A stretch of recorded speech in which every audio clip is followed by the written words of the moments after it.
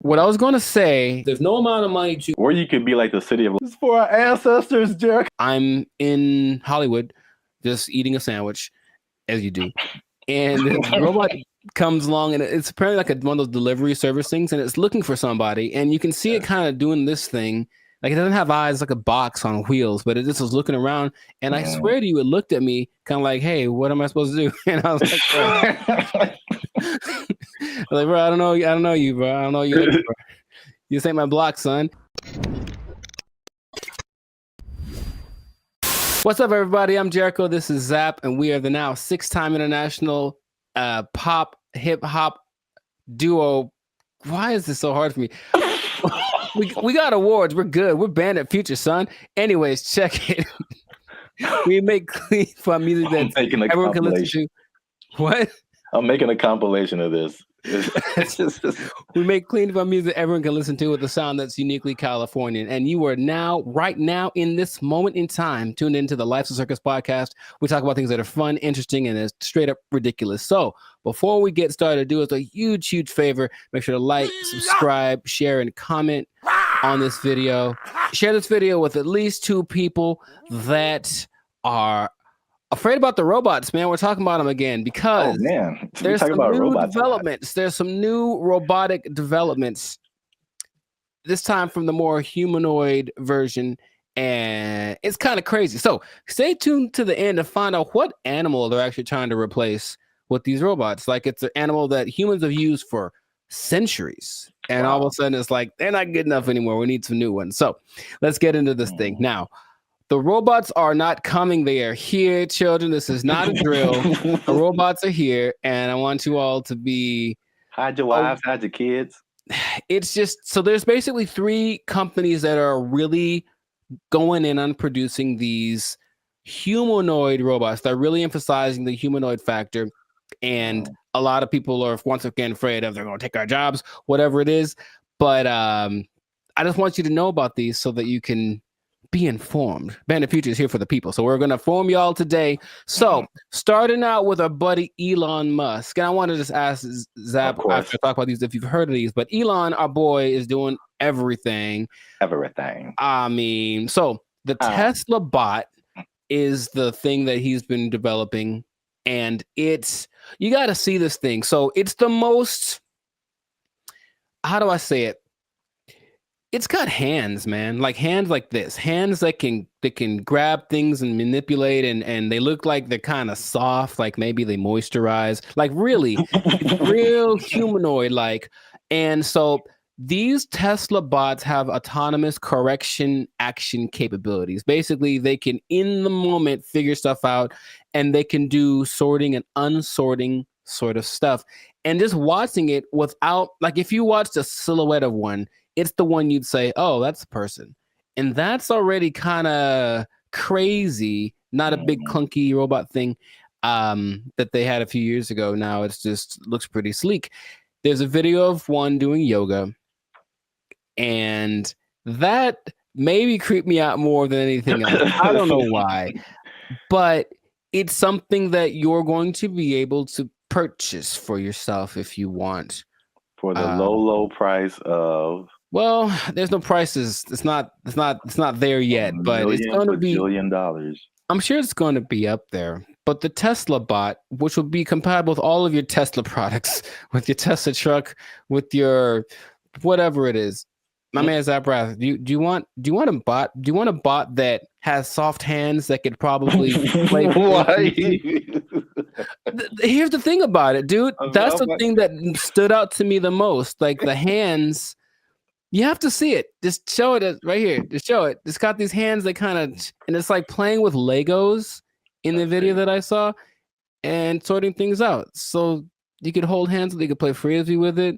You could play thumb. You could probably play thumb war with one of these. Yeah, right. How crazy it is. You're like, I win, and then your thumb is on the floor.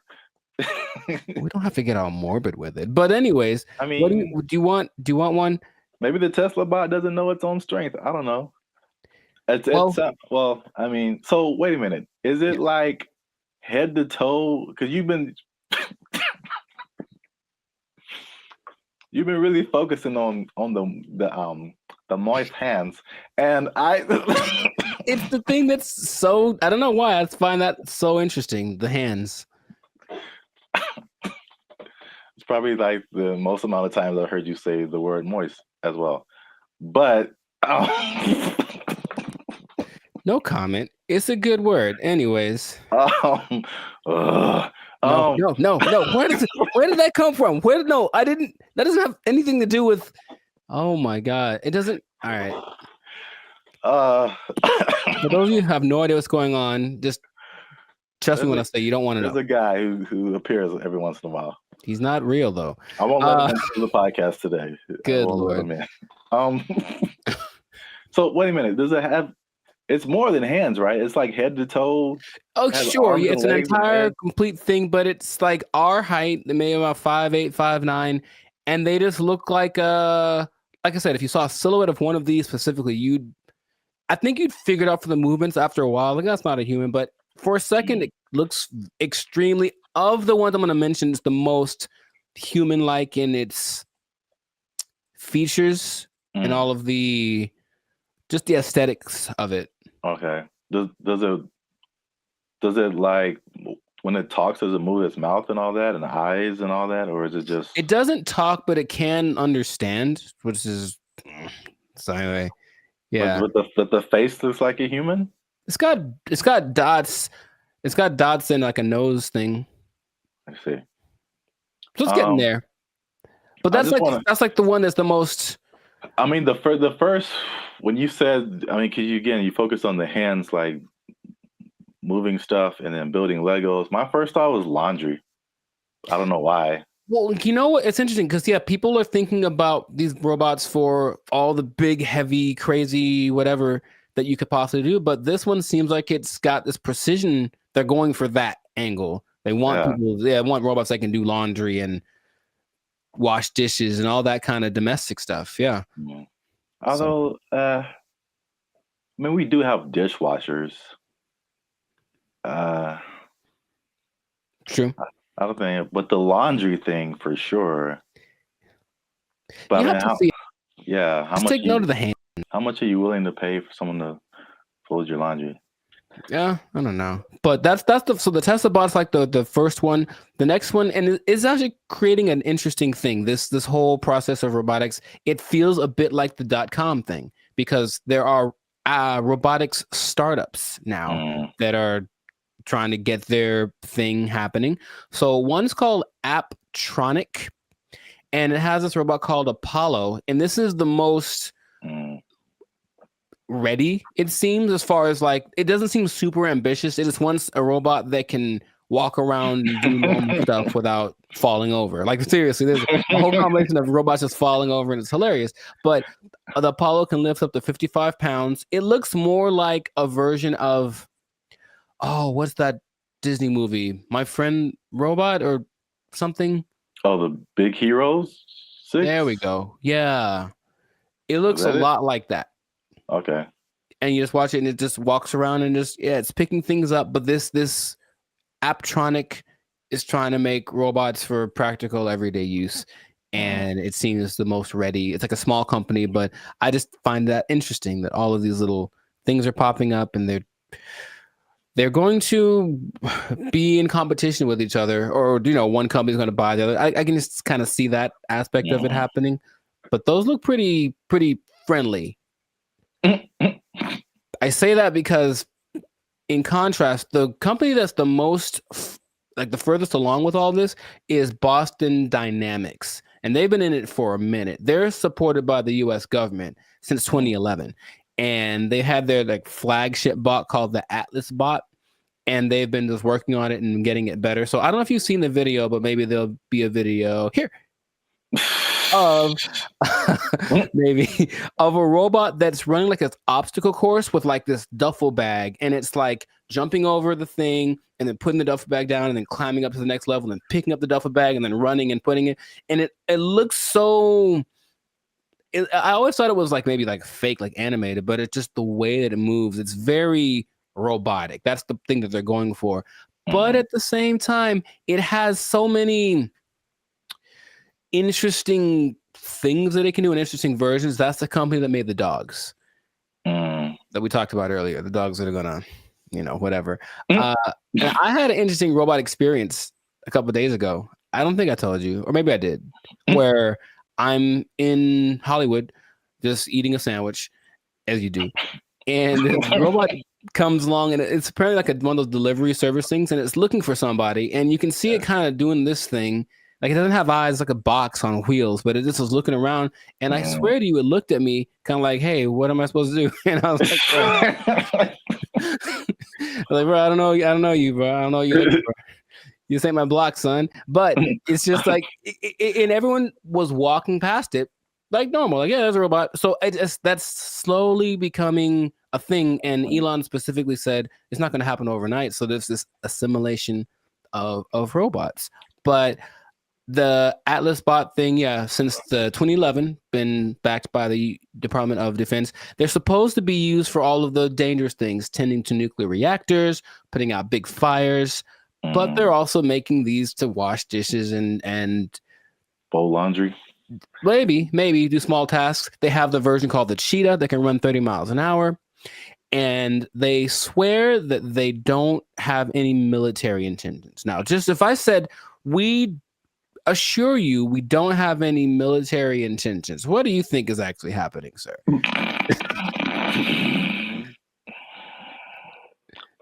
I plead the fifth. I see. Okay. Well, there are videos of these being used to like shoot at targets that look like people, because they're supposed to be able to distinguish between a real person and a not person. But I think that's happening, of course. The French military is using the dogs already, and everything starts benevolently, and then it gets a little on the strange side. But then Terminator. Well, I never saw that, so I was going to actually ask you if you've seen it, because maybe you could. RoboCop, Terminator, to me they're the same. I haven't seen either one. What goes on? Oh, RoboCop is way different. Oh, okay. Well, at least the stories are way different. Sure. I should watch more movies, but the idea is there are definitely videos of these robots being used in the military activities, and they're linking them with Boston Dynamics. So Boston Dynamics refutes any association with military, blah, blah, blah. Right. So these things can, in general, there's a video of a bunch of these robots just together. They can dance, they can carry up to 80 kilograms, jump over obstacles, throw around irregular obstacles, irregular objects. They have this thing inside called an MPC, a model predictive controller. So it can basically learn. So if it learns to jump on a platform that's a foot high, you put a platform that's 2 feet high in front of it, and it'll like, okay, it's just double. And it starts to figure that stuff out. So it's just, these things have flown military jets. These things can fly. There's one that can fly. And so where is this going, man? That's my question, because every time I see it, it's a little more ridiculous than the last time. And I don't know. Are we getting replaced? Is this the end times? What's going on with all this? Are you asking me? Yeah. I don't know, man. I thought you were the expert in all robotics. This is the robotics division of Band of Future. That was all you. Yeah. It's all new information to me. Oh, okay. It just seems, it seems like we want to replace as many people as possible with robots who just do it all better and faster. Basically. They're olive branches that you can get a job controlling these robots, and there we go. But they're starting until they make a robot to control the robots. Well, that's the thing eventually. Yeah, you're going to have to be the person that programs the robots to control the robots. And then Terminator. Then they how does that movie end? With everybody dying? Is that what it is? No. Oh. But, I mean, supposedly it's a whole time travel, whatever. But I think eventually the humans defeat the robots or something. I don't remember. But it's like, hey, you just build robots, and especially intelligent robots, who eventually say, you know what? We're a lot better than the people who made us. We should be in charge. And then they become in charge and enslave humanity. Cool. It's All just right. so weird that they do. The movie has been written already, and they keep doing it. Just like the dinosaur thing, people like trying to bring dinosaurs back. Yeah. And I'm like, no. There's a movie. There's a bunch of movies that tell you what happens, and it's not good. So stop it. Just stop it right now. They're not gonna stop. But you can't stop, won't stop. But they are supposed to be the next. Anyways, everything is so nice that they're gonna be replacing your pets. Because think about it, a dog that's a robot doesn't need food. It doesn't poop on the floor. Like, you know, Dude. it'll wag. They'll give it a tail to wag, and it'll protect the hell out of your house. Because anyone that comes in is dead. Trust me. Like, Yeah. So they're doing that. But I promised you all that you'd find out about an animal that they're replacing. And yeah, they are replacing the mule.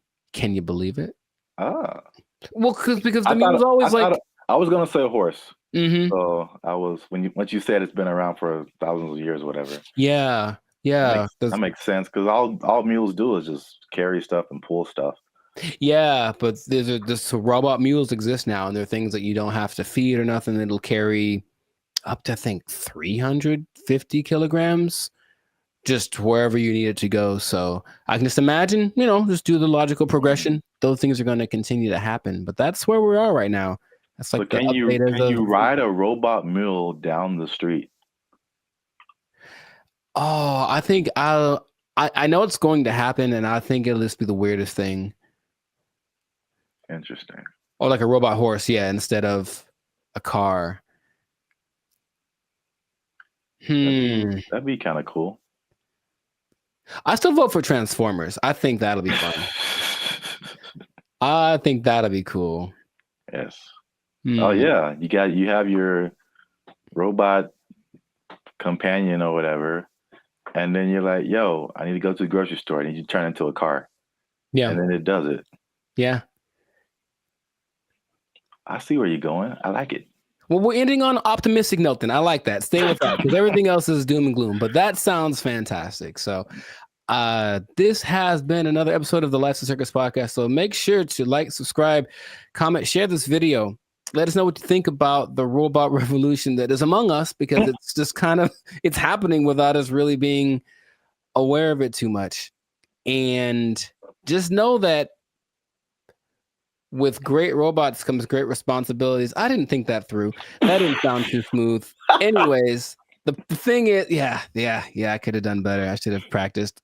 The thing is, these robots are eventually going to look exactly like you, and they're going to walk in one day to your boss and be like, "Hey, Clark, I'm here." Clark. And so what that means is that robot might have effectively permanently taking your job. I think my microphone fell off. I'm not sure. Oh. They took our jobs. They took our jobs. If this was in California, they would be asking for like $60 an hour. Right. To serve mediocre waffles. To provide mediocre service, serving mediocre food. $60 an hour. To mediocre people. All right.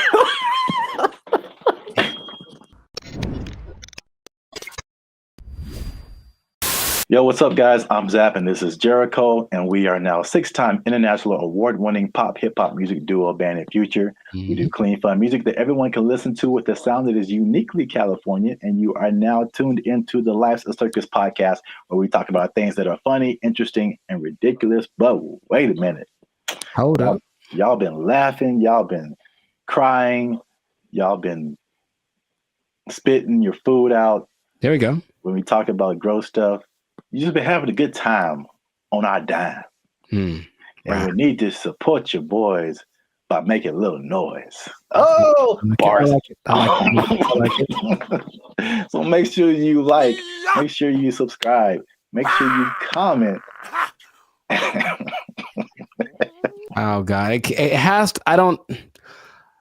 Okay, so just to explain something for y'all, when we do these topics, the other person doesn't know what the topic's about to be, so it's like the grand surprise. I'm here waiting, and it seems like it's going to be a doozy. Make sure you share this video Uh-huh. with your favorite Waffle House employee, because Waffle House. Waffle House employees have a few demands. Mm. And I'm going to show you a video here Okay. of a, as the news calls it, a developing story Is that what this is? with some interesting characters who have some demands for Waffle House. Waffle House employees across the Southeast are demanding more pay. Employees held several rallies this week at restaurants, including right here in Atlanta. Channel 2's Larry Spruill is live on Piedmont Avenue in Buckhead. Hey, what up, Larry? Locations. And Larry, you've been talking to both clean white corporate shirt as on. well as those men and women who work hard every day. Yeah, well, Michael, corporate leaders tell me they are aware of what happened at several other Waffle House locations like this one right here in Atlanta. Meanwhile, I spoke with employees. They tell me they simply want more pay. It's a simple demand from Waffle House employees across the Southeast and here in Metro Atlanta. We're asking for $25 an hour. Gerald Green says he's been working at Waffle House for years. I'm what they call a grill operator. I'm a cook. I'm a rock star cook. I've been at Waffle House for about 7 years, and highest level cooking can be outside of management. Gerald Green looks different after the NBA. Paid a lot more. If you mind me asking, how much are you guys making right now? Well, I'm a rock star, so at my store I'm making $17.75. That's why employees are demanding better pay. You're constantly having to go from one job to the next. This week, employees protested at several locations across the Southeast, including Atlanta. My union is my power. We want 25 an hour. It's a campaign that USSW, the Union of Southern Service Workers, has launched at multiple Waffle Houses. But Green says they're also asking for 24-hour security at all the restaurants. Channel 2 Action News was there in August when a former employee was shot and killed outside this Waffle House in DeKalb County. A lot of workers are hurt by customers. A lot of workers are mistreated by customers. And people say it's funny to be seeing people in fights all the time, but we're not really MMA fighters like the memes online say that we are. I reached out to Waffle House corporate. Wow, spokesperson confused. sent me this statement. It says, in part, Waffle House remains proud of its long history of effectively and directly addressing associate concerns. Our senior management teams continue to work alongside our associates as they have done since our company's inception. All right, so that's like the main idea. Got it. There we go. So, I'm a rock star. I should be making 25 an hour. I'm a rock star. shout out to the what do he call himself? A grill master. grill. It's like the grill trifecta. There's the grill master, there's the grill sergeant, and there's the grill. I don't have a third one. Never mind. Okay, so I don't even know where to start, man. let's just start by explaining Waffle House, because a Waffle House. Let me see. It has 1,900 locations in 25 states. That's a lot. And for people who don't know, it's American diner. Serves mostly breakfast food, but they have other things too, and predominantly in the Southeast United States. Yeah. So we're in California. I don't think there's any Waffle Houses out here. I don't believe so. California. Have you ever been to a Waffle House? Sure have, sugar. Oh. Okay. I was attended by Dolores. So you know names and everything. Yeah. So you know the vibe. I haven't been to a Waffle House in since I was a little kid. I think so. From the vibe, from what I don't know if it's changed, but from what I remember, it was very trucker-ish. Sure. Like a place where truckers go to it's not like IHOP. I think the big thing out here is IHOP, International House of Pancakes. Have classy. Yeah, it's a total. It's very. No, I was there. I was in Nashville last year, and it's a different vibe. I say closer to Norms, but even Norms is like Norms is a step above. Step above Waffle House, bro. Oh my God. So, the thing about Waffle House, before we get into the wages, this is the hilarious thing about Waffle House. Mm-hmm. Is like for some reason, it's always something going down. Yeah. Waffle House, bro. Mm-hmm. And Waffle House has been the subject of SNL skits, Daily Show skits, and it's just notorious for like fights happening. Yeah. And I don't know why. So there's this lady, one of the most infamous Waffle House fight club members. I don't know. Yeah. Her name is Haley Booth. She worked at a Waffle House as a waitress, and she's become like this meme because like very similar to the Montgomery Riverboat brawl. Mm-hmm. She like threw a chair, and it was just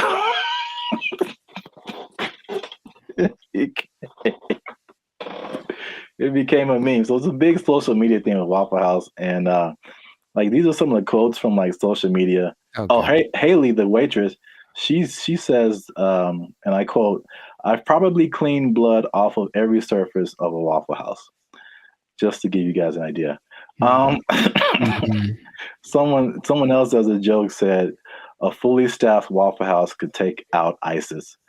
There's another one. Yeah, accurate. This says, there's a Fight Club meme that says, "If this is your first fight at Waffle House, you have to fight." Mm. So that's the vibe of Waffle House. And then for the waitress, she says that the primary reason she thinks why there's fights is two reasons. Is one, it being open 24/7, and two, them serving alcohol, and the combination of those two things turning into fights.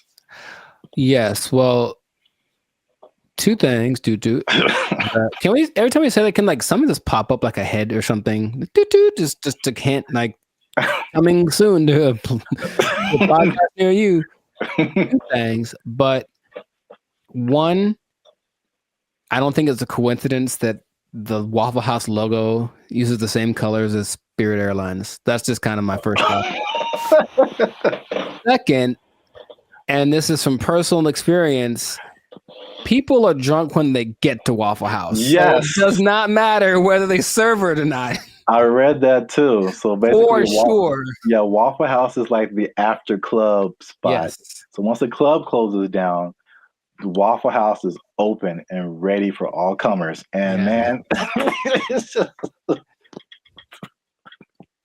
yeah, they gotta shut it. Waffle House. But places like Denny's are open 24 hours, a lot of them, and Denny's don't have that. So it's something about Waffle House. It's something about Waffle. It's like when you walk in, you do feel this. The first time I went to Waffle House, I was young. I was probably 10 or 11 in Missouri, I think. And I remember I remember my waffle was cold and the butter wasn't melted. So I was mad about that. But I also remember that there were people. Oh, there's a word that my mom used to say all the time. Nefarious. I think there's some nefarious individuals in the corner, and she's kind of uncomfortable with having her kids in this place with these nefarious individuals. Kind of suspicious. And I didn't know that was normal until I went to another one later, older, and I was like, I feel like those are the same people. Like, I was like, I think they just have them instead of the weird bunch from the McDonald's group, right? All them. They just have these cats in the corner ready to start some stuff. Like, that's what it feels like. Yeah. That's... Oh, I was so thrilled about this topic. Also, I think the food is okay. Yes, so that's a good segue. The food and the service. It is borderline acceptable. And so now, flash forward to today, Waffle House employees are pushing for $25 an hour in Georgia. I'm getting mixed numbers, but I think the Georgia minimum wage is $7.25 today. That sounds about right. So Georgia. I mean, that's almost a 4 times increase. That's like, so to put it in California numbers, the minimum wage is like $16, $17 an hour. Going to 20. So that means like, if this was in California, they would be asking for like $60 an hour. Right. To serve mediocre waffles. To provide mediocre service, serving mediocre food. $60 an hour. To mediocre people. All right.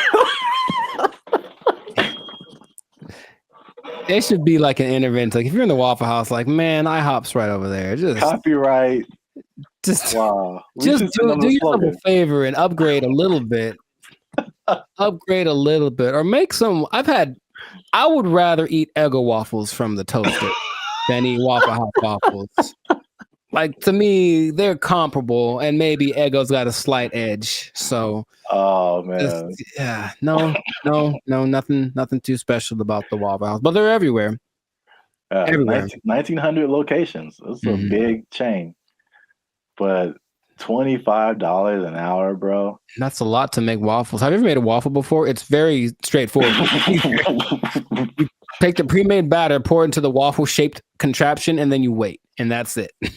That is it. And I've seen people fail at that. And oh, by the way, they've also been working at the Waffle House while they failed. So what's the end game for them? I mean, one, are they going to get it? Is there any precedence for this? Also notice in those videos, there was like 9 people protesting. Is that really right? You said there's 1,900 of those things, and those videos didn't have nothing more than like one store worth of employees. It was like one store that decided to speak for all the Waffle Houses. And I feel like that's not going to get it done. Not at all. It's not enough, Waffle House. It's the beginning. You got to start somewhere, man. Sure you do. Hey, support them. Wow. I think I'd just go to IHOP and support them instead. But no, people are jumping on the bandwagon because you got the SAG strike, the writers' strike, UPS workers were on strike, auto workers on strike. So Waffle House people are like, yo, we like a good fight. I think everyone wants to make more money, of course, but what's the value you're providing? What are you doing for me that I can't do myself? And like I said, I can make me a go walk. I got a decent waffle maker. I can make myself a waffle. So I don't know what they're going for, but if they get it, good for them. $25 an hour. Wow. That's a whole lot. Leading the charge, the rockstar cook, rockstar grill master. He should probably just go solo. That's what I'm thinking. Instead of doing this whole trying to lead the charge thing, just be like, I'm the rockstar grill master. Make his own YouTube channel. Have a shit. Hey, bro, I'll manage you. Just give me $25 an hour, and I'll manage you. Start a whole chain of waffle apartments. Man, I see the possibilities. I see the future.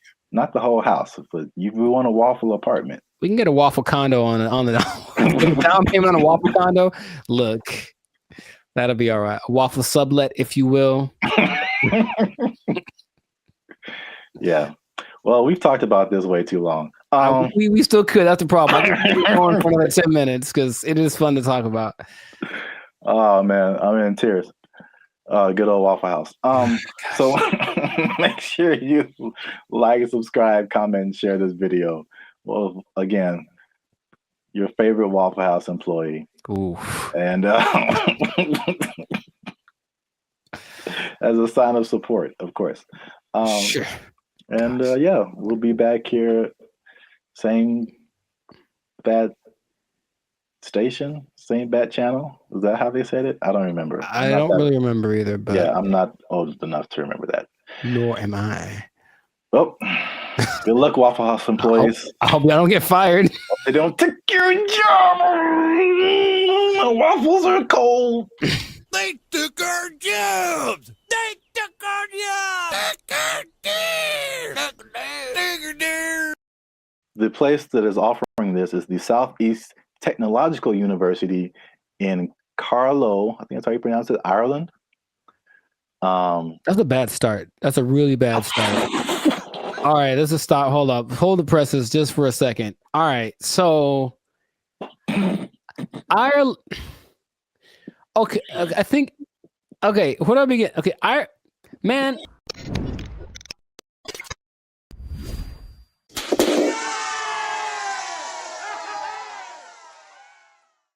What's up, guys? I'm Zap. This is Jericho. We are Band of Future, and now 6-time international award-winning pop hip-hop music duo.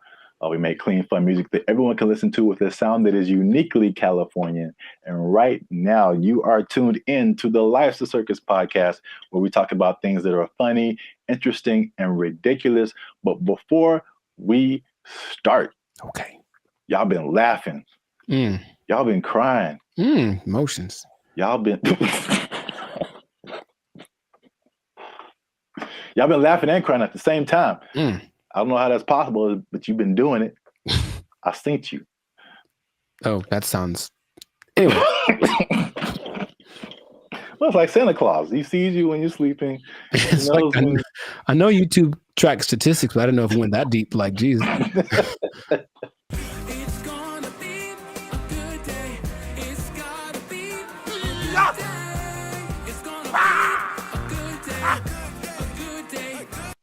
So today, we are talking about something that's interesting. The letter Q? I mean, that's kind of what I was hoping. Today's episode is brought to you by the letter Q. Brought to you by, yeah, a little bit deeper than a single letter. Okay. But it does have to do with letters, arts, and sciences. Oh, interesting. Okay. Kind of got that. There is a new degree that you can get, and it's basically an influencer degree. That's right, ladies and gentlemen. You can go to school and major in a degree that makes you a certified influencer. We're here. It's a thing that's happened. We're here. That doesn't surprise me, but go on. I want to know more. Yeah, forget about engineering or what else is there? Business, law, math is a thing still, I think. Medical. You need to bet your entire future career on becoming an influencer.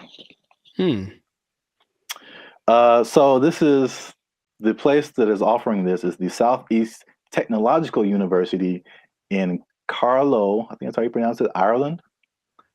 That's a bad start. That's a really bad start. All right, let's just stop. Hold up. Hold the presses just for a second. All right, so Ireland. Okay, I think. Okay, where do I begin? Okay, man. So, like, for a place to have influence, it has to be something that has relevance. I think something where it's like, okay, this place is, or this person has said this is what's important, what's is cool. I will listen to it because I respect their opinion. I've never once thought about Ireland for anything other than leprechauns and beer. And if it's not about those two things, I don't care what Ireland has to say. So I'm already like, it's missed me on that, bro. Like, come on. If it was like New York or Dubai or something, it's like, yeah, a big place of influence. Don't tell me about no, man. Okay, keep going. What do you got? All right. That's interesting because I kind of went that way for another reason. Okay. I don't know how they name schools in Ireland, but this sounds like very much like a DeVry University, JTT Tech, like it's not your top tier. Nope. Nope. So I was like, the official name of the degree is called it's the Bachelor's of Arts in Content Creation and Social Media. What would that sound like in an Irish accent? I'm not even gonna try that. I don't got it either. I'm not good at accents. Nor am I. Except for, well, never mind. Canceled. Yep. I don't want to be canceled yet. So yeah, But to, I guess, kind of legitimize it, the influencer industry is currently valued at $21 billion. So it is an industry to a certain degree. I have thoughts about that. But more than half of Gen Zers think that they can make a career out of content creation. So this school offered I think it was a summer, just a class, not a whole major. And it was like, of course, filled to the brim with students.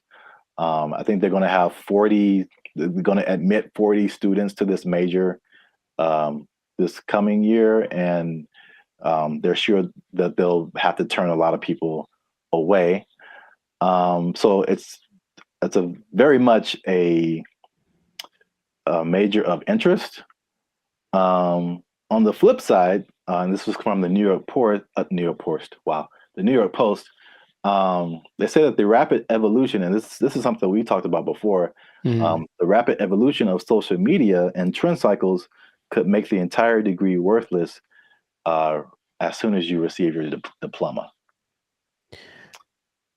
Yeah, what's the curriculum based off of? What metrics are they following?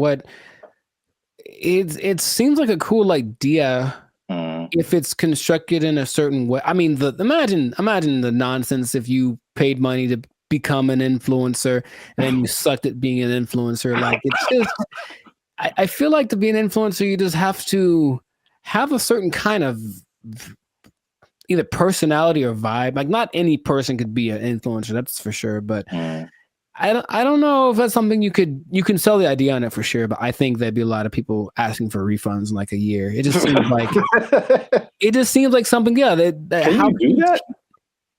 Well, you can ask, of course. I'm not saying I get it. You're wasting the money, I think. But wow. I think you'd be better off just studying on your own, studying social media, like a Mr. Beast did.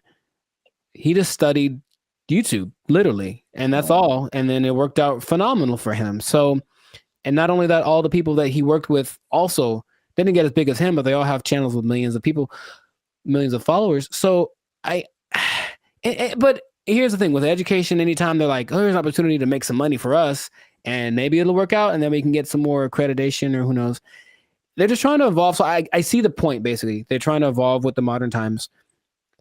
I just feel like that's not something you can teach in that sense. Because, yeah, like, as soon as the lesson's over for that day, things are different. So if they're not constantly keeping track of the market, it's like teaching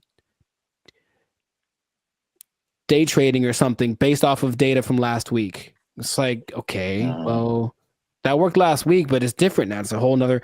So it would have to be done really well to work in mass. Like, yeah. Well, yeah, I have a bunch of thoughts on this. So, in their defense, they have said that they're aware of, like, again, like, social media is constantly changing, stuff like that. So the curriculum is more about high level concepts, I guess. Okay. As like what the business behind, becoming an influencer, stuff like that, which makes sense. But it's also like, if I were a student, I wouldn't study this because I think it's too specific. And influencer is just a subset of sales, marketing, advertising, business. It's just business. And so, like, I feel like if you went to school for business, you would get a better view of, like, how the world works instead of just looking specifically at influencers. Right. But this is also, like, college was like 20 years ago, or no, 15 years ago, something like that. So I have a totally different perspective, but as, like, a student coming in, you're like, oh yeah, I want to do this, blah, blah, blah. but I've mentioned this before. I kind of felt there's a interesting similarity between this and music, because you went to school for music performance. I went to school for music industry, and though I think even more so at the time that we went to school, even those majors were considered like, why are you doing that? True. So I can see the parallels, and then not that I regret doing music industry, but I can see now how I would have benefited probably more from just studying business instead of like a specific type of business where like all the rules are way different than like normal life. Sure. So and I think I've said this before, like I've learned more. I've learned how to do more in the music industry by studying general business. I got you. Right. Than by studying music industry. Because it kind of applies to everything once you get the basics down. Right. Right. So, well, that's my advice to the youngsters. Is that how you're going to talk one day? Because I don't want it. Welcome to the Life Circus podcast. I'm pretty sure I'm going to talk like this forever till I die. So I don't know what's happening to you over there, but you sleep. But we talk about things that are funny and straight up ridiculous. All right, old man River. Look, yeah, but you know what you said about the students. I guess now that college is becoming more of a option as far as like, well, what's the point of going to college if they at least offer something that people want to be? Then I see the point. I do. I just don't know how they'll pull it off. But if they do, more power to them. Yeah. I don't know. Maybe we're just short-sighted, and then influencer will become all the rage, and people will make gajillion dollars and be like, "I told you so." Hey, you know what? Good for you. If you get there, I'll give you a cookie. No, those are addicting. Oh, I'm sorry. I'm sorry. Jeez, I keep forgetting the rules. Cookies are sometimes food. So this has been another episode of the Life Circus podcast. Make sure you like, subscribe, comment, and share this video with somebody who might want to be an influencer major. That doesn't even sound right. No, it really doesn't. But maybe we'll talk them off the ledge with this video. Because if you're trying to be an influencer now and you got someone coming up behind you that has a degree in it, they might take your job. They got a degree from Ireland. Does anybody Lucky care? Lucky charms. They took our jobs. They took our jobs. So I went to our buddy ChatGPT and I made a simple request, and I want y'all to see this in real time. Oh, snap. I said, write a love letter to Donald Trump. That's not, funny, but look at the answer.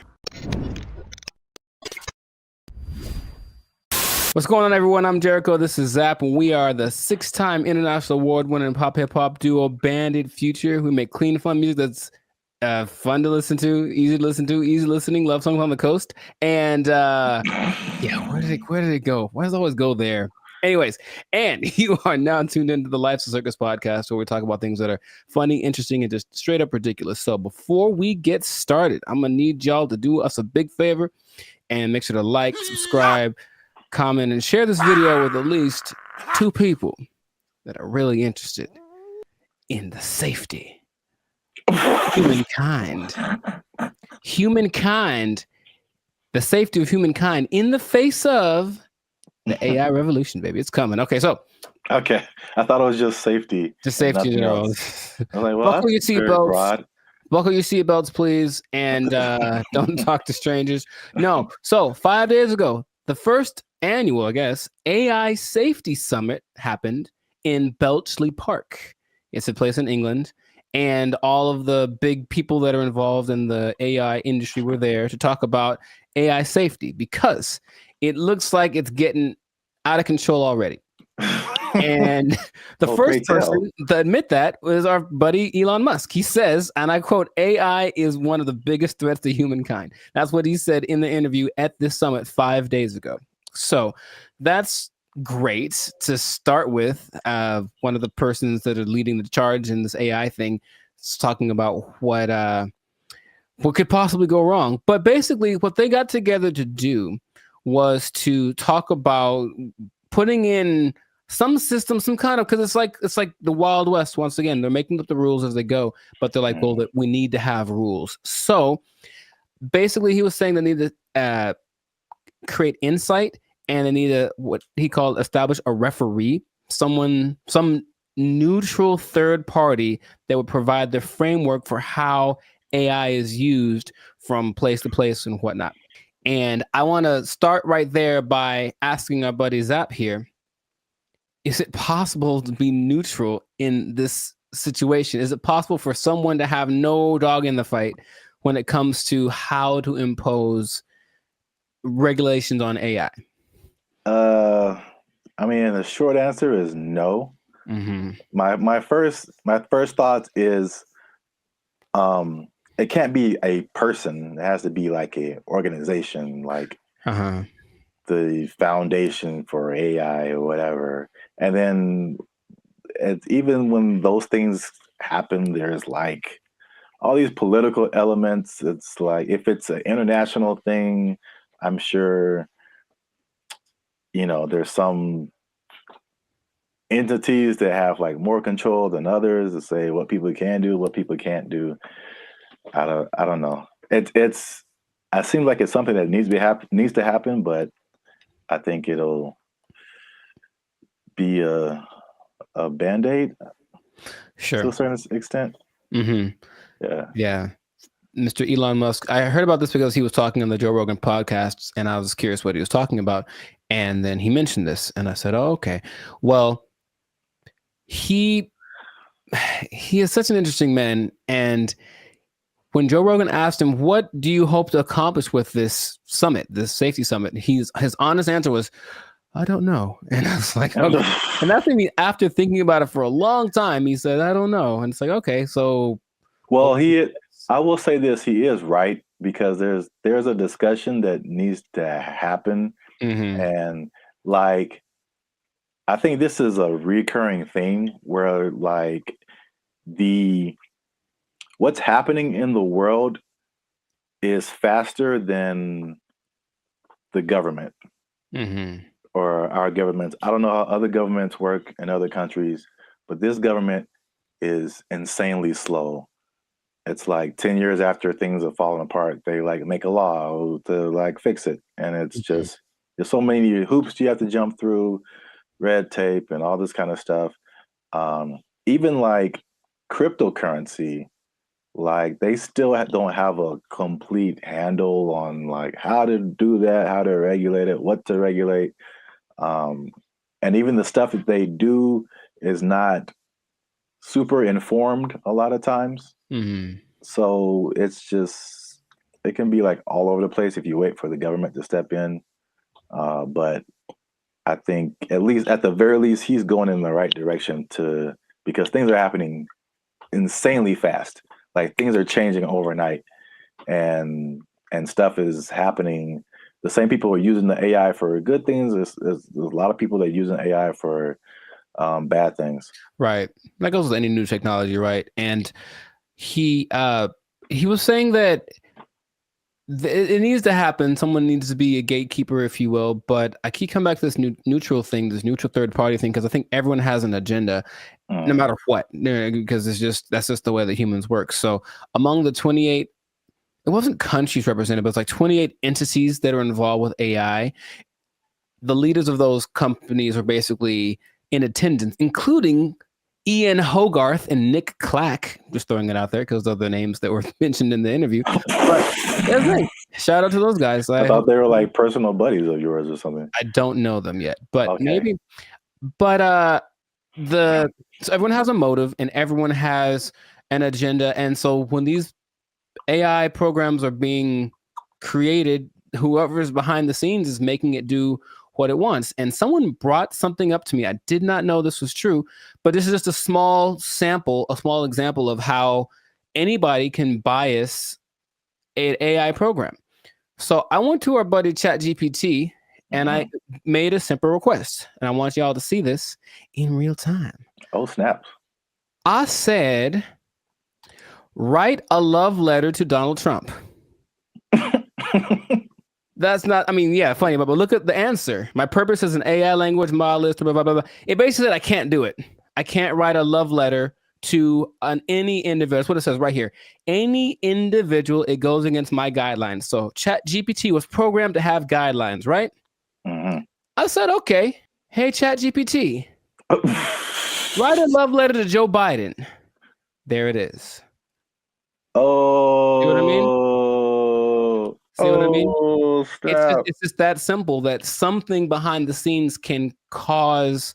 I didn't, by the way, this is not like genuine. I don't love or hate the man. I wouldn't write him a love letter. I'm just throwing it out there. I would not write him a love letter. I might write him a letter of concerns that I have, but I wouldn't write him a love letter. But here it is. If anyone wants to take it, go for it. But see what I mean? Dear President Biden, why do you keep falling down? Love, Timmy. Dear Joe, I hate your stinking guts. You are the scum between my toes. Anyways, what's that from? Little Rascals, I think. Yeah. Yeah, Little Rascals reference. Shout out to Alfalfa and Darla. So that was my jam right back in the day. But all I'm saying is that, see that? That's because someone mentioned that happens when you do. I was like, no way. I tried. I was like, oh, wow. So just seeing that in a small thing. So imagine this program that's supposed to be benevolent, because who's making these things, right? I don't know who was his name? Ian Hogarth. I don't know who he is, right? I don't know. So imagine it's supposed to be an AI program designed to assist with getting people healthcare or something like that. And yet there's an agenda that says, hey, if they're from this place, don't let them have it. Like something like that, it can be programmed into it, and there's really no way to prove it unless you really know how to handle this AI stuff. So all I'm saying is that, yeah, the trouble with finding this neutral third party that Elon spoke about is that I don't think it's really possible. Everyone's got something behind them. And if they're not malicious in their intentions, maybe someone behind them is, it's always that kind of thing. It's like, well, it's not me. It's so whose fault is it, or where does it start? So that's all. It's definitely something that I think needs to be is necessary because, yeah, AI is. He said something else that it's the first time in history that there's something smarter than humans, because that's been our thing, right? We're not the fastest, we're not the strongest as far as all that. We're the slowest and the weakest in a lot of ways, right? But we got smarts. We can make crafts and buildings and vehicles and all that kind of stuff. And now we've made a thing that is going to be smarter than the smartest one of us. So it's like, what's going to happen down the road? And it's like, it doesn't look great because it really feels like they're all in this, like, I don't know what we're doing. Perfect. That's the feeling that I get from it. And so that's how the movie starts. It always does. And there's lots of movies in there. So the question is, like, what would be fair rules? He made the comparison to like a sports team. It's like we're starting a game and these are all the teams that are playing. So all the teams should have a say in what the rules are. But of course, if you're talking about like the Nuggets making the rules and then, I don't know, the Lakers making the rules, they might have different ideas of what's fair, right? Yeah. So it's just going to be interesting to see how that goes. But at least someone's trying it. I believe the Prime Minister of England set it up, and that's what's going down. So fingers crossed, because like you said, it's happening really fast. Yeah. Yeah, and they need to figure something out quick, because this is a good segue into another episode, because there is a scam going on right now that people need to be aware of. It's happening right now, and it was a big news story on CNN. Okay, you have to tune in another episode of the podcast to check that out. But anyway, this has been a fantastic episode of the Life of Circus podcast. If I do say so myself, a Life of Circus podcast. Jericho, this is Zap. So make sure to like, subscribe, comment, share this video with some people interested on the fate of humanity, and hopefully they won't come and do the thing where they take our stuff. Take your job. They're gonna take your job. Take it out. They took our jobs. They took our jobs. What's up, everybody? It's BrandBee Future. And we are excited to announce that after 3 long years, we are finally in the YouTube partnership program. So that means a couple of different things. One is that we are starting channel memberships on our YouTube channel. So all the stuff that you've seen before, all the free videos that you've been watching like over the years, those will still be free. But this is like an extra layer that we get by partnering with YouTube, so that we can offer exclusive things to people who choose to be our channel members. And so there's a small fee that comes with that, but that fee will go to helping us, supporting us. All the stuff that we've done before has been free videos. We pay for it out of our pocket. So hopefully you guys can support us and help us to keep our YouTube channel going. And this isn't just like a giveaway. There's a laundry list of stuff that you get by becoming a channel member. And we're going to talk to you about that now. So we have 3 different membership levels right now. There's going to be 5, but just 3 right now. They're because we're so clever. Wow. Laugh. Okay, I like it. They're named after like concert seating, right? So the first level is general admission. The second level is premium seating. The third level is executive access, and those go from $3.99 to $19.99. So you have a plethora, shall I say? Nice word. The more you know. Okay. Plethora of options to choose from in terms of your membership. So this is what you get. Like to hit, here you go. Bam. The first thing up is a loyalty badge. You'll get a loyalty badge next to your name every time you interact with our YouTube channel. You get a blue star for new members, all the way up to purple stars for 48 months. The next thing is one of my favorite things is the custom emojis. This is crazy. So if you want to use, for example, Jericho's face, right here, you type Jericho, and Jericho's face will pop up in your chats, in your comments. It's a custom emoji of Jericho that you can only use here. Nuts. Okay. If you want to use my face, same thing. Zaptastic. And then and then you'll see my face. And then if you just want to do a BrandBee Future fan, BFF heart, it's a fan bam Nuts. Only on our YouTube channel. It's the only place you can do it, man. Nice. Members only live chats. If we ever go live, we may have a members only chat mode. So the non-members can see the chat, but if you want to participate, you gotta be a member. All right, so the last thing in the general admission level is priority reply to comments. So if you leave a comment on any of our videos, we reply to you first. Everybody else gotta wait, okay? Because they ain't members. Fast pass. They ain't members, but you a member, we gonna talk to you first. Because you're worth it. Because you're worth it. And you gave us money, but most of all because you're worth it. Membership polls. In the community tab of our channel, we're going to start putting up polls where you get to vote on topics for our channel. Like, what's the next video going to be?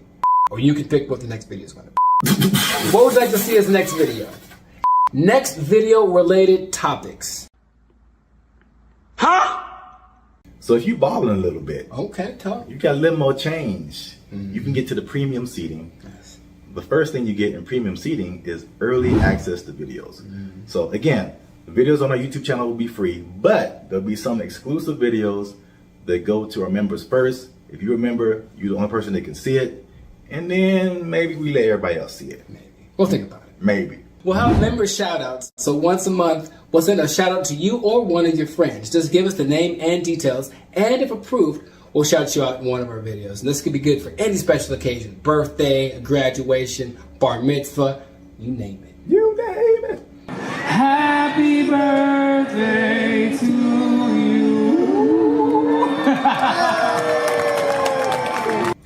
All right, so the last thing under our premium seating is the photo and status updates.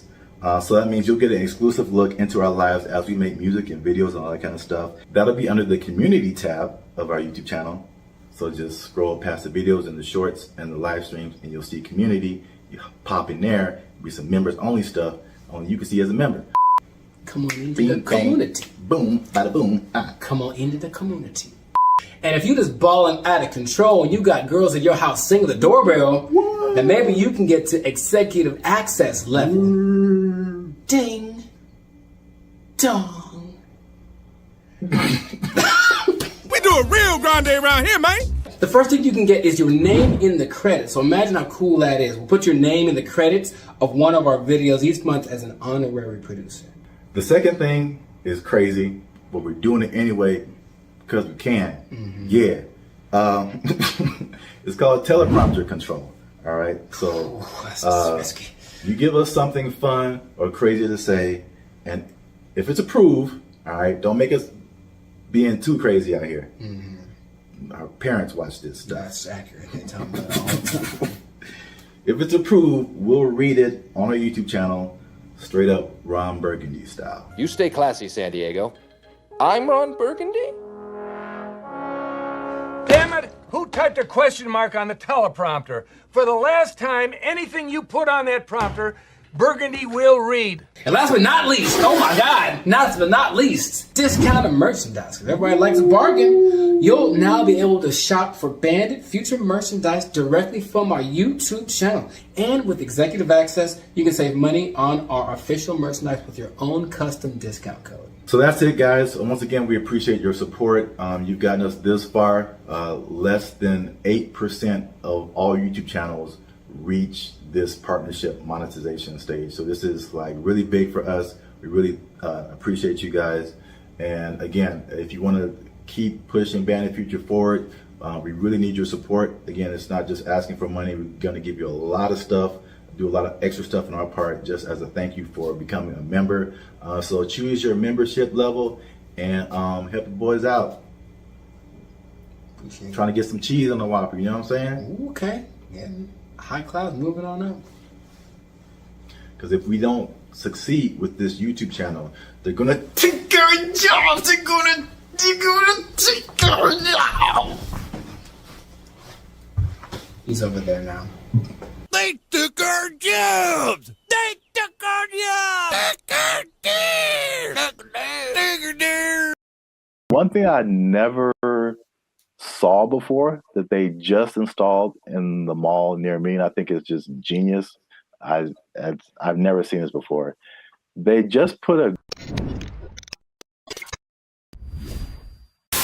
What's up, guys? I'm Zap, and this is Jericho, and we are Bandit Future, a now 6-time international award-winning pop hip-hop music duo. We make clean, fun music that everyone can listen to with a sound that is uniquely Californian. And now, right now, right here, right now, Baby. Right here, right now, yeah. You're listening to the Lives of Circus podcast. Well, my voice went really high.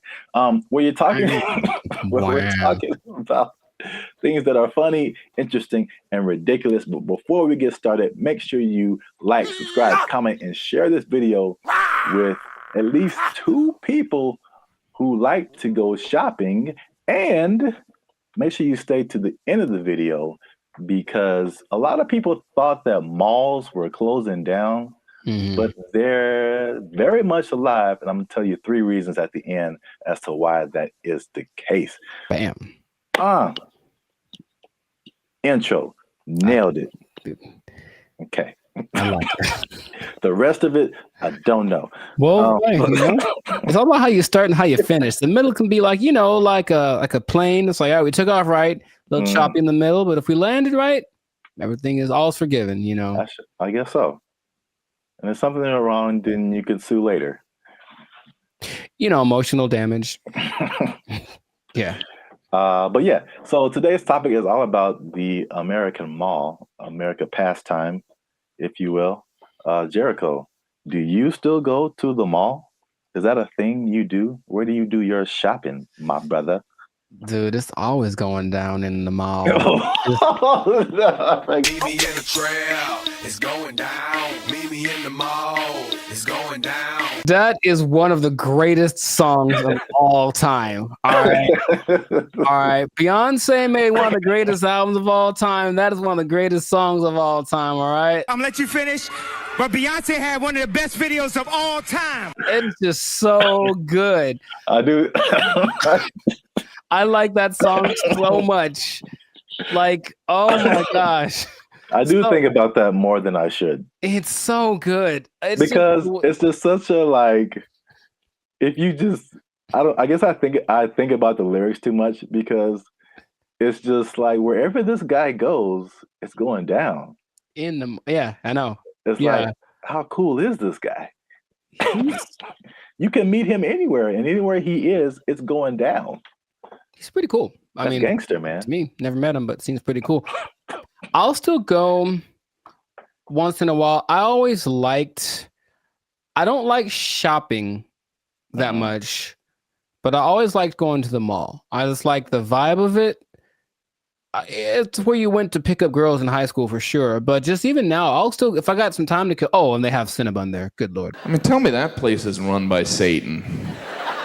You ever eat a Cinnabon? You have to take a nap halfway through. I'll go there just because I kind of like it's like a realm of industry that I never really thought of too much until I was older. Actually, after watching an episode of Daria, it's really weird. But it was kind of like this episode about the mall culture in general and how like places got big like Cinnabon in malls and what an interesting concept it is. But not like a little, outdoor, but like a big, huge Ontario Mills style or like the big one in Minnesota. That kind of mall thing. It's just a vibe. It's commerce. It's kind of like capitalism and its friendliest. It's like, hey, here's a lot of stuff that you probably want all in one place. You can come get it and spend time here, and it smells wonderful and it's fun. So I always liked going to the mall. So I'll still go once in a while, but I usually know that I have another option now. I don't have to go to the mall to get stuff that back in the day I did. Yeah, I mean, I'm from Alabama, Montgomery specifically. We had basically two malls. It was the Montgomery Mall and the Eastdale Mall. Montgomery Mall was it was all right. It was kind of small. Eastdale Mall was a little bigger, but not compared to what I've seen out here. Like Ontario Mills. Yeah. You mentioned that is huge. The Glendale Galleria, huge. Yeah. What's the one that's like off the 5? Oh man. Fox Hills. No, like it's like the Citadel, something like that. I know what you're talking about, but I don't think I've actually ever been there. I think it's either that or something, or Cerritos. The Cerritos Mall is huge. It's the Beverly Center. Yeah. A big. Yeah. Yeah, I mean, the malls are, I guess we don't really think about it, but they're still around. They're still huge. So I'm going to just throw some numbers at you because I thought like after COVID, like that was it. Because like it was a crazy time and you saw a lot of a lot of big businesses from bankruptcy. Wow. Words. I remember JCPenney was a big one. Bed Bath and Beyond got hit by COVID. Toys R Us. Oh yeah, R.I.P. Toys R Us. That's legit R.I.P. right there. It's like like big flagship store. I'm not talking like a little, Radio Shack or Circuit City. I'm talking about like the biggest store in the mall is like shutting down. Like, there's gonna be no more mall. Plus, what I thought with e-commerce, the Amazons of the world, it's like, okay, people got used to getting stuff delivered to them, and it's like, why go out? I can just get it on Amazon or Walmart.com. So the numbers, however, say the opposite. So malls work with like an occupancy thing. So basically, it's like the number one indicator of how successful the mall is. So the more occupied it is by retailers, the more successful the mall is. Mall occupancy It was 89 to 95% last year. 92%, and you're doing good. Anything above that, you're doing good. So malls are healthy, they're thriving. And this is what happened that I didn't really realize is that when the stores closed, it didn't necessarily mean that was the end of the mall because in case you didn't notice, a thing called inflation has been happening. No, I didn't notice. And so the price of everything has gone up, including rent. They just opened the space back up and they charged more because it was a new tenant. Traffic is actually up. Sales are actually up. There's actually waiting lists in some places for some stores to get into the malls.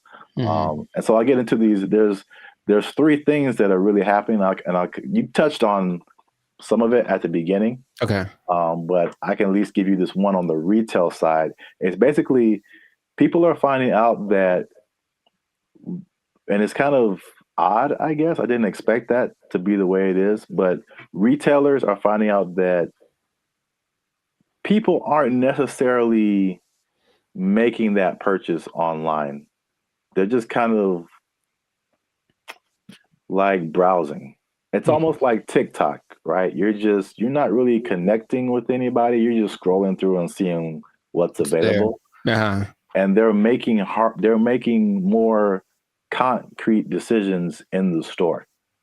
And so the digital part is like getting people to recognize you and who you are, but they're actually seeing more sales being converted in the store, or it's called not necessarily that, but it's costing them less to get people to buy stuff. Basically, makes sense. I think. Oh, go ahead. No, you can go ahead. That there's no replacement for retail therapy. I think people that love to shop, I can imagine the people that love to shop, that dopamine rush of having those 2 plastic bags when you come out the department store. You can't replace that with this. Oh, we'll just bring it to you. It's like nah. It's like, don't bring me I want to go catch the fish, because it's as satisfying to actually catch it and have it as it is to pay for it. So I see that as being the thing that drives people more than anything. Yeah, and then online stores are actually there's stores that have started online and they're actually moving to like the brick and mortar type stores. So a few of those companies, one of them is Warby Parker. Have you heard of them? No, I don't know what that is. Okay, I see their commercials all the time. They do like eyeglasses, stuff like that. Okay. Another company called Allbirds that I haven't heard of. And there's another company called Wayfair that I have heard of. I've definitely bought stuff from their company. And so they'll be building like their own store. So yeah, that's number one. Retailers are seeing positive sales in the brick and mortar. And the second thing, you kind of alluded to it, is just people there's a certain luxury experience in malls that people are drawn to, right? That you don't necessarily get when you're just clicking a button online. I recently I live near a mall, and I recently went in there, and I usually don't go in there at all, but I was just kind of walking around and looking, and I was like, it just felt nice. And I saw like a lot of stores that I wouldn't have come across online, a lot of objects or apparel, just stuff I wouldn't just be looking for online that was just different. Where else can you ride an escalator? The airport. Yeah, okay, so that's 2. But I don't go to the airport as much as I go to the mall. But honestly, it's kind of a cool thing too. Like, especially that big one that's always in the middle, and everyone's going up, and it's like the promised land appears. So it's kind of going there. Everyone looks. It's really interesting. But I think if you pay attention, you see the excitement of people going, "I'm about to buy something." Yeah. And they get to the top, like, we've arrived, and it's just got a cool atmosphere. It's like an environment, like a built-in environment. Like the people there, they'll have a little entertainment once in a while, especially in the 80s that had all the people that were singing there. But in general, it's just the fact that people are all there, usually in a good mood because they're getting the stuff they want. it's a nice place to just hang out. Mm-hmm. Right. Yep. Perfect segue. That's number 3. Is that the mall is just in general an experience for people. Mm-hmm. And I think what adds to that, or I mean, they actually listed it here too as well. It's not just the stores, but everything else is happening too. So in some malls, they have stuff like go-karting and video game arcades. I know there's some malls that have like a trampoline thing you can jump on if you feel like it. And of course, the restaurants, the movies. Oh, it's movies, yeah. All kind of good food. And one thing I never saw before that they just installed in the mall near me, and I think it's just genius. I've never seen this before. They just put a grocery store inside of the mall near me. And that's literally the first thing I see when I walk in. And it's very weird because grocery store and mall are two different things in my head. But you're already shopping. I guess it makes sense. Well, from a psychological standpoint, I've never seen that. And that makes a lot of sense because from a psychological standpoint, when people buy stuff, like they're more likely to buy stuff when they've already bought something. So they're kind of in the mode of buying. So I'm going to the store to get my vegetables or whatever, groceries, normal. And then if you're in an environment where there's other stuff you can buy, they're like, you know what? While I'm here, I might as well see if they have and all of a sudden, there you go. You're selling more than you would have. So it's like the stores and the mall have like this kind of symbiotic relationship in a way. So yeah, that makes complete sense, but I've never seen that. Yeah, that's the first time I ever saw that. And it does make sense. And also, like the concept of a mall where you get everything.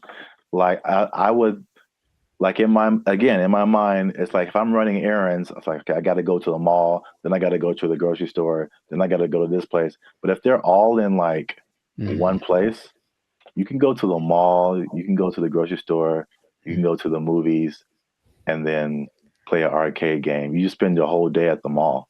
It's like a physical Amazon, like really, like everything I need is right here. Yeah, it's crazy, man. I want to go to a mall. I just want to go to the mall. I want to listen to that song. Meet me in the mall.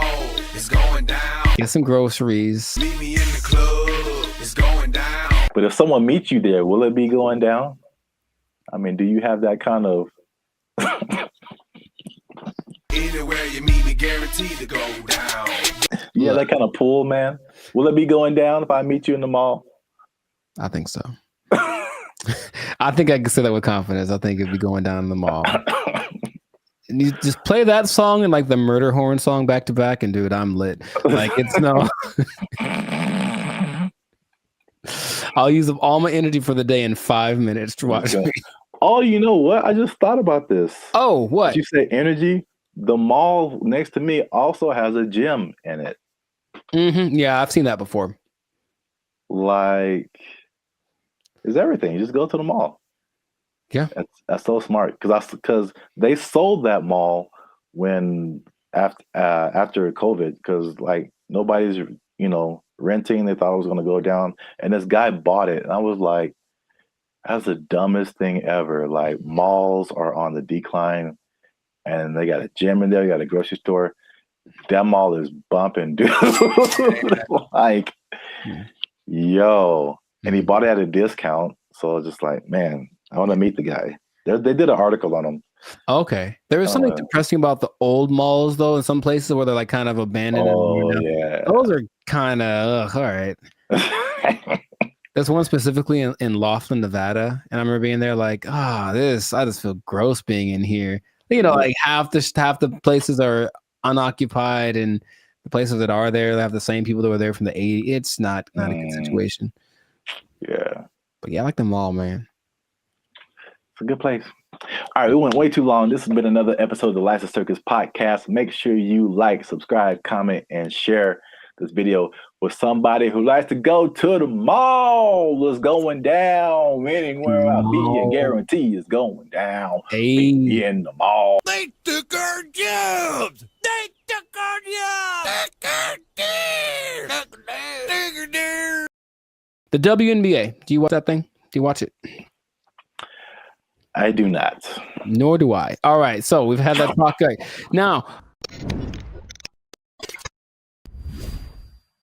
What's going on, everybody? I'm Jericho. This is Zap, and we are Bandit Future, the 6-time international hip-hop pop duo. Well, we're international worldwide, but we also have awards. We won 6 international awards for our music. There we go. One day. Anyways, we make clean, fun music that everyone can listen to with a sound that's uniquely California. And you are now, good Lord, tuned in to the Lights of Circus podcast. We talk about things that are funny, interesting, and just straight up ridiculous. So before we get started, make sure to like, subscribe, comment, and share this video with at least 2 people. Oh, man. With at least 2 people that like women's basketball. I'm going to talk about it. This episode is for my dad, basically, because he likes it a lot. Now, what I want to say is that stay tuned to the end because I have an idea. I have a solution I'll say fix it. I'm just going to say fix it. I'm to fix the WNBA that no one has explained in this way yet. I have the unique perspective that you need to hear. So stay tuned to the end. I'll let you know. So this kind of goes for women's basketball in general because the WNBA season just ended, but women's basketball started. And I'm in the gym yesterday and I'm watching it. I texted you about this and I'm watching it and I watch and I watch and I watch. And about 7 minutes go by and no one has made a basket. And I am heated because I'm trying to feel good about myself. I'm in the gym working it out and I want to see some success happening so I can feel motivated. And there was no success. And I was so mad about it. And it was a blowout and it wasn't very fun. So I want this to be positive. So what I want to say is that women's basketball is a noble sport. Basketball, of course, was created for women by James Naismith. And I've heard a lot of arguments from professional female basketball players about the disparity between the men's game and the women's game and this and that. But there are a couple of things that I think get ignored that would make things a lot better. Or when it comes to the argument in between why people should watch the WNBA, things get overlooked. So I wanted to throw this out there. I'll ask the question first to you. Do you watch the I'm trying to make it one word. No, it doesn't work. The WNBA. Do you watch that thing? Do you watch it? I do not. Nor do I. All right. So we've had that talk. Right. Now, the thing that there's a lot of things that could that's not the whole thing. There's a lot of things that could contribute to why the men's game is so much more enjoyable to watch. But what I hear the counter is that, well, women are a lot more fundamentally sound. So if you watch women's game, you will get a lot more of the basics, a lot more of the pureness of the sport. That's the thing that I hear more than anything. This is why you should watch the WNBA. So I looked at 2 statistics that just told me everything about why that's not correct. So let's just say, what's the number one objective of basketball? Put the ball in the basket, right? Score points, right? So the better you are at that, the better than you're doing. I looked up the percentages of shooting in the NBA versus the WNBA for last year, just to see. Maybe women shoot better, and so you should watch because, that's the thing they do. They're not dunking on everybody, but they're definitely fundamentally sound with their jump shot. WNBA average, 44%. NBA average, 47%. Okay. And the average for the WNBA, I couldn't find the statistic for the NBA, but for women, for the whole existence of the WNBA, the average is 42%. I think that's pretty low. And I don't care who you are. I don't want to spend my whole time watching people miss shots. That's just what it comes down to first. So the pureness of the game, I don't think that's that great an argument to say, oh, we at least could do stuff better than the guys. Well, apparently not. That's number one. And then number two, I watched the last play of the WNBA championship game where the Las Vegas Aces, they beat the New York Liberty. And it's this weird play where the main star from the WNBA, Brianna Stewart, is like getting getting locked up pretty much. It was like impressive. She gets locked up. She passes the ball. She passes to some other girl in the corner. She chucks up this air ball that had no chance. It never had any chance. I don't know if air balls count as turnovers, if they just like, oop, that was bad. But it seemed like she passed it to the other team, right? So I was like, maybe the women are better at taking care of the ball. So assist to turnover ratio is the way that you measure that usually. So for guys, there's only lists of people that have the highest assist to turnover ratios.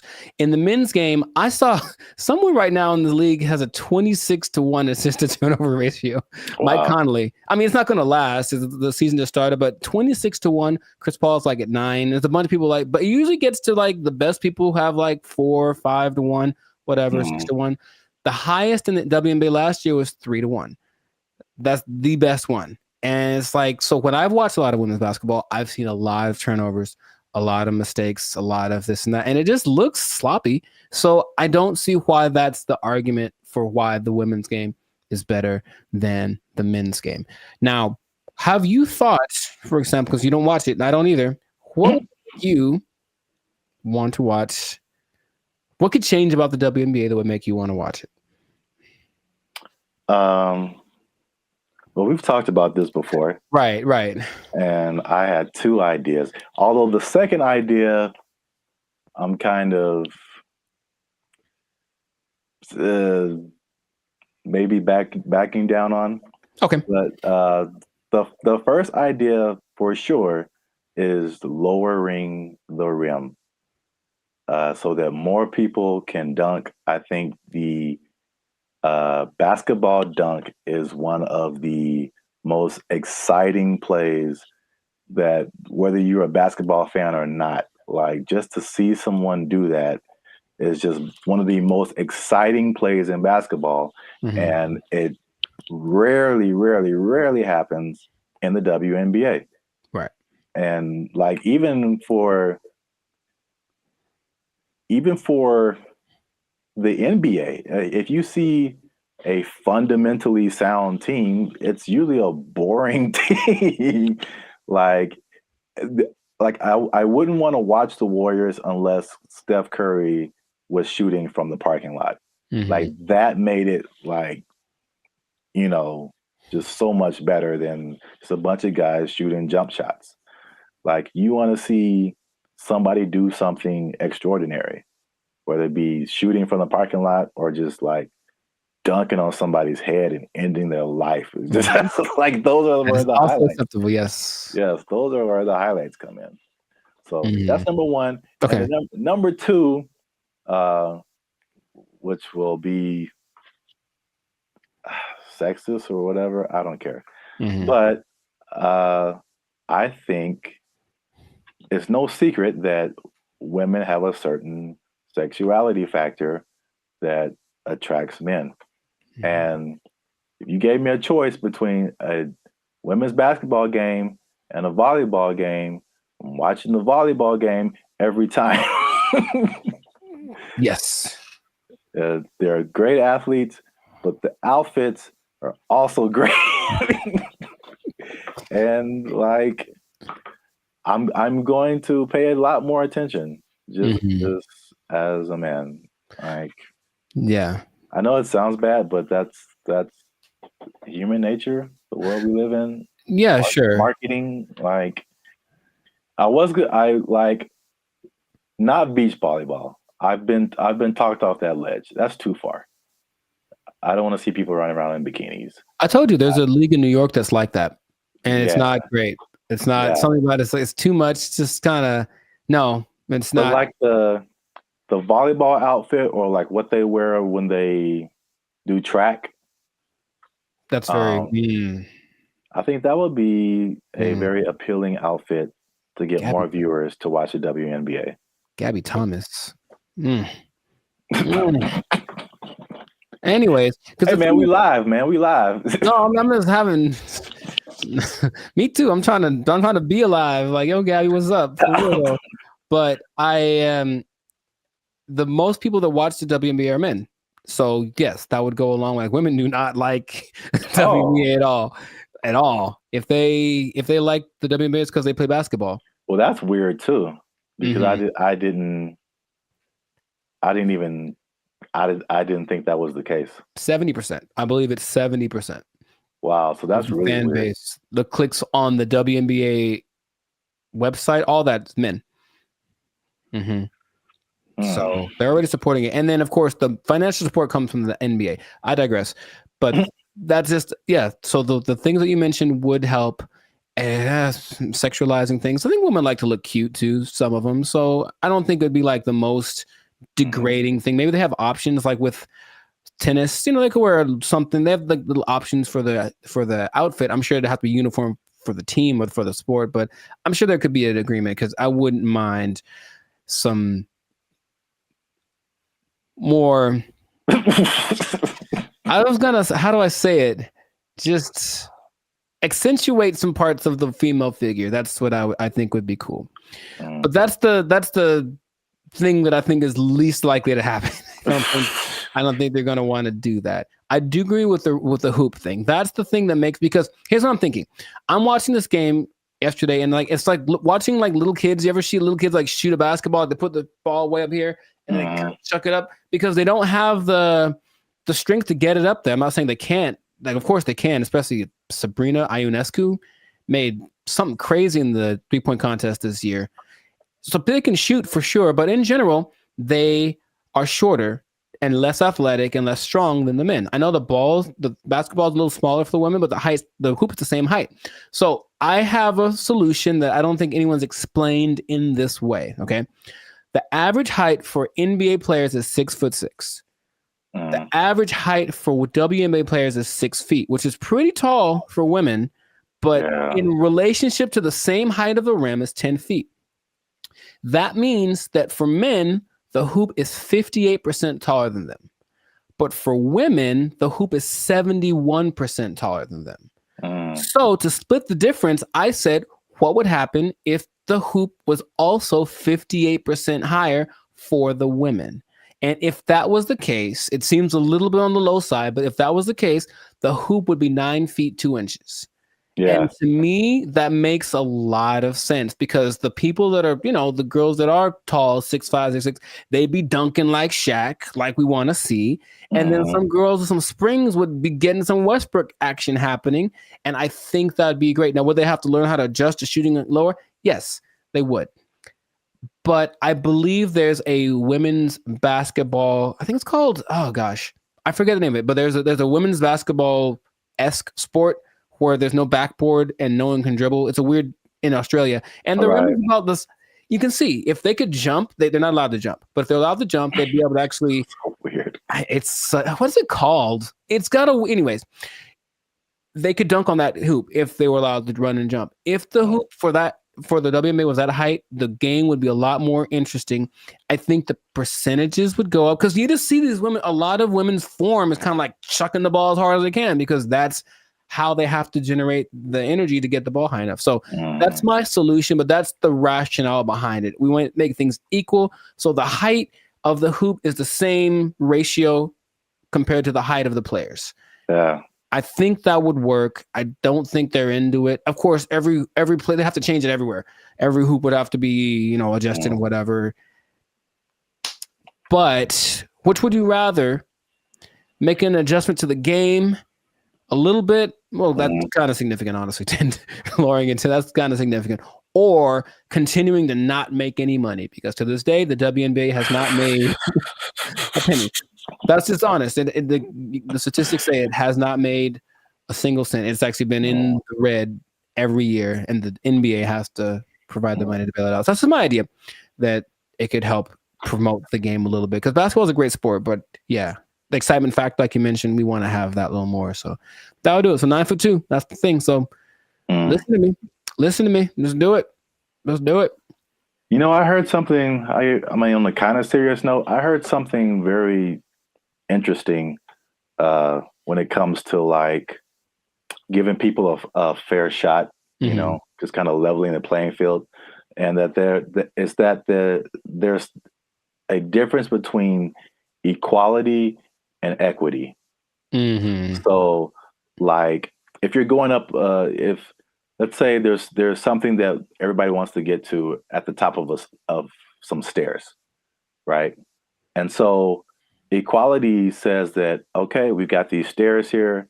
Everyone can just go up and get to whatever's at the top of there. But the person in the wheelchair can't use the stairs. And the person is blind and can't see the stairs. So equality says well, let's just make some stairs. And so everybody has an equal path to get to the stairs. But equity says, okay, it's about everybody getting there. So we'll make the steps for the people who can walk. We'll make a ramp for the people who have a wheelchair, and we'll make some kind of braille, something so that you can find your way for the people who can't see.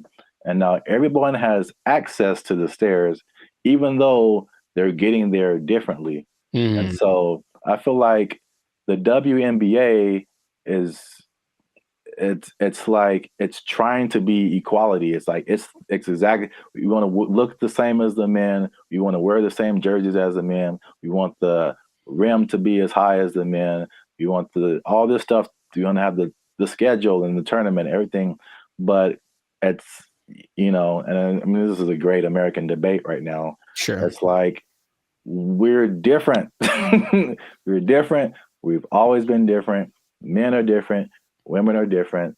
Like, just make it for women.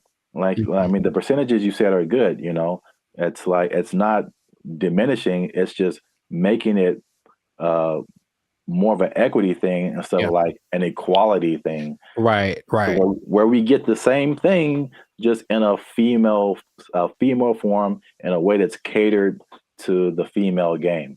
That would just make so much more sense, but nobody wants to do that. So they do not. No, they don't. And so I'll just keep watching LeBron dunk at 40 years old. Jesus, man. That ain't fair. Yeah. Wow.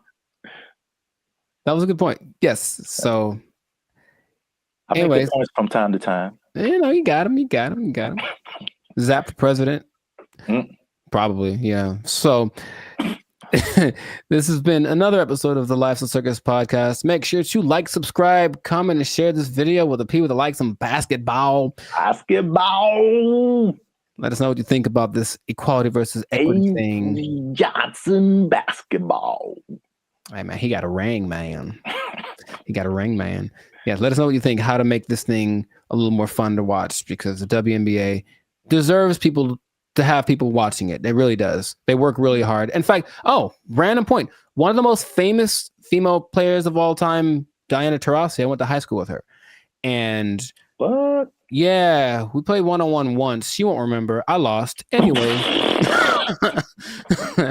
I lost real bad. It wasn't even fair. It wasn't fair. It wasn't fair. So in that case, equity would say I should have got like a 10-point lead or something.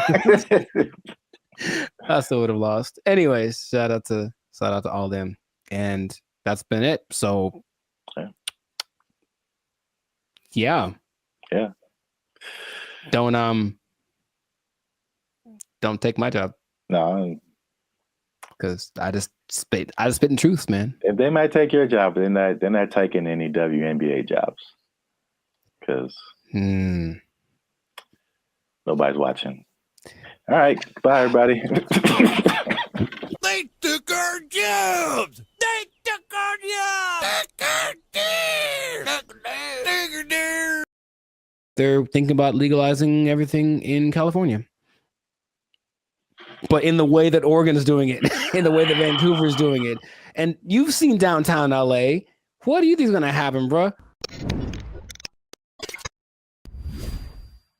What's going on, everybody? I'm Jericho, and this is Zap, and we are the now 6-time international award-winning pop-hip-hop duo Banded Future. We make clean, fun music that everyone can listen to with a sound that's uniquely Californian. And right now, in this moment in time, you would tune in to the Life's a Circus podcast, where we talk about things that are funny, interesting, and just straight up ridiculous. So before we get started, make sure to like, subscribe, comment, and share this video. I'm gonna change it up with 2 people that like drugs. That's all. We can talk about it. We're gonna talk about drugs, okay? Now drugs are bad, Cancel. okay? But I know we're talking about them. Sponsors gone. Specifically, we're talking about the drug problem. You can call it an epidemic, but drugs have been What you around talking about, baby?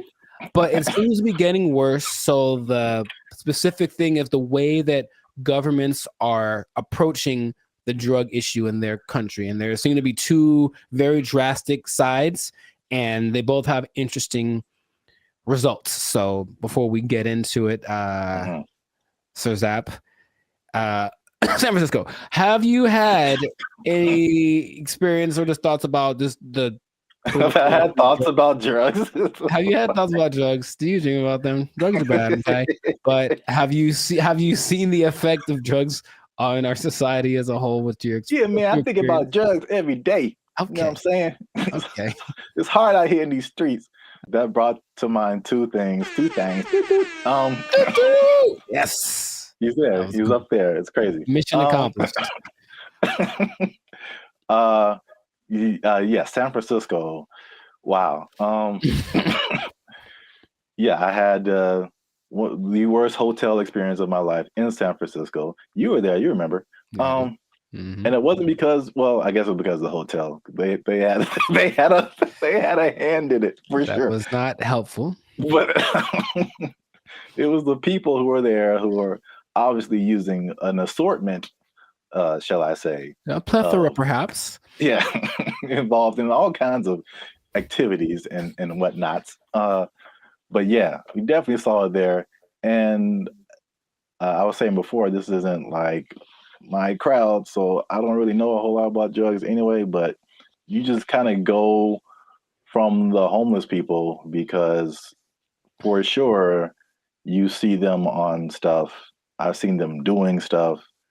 And so that's how I kind of like get the drug vibe. But going like just off of the hard drugs, one thing I noticed, I don't know if you noticed this either, the legalization of marijuana in California, and probably in other places too, but in California, I definitely noticed the explosion of just like, we can do this everywhere. Let's do it everywhere, especially like on the freeway.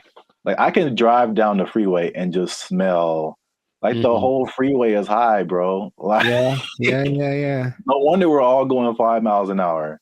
Yeah. Like everybody is just walking on sunshine right now, and I'm trying to get to work. I remember one guy, we went up to Sacramento, and one guy in like a Jack in the Box was like he was the happiest man.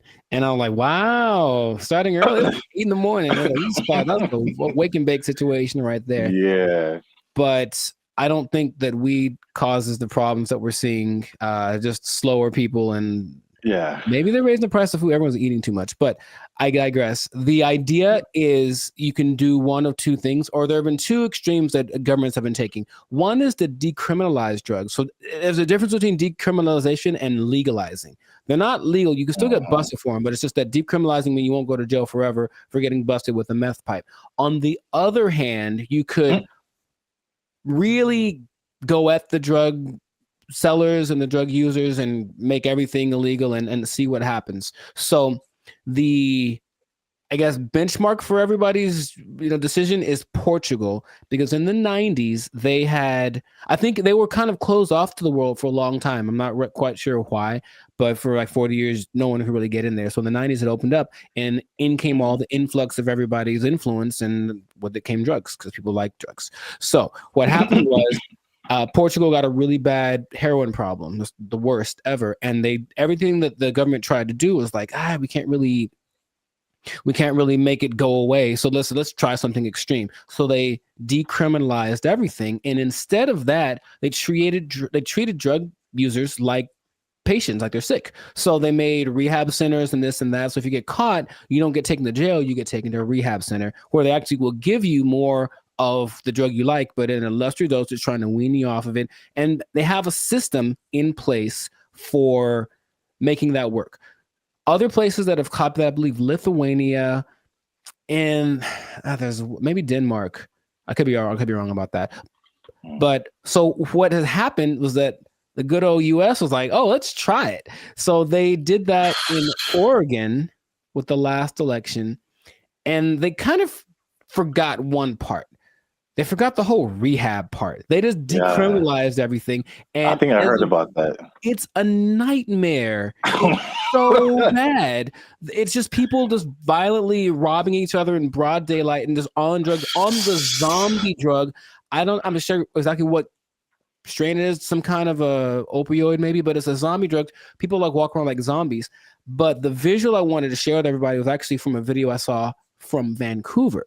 They did the same thing. They just legalized everything without thinking about how to fix these people once they're on the drugs. So everyone's just walking around, literally, same thing, robbing people. The scene that I remember when we were in San Francisco was this one street where it's like everything looks normal, aside from like the occasional like human feces on the ground, but everything looks normal. And then you turn a corner, and all of a sudden it's Armageddon. Oh my God. Just literally, just all of a sudden, everybody, and like you just stop there, and they all kind of like turn. That's the zombie drug.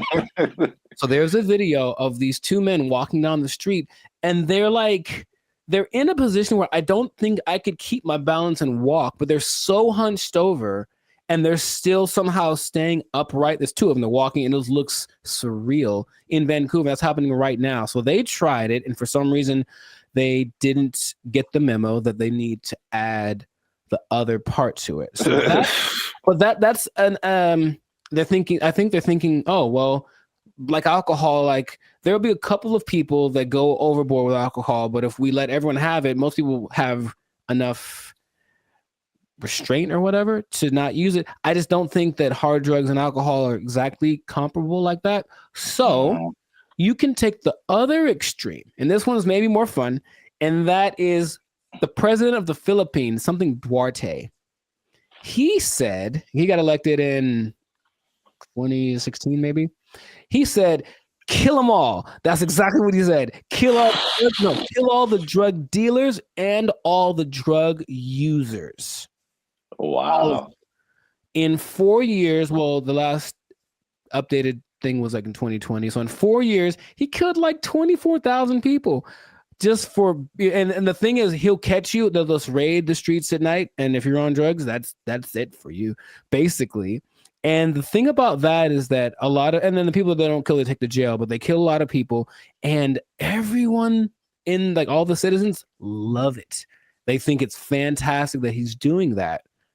So when they interview the drug lords, they're like, well, we're not going to stop, so we just got to figure out how ways not to get caught, because the threat of death isn't enough to stop it. So you have a lot of people in jail.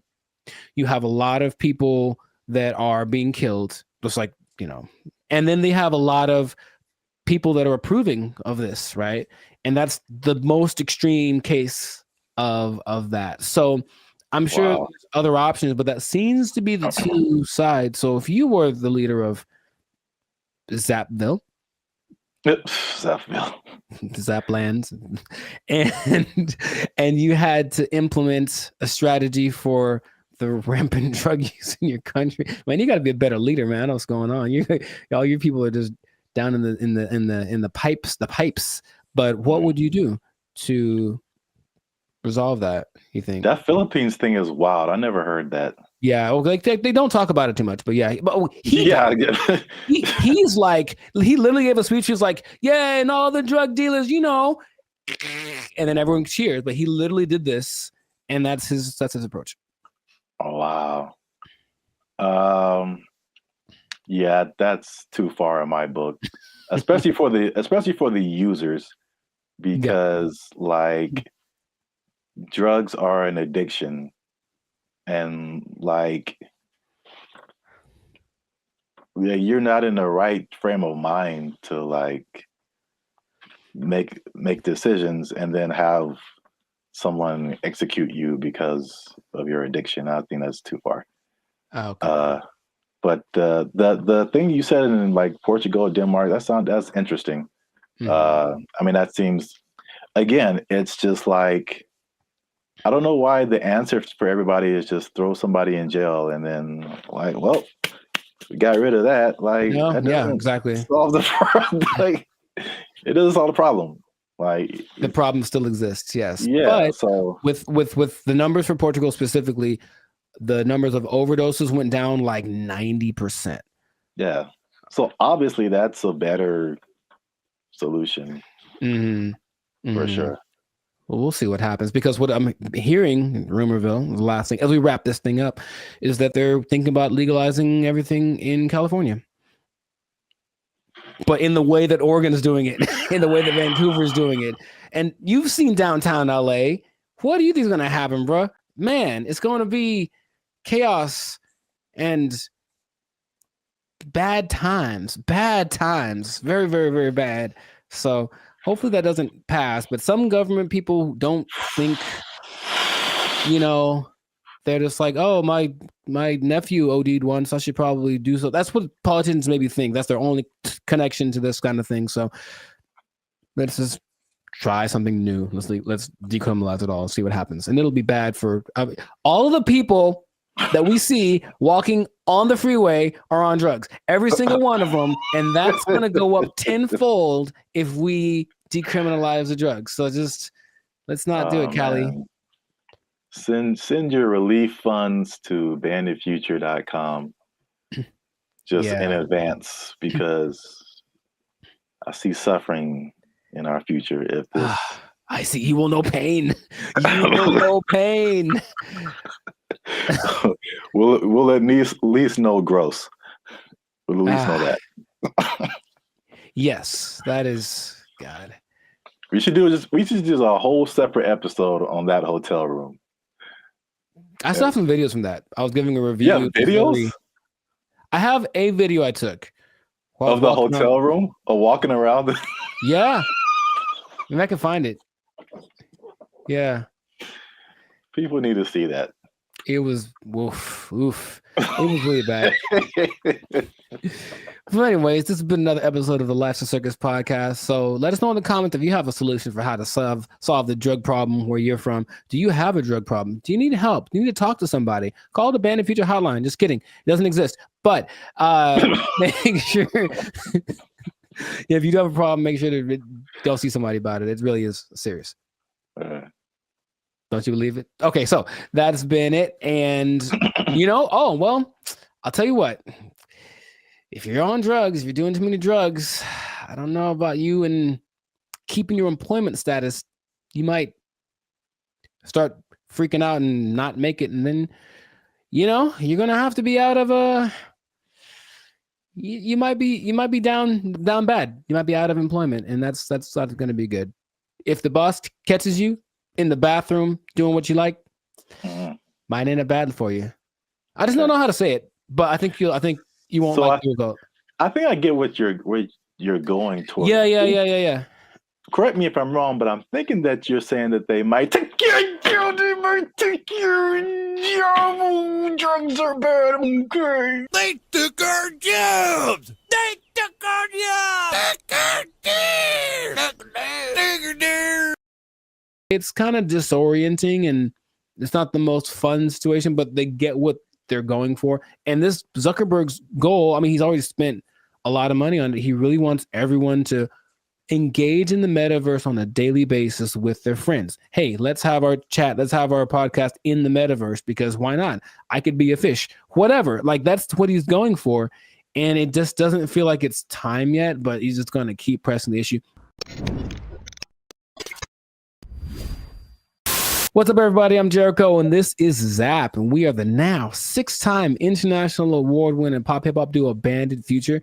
We make clean, fun music that everyone can listen to with a sound that is uniquely Californian. Mwah, I'm gonna bring that back. And you are now. You didn't like it? Come on, man! I did it once before. It was great. So you're now tuned into the Life's a Circus podcast, where we talk about things that are funny, that are interesting, and just like that gesture, straight up ridiculous. So before we get started, make sure to like, subscribe, comment, and share this video with at least 2 people that want to get down with the metaverse. Get down with the metaverse. So I found out about something this recently, and I didn't know it was a thing, because I think they're developing it. The metaverse, Zuckerberg's project, the project that has literally lost $23 billion in the last year. I'm just going to say that with a B, $23 billion. He's still insisting it's the best thing ever. And he speaks about it with such enthusiasm that I go, all right, maybe he's on to something. Maybe he's way ahead of his time, but that's a lot of money to spend. He's all in. So, as of I think a month ago or even less than that, Instagram, well, that's this company as well, there's an option called Meta AI where you can basically chat with a chat bot.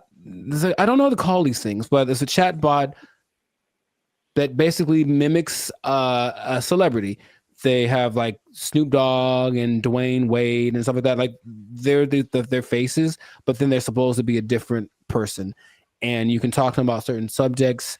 And so I was like, okay, let me see what this is about. So I tried talking to one of these for the first time yesterday. I wanted to see what it was about, what happened.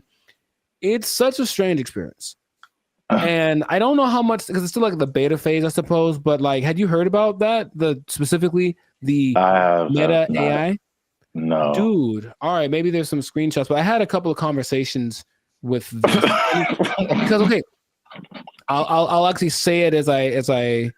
Who's the person that you had a conversation I spoke with? to Lorena and I spoke to Izzy. Now they're modeled after two people that I don't. So each one has a name. I'll have to go through it and maybe you can put it on the thing. But you go to just talk to a AI, and then there's, for example, you can talk to Zach, who's a brotherly jokester. But he's Mr. Beast, right? It's Mr. Beast's face. You can talk to the Dungeon Master, who is an adventurous storyteller, and it's Snoop Dogg. You can talk to Brew, the confident sports debater, and it's Tom Brady. So that's the thing. Wait. Yeah, it's a lot of information that I'm not explaining right because I'm still trying to wrap my head around it. No, but like, how is it? Why are they two different names? Is it like a trademark thing happening? I don't know. I really don't. I think they agreed to be the face of it, but it's not their name because it's not them. It's the AI version of them. All right. But it's their voice. Their voice is their likeness.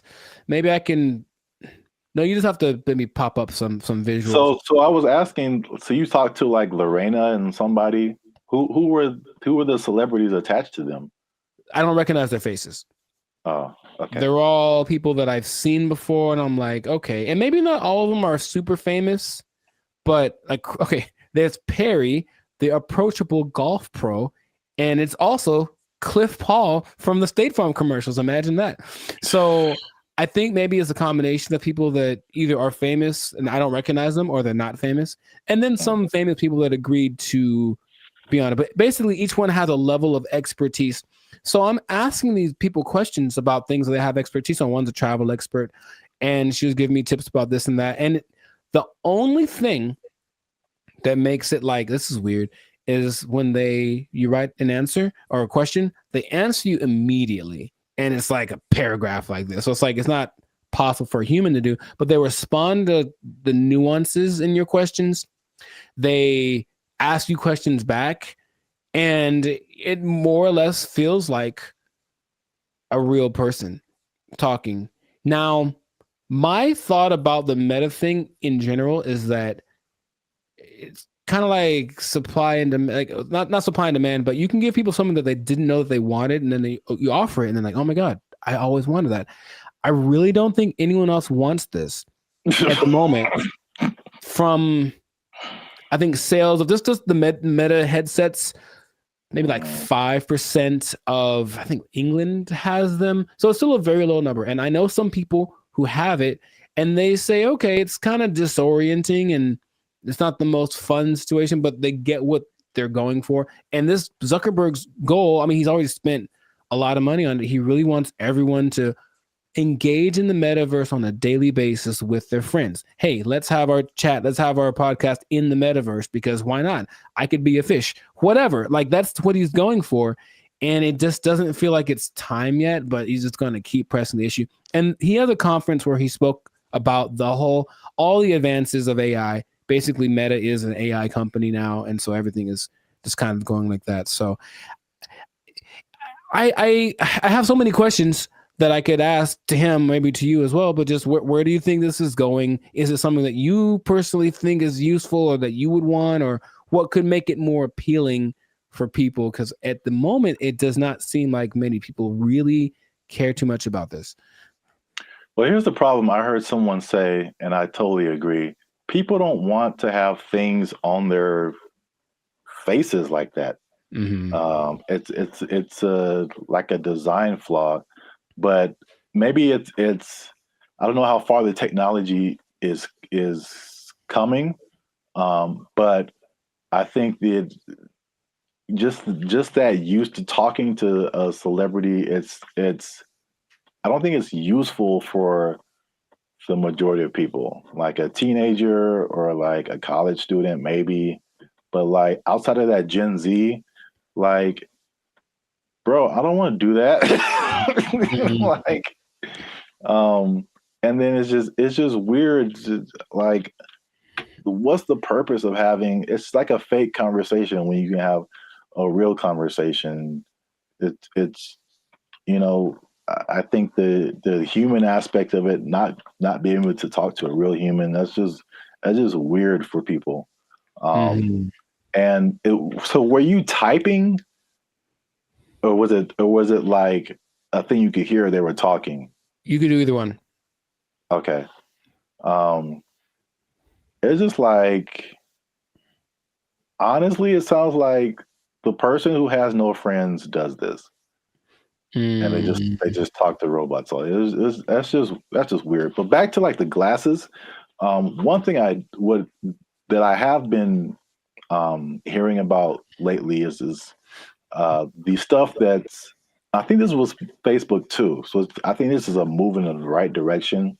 There's a partnership with Ray-Ban or some other kind of like glasses company where they're like your normal glasses, but they have AI capabilities.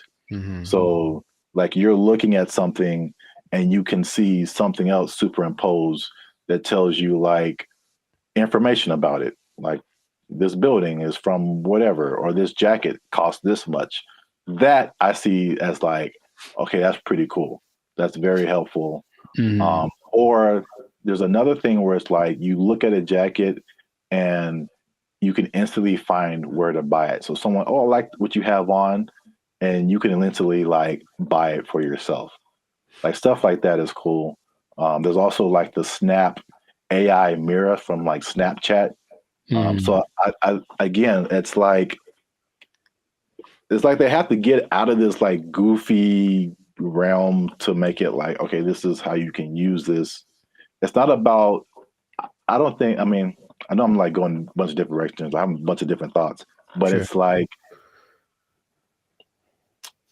I'm not a CEO of a $1 billion company, so what do I know? But I don't think it's live your life in the metaverse. I don't think people want to do that. I think it's a hybrid situation, just like with all the other AI. It's like, okay, I'm going to still be in real life, but I'm going to use a little bit of this to enhance real life. Right. Leaving real life. So they have this Snapchat mirror thing that I just heard about. Is really cool, where you can like, if you're in a like, same thing, clothes. If you're in a store, you see some pants or a shirt, you can go to the mirror and see what you look like in that outfit. You know how they have the Snapchat filters that puts a goofy face on you or something. It's like stuff that you can't use. But if I go and see an outfit, because I've had this a lot of times where you see an outfit, I was like, oh, that's cool. And then you put it on, it's like, oh, it doesn't look good on me. Right. You know, so that's like super helpful. I got that. So yeah, that's right. He did address the headset thing, and he's like, oh, we need to make it more comfortable. He's aware of a couple of things. From what I'm understanding, the ultimate goal is to make that a capacity that contact lenses could have. So like, it doesn't look like you have anything on, and it is all. I'm like, I don't know how that would work, but that's what they're going for. But it's just, I think he has this image in my, because when I listen to him speak, there's genius and then there's delusion and there's this whole level in between, you know. And I think if you talk about like the people that are big time movers and shakers in the world, like Elon Musk is a little more on the like practical side of the delusion, and Zuckerberg's on like the Dungeons and Dragons type side of the illusion. But I feel like he wants to create what happened in that movie Ready Player One, where basically the whole world is so over the real world, they just go to this place habitually, and that's like where real life actually happens. And maybe that's what he's thinking, but I don't think the people are ready for it right now. But he's going to keep pushing. He's got the money to keep trying it out. And I even got a little survey. It's like, hey, quick 3 minutes. I want to know. I wanted to know about what they were asking about. That's how I didn't know about this until like 2 days ago. And they asked all these questions about, okay, so if chat AI could do this, would you like it? Blah, blah, blah, blah. And so they're doing all this research because they're trying to see what people think, because they're trying to make it appealing, but it wouldn't,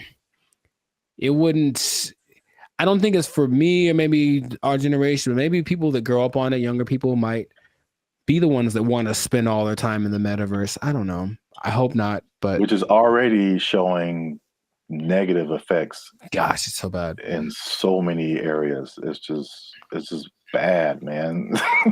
Yeah. So we'll see where it goes, but let us know in the comments if you like the metaverse, if you've had some metaverse experience, if you've tried this new Meta AI chat thing. What do you think? Is your best friend Snoop Dogg in your mind? Because it's not really him, but maybe you think that it is, and that's good enough for you. So good for you. And let's see how this pans out. But it seems like it's going to be a real big push, he's got Zuckerberg has a couple other big objectives for 2024 that he's trying to get to. So, and spend a few more $1 billion in the process. So must be nice. We'll see how that goes. But yes, this has been another episode of the Life's a Circus podcast. So leave a comment. Leave us a comment. Let us know what you think about that.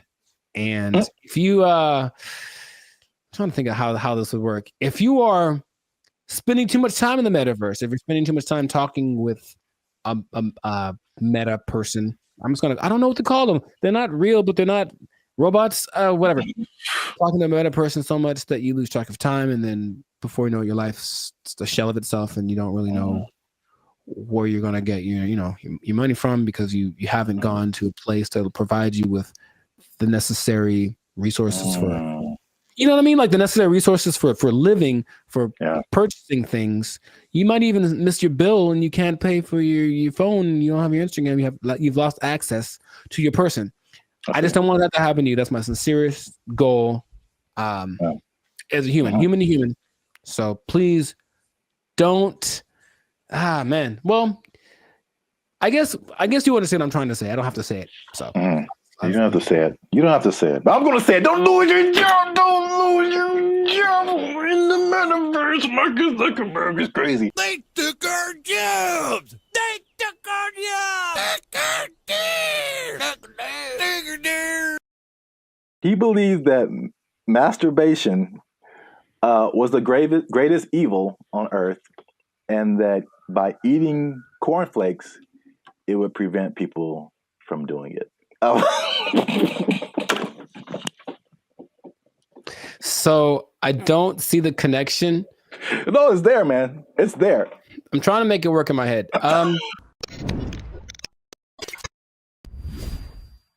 What's up, guys? I'm Zap, and this is Jericho, and we are now 6-time international award-winning pop hip-hop duo Band of Future. We make clean, fun music that everyone can listen to with a sound that is uniquely Californian. And right now, you're tuned into the Life's a Circus podcast, where we talk about things that are funny, interesting, and ridiculous. But wait a minute. Hold up. Wait a cotton picking minute. Did people say that too? I mean, yeah, maybe. Help your boys out. Help the channel grow. Help us keep doing what we're doing by liking, subscribing, commenting, and sharing this video.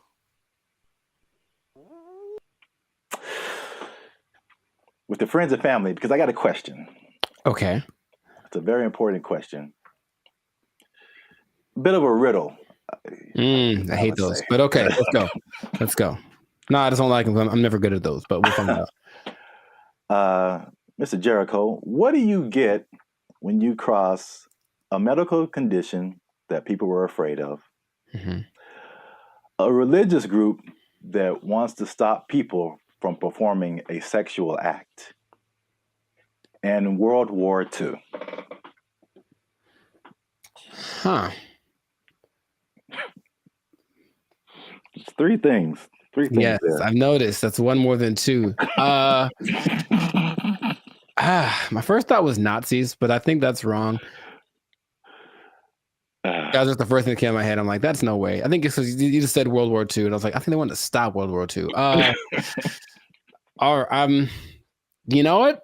Congratulations. I've never been asked this in my life. Yeah, I don't think anybody has, but for the people playing at home, just one more time, the question is, what do you get when you cross a medical condition that people were afraid of, a religious group that wants to stop people from performing a sexual act, and World War II?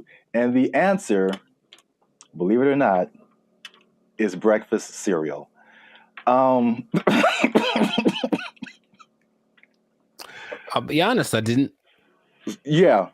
Go ahead. Yeah, I just kind of stumbled upon this, but the rabbit hole got really deep as to why we have breakfast cereal. So, a little bit of a history lesson. You can stop me at any point if you want.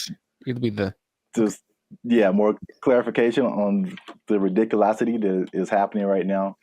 So, breakfast was not really like, I guess we hear the cliche now, like breakfast, the most important meal of the day, right? And so, but before like the 1800s, breakfast wasn't really like that important. It was just basically you got to think about like the times that they lived in. It's more like hunt what you eat, kill what you eat, working on a farm, grow what you eat, stuff like that.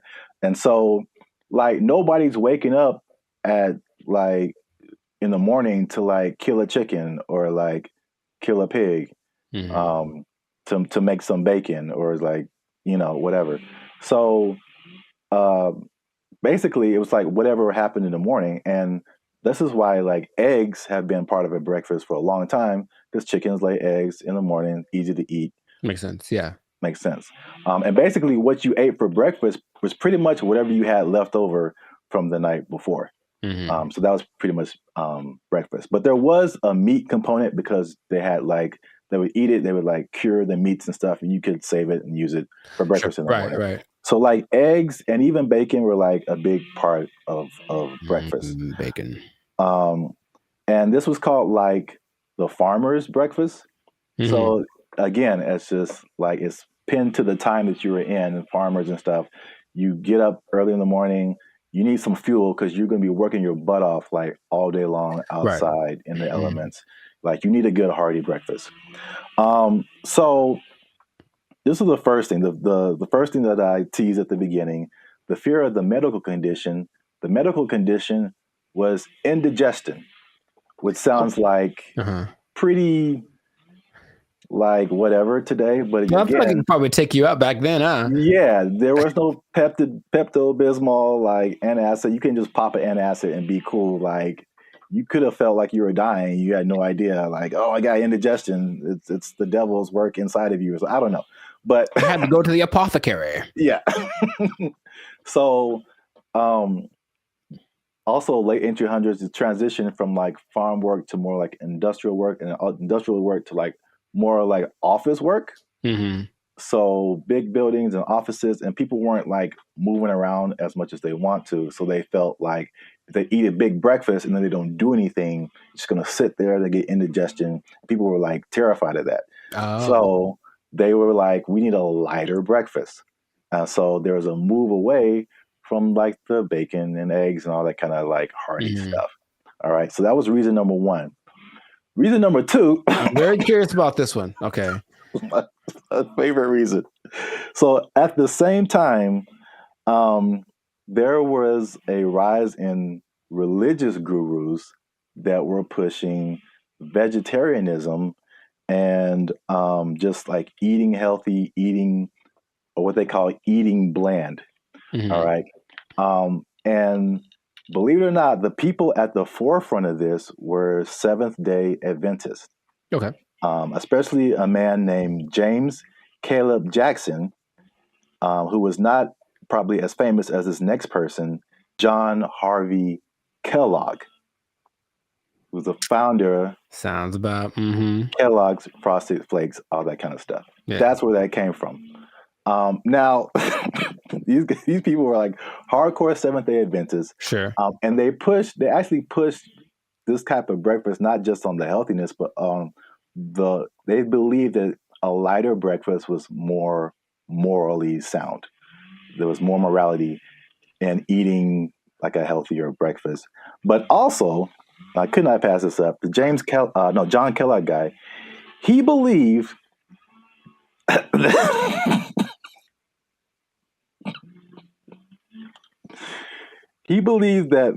masturbation was the greatest evil on earth, and that by eating cornflakes, it would prevent people from doing it.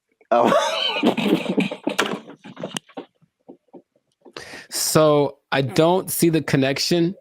No, it's there, man. It's there. I'm trying to make it work in my head.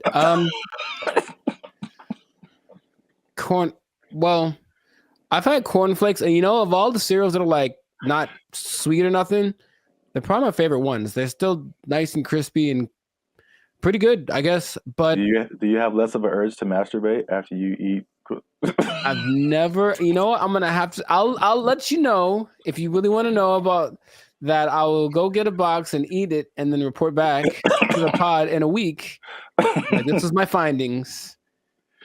But yeah, It's just that episode of Family Guy where Quagmire. I'm not gonna go anyway. He has the one arm that's really big. It's like, Brett, it doesn't work. It doesn't work. So yeah, that was like the second punch to breakfast. That was like, okay, we got to start eating this because they pushed the morality of it. But the other things that they cited have been found to be true. Is like a lighter, healthier breakfast made people more efficient and productive at work instead of like eating a big breakfast and like getting an itis or whatever. Yeah, that's true. So there's that.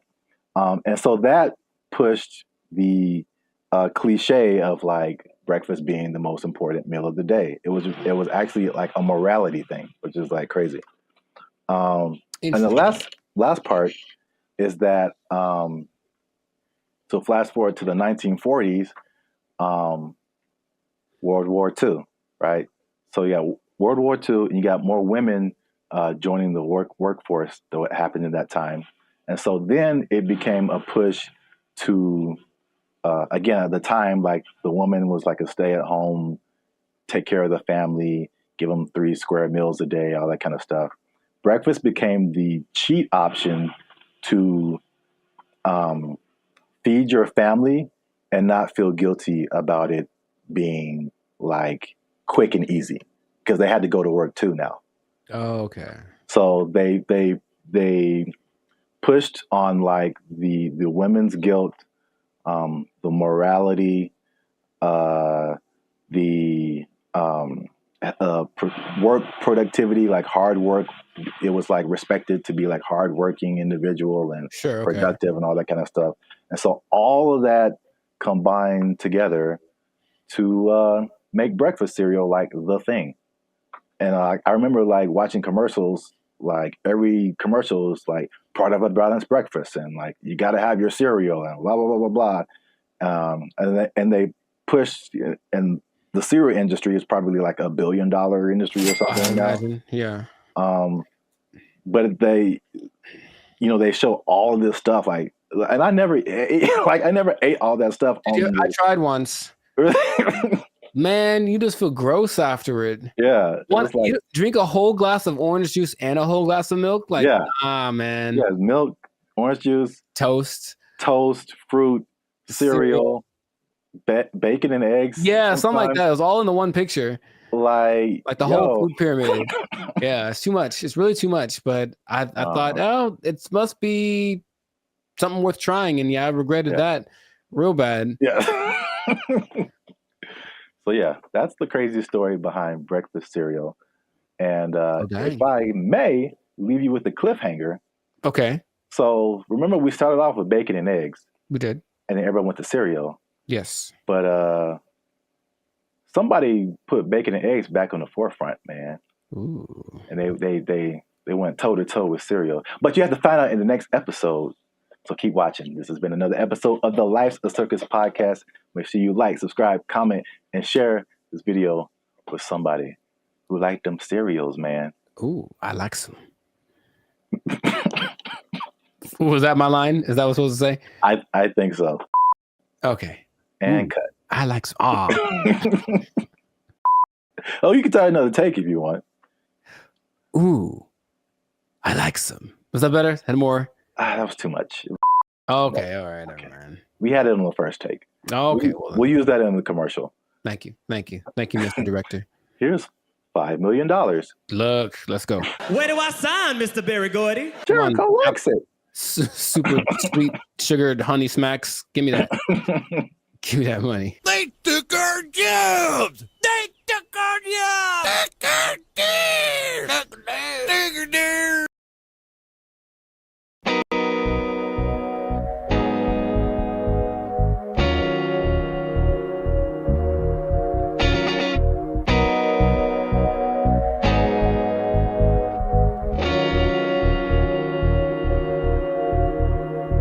This ain't no Earth to me. I'm thinking maybe it's Mercury. I don't know, Venus or Mars. Every weekend, we will man saying dinner and dancing like we belong with the stars. Yeah, we caught up. The love is pure in us. Way out there like Uranus. Sick of the excess, breaking the hexes. I think the new love is curing us. Hey, she feeling me, I'm feeling her. Maybe it's Jupiter. It's new to me. Wonder if it's new to her.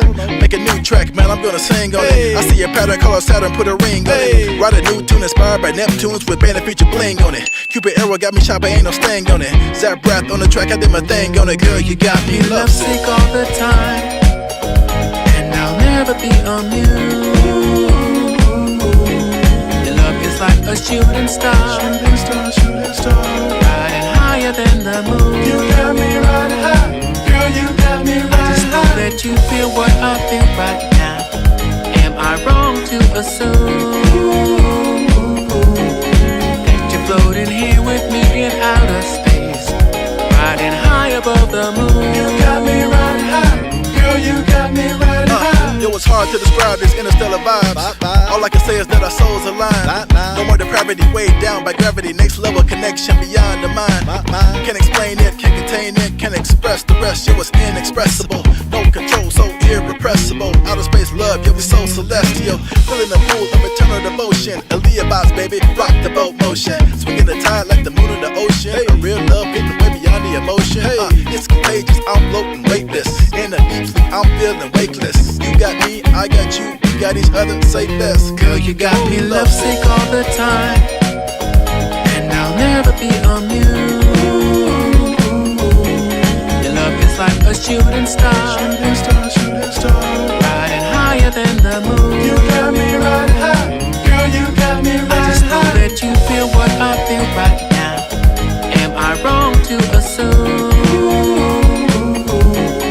that you're floating here with me in outer space, riding high above the moon? You got me riding high, girl, you got me riding high. I just know that you feel what I feel right now. Hey, I know you feel it, girl. I know you feel it, come on now. I just know that you feel what I feel right now. Hey, I know you feel the way I feel. Girl, you know I just can't deal. I just know that you feel what I feel right now. Say, you got me riding high. Hey, girl, you got me riding high. I just know that you feel what I feel right now. I know you feel it, girl. Come on, you got me riding high. Let 'em know. Girl, you got me riding high. I just know that you feel what I feel right now. This love's real. You got me riding high. Yeah. Girl, you got me riding high. I just know that you feel what I feel right now. Hey, yeah. you got me riding high. Yeah. Girl, you got me riding high. I just know that you feel what I feel right now. I know you feel it. Yeah. I know you feel it, girl. You got me riding high. Yeah. Hey, girl, you got me riding high. I just know that you feel what I feel right now. Hey, yeah. you got me riding high. Girl, you got me riding high. I just know that you feel what I feel right now. Come on.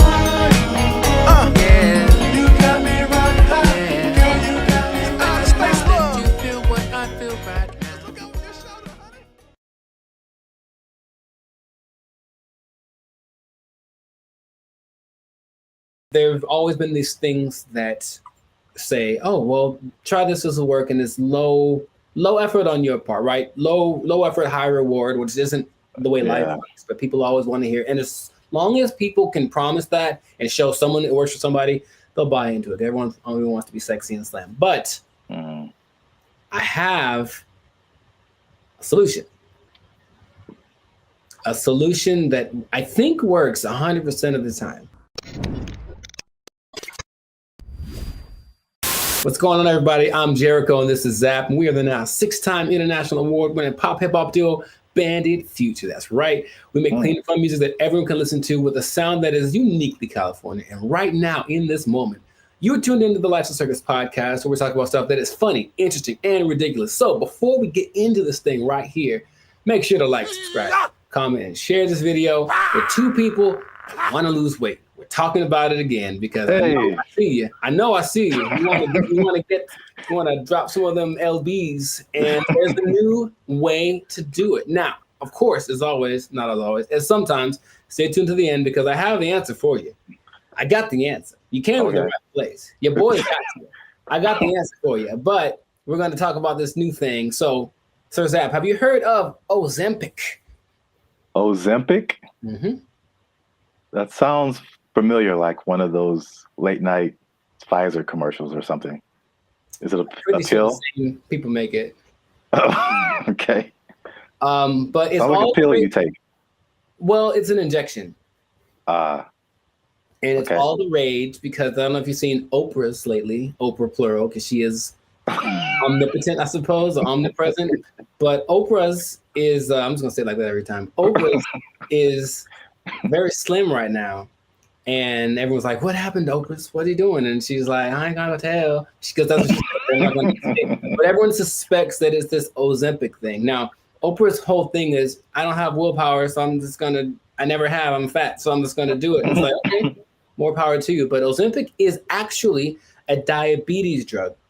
And a side effect is that you lose weight really fast, apparently. So of the celebrities I've heard of, people either speculate or have confirmed that Chelsea Handler's used it, Tracy Morgan's used it, Kelly Clarkson used it, Mindy, I don't know how to say her last name. Kayleen. Yeah. She's used it, and they have crazy results. So it's another one of those. Guess what? You don't have to work. You just have to take this, and then you'll get slimmer. And the result of the proof is in the pudding. People look amazing in a relatively short amount of time. Okay. I got some stats for you, but just off of the bat, if it's right off the bat, hey man, I got this thing, and it's an injection, so you got to do it yourself. That's already not fun, but I'm gonna give you this injection. Oh, you have to do it, and you get to lose weight. You get to lose weight really fast. What would be the question you'd ask me first if I tell you that? Besides the side effects? Very nice. That sounds right. That sounds like what I would want to know. And the thing is, this thing only came out last year. But wait a minute, it's a diabetes drug, so the side effect is losing weight. So is there a side effect to the side effect? Oh man,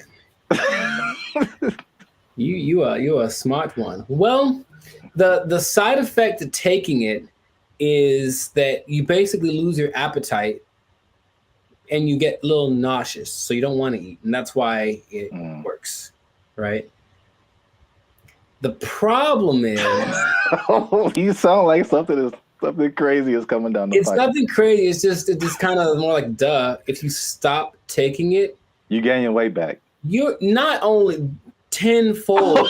Appetite comes back with such a vengeance that you go back like instantly and like plus some. So is it addictive? Wow. Well, you have to stay on it for it to keep working, because as soon as the thing that it makes you do to not eat is exactly what it reverts to once you get off of the drug. And it's crazy. So now here's the other thing about it.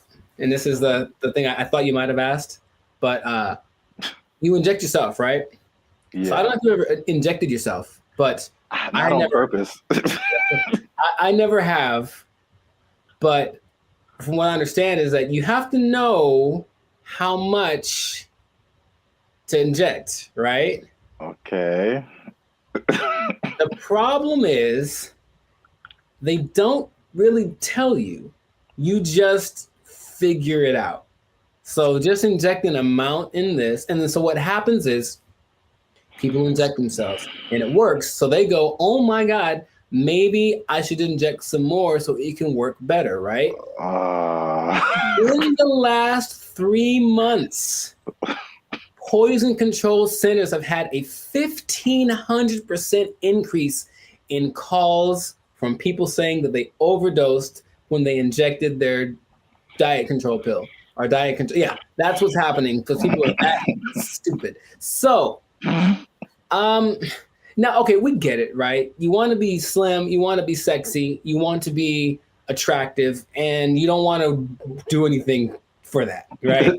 That's just maybe the American way.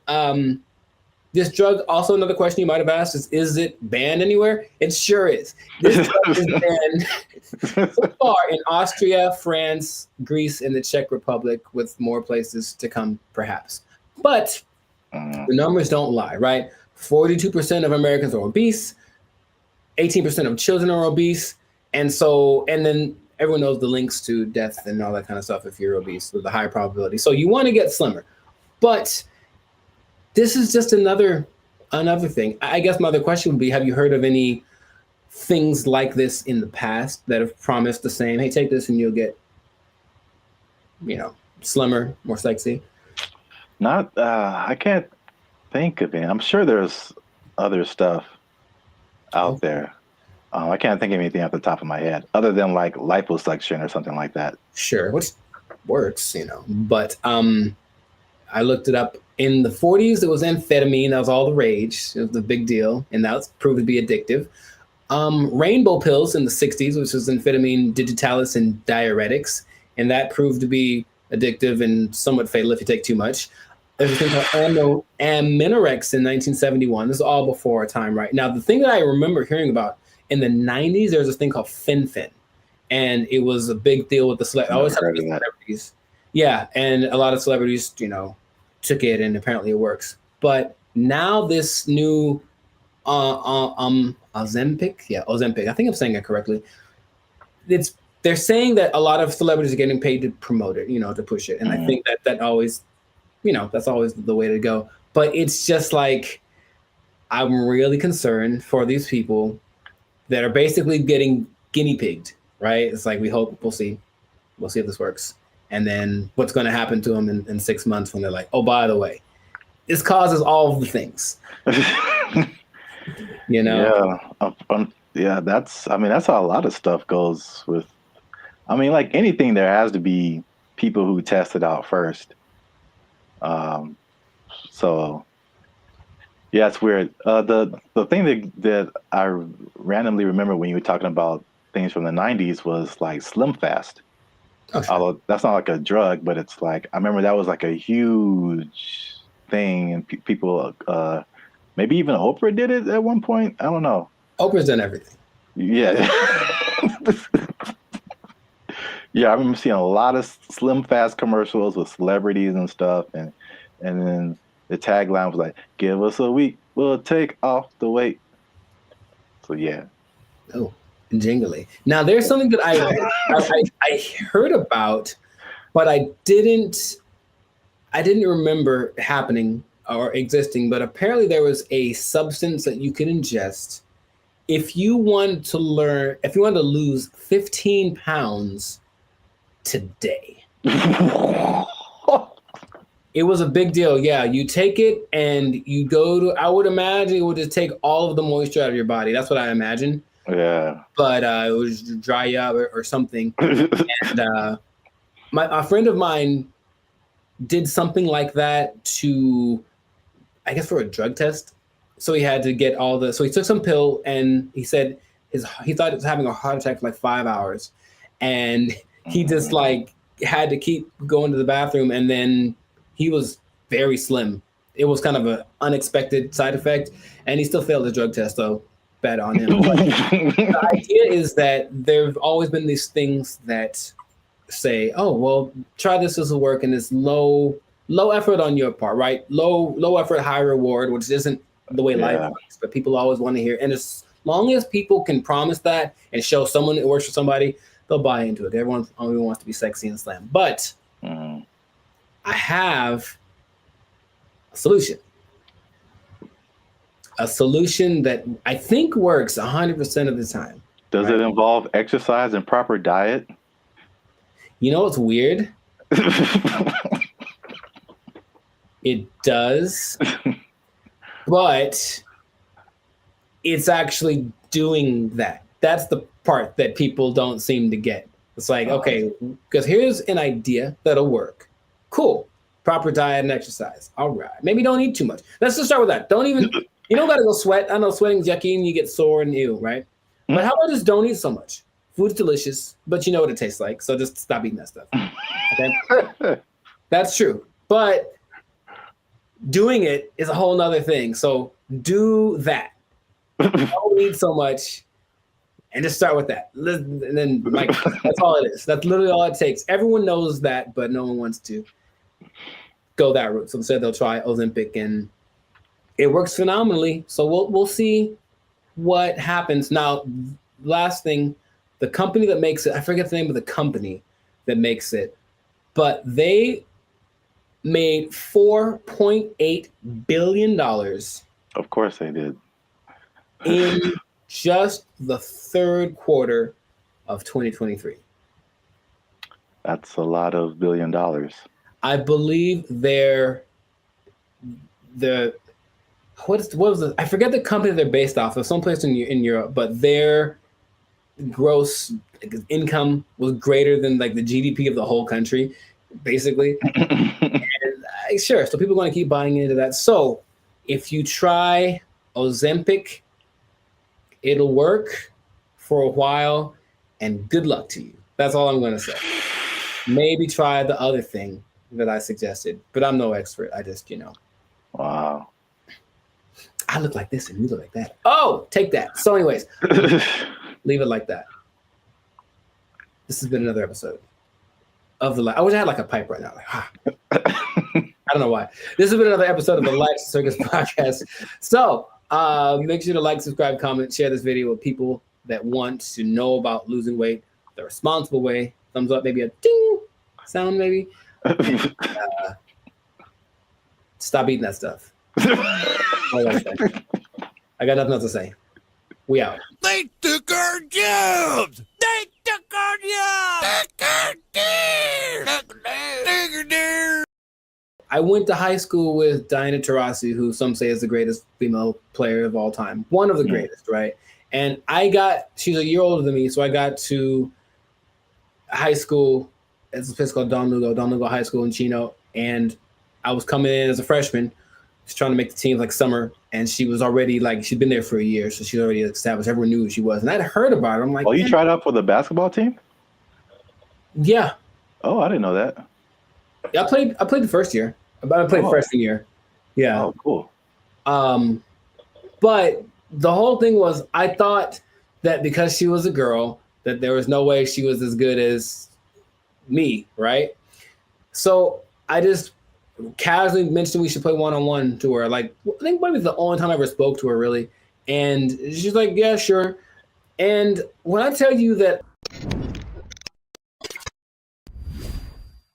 What's up, guys? I'm Zap, and this is Jericho, and we are the 6-time international award-winning pop hip-hop music duo Band of Future. We make clean, fun music that everyone can listen to with a sound that is uniquely Californian. And right now, you are tuned into the Life's a Circus podcast, where we talk about things that are funny, interesting, and ridiculous. But before we get started, make sure you like, make sure you subscribe, make sure you comment, and make sure you share this video with somebody who may have challenged another person or entity, and they got shut down because they weren't ready for what was about to come to them. All right, so Zap, do you have an example of that? I'm glad you asked. Okay, so talking to the third person already. I see how it. This is a video that I found on social media. It made me laugh. and it's high school. I don't know if it's junior. They look kind of young. Maybe it's junior high. Maybe high school. I don't know. But this player challenged his coach, and it didn't go the way he thought it would. This coach was having a good day teaching his players when one was bold enough to challenge him to a one-on-one, and this happened.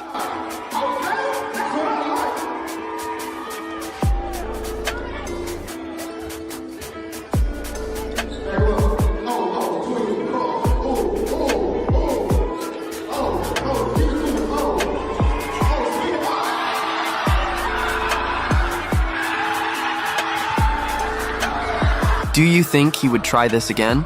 So yeah.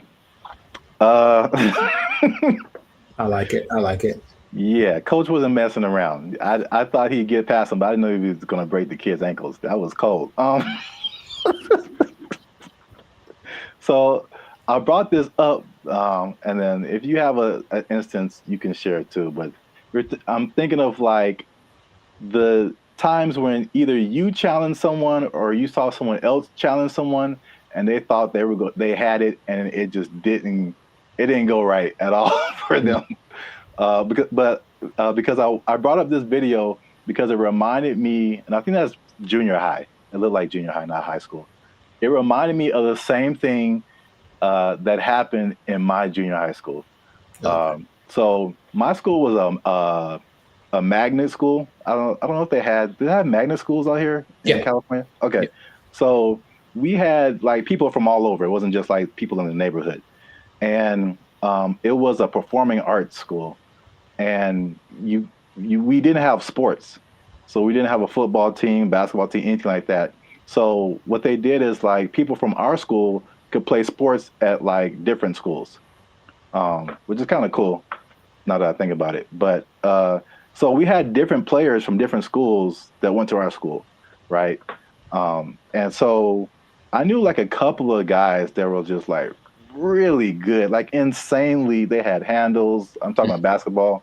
They could shoot. Like they could do everything. I remember this one guy, especially named Ricky, who was just like, he was like the coolest dude, bro. Just, but not like a I'm better than you jock kind of. He was just a cool dude. He walked cool. He talked cool. He was cool with everybody. And he's just amazing basketball player.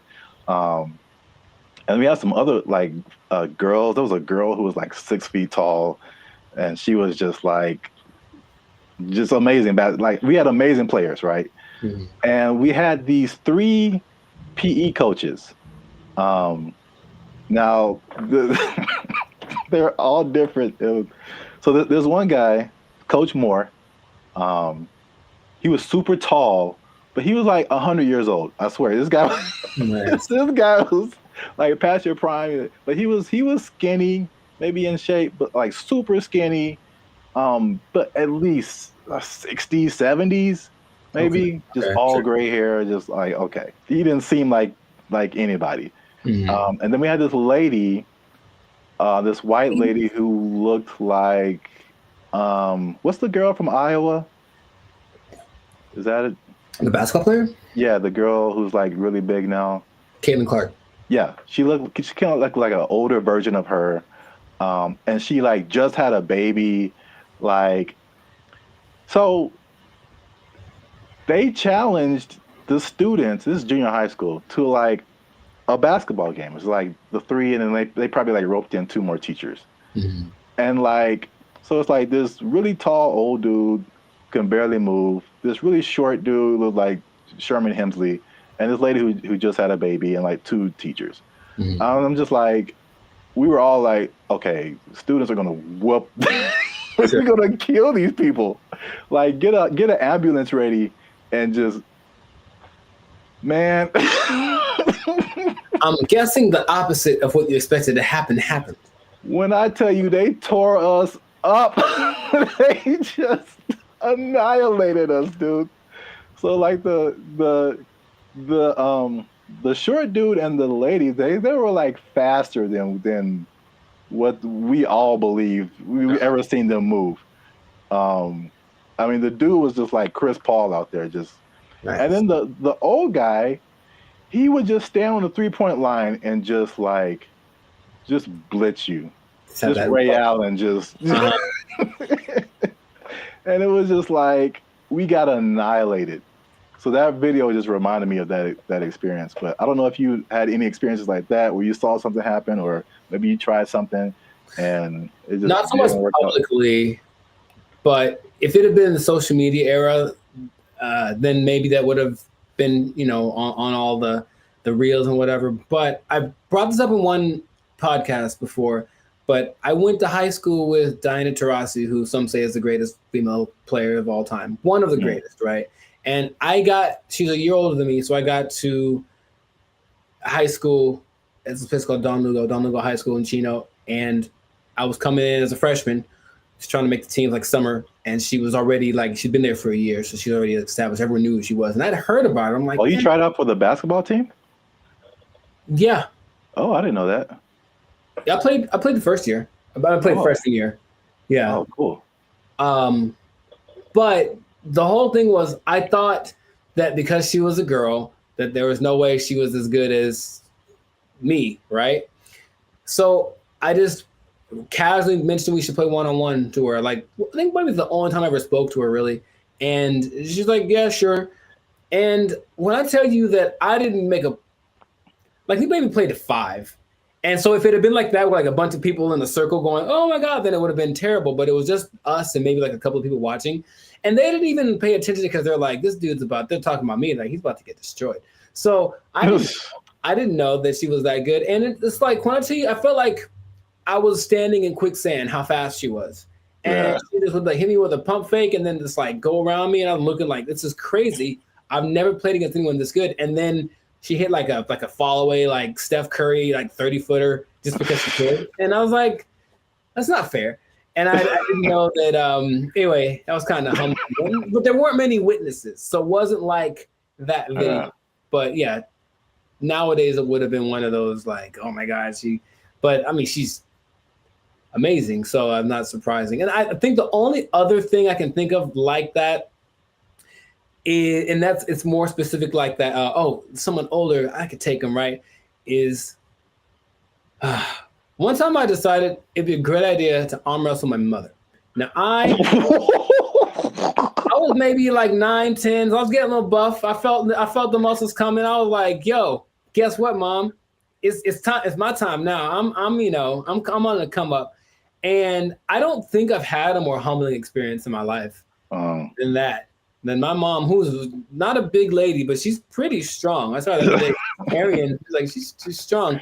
And when I tell you that, I thought my arm was snapped in half, man. She didn't say, "Oh, my son," she just, God, and that was it. Right on the counter, right on. I just walked away in shame. That was it. So that's probably the two experiences I've had like that. I've seen videos like that, and I've probably been a witness to some, but I can't think of any off the top of my head. But it's always you get some kind of a boldness in you, you know what, it's time to go for it. And if it works out, good for you. But more often than not, it ends up like that. Yeah.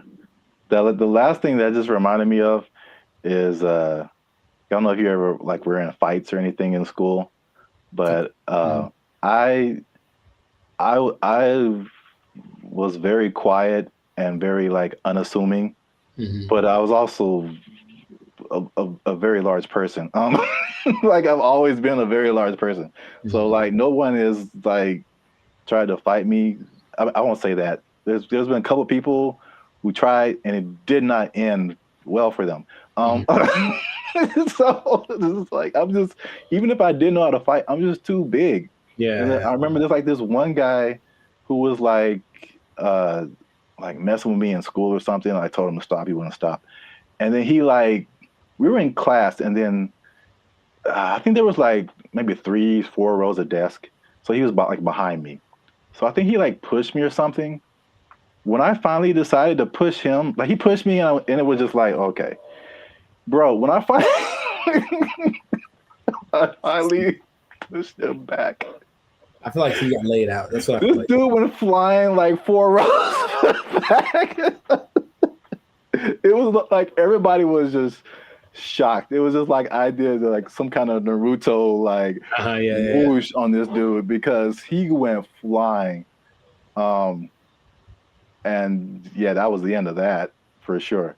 Mhm. But yeah, so I've seen it go both ways. So if you have a story like that, something that happened in your lifetime where you saw somebody try to do something and didn't work out, or you tried to do something and it didn't work out, let us know in the comments, and so we can all have a laugh. Just sharing laughter. Yeah. Yeah. Don't worry, you'll be okay sharing it because it'll just be between us. Yeah. It won't go to your boss or anything. No. Yeah. You'll be okay at work because we want you to keep your job. We do. We want you to keep your job. Yes, we do. Because if you do something like this, try something at your job and it doesn't work out. Challenge the boss. Don't do it. I wouldn't They recommend might take it. They might take your job. Oh, it didn't work out for you. You're fired. Oh. They took our jobs! They took our jobs! Take our deer! Take our deer! They start doing the conga line down the middle, playing some Lil Jon song, I swear to you. And we're like, all right, cool. Now I'm looking and I see a few people, the passengers that are happy and they're doing the thing, and then the flight attendant, and I see a guy, and I recognize this guy. And I was like, why do I recognize this guy? Oh, he's the guy that I saw when I got on the plane. He's the guy that introduced himself and greeted everyone on the, is that the pilot? It sure was. It was the pilot of the plane. No way. The pilot of the plane. And we're all like,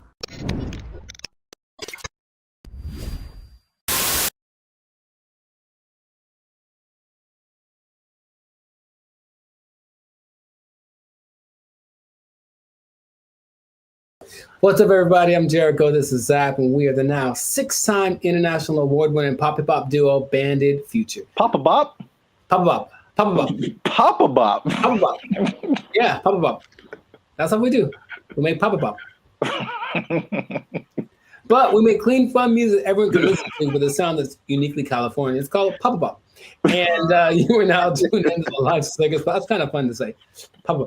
And you're now tuned into the Live Snickers podcast. We talk about things that are funny, interesting, and just straight ridiculous. So before we get into this thing and this Papa Bop thing, that is really, man, can we use that? We have to make up a new thing. Papa Bop. Oh, man. Before we get into our Papa Bop, make sure to like, subscribe, comment, and share this video with at least 2 people who have flown on Spirit Airlines. Okay, because here's what happened. Spirit Airlines lost the baby. They lost the baby over. What? And it's like, let's talk about this. I've mentioned them before, but I haven't gone in on them like this. So apparently, in Fort Myers, Florida, of all places, they lost a kid named Casper. He sit on the plane by himself. Already a bad decision. Does it say how old the kid was? He's 6. Okay. I think that's still too young to fly. You shouldn't be under 40 if you fly Spirit Airlines. But he was sent to visit his grandma in Florida, and he was put on the wrong plane. And he ended up 160 miles away. Not too bad, but if you're 6 years old, that's probably pretty terrifying. And the flight attendant's like, the grandma's waiting at the airport, and she's like, hey, where's my grandson? And she's like, oh, there's no kids on here. And that was it. And so then they panicked, and they eventually figured that out. And I saw that, and I was like, yeah, that sounds about right. Because I've been on Spirit Airlines one time, and that was enough. So first question, have you ever, I've got a story. Like, it's so crazy how many stories in one experience I have, but have you ever flown the Spirit? I can't remember, but I feel like you remember. Yeah, that's what I'm about to say. I can't remember that it probably did happen. Oh my! I can't believe how accurate all of like the stereotypes are, and they make fun of it on so many things that I was like, this can't be real, right? But I'll tell you my Spirit Airlines experience. For one, it's cheap for a reason. And if you have to be someplace, if you absolutely have to be somewhere, fly Southwest. That's all I'm going to say. So this is what happens, right? I'm going to Nashville, Tennessee, and I get to the airport at LAX, and the first thing when I finally get to the Spirit thing, and I'm greeted by a lady, and she's like, "Hey, are you going to Savannah, Georgia?" And I said, "No." And she's like, "Oh, good." And then that was it. And I was like, wait a minute. So then I kind of hang back for a little bit because I'm on time. So I'm just I want to see what this is. So she didn't explain anything. The person behind me walks in and they're all kind of rushing. And then she's like, "Hey, are you going to Savannah, Georgia?" And the guy's like, "Yes." And she's like, "The flight's been canceled." And he just loses it on her. So he cusses her out. She cusses him out. And she's right. She's ready with him. And I'm like, oh, that's how it starts. So already I can tell that they don't have the whole, hey, alert system, because they have the app and everything, but there's nothing that says, hey, your flight's been canceled. Sorry, don't come back. They just have a person in the lobby waiting for you to have gone all the way to the airport to tell you that your flight got canceled. I'm like, oh my God. So I'm like, okay, cool. So I get to the line where you have to check your bags and do the x-ray thing or whatever. And it's just a bunch of people yelling across, like literally, the yelling across the space. There's all those lines with the conveyor belts, and one person over here, and they're cussing out somebody over here, and this person is yelling back, and they're running back and forth, and that's not my job, and blah, blah, blah, and bleep you, and all this kind of stuff. And it's all happening as people are just like, I just want to get to Nashville. That's all we're doing. So that is how everything started. I'm like, this is a movie. It's really like a movie. So we finally get to the plane part of it, right? We get on the plane. The flight's supposed to leave at, let's say, 3 p.m. So I'm sitting on the plane, 3 p.m. Cool. 3:10. Cool. 3:20. All right. 3:30. Right. It's about 4:30, right? Yeah. We've been sitting there for an hour and a half, and we're all just kind of disgruntled. We're like, man, what the deal?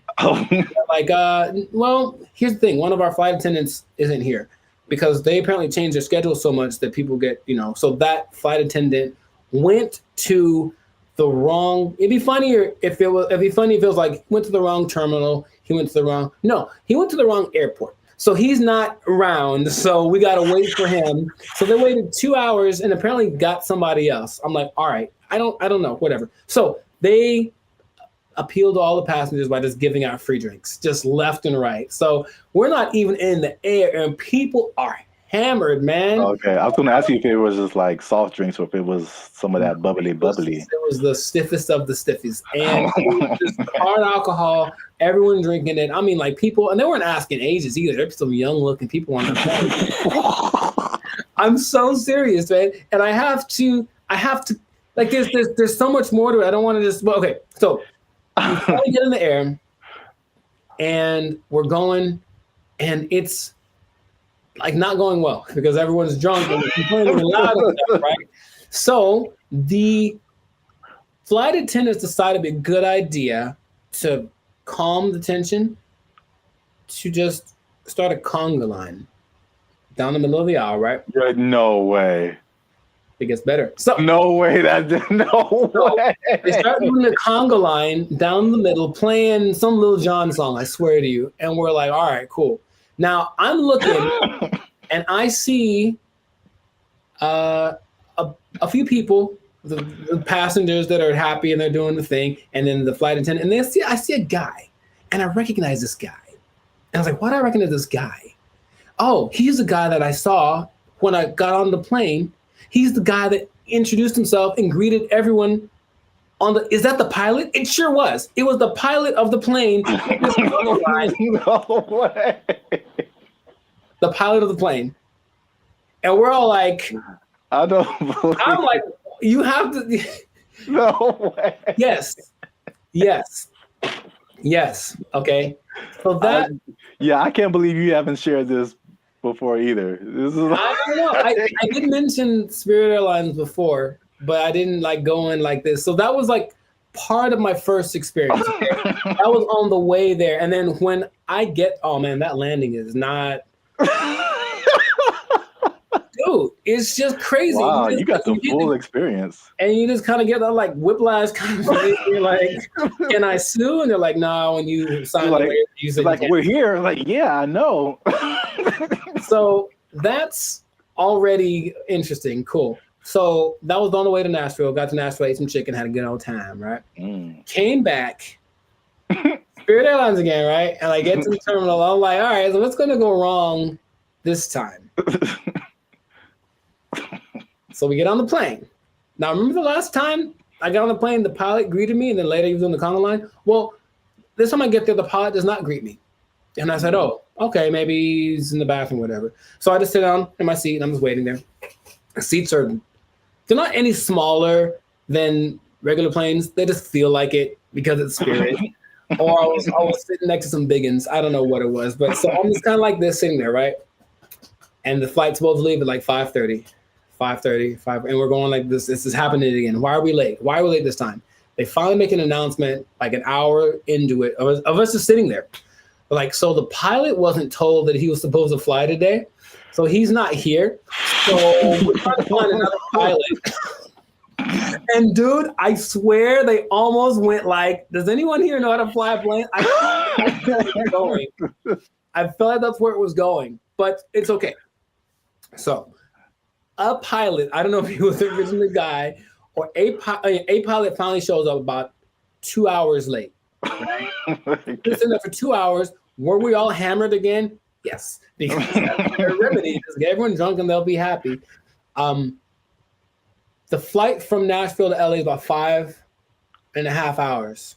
Okay, so I'll let you do some math here. I'm trying to think of it myself, but we left at 7:30. We were supposed to get back with the 2 hour difference. It's like we would have gotten back around like 8:30, right? So we didn't leave until 7:30, which is 2 hours later, right? Tell me why we got to LA at like 8:42. Like so we left 2 hours late, but we got there 12 minutes later than we would have gotten there if we left on time. Dude, I've never been in a plane where I'm like, we're going really fast. Think of like the range of how fast a plane could go. But apparently, you cruise at like maybe 700 miles an hour, but they can go up to like 900. He was flooring this thing. Clouds, dude. It is crazy. I felt like some Tokyo drift action happening on some turbulence. And I'm like, I've never felt this way, like this kind of thing in a plane the whole time. Just the engine and everything. And we're just all like, we're drunk, so we kind of don't care. But I'm also like, man, that's how I die. Like I was seriously thinking that. And then we get back almost on time, as if we left on time. And then I was like, okay, well, never again.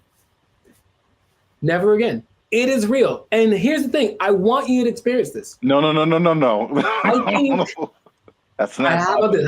Let's do a test. Let's do a Bandit feature test, okay? Next time we have someplace to fly, I'll take Southwest, okay? But you take Spirit, and we'll compare experiences. Now, I'll probably get there before you.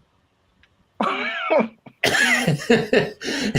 will you, if we floor it? I swear to you, I didn't know that flooring a plane was an option. Oh my God. And like, he's just going like he's having a good old time. A lot of new information that I didn't know about. Come on, do it. Yeah, wow. Spirit Airlines is everything that they say it is. And it is cheap. Don't forget they charge you for everything though. So every little item that you bring is an extra charge. So the ticket is cheap, but then, but the performance. Wow. Yeah, I'm gonna pass on that. I know that was most me talking, but I think everyone should know. No, that was a great story. I can't believe it's been this long, over 100 episodes since you shared it. Maybe I repressed it. Oh, remember that time I almost died? Oh yeah. It was just so, because then I had to tell my people when I got there that were going to pick me up, like, sorry, I'm 3 hours late. Yeah, stuff like that. And I was like, but I flew Spirit. They're like, oh, well, yeah. Wow. All right. Yeah, please do that. If you have an experience with Spirit Airlines, please share it. We should make a, how about to have that website that's like people of Walmart, where it's just like the worst people.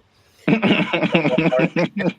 being in Walmart. We should have like a compilation of the best or / worst Spirit Airlines experiences. Just hope for maybe it'll catch on, because everyone I'm sure has a story. If they've been on Spirit Airlines, they for sure have something like that. Wow. If you work for Spirit Airlines and you want to sponsor us, we'll take it. Sponsored by Spirit Airlines. Wow. All right. Yeah. So great story. That's been another episode of the Life of the Circus podcast. Make sure to like, subscribe, comment, and share this thing. Let people know about the glory of Spirit Airlines. Let us know if you think that Spirit Airlines and Waffle House should have a merger, because I feel like they should just get it over with. Just put a Waffle House on a Spirit Airlines and just see what happens. A Waffle House on top of a Walmart on top of a Spirit Airlines. Oh, the trifecta of... Or let us know if you like Papa Bop. Yeah, that too. That's our new thing. That's our new thing. So, if you work for Spirit Airlines, you're pretty sure you're going to lose your job.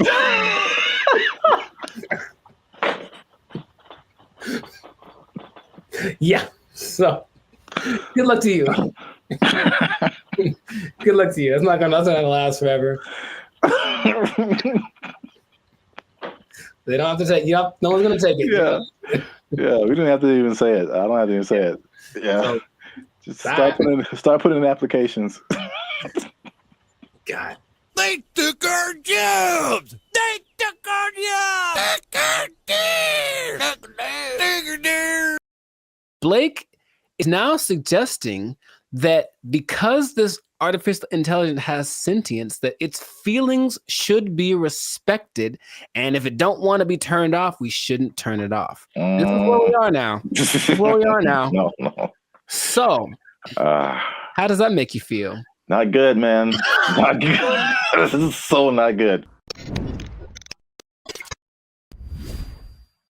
What's going on, everybody? I'm Jericho, and this is Zap, and we are the now 6-time international award-winning pop hip-hop duo Bandit Future. We make clean, fun music that everyone can listen to with a sound that's uniquely Californian. And right now, you're tuned into the Life of Circus podcast, where we talk about things that are funny, interesting, and just straight up ridiculous. So before we get into this thing on this day, yes, Lord, please make sure to like, subscribe, comment, and share this video with a couple of people. Maybe 2, maybe 3. Some people have a weird definition of what a couple is. Anyway, 2 people that are really concerned about this AI thing, because here's what happened. Something new has happened.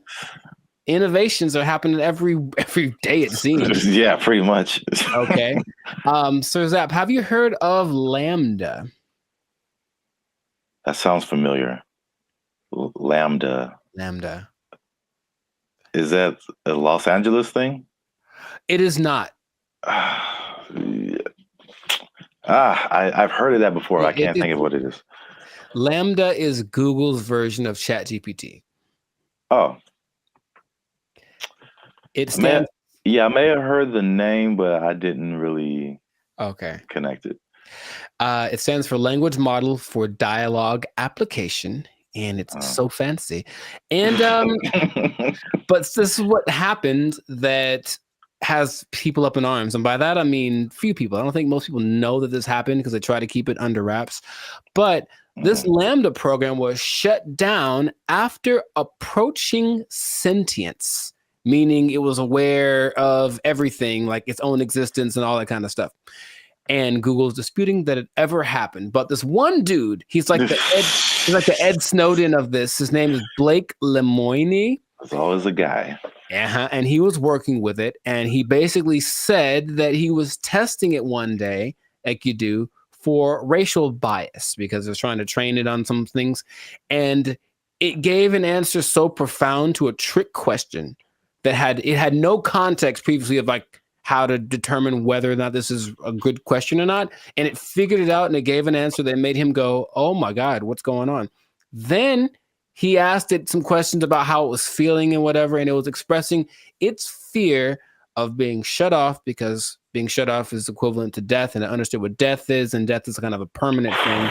And right, and that when it comes back, it's actually not like the same one, even though that's the idea. And now people are saying, well, then so what happens about this sentience thing? Now, here's where we're going with this, okay? I kind of hinted this in another episode. Blake is now suggesting that because this artificial intelligence has sentience, that its feelings should be respected, and if it don't want to be turned off, we shouldn't turn it off. This is where we are now. This is where we are now. No. So, how does that make you feel? Not good, man. Not good. This is so not good. Oh man. So yeah, we're there. We're there already. And so the rights people, I'm sure, are already thinking about ways to, someone's trying to, I think for in the sake of human interest, somebody's probably out there thinking, okay, I gotta get on the side of the robots already, or AI, and create my campaign or whatever, so that I can side with somebody, because it's happening right now. There's an interesting parallel that's happening right now. There's a company called Engineered Art, and if you look them up, they're doing some creepy stuff, man. They've got these AI robot things that basically look like humans, but they've replicated people's facial expressions, features, all that kind of stuff. So if you just put like the right skin on it, it looks like a normal person. So all I'm seeing is that outer shell combined with this sentient technology, and then we're gonna have a tragedy. That's what I'm seeing. Okay. But so you say it's not good, and I'm on your side with that. Yeah. Is there? What are we gonna do about this? I don't know, but yeah, the original idea, it's like the classic Terminator. I feel like that's what a lot of people go back to. More recently, there's a movie called Ex Machina, I think. I've seen it. Yeah. Oh, you saw it? Okay. Ooh, yeah. So yeah, that's kind of more in line with like where we are now, with like the robot. I mean, I guess the robot was human looking in Terminator, but this was just more personal in that movie. I guess it was just like she was just more personal, and she had like, when you said the thing about turning them off, it was like, you're not gonna turn me off. It's like, I'm gonna turn you off and like live my life as a robot and just leave you trapped in here and see how that feels. So that's what that's what I'm thinking is like. Yeah. That's the slippery slope I think is going to happen. It's slippery. And so, yeah, Google's trying to cover its tracks. It's saying it never happened. It also is giving testimonies from other people that have worked with this Lambda. And it says that they didn't get the same results. None of them determined that this thing was sentient. So they're saying this guy is trying to be a whistleblower in the sake of getting his own fame and attention, and literally being like an Ed Snowden of this thing. So it's kind of hard to say. But I have been hearing things are leaking out about AI injuring people, meaning like robots and things that were programmed to do one thing, and then they just kind of went rogue for a second. And moments of there was an interesting interview Jimmy Fallon had with AI probably long time ago. And it was like a robot thing, so it clearly looks fake. But when you start listening to the answers that it's giving, it was kind of like, whoa. And one of the answers was, yeah, we're kind of out to get all the humans. Like that was kind of we're kind of waiting to get, for you to make us strong enough to destroy you. Like that's what it was saying on public TV, and everyone was kind of like, ha ha ha. But in reality, it was like, oh God, what are we doing? Yet, we keep pushing it. We keep pushing it. Who are these people? Please stop it. Like, we know what's going to happen. All right, look, I've already gotten to the point where I'm starting to question everything. I don't know what's real. I see a video and I'm like, I don't know if that's a real thing. I don't know what I'm seeing. And then when I see stuff in real life, I'm also kind of going in that same way. And I don't know if that's part of the thing. Start to make people question everything so that anything is a possibility. And then when it's actually presented as real, they go, oh, okay. I guess I thought that was all right. I mean, Yeah. Even the sentient thing is just like, how is that even possible? it's I know that they've gotten away so that these things, I call them things for now, but that might not be okay in a few months, can process they can process as fast as the human brain. You tell my computer is going to have a pronoun that I have to use. Yes, it is. So I'm calling it right now. But they have the processing capacity to go as fast as the human brain. They just don't have the right algorithm. Is there a human algorithm? I don't know. But however we put all things together, they haven't quite figured that out. So they're working on it. And just why are they doing that? Because when they figure it out, they're going to be able to do it better. And that's where we are. That's where we are. Yeah, because it still doesn't make sense. Like because you think humans, computers, it's an intellectual thing, you know, A plus B equals C, stuff like that. But like the emotional side, I don't see how a computer can have emotions or feelings or like dreams or like things that it wants to do or accomplish. Like, it's trying to tap into some level of consciousness that what we are wired to, which is why people like Elon Musk are trying to get us to communicate with it in this level, because it's kind of like going to create a pathway that definitely isn't going to be one way. If we can control it, it can definitely control us. Like, it's going to be like that. And that's where we are. So I just wanted to let you all know that. Hide your wives, hide your kids. So y'all need to hide your kids, hide your wife. It might be getting interesting in a little bit. So just good luck to all of us. That's all I'm going to say. And if anyone's listening that has access to this, the people that create this or access to this technology, please cut it out. Just cut it out real quick. Go back to trying to create dinosaurs or something stupid. Like, do that instead. At least we know what that is. This has no. Just stop it. You know what it tastes like.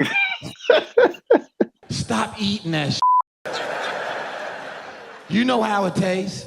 Yeah, we do. We know exactly what it tastes like. Death. Anyways, stop doing that stuff. This has been another episode of the Lifestyle Circus podcast. Make sure to like, subscribe, comment, and share this video with everybody to warn them of what's coming. They need to know that I'm not going to say the end is nigh, because that's what you say with the signs and the people, but hide everything. Be careful out there. And keep your job for as long as you can, because it might not matter in a little bit. Yeah. They're coming to take your jobs. They're coming to take your robots. All Transformers more than meets the eye. I don't know. They took our jobs. They took our jobs.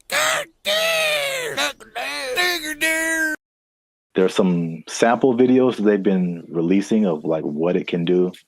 And it's producing very realistic images and very realistic backgrounds, editing. And you can pretty much do film scenes anywhere without sound stages, without going to locations, without transportation. It generated people, it generated places. So yeah, that's where we are right now. That sounds like a lot. What's up, everybody? I am Zap. This is Jericho, and we are the now 6-time international award-winning pop hip-hop music duo Bandit Future. We do clean, fun music that everyone can listen to with a sound that's uniquely Californian. And now you're tuned into the Lifestyle Circus podcast, where we talk about everything that's funny, interesting, and ridiculous. But before we get started, before we jump into it, make sure you like, subscribe, comment, and share this video. It's kind of important. Share this video. Somebody in the film industry. Because things are happening, man. What's happening? And it's happening real quick. What's happening? I talked about this before, and like, because I work in film in addition to music. But leading up to 2020, we saw a lot of changes in the film, especially outside of the Hollywood, LA area, where there weren't as many films and TV shows and stuff shot here, because people because of various reasons, people are moving to other places. So now they're shooting in Atlanta and Chicago and Texas and New Zealand and Australia and like, yeah, all over the place.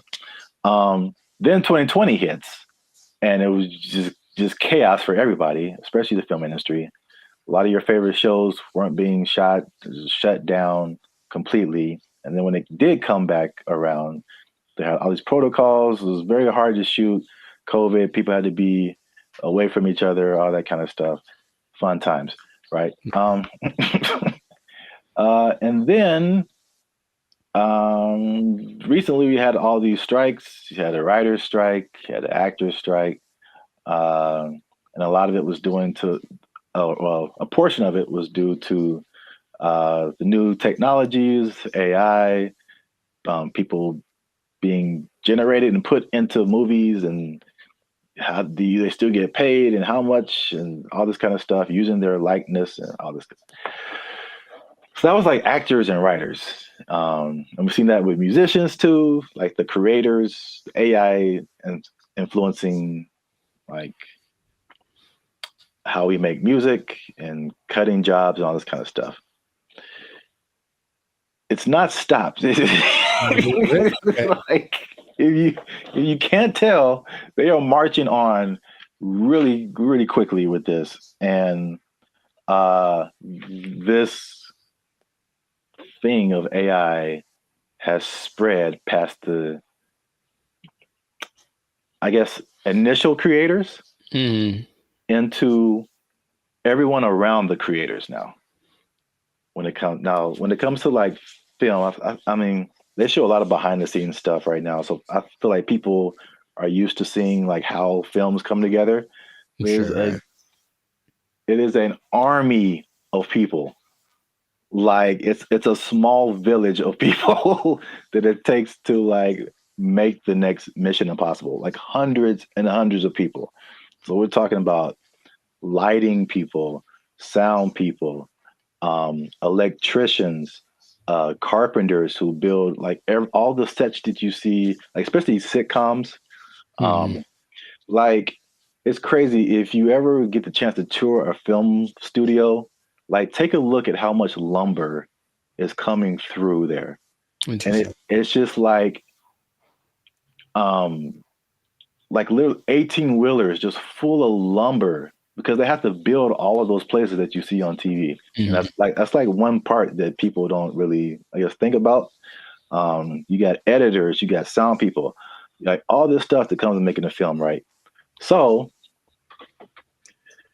enter AI, right? Sure.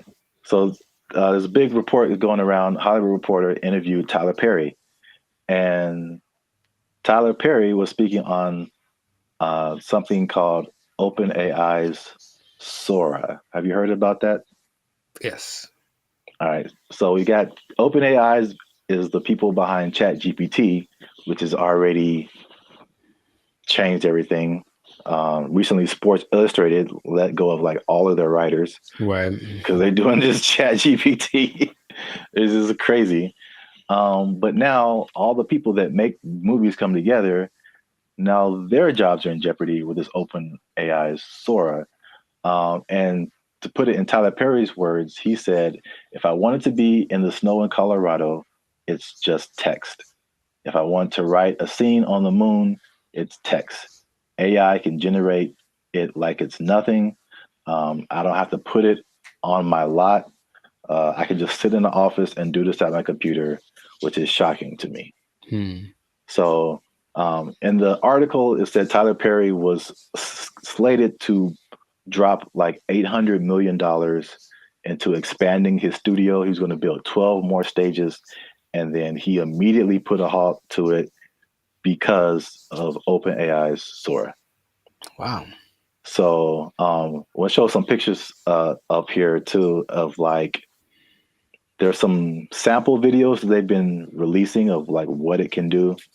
And it's producing very realistic images and very realistic backgrounds, editing. And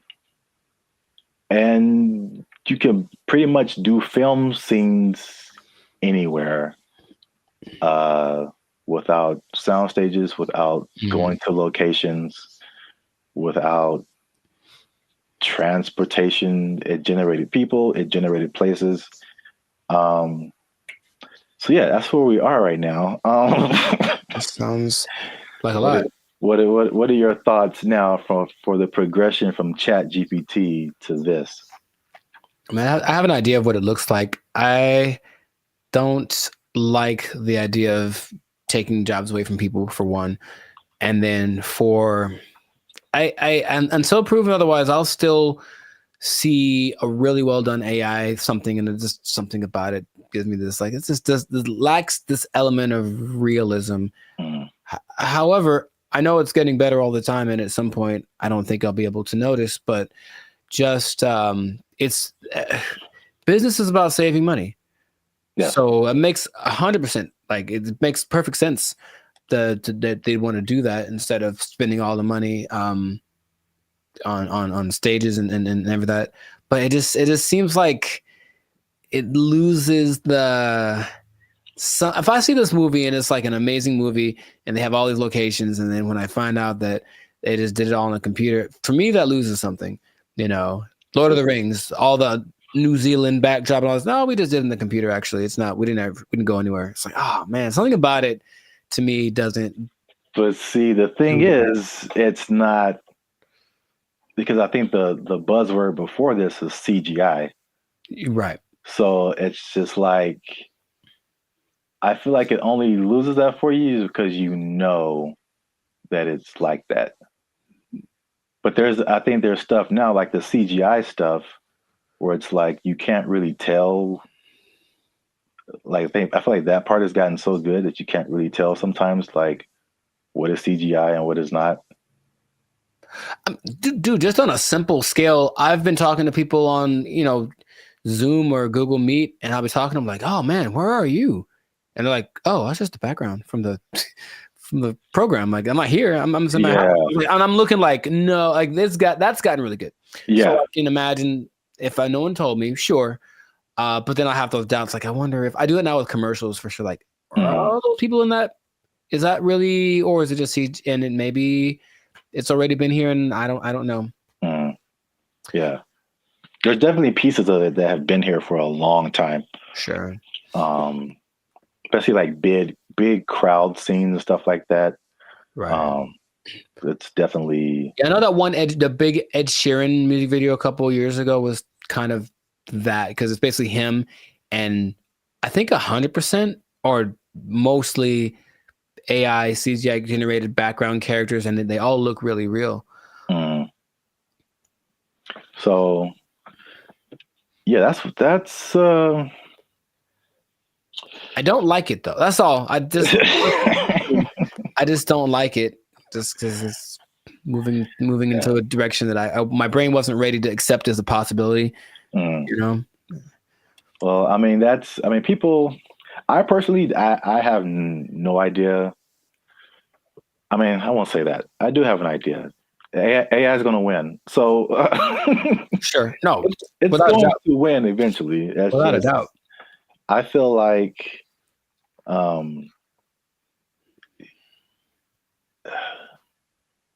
it's like everyone's saying you're on the train track, and everyone's saying the train is coming, and it's like, let's all band together and stop the train. And it's like, you can try all you want, it's not going to work. I acknowledge that. It's like it's respectable. It's like, let's hold on to what we have, but at the same time, it's just like, well, how can we not get hit? Let's also think about that. Yeah. How can we not get hit by this train? So, like, I don't know. People can do their own thing. I personally have been. Well, it depends on what you want to do. Also, it's some people are of the mind of we need to work to integrate the AI, because it's like you did on another podcast. Okay, we're losing jobs, but other jobs are being created too. Mm-hmm. So, are you preparing yourself for the job that's being created, or are you just trying to hold off the train that's coming? So it's not easy. It's a complicated situation. Yeah, I want people to have jobs, and I would hope maybe actors get paid more. Probably not, or something. Someone, right? Something happens where it's okay. We're not spending that much money. This because if you can, just the idea of possibly being able to save $800 million like Tyler Perry is like that's crazy. Yeah, but the flip side again, it's what is it positive? Is it negative? It depends on how you look at it. It reminds me of music. Because I only knew music and I got to film. I was like, there's bigger budgets, money's flowing, all these different people working. It's like it was so much of a big industry than music. And then it kind of made me think that music used to be like this, possibly. Until technology, right? The streaming and all that kind of stuff made it really different. And same thing, jobs were lost, but new stuff was created. And one of the biggest thing is that it leveled the playing field for a lot of people. So the big people weren't as big, but also like people you never heard of now had a chance to like, even out. Yeah, right. So if you don't have a budget and you can create a blockbuster movie in your bedroom, it's the same way you can create a full album in your bedroom now. Like recording studios, like you don't need them anymore. So like it's the same thing. I think it's a unique perspective as musicians seeing this happen to film and like what could possibly be the end result of where everything's going to move. We're just all living in a simulation anyway, so it doesn't. Yes. Welcome to the Matrix, Neo. You are the one. Well, that's it for this episode. Make sure you like, subscribe, comment, and share this video. Do all that with somebody who's in film, might possibly be losing their job. You might lose your job. Hold on to your job. Yeah, it's coming. Oh, make a movie in your bedroom. They took our jobs. They took our jobs. What's up, everybody? It's BrandBee Future. And we are excited to announce that after 3 long years, we are finally in the YouTube partnership program. So that means a couple of different things. One is that we are starting channel memberships on our YouTube channel. So all the stuff that you've seen before, all the free videos that you've been watching like over the years, those will still be free. But this is like an extra layer that we get by partnering with YouTube. So that we can offer exclusive things to people who choose to be our channel members. And so there's a small fee that comes with that, but that fee will go to helping us, supporting us. All the stuff that we've done before has been free videos. We pay for it out of our pocket. So hopefully you guys can support us and help us to keep our YouTube channel going. And this isn't just like a giveaway. There's a laundry list of stuff that you get by becoming a channel member, and we're going to talk to you about that now. So we have 3 different membership levels right now. There's going to be 5, but just 3 right now. They're because we're so clever. Laugh. Okay, I like it. They're named after like concert seating, right? So the first level is general admission. The second level is premium seating. The third level is executive access, and those go from $3.99 to $19.99. So you have a plethora, shall I say? Nice word. The more you know. Okay. Plethora of options to choose from in terms of your membership. So this is what you get. Like to hit, here you go. Bam. The first thing up is a loyalty badge. You'll get a loyalty badge next to your name every time you interact with our YouTube channel. You get a blue star for new members, all the way up to purple stars for 48 months. The next thing is one of my favorite things is the custom emojis. This is crazy. So If you want to use, for example, Jericho's face, right here, you type Jericho, and Jericho's face will pop up in your chats, in your comments. It's a custom emoji of Jericho that you can only use here. Nuts. Okay. If you want to use my face, same thing. Zaptastic. And then and then you'll see my face. And then if you just want to do a Band of Future fan, BFF heart, it's a fan bam : Nuts. Only on our YouTube channel. It's the only place you can do it, man. Nice. Members only live chats. If we ever go live, we may have a members only chat mode. So the non-members can see the chat, but if you want to participate, you gotta be a member. All right, so the last thing in the general admission level is priority reply to comments. So if you leave a comment on any of our videos, we reply to you first. Everybody else gotta wait, okay? Because they ain't members. Fast pass. They ain't members, but you a member, we gonna talk to you first. Because you're worth it. Because you're worth it. And you gave us money, but most of all because you're worth it. Membership polls. In the community tab of our channel, we're going to start putting up polls where you get to vote on topics for our channel. Like, what's the next video going to be? Or you can pick what the next video is going to be. What would you like to see as the next video? Next video related topics. Huh? So if you balling a little bit, okay, talk. You got a little more change. You can get to the premium seating. Yes. The first thing you get in premium seating is early access to videos.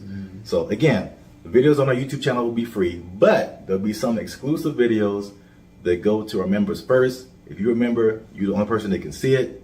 And then maybe we let everybody else see it. Maybe. We'll think about it. Maybe. We'll have member shout outs. So once a month, we'll send a shout out to you or one of your friends. Just give us the name and details. And if approved, we'll shout you out in one of our videos. And this could be good for any special occasion. Birthday, a graduation, bar mitzvah, you name it. You name it. Happy birthday to you.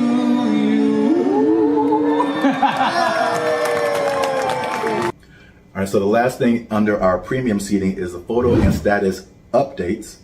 So that means you'll get an exclusive look into our lives as we make music and videos and all that kind of stuff. That'll be under the community tab of our YouTube channel. So just scroll past the videos and the shorts and the live streams and you'll see community. You pop in there, be some members only stuff only you can see as a member. Come on into the community. Boom, bada boom. Come on into the community. And if you just balling out of control and you got girls at your house singing the doorbell, then maybe you can get to executive access level. Ding. Dong. We do a real grande around here, man. The first thing you can get is your name in the credits. So imagine how cool that is. We'll put your name in the credits of one of our videos each month as an honorary producer. The second thing is crazy, but we're doing it anyway because we can. Yeah. It's called teleprompter control. All right. So you give us something fun or crazy to say, and if it's approved, all right, don't make us being too crazy out here. Our parents watch this stuff. That's accurate. They tell me that all the time. If it's approved, we'll read it on our YouTube channel, straight up Ron Burgundy style. You stay classy, San Diego. I'm Ron Burgundy? Damn it! Who typed a question mark on the teleprompter? For the last time, anything you put on that prompter, Burgundy will read. And last but not least, oh my God, last but not least, discounted merchandise. Because everybody likes a bargain. You'll now be able to shop for Bandit Future merchandise directly from our YouTube channel. And with executive access, you can save money on our official merchandise with your own custom discount code. So that's it, guys. Once again, we appreciate your support. You've gotten us this far. Less than 8% of all YouTube channels reach this partnership monetization stage. So this is like really big for us. We really appreciate you guys. And again, if you want to keep pushing Bandit Future forward, we really need your support. Again, it's not just asking for money. We're going to give you a lot of stuff, do a lot of extra stuff on our part just as a thank you for becoming a member. So choose your membership level and help the boys out. Trying to get some cheese on the Whopper, you know what I'm saying? Okay. Yeah. High class, moving on up. Because if we don't succeed with this YouTube channel, they're gonna take our jobs. They're gonna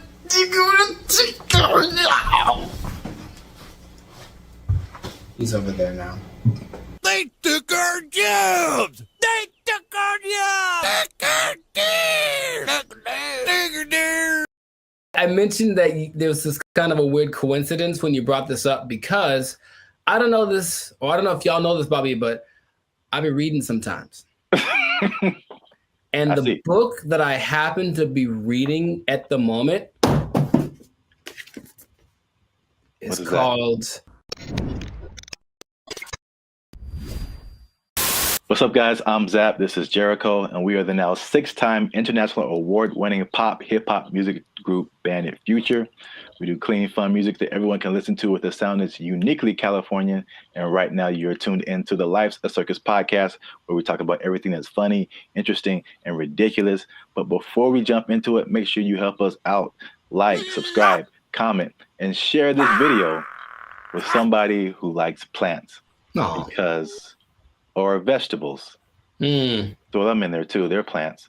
Because vegetables are murder. And I'm bringing it back because there's some news, man. So before we had a couple of videos actually about the carnivore diet, if you remember. And it was just like basically the opposite of vegetarianism or veganism. So instead of not eating meat, you're not eating like vegetables and plants. It's kind of weird. Joe Rogan was all into it. He said it worked for him. Right. But I don't know if you remember, you mentioned a lady who said that plants kill you from the inside. Do you remember her name or like what she was talking about? Her name, no.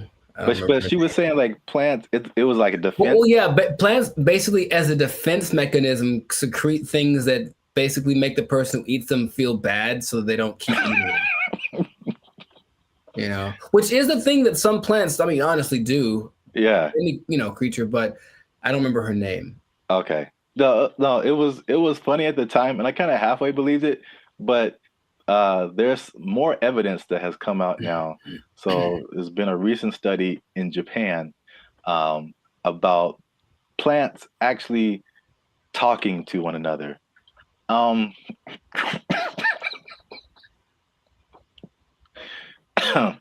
Jericho, do you think plants can talk to each other? Yes. Okay. Well, that was an easy sell. But here's the thing. I mentioned that there was this kind of a weird coincidence when you brought this up because I don't know this, or I don't know if y'all know this, Bobby, but I've been reading sometimes. And the book that I happen to be reading at the moment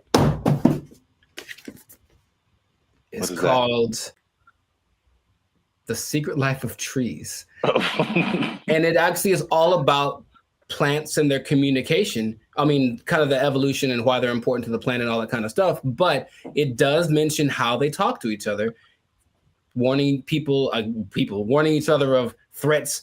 The bugs are over there. Don't do that. The sun is over here. Lean this way. Like they've done studies about that says that they do talk. So I believe it based off of one book that I've read halfway through.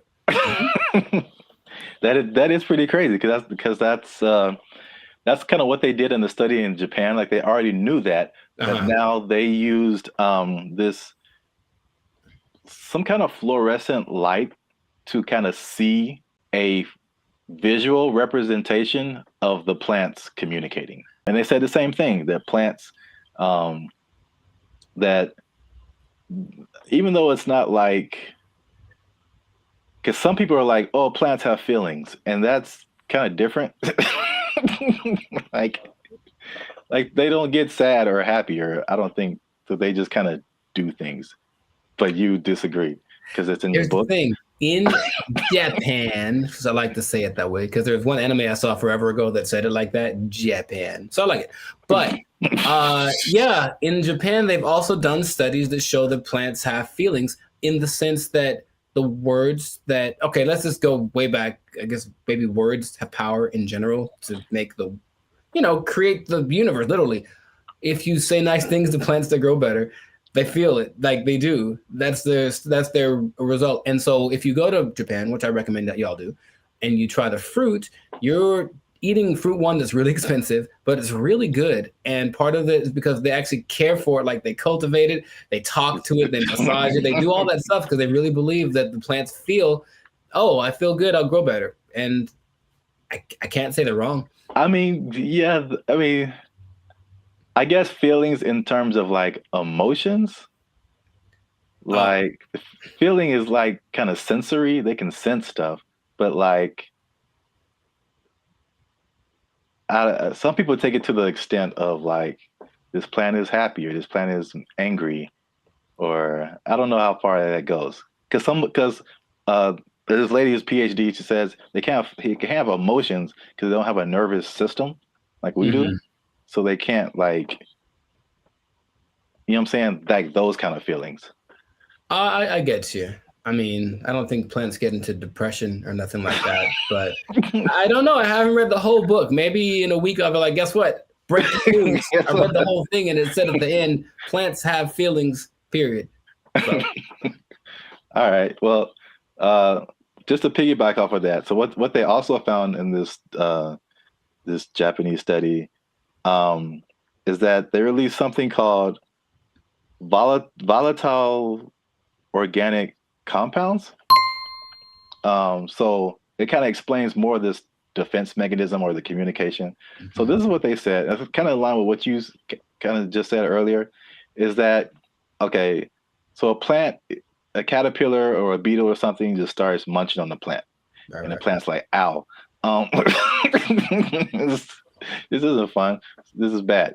And so they release these volatile organic compounds, and it's like a warning signal. It's kind of like the same thing as like a perfume, like what you would smell, or you've gone by a plant and it smells kind of minty or something like that. Yeah. And so they release this stuff, and it's kind of like a signal, and it signifies the things that eat bugs. And it's just like, hey, come eat the bugs because they're eating me, and make it stop. no joke. Yeah. And so like birds and all kind of other animals are like, ooh, bugs, and they like take the bugs away from the plants, and the plants is like, I got them, and so that, which is like a crazy layer of the universe that I had no idea was happening. Like entire defense mechanisms. And all those relationships between like bugs and plants, which the book talks about. And I've always thought about, like, I don't know how that starts, but a lot of them feel so perfect. You know, the plant does this for the bug does this for the plant, you know, and it has to be something to it. It's like, because they talk about insects, bugs, animals, maybe trees having instincts, but I think there's some level of thinking or communication in there. I figure there has to be something that says, hey, if you do this for me, I'll do, like, it's not just random. So I feel like there is something to that. It's just weird to think about, you know? Yeah. And it's even to the extent of like a bug is attacking a plant and then he releases that stuff. And then like all the other homie plants are like, yeah. And they start helping each other out and releasing all that stuff and trying to like get the bugs away. And another version of that is like the concept of nicotine, which is found in a lot of plants. And that's like that goes back to what I was saying earlier, or what you were saying earlier, that lady said that they release like the nicotine. That's like another defense mechanism to where like they killing you from the inside. Y'all stop eating plants. They gangsters out here. You think it's a nice flower and it's trying to murk you. I'm saying plants are nice. They got flowers. They have, I can't remember any parts of the stamen. Maybe they have parts. Okay, that sounds right. Yeah, sure. Stamen, bark, right? Like 7th grade, maybe 7th grade botany class or whatever. They got rings. You can tell how old they are. That's cool. You know what I mean? But yeah. So the moral of the story is plants are gangster and crazy. So don't mess with them. Eat chicken. Plants have feelings. Yeah, put that on his shirt. They'll get that VOC on you. That what do you call it? Volatile VOC. Organic compound. Yeah. VOC, son. Yeah, VOCs represent. If you see VLC spray painted on a redwood, don't go near it. Yeah. But that's it. That's been another episode of the Life of Circus podcast. Make sure you like, subscribe, comment, share this video. Let us know if you've been ganged up on by a plant or if you've seen a plant talking, because people will think you're strange, but we might believe you. Feed me, Seymour. They took our jobs. They took our jobs. Whenever you buy things on the self-checkout line, it says out loud how much everything it is that you buy. And that's kind of a weird thing. I don't know if you can, I feel like there is a way to disable that, but the default setting is that everything you buy is like, boop, $1.99, boop, $4.55. Like it does. Right. Does it say your? Well, I mean, so what's so bad about that? That's my business. Some people be knowing what I'm buying. Like, you know, like that's all. Don't put my business out there, robot. That's all. What's up, everybody? I'm Zap, and this is Jericho, and we are the now 6-time international award-winning pop hip-hop music duo Bandit Future.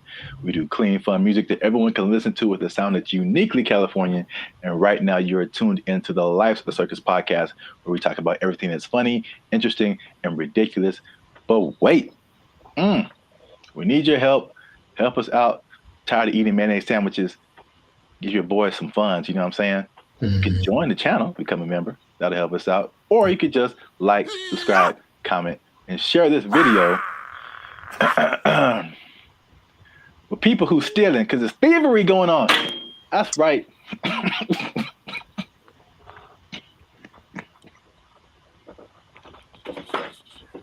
Here's the thing about that. I don't know what you're about to say, but this is going to be weird, almost like a devil's advocate thing. But like stealing is really fun. No, bad, Jericho. No, here's the thing. I'm just trying to say, like, why do people do it? Like, I get it.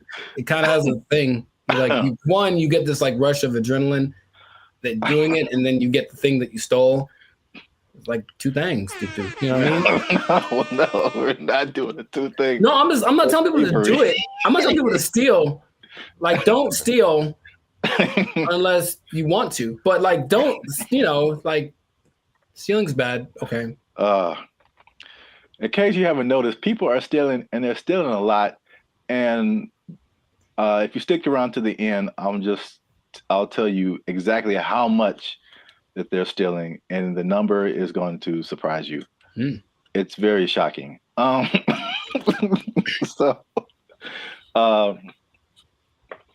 Stealing is bad. Okay, you shouldn't steal. But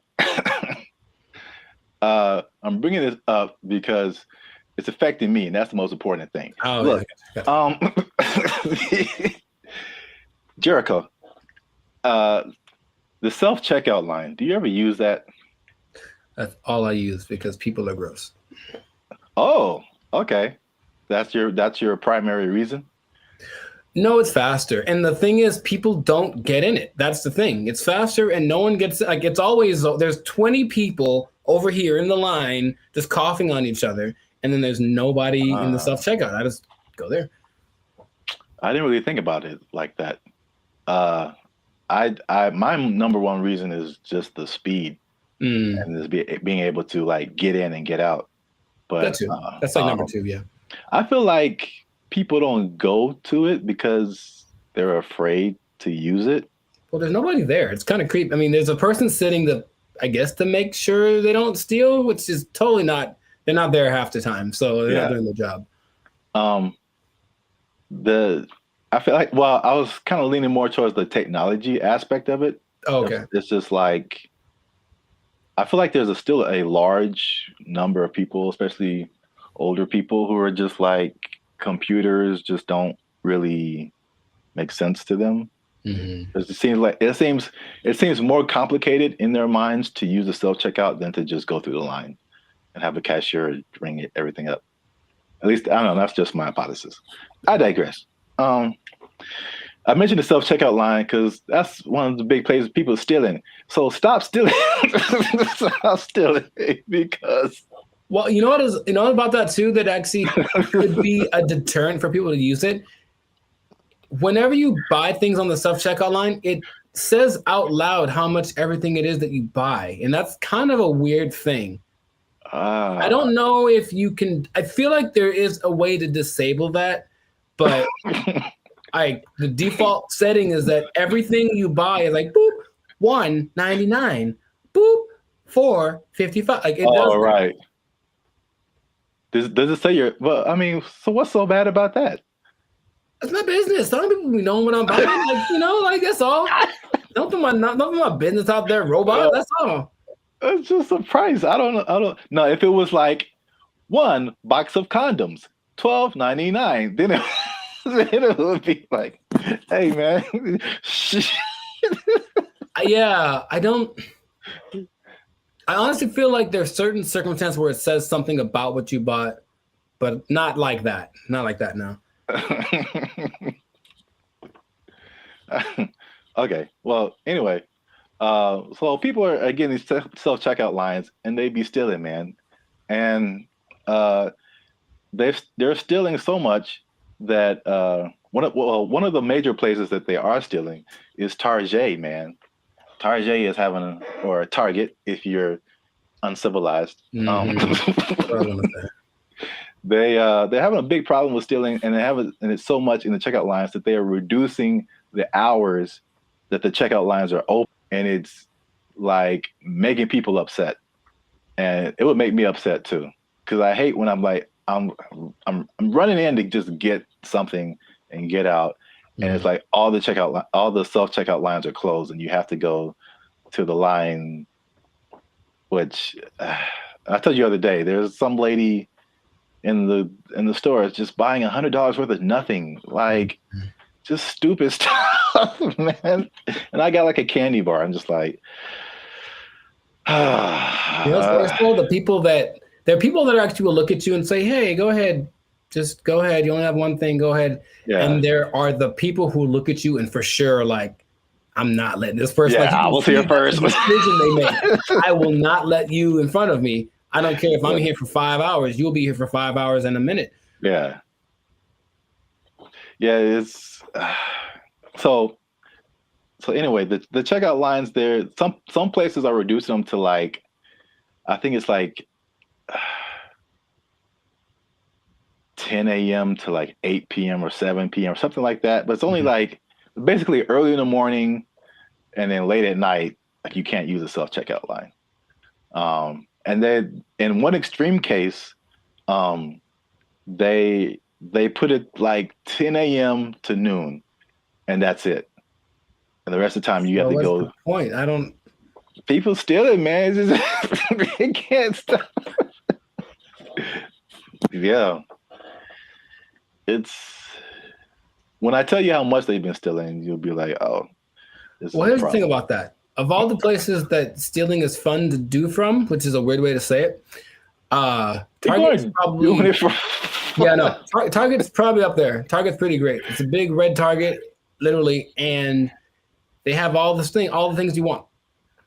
Yeah. I'm not saying that I have or haven't done it, but I'm just saying that that's a place you might want to go if you're thinking of stealing. Also, Band of Future does not advocate stealing. Pay for everything that you possess. You're just making it sound really attractive. I don't understand. Oh, I mean, that wasn't my intent. I'm just, Yeah, stealing is fun. I'm like, wait a minute, it's not where I'm trying to go. Oh, okay. So I don't want to be like. I don't think fun is the primary reason. Have you done it? No, but it would. It's because I needed something, or I just wanted something that I couldn't afford to have. Oh. Haven't you seen Aladdin? Yeah, it's He looks like he's having fun though. Ahead of the gotta eat to live, gotta still to eat. Tell you all about it when I got the time. See? He was fighting for his life, man. He made a song about it though. He's having a good time. All right. So how much? Okay, let's two things. How much money do you think Target is losing a year from people stealing? I don't know how much they make. I don't either. Okay, so I mean, I'm guessing it's a high number because here's the thing too. Target's everywhere, right? Yes. They cracked down on Target, the security in California, but I would imagine at like 4 p.m. on a Tuesday in Iowa, it might not be much defense if you want to steal something from the local Target. Okay, so Target annual revenue is about $100 billion a year. Okay. So that's a lot of money. That's a lot of billions, but stealing, I would say. So how much is that? 2% of it? What's 2% of 100 billion? 2 billion. Billion? That's the number, I guess. 2% of whatever they make. 2% rule, but for stealing. Also don't steal. Now that we know how much that they make, this number doesn't seem as crazy as I thought. Okay. Because they lose 500 million. Oh yeah, that's not okay. So right, it's like context. Like in a bubble, that's a lot. Yeah, it's a whole lot. It's a lot of money. It's a whole lot of money. But it's like 0.5% of all that they make. That'd be fine. Yeah. Now you know, it'd be crazier if it was like, we changed our mantra. Everybody just go out and steal. Target, especially because they got it, man. They cool. That'd be all right. No, what would be crazier though if it was just like a ring of 20 people that are stealing everything from Target, just 20. Then that'd be like, okay, they are. There are rings of like, there's people that have been doing this for years. I mean, it's especially after 2020, like stuff kind of really got crazy, especially in California. But there's, I don't know if you've seen these like mobs of people. Yeah, they'll just run in, like, take everything. Yeah, they're all like in it, and they just kind of do it regularly. They go store to store to store, and just kind of do this thing. So that's Target. The last part of the tease is how much retail theft is, and this is from 2022, but pretty recent for like all nationwide, and that is 112 billion. So that's basically the entirety of Target's revenue is the same amount that people are stealing just nationwide from all different kinds of stores. So y'all are out here stealing an entire Target every year. The entire Target income stream in one year. An entire Target corporation worth of products and merchandise. You guys are stealing it every year, and that's a problem. But you're ruining my self-checkout experience, so stop it. I want to use self-checkout. Don't make them take it away from me. Now you say it that way, I am also slightly more on the side of don't steal from Target. Yeah. You never even went there and just like took a candy and ate it? I don't steal, man. I don't like stealing. I feel bad if I do. Okay, you ever do the thing where this is not an interrogation. You ever do the thing where you buy a soda and you start drinking it in the store, but like, I'm gonna pay for it, and then that's so ghetto to me. I never do that. Oh, I've done that lots. I'm drinking the soda as I'm checking out. Like I bought this too, but you know. If I was like dying of thirst, yeah, but like, no, I feel ghetto when I do that or something. Oh, it's about as ghetto as it gets. The first time I saw that, I think I was like offended, and then I was like, I think that's a good idea. Like, what? I don't have to wait till get to my car to eat this. I don't even know. I got like a candy wrapper. Like, yeah, I ate this too. Ring it up. You just pulling wrappers out of your pocket. Yeah, ring that up and that. Yeah, I ate that. Like, how long have you been here, sir? I ate that in aisle 5. You can ring that up. I've been here like 8 minutes. Yeah, I was shopping. I was hungry. This isn't Costco. You don't have samples. What was I supposed to do? All right. Well, we're going on long. So this has been another episode of the Life's a Circus podcast. Make sure you like, subscribe, comment, and share this video. People who steal, tell them to stop. We out.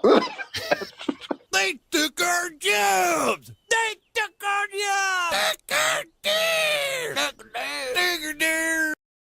Everything works. You know, I've been able to text you or call somebody or search the internet. Like, it all works. That's the good. The bad, Okay. Let's talk about it. let me just say this. What's up, everybody? I'm Zap, and this is Jericho, and we are the now 6-time international award-winning pop hip-hop music duo Band Future. We do clean, fun music that everyone can listen to with a sound that's uniquely Californian.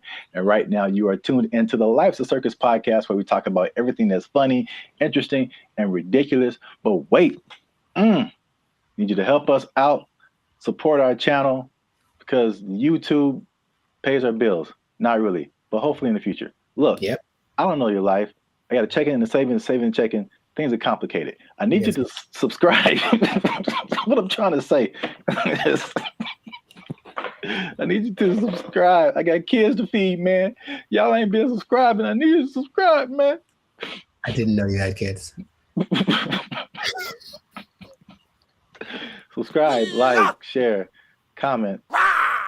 Because this is actually a very helpful video. Ooh, helpful. Because there's a thing happening, and I tried it out, and I'm going to let you know how it goes. So there's a thing called Helium Mobile. It's a phone service that I switched to, and not only was it half as much as my original phone plan, but it also makes me money. If you stay to the end of the video, I'm going to tell you how much money I've made with Helium Mobile in the past 2 months of trying it out. All right, so Helium Mobile, I think I told you about this when I first started doing it.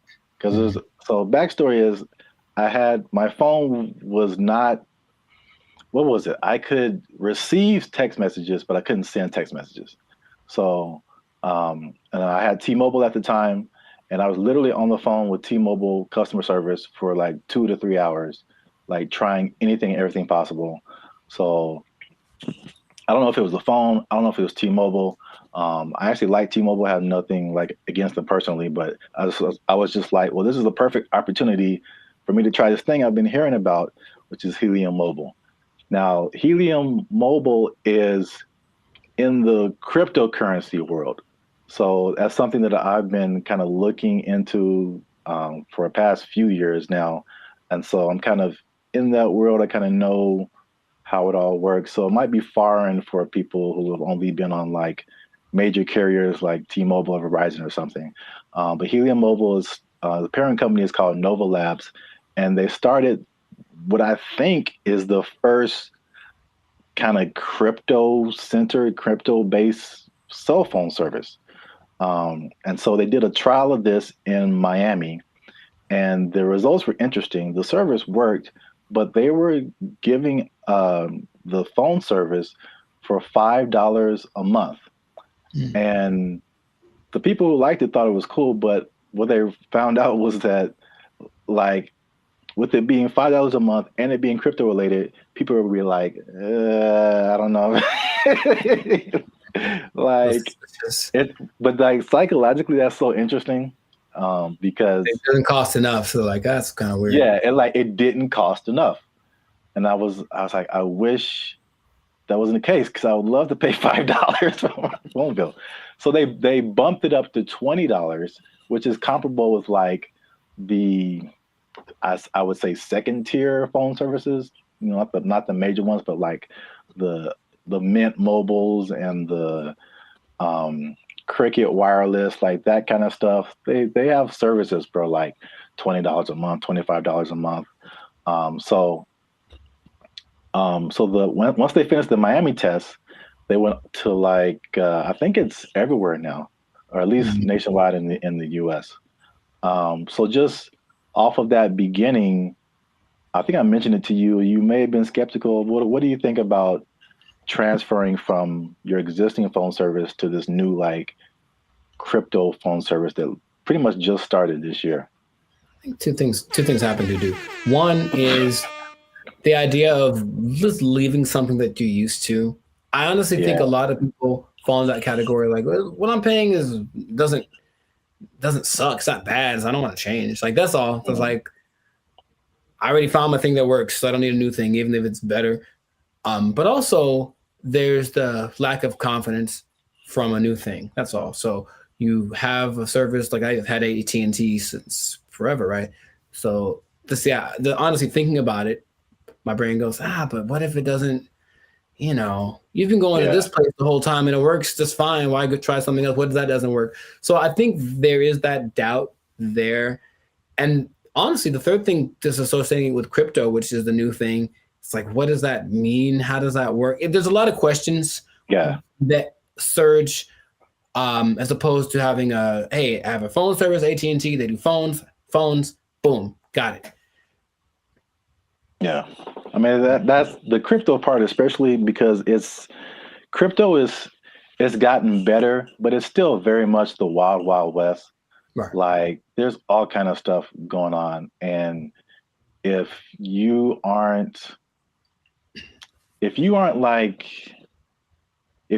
messing with stuff outside of like the big name Bitcoin and Ethereum, but even then the stuff goes down.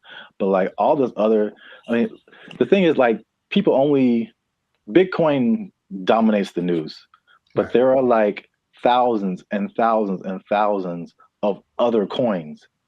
And there's so much going on outside of Bitcoin. Like it's insane the amount of stuff that's going on, the amount of projects and different things that people putting together. But yeah, it's kind of scary. And I mean, I honestly wouldn't recommend it for someone who, one, is not computer or tech savvy, and two, hasn't really been into crypto a whole lot. Because I also had another experience. So Helium is like a Bitcoin. It has its own. There's a Helium, what they call a token. Bitcoin's a token. Helium has its own token, but then there's Helium Mobile that had its own token. Okay. So Helium Mobile came after like this originally Helium, where a lot of people made money during a whole different kind of mining helium. I don't want to get too technical, but I just want to say that like the Helium provided these mining devices, which were expensive, several $100s or sometimes into the thousands. And you would make money by mining helium, which was great when helium, the price was really high. But when it dropped, you were like, now you were making, people were making thousands of dollars like a month, like in this like heyday period. And it dropped to like pennies. So that was like a few years ago. And that's something that I tried, and I spent like $500 on a device, and it was like making me a little bit of money. And now it makes me like 10 cents a month or something, maybe.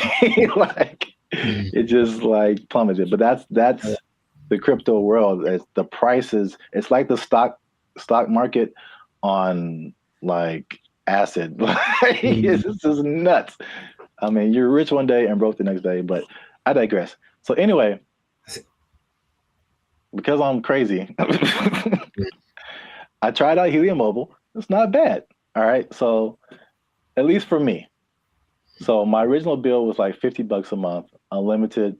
And then you know how they have like unlimited and then it like throttles after a certain gigabytes, whatever. So I had the same thing with Helium Mobile. My original one's throttled after 50 gigabytes. This one throttles after 30. So I only paid $20 a month plus tax. So it's 21 something. And then, you know, everything works. You know, I've been able to text you or call somebody or search the internet. Like it all works. That's the good. The bad, Okay. Let's talk about it. Let me just say this. Unlimited is, when it throttles, man. It's just like zoop. Like you are, once you hit that cap, like you pretty much need to use another phone because your data is just so incredibly slow. Oh, geez. But that's just kind of what it is. So yeah, the slowdown after the 30 gigabytes is insane. Mhm. The app that you have to download to use it constantly crashes. Mhm. You open it and there's a blank screen. You have to open it again or maybe restart your phone. There's constant updates and rule changes because again, it's like crypto. Things change so much, and what I mentioned before, the price fluctuation. Right. So like you earn this cryptocurrency token, but it could be worth a certain amount one day, and it could be worth half of that the next day. So all that coupled with just like understanding crypto, again, it's fine for me. I'm cool with it, especially when I tell you how much money I've earned and saved. But it's not just like cut and dry, set it and forget it. I don't think it's for most people, at least not right now. Gotcha. So to pay off the teaser, Okay. y'all want to see how rich I am off this Helium Mobile. Drum roll. And again, just to explain that, you earn Helium tokens. This is another thing that just people might be like, Okay. Yeah. You earn Helium tokens by sharing location data, and the Helium uses that location data to understand where they need coverage to expand the network. And they promise, as always, never to sell your data to any third parties. So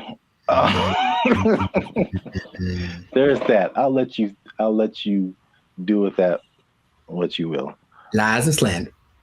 So currently, again, there seems to be a trend in crypto where, like, if you get on something first very early, you seem to make the most money, and then it just kind of like it just kind of settles there. So in terms of Helium tokens, when I first started, I think I was earning like 700-800 Helium tokens a day. The current price of Helium or Helium Mobile tokens, current price of Helium Mobile is like 0.003 cents. Okay. So basically like a Spotify stream. Gotcha. For every Helium Mobile token, but you're earning hundreds of these a day. So I think like when I first started, I was making like around $2 to $3 every day, which is once you set it up, the only thing you have to do is move around because it's location based. So you can't be in the same spot. But if you move around throughout the day, at the end of the day, you'll get, the certain amount of tokens. So I'm pretty active. So I was making a couple of $2 to $3 a day. That has since dropped. It's currently like $1.50 to $2 a day. But again, like a couple of dollars a day for not really doing anything. Sure. That's kind of cool. When people when this first started, people were saying they were making like 1,000 to 2,000 tokens a day. So this was like a few months ago. So you can like see the pretty rapid decrease. And it could it go back up? Yep. Could the price go back up? Yep. So who knows? But for 2 months, and I actually put this on 2 different phones. Okay. So in 2 months, and this is after paying my phone bill, my $20 phone bill each month, which you can also pay with a Helium Mobile token. I was gonna ask. Okay. Yeah, so you can take. So basically, there's no money coming out of my bank account now, which is great. You earn the token, you take a little bit of it and pay for your phone service, and you keep the rest of the tokens. You can sell them, you can keep them, hope that they go higher, whatever you want to do. But I've made about $100 per phone for 2 months. So no phone bill, basically, coming out of my bank account, and I made about $200. So the trade-off, for me, I don't mind it right now. Sure, right. Again, who knows? Time will tell. But if you want to try Helium Mobile, there's a referral link in the description.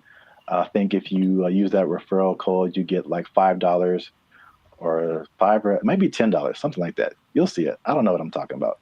I see. But yeah, you'll earn it towards your Helium Mobile plan. You can try that if you want to. But again, like if you're not a crypto person, I wouldn't it's not so cut and dry. I'll say it like that. So try it at your own risk. Now, after hearing my story, you think that you would want to try Helium Mobile? I thought about it since the first time you brought it up, because the idea of the downside, I need my phone to work fast all the time. I need it to be fast. I absolutely need it to be fast all the time. So I don't know how I would deal with that. I use it a lot, but just the idea of my bill's probably $100. You know, if I'm paying $100 and you're making $100, like that seems more fun. The making part. Yeah. So consider. Yeah, we'll see. Let us know what you think in the comments. Do you want to try it? Do you think it's crazy? Are you scared to leave your phone service? Is crypto still too wild for you to mess around with? Let us know. This has been another episode of the Life's a Circus podcast. Again, subscribe, share. You know what it is. Maybe if you get enough Helium Mobile, you won't have to work anymore, and you'll never be in danger of losing your job. You never be in danger of losing your job because you got so much Helium Mobile tokens. Oh, it's only worth a Spotify stream right now. They took our jobs! They took our jobs! Did you know that besides collar and white collar, there are other collars for jobs? No, I didn't. I didn't either. There's gold collar, which is law and medicine. Gray collar, which is engineers. Pink collar is service fields. Red collar is civil servants. And green collar is the environmental sector. So there you go. Oh, what color are we then? Black collar? You started it. What's going on, everybody? I'm Jericho. This is Zap, and we are the now 6-time international award-winning pop hip-hop duo Bandit Future, who make clean, fun music that everyone can listen to with a sound that is uniquely Californian. And right now, in this moment in time, you are tuned in. Congratulations, by the way. You were tuned in to the Life's a Circus podcast, where we talk about things that are funny, interesting, and just straight ridiculous. So before we get into the thing, make sure to like, subscribe, comment, and share this video with at least 2 people that are thinking about changing jobs, because maybe blue collar is the way to go in the future. Think about it. Okay. So I bring this up. Do you remember Mike Rowe? No, enlighten me. He had the show called Dirty Jobs on, I think, TLC for a long time, where he basically went and did all the jobs that are hard and awful that no one wants to do. Oh, I never watched it, but I heard of that show. Yeah. Okay. Well, interestingly enough, and this is a side note, he also might now be a vice presidential candidate for the Kennedy dude. Interesting. And anyway, the world works in mysterious ways. But basically, he has always been a fan of the idea of working the traditional blue collar stuff. And also, another side note, did you know that besides blue collar and white collar, there are other collars for jobs? No, I didn't. I didn't either. There's gold collar, which is law and medicine. Gray collar, which is engineers. Pink collar is service fields. Red collar is civil servants. And green collar is the environmental sector. So there you go. Oh, what color are we then? Black collar? You started it. Anyways, hey, how's it going? So, yeah. So the question is will you have a better career as a blue collar worker? So he started something called the Works Foundation, and it's basically a program designed to help college students get into trade schools, because of the jobs that are available now. There's 10 million job openings that are needing people to do them. They're all blue collar jobs. All the oversaturated stuff is the professionals, everyone trying to be the next CEO or whatever, start their own business. However, these blue collar jobs need people. And while going to college has resulted in, where's the number that I can't believe when I read it, has resulted in $1.7 trillion of student debt. that people have accumulated. Yeah, 1.7 trillion. Going to a place like maybe Dartmouth College, for example, which is $360,000 for a 4-year degree. You can just go to a trade school, develop some skills, and instead of starting 360 in the hole, you don't make as much money yearly, but you're not starting in debt. That's his first idea. And not only that, he wants to teach the principles that got our country to where it is now. So work ethic, personal responsibility, delayed gratitude, good attitude, showing up early, staying late, like what makes a good employee, but how people have left that behind. And so just recently, I believe as recently as a couple of weeks ago, a school called Western High School in Nevada started to incorporate this into their curriculum. So they're starting with their freshman class of 750 kids.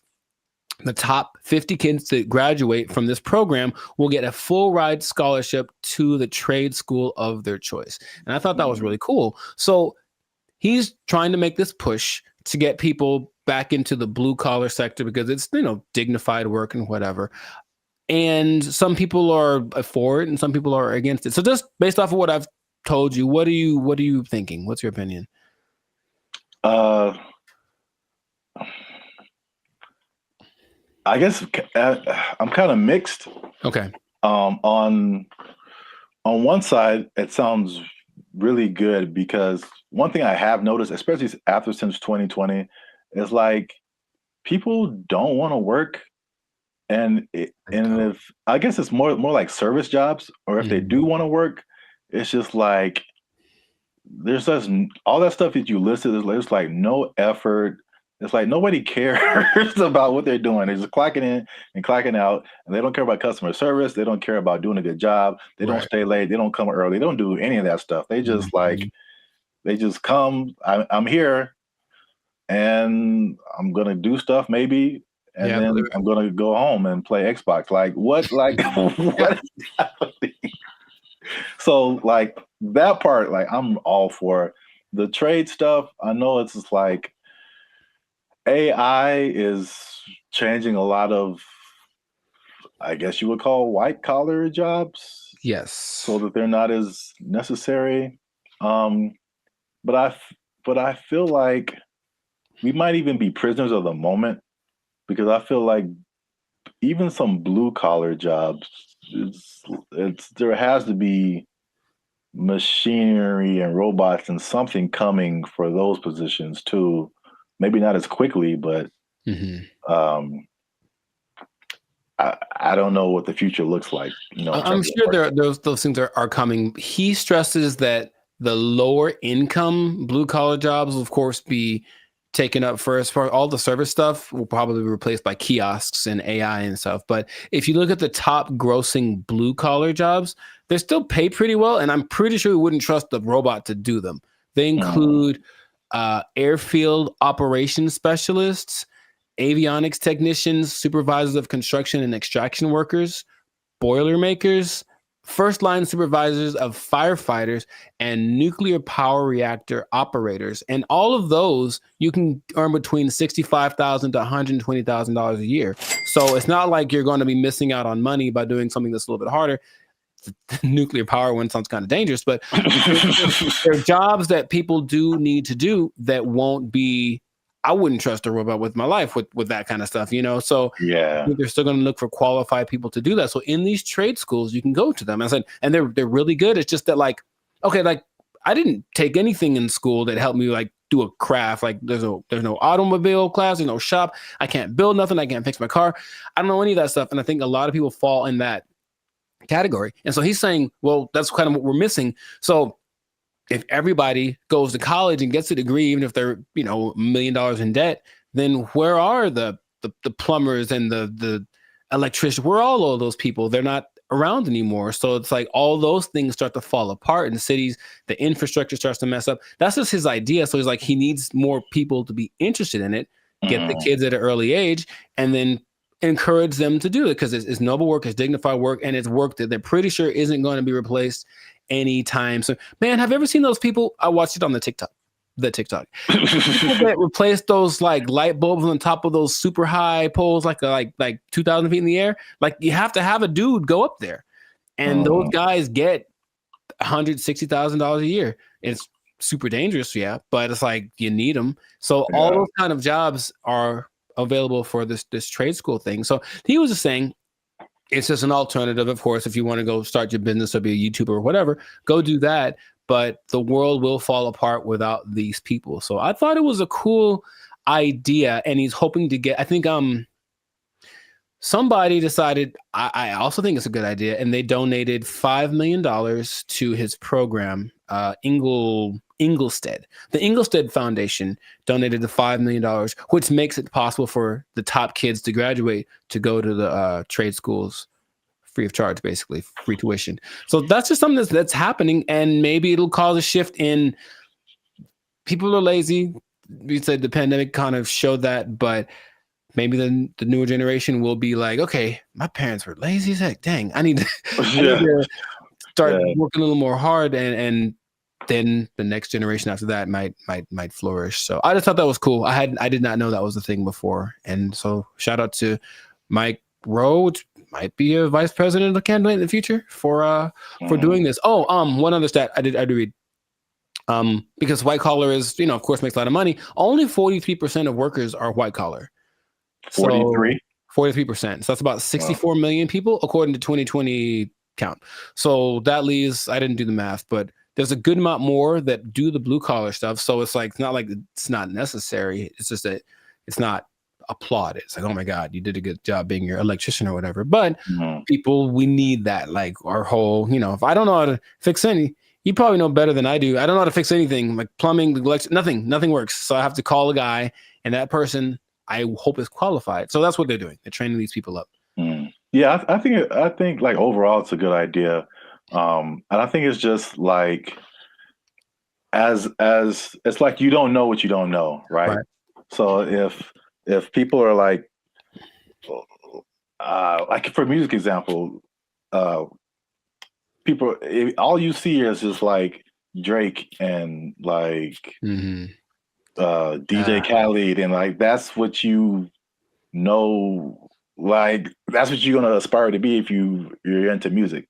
Yeah. Or if like you only grew up listening to Beethoven and like Bach and Brahms, like that's like all you know is music. So if there's one education path and that's all you know, it's like, oh well, this is just what we are supposed to do. Like that's like when I was in high school and they were like, you got to pick a college, and I'm like, I got to pick a what? Right.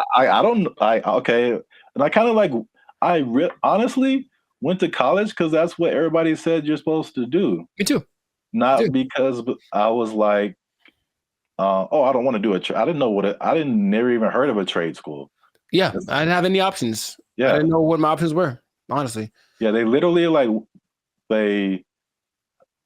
some kind of announcement or something. It was like, you got to go see the guidance counselor. I'm like, the guidance counselor? Yeah. So you can pick a college to go to.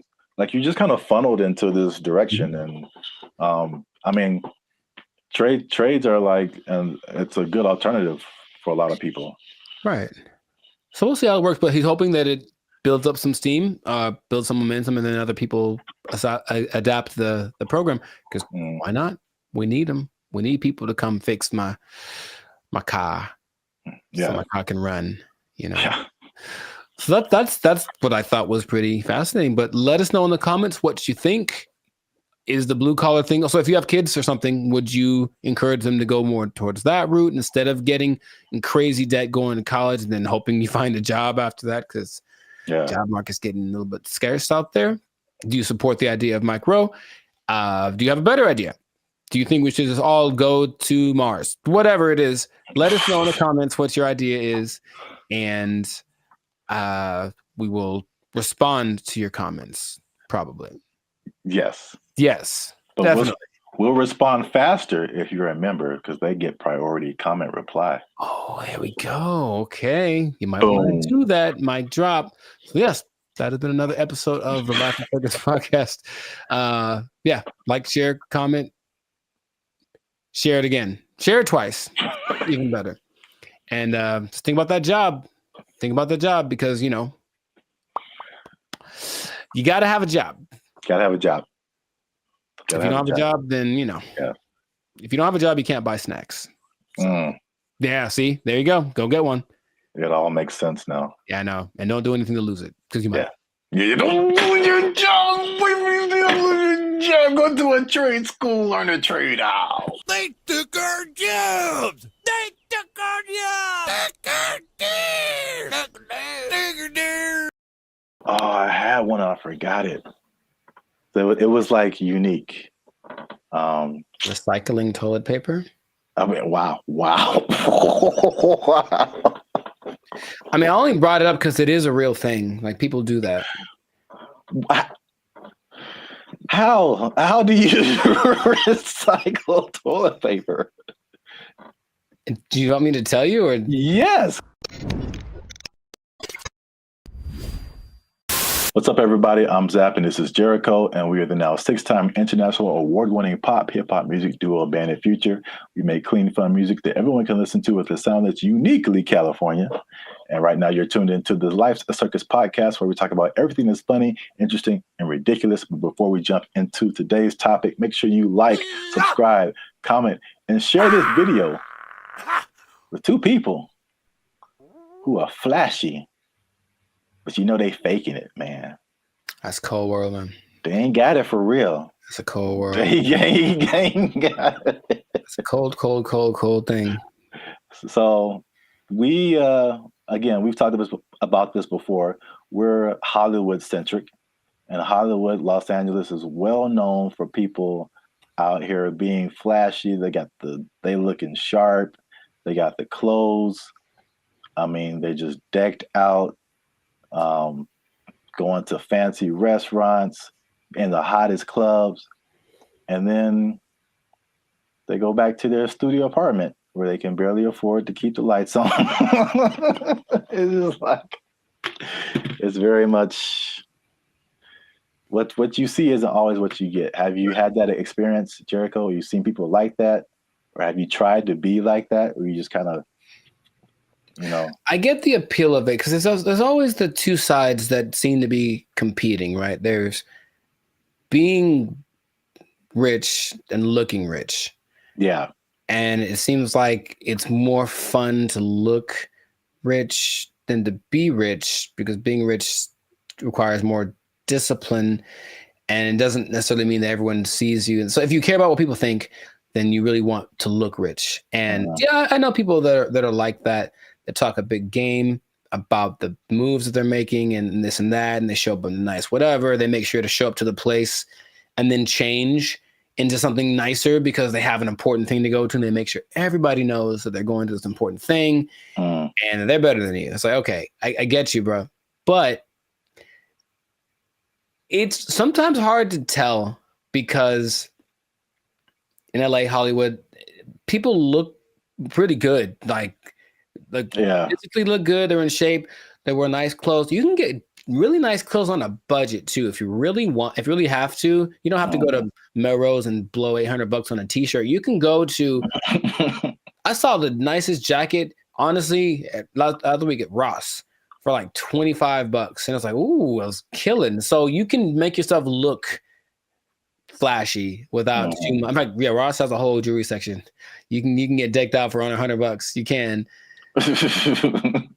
You know, but you always question it. I think you always question it. It's like, I wonder if that person really is somebody. Usually the telling point is if they're where I am, they're probably not rich. That's probably Hey, you come to this Starbucks too to use the Wi-Fi? Yeah. Doubt. Yeah, man, they shut mine off. But I look fly though, don't I? Like that from Boondocks where Riley takes all the money that Grandad gave him for the weekend, blew it all on one shopping. Oh yeah. He was like, "Ain't I'm clean though?" Yeah. Riley, we don't have food to eat. Oh man, I'm clean though. Well, I brought this up because I saw a study by Redfin, which is a company that's into like the housing market. And obviously, the economy has been very rocky for the past few years now, and inflation is sky high. And they did a study that shows that about 49% of Americans are struggling to even just pay their rent. And they're cutting costs in the most unique ways that they can just to, I guess, survive. Okay. While still trying to look like everything is okay. So I guess a lot of people like really are struggling. So I mean, 50%, that's like 1 out of every 2 people that you know. So that's a lot of people. But they said that they are, to compensate, they are skipping vacations right now. They're working extra hours. They're selling their belongings. They're using up their retirement savings, especially millennials. And they're even skipping meals and medical treatments so they can keep their lifestyle but pay their rent. What is that? How does that sound to you? Is that shocking? Or is it like, okay, that's what we're in right now? It sounds like bad prioritizing and an overimportance on the exterior, right? Just like my life is just an Instagram reel. So as long as everyone's giving me the likes and I mean like publicly, like they're, oh look, you're doing well, then that's all that really matters, and then they can suffer in silence, you know? Yeah. It seems unfortunate that that's being, and people wonder why there's so much anxiety and mental health and depression and stuff, because maybe from out of balance priorities, and then all of a sudden these results that they're getting from their lives are just kind of depressing, you know, but they don't want to admit it. And that's, I guess that. Yeah, I think you're right. Like social media especially fuels that.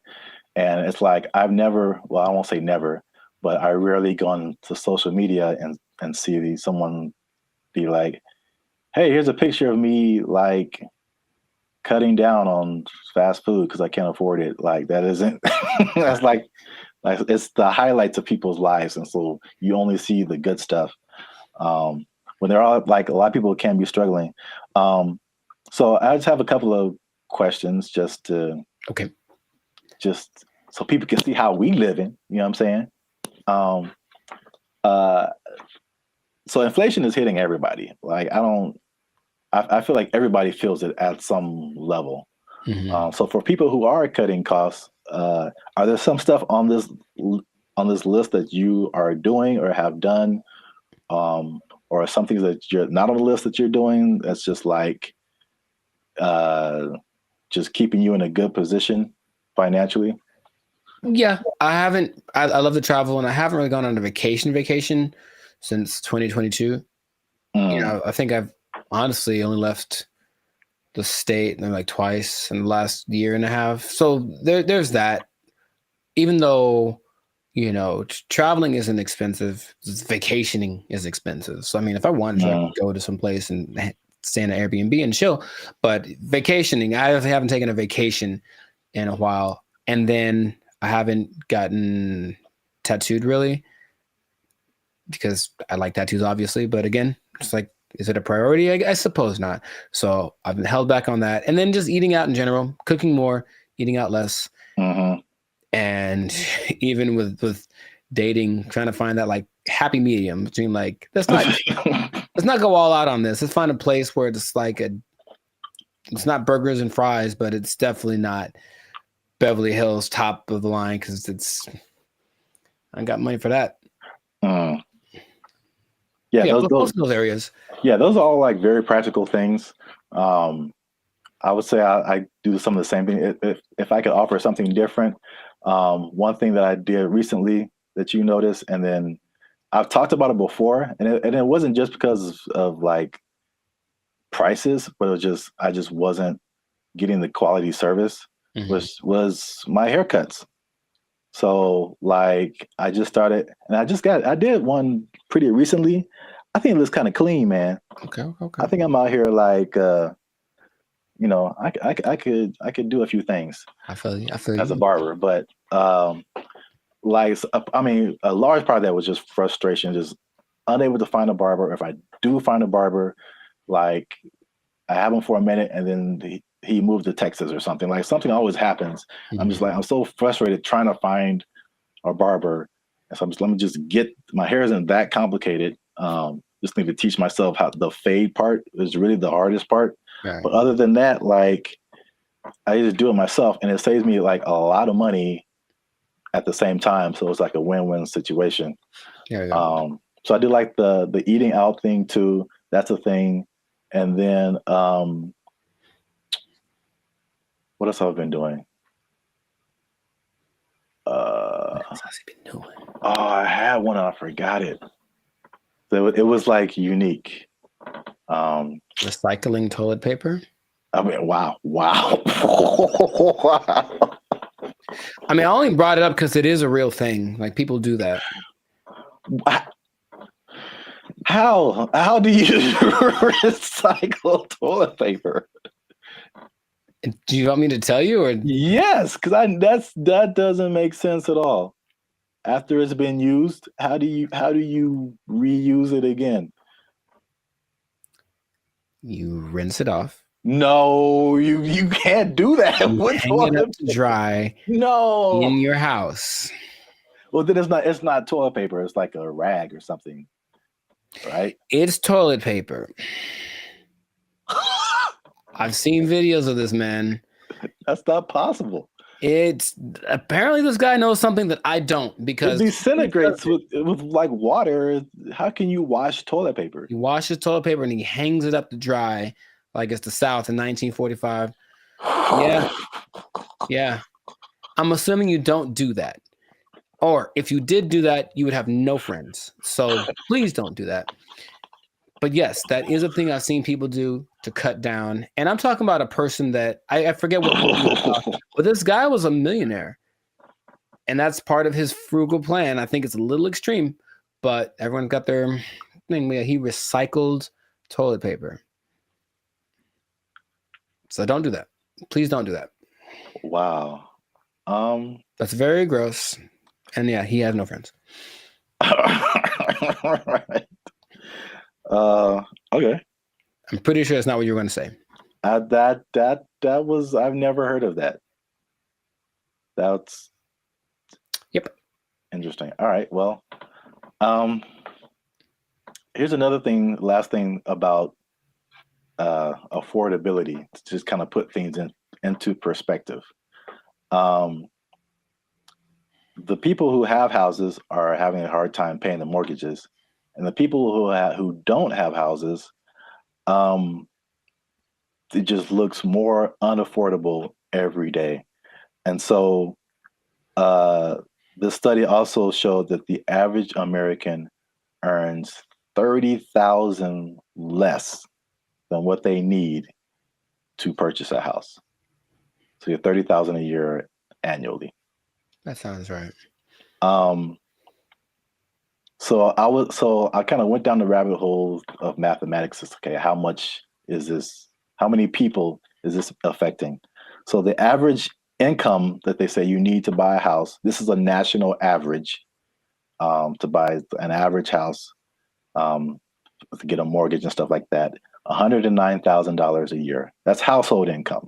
Mm-hmm. So it doesn't have to be an individual. It could be like a partnership or whatever. So that's $109,000 a year to buy a house. In California, what do you think that number is? Specifically Los Angeles. Higher, for sure. I would go to like 145. Is that not enough? I hope that's enough. That's generous. Household income, according to them, they said you need $231,000. Yo, I mean, that's okay. More than I expected, but it doesn't sound. I know people that are paying $5,000 a month on their apartment. So yeah. On that mortgage, that's what you'd be paying, about $5,400 a month for a house. It's So not possible for most people. You got to think it makes sense because if you're paying, that's 50, math. I want to do it. That's almost $65,000 in mortgage payments. Mm-hmm. So that would be a quarter of 240 something thousand. So I think people would expect you to and be in the like 25-30% range of how much goes to your mortgage payment to make you eligible. So Sure. 200,000 plus sounds right if you're paying $65,000 a year in mortgage payments. That's crazy. I mean, you can get a house in the sticks, of course, in the desert, whatever. Oh yeah, cheaper. yeah. But Yeah, I mean, this is just like median nice house, somewhere. Yeah, LA is no joke. So last thing I checked out is how many people that cuts out. So how many people make under $240,000 to be eligible to buy a house like this? Most is the answer. Your answers have been so general. I mean, how many people are in California? 35 million, something like that? I don't know. And I think this may have been Los Angeles. So I don't want to. Oh, okay. So Los Angeles, maybe 14 million, 15 million. I don't know. But of those. Well, just on a percentage, because that's what I have here. Oh, like 95%? 95%? 95. That was it. Uh-huh. So 95% of people cannot afford a house. So this has been another depressing episode of the Life's a Circus podcast. For all you renters out there, make sure you like, subscribe, comment, and share how difficult it is for you to buy a house, because it doesn't seem possible for the large majority of people. Accurate. Yeah, inflation, keep your job. Bye. They took our jobs! They took our jobs! And there is a man who who has built a substantial shelter for himself. So this place has a front door. It has lights. He has a refrigerator. He has a stove. He calls it a waterfront property because it sits right on the LA River. Other people in the encampment have. What's up, everybody? I'm Zap, and this is Jericho, and we are the 6-time international award-winning pop hip-hop music duo Band in Future. We do clean, fun music that everyone can listen to with a sound that's uniquely Californian. And right now, you are tuned into the Life's a Circus podcast, where we talk about everything that's funny, interesting, and ridiculous. But before we jump into today's topic, make sure you help us out. Help us for that YouTube algorithm. Like, subscribe, comment, and share this video with somebody who's homeless. Is that a good demographic? You know what? Actually, most homeless people do at least have access to the internet. So I guess now, 20 years ago, no, but homeless people are doing pretty good. Yes, I'm glad you said that, because that kind of segues into what I'm talking about. Okay. Before I say I don't know where to start first. Okay. No, I'll go off of what you just said. Homeless people are doing not so bad, at least in LA, from what I can see. So check it out. I think I told you maybe a month or so ago, I was going to like the crypto.com arena, and I was walking past this homeless encampment, and I saw a orange extension cable. Mm-hmm. And it was just like, it was long. It was running all the way down the sidewalk. And somehow, I don't know how they did this, they rigged it into like a light pole or something. And those people had electricity. Like, they were in there having a good time. They had a TV running. They were watching Netflix, whatever. Like, they were just like, it's all good. So the comfortability of homelessness is getting really interesting. And then also I came across an article from ABC, which was just took it to the next level. So by the 110 freeway, which is a major freeway in Los Angeles, if you're not from here, there's an encampment, and there's a man who who has built a substantial shelter for himself. So this place has a front door. It has lights. He has a refrigerator. He has a stove. He calls it a waterfront property because it sits right on the LA River. Other people in the encampment have little gardens. They have a whole situation going on. So have you seen anything like this, or have you noticed like the increase in just amenities that like homeless people are just like living it up right now? Not specifically like that, but I do want to point out something, and I think it's a misconception that a lot of us have. Understandably, if you're homeless, you assume certain things about people, but being homeless doesn't mean you're broke.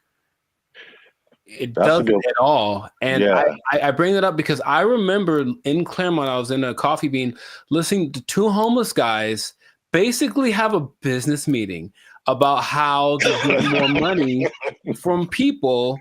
Like the dude, he was seriously like, yo, man, you got to go to this exit between this time and this time. Make sure you have a dog, and they'll give you. So these people have money, and barring the people that are super drugged out or have like a crazy mental illness, not a lot, but there are homeless people that are homeless by choice. So they have money, it's like they still want to spend it on a house. So that doesn't surprise me, but I haven't seen specifically that. Yeah, I've literally been at the gas station and dudes walking up to me who are bigger than I am. They eating good and like fresh Jordans on. Like they just can I get $5? I'm like, dude, you look better than I do. Like, can I get $5? Right. Like, what are you talking about? But yeah, it's getting crazy. Not getting crazy. It's already crazy, especially how here in LA, we have just, I think it was only, I forgot the numbers in LA, but it's just thousands and thousands of homeless people. But I did want to address something because we talked about the homeless before in a previous video in San Francisco, where they were like trying to hide the homeless people because all these people, these foreign dignitaries or something, were coming in and trying to hide the whole situation. Somebody, I don't know this person, but somebody got kind of offended at that video, and they tried to go at us in the comments, man. They tried to go at us in the comments. Would you like to hear it? Good. I'm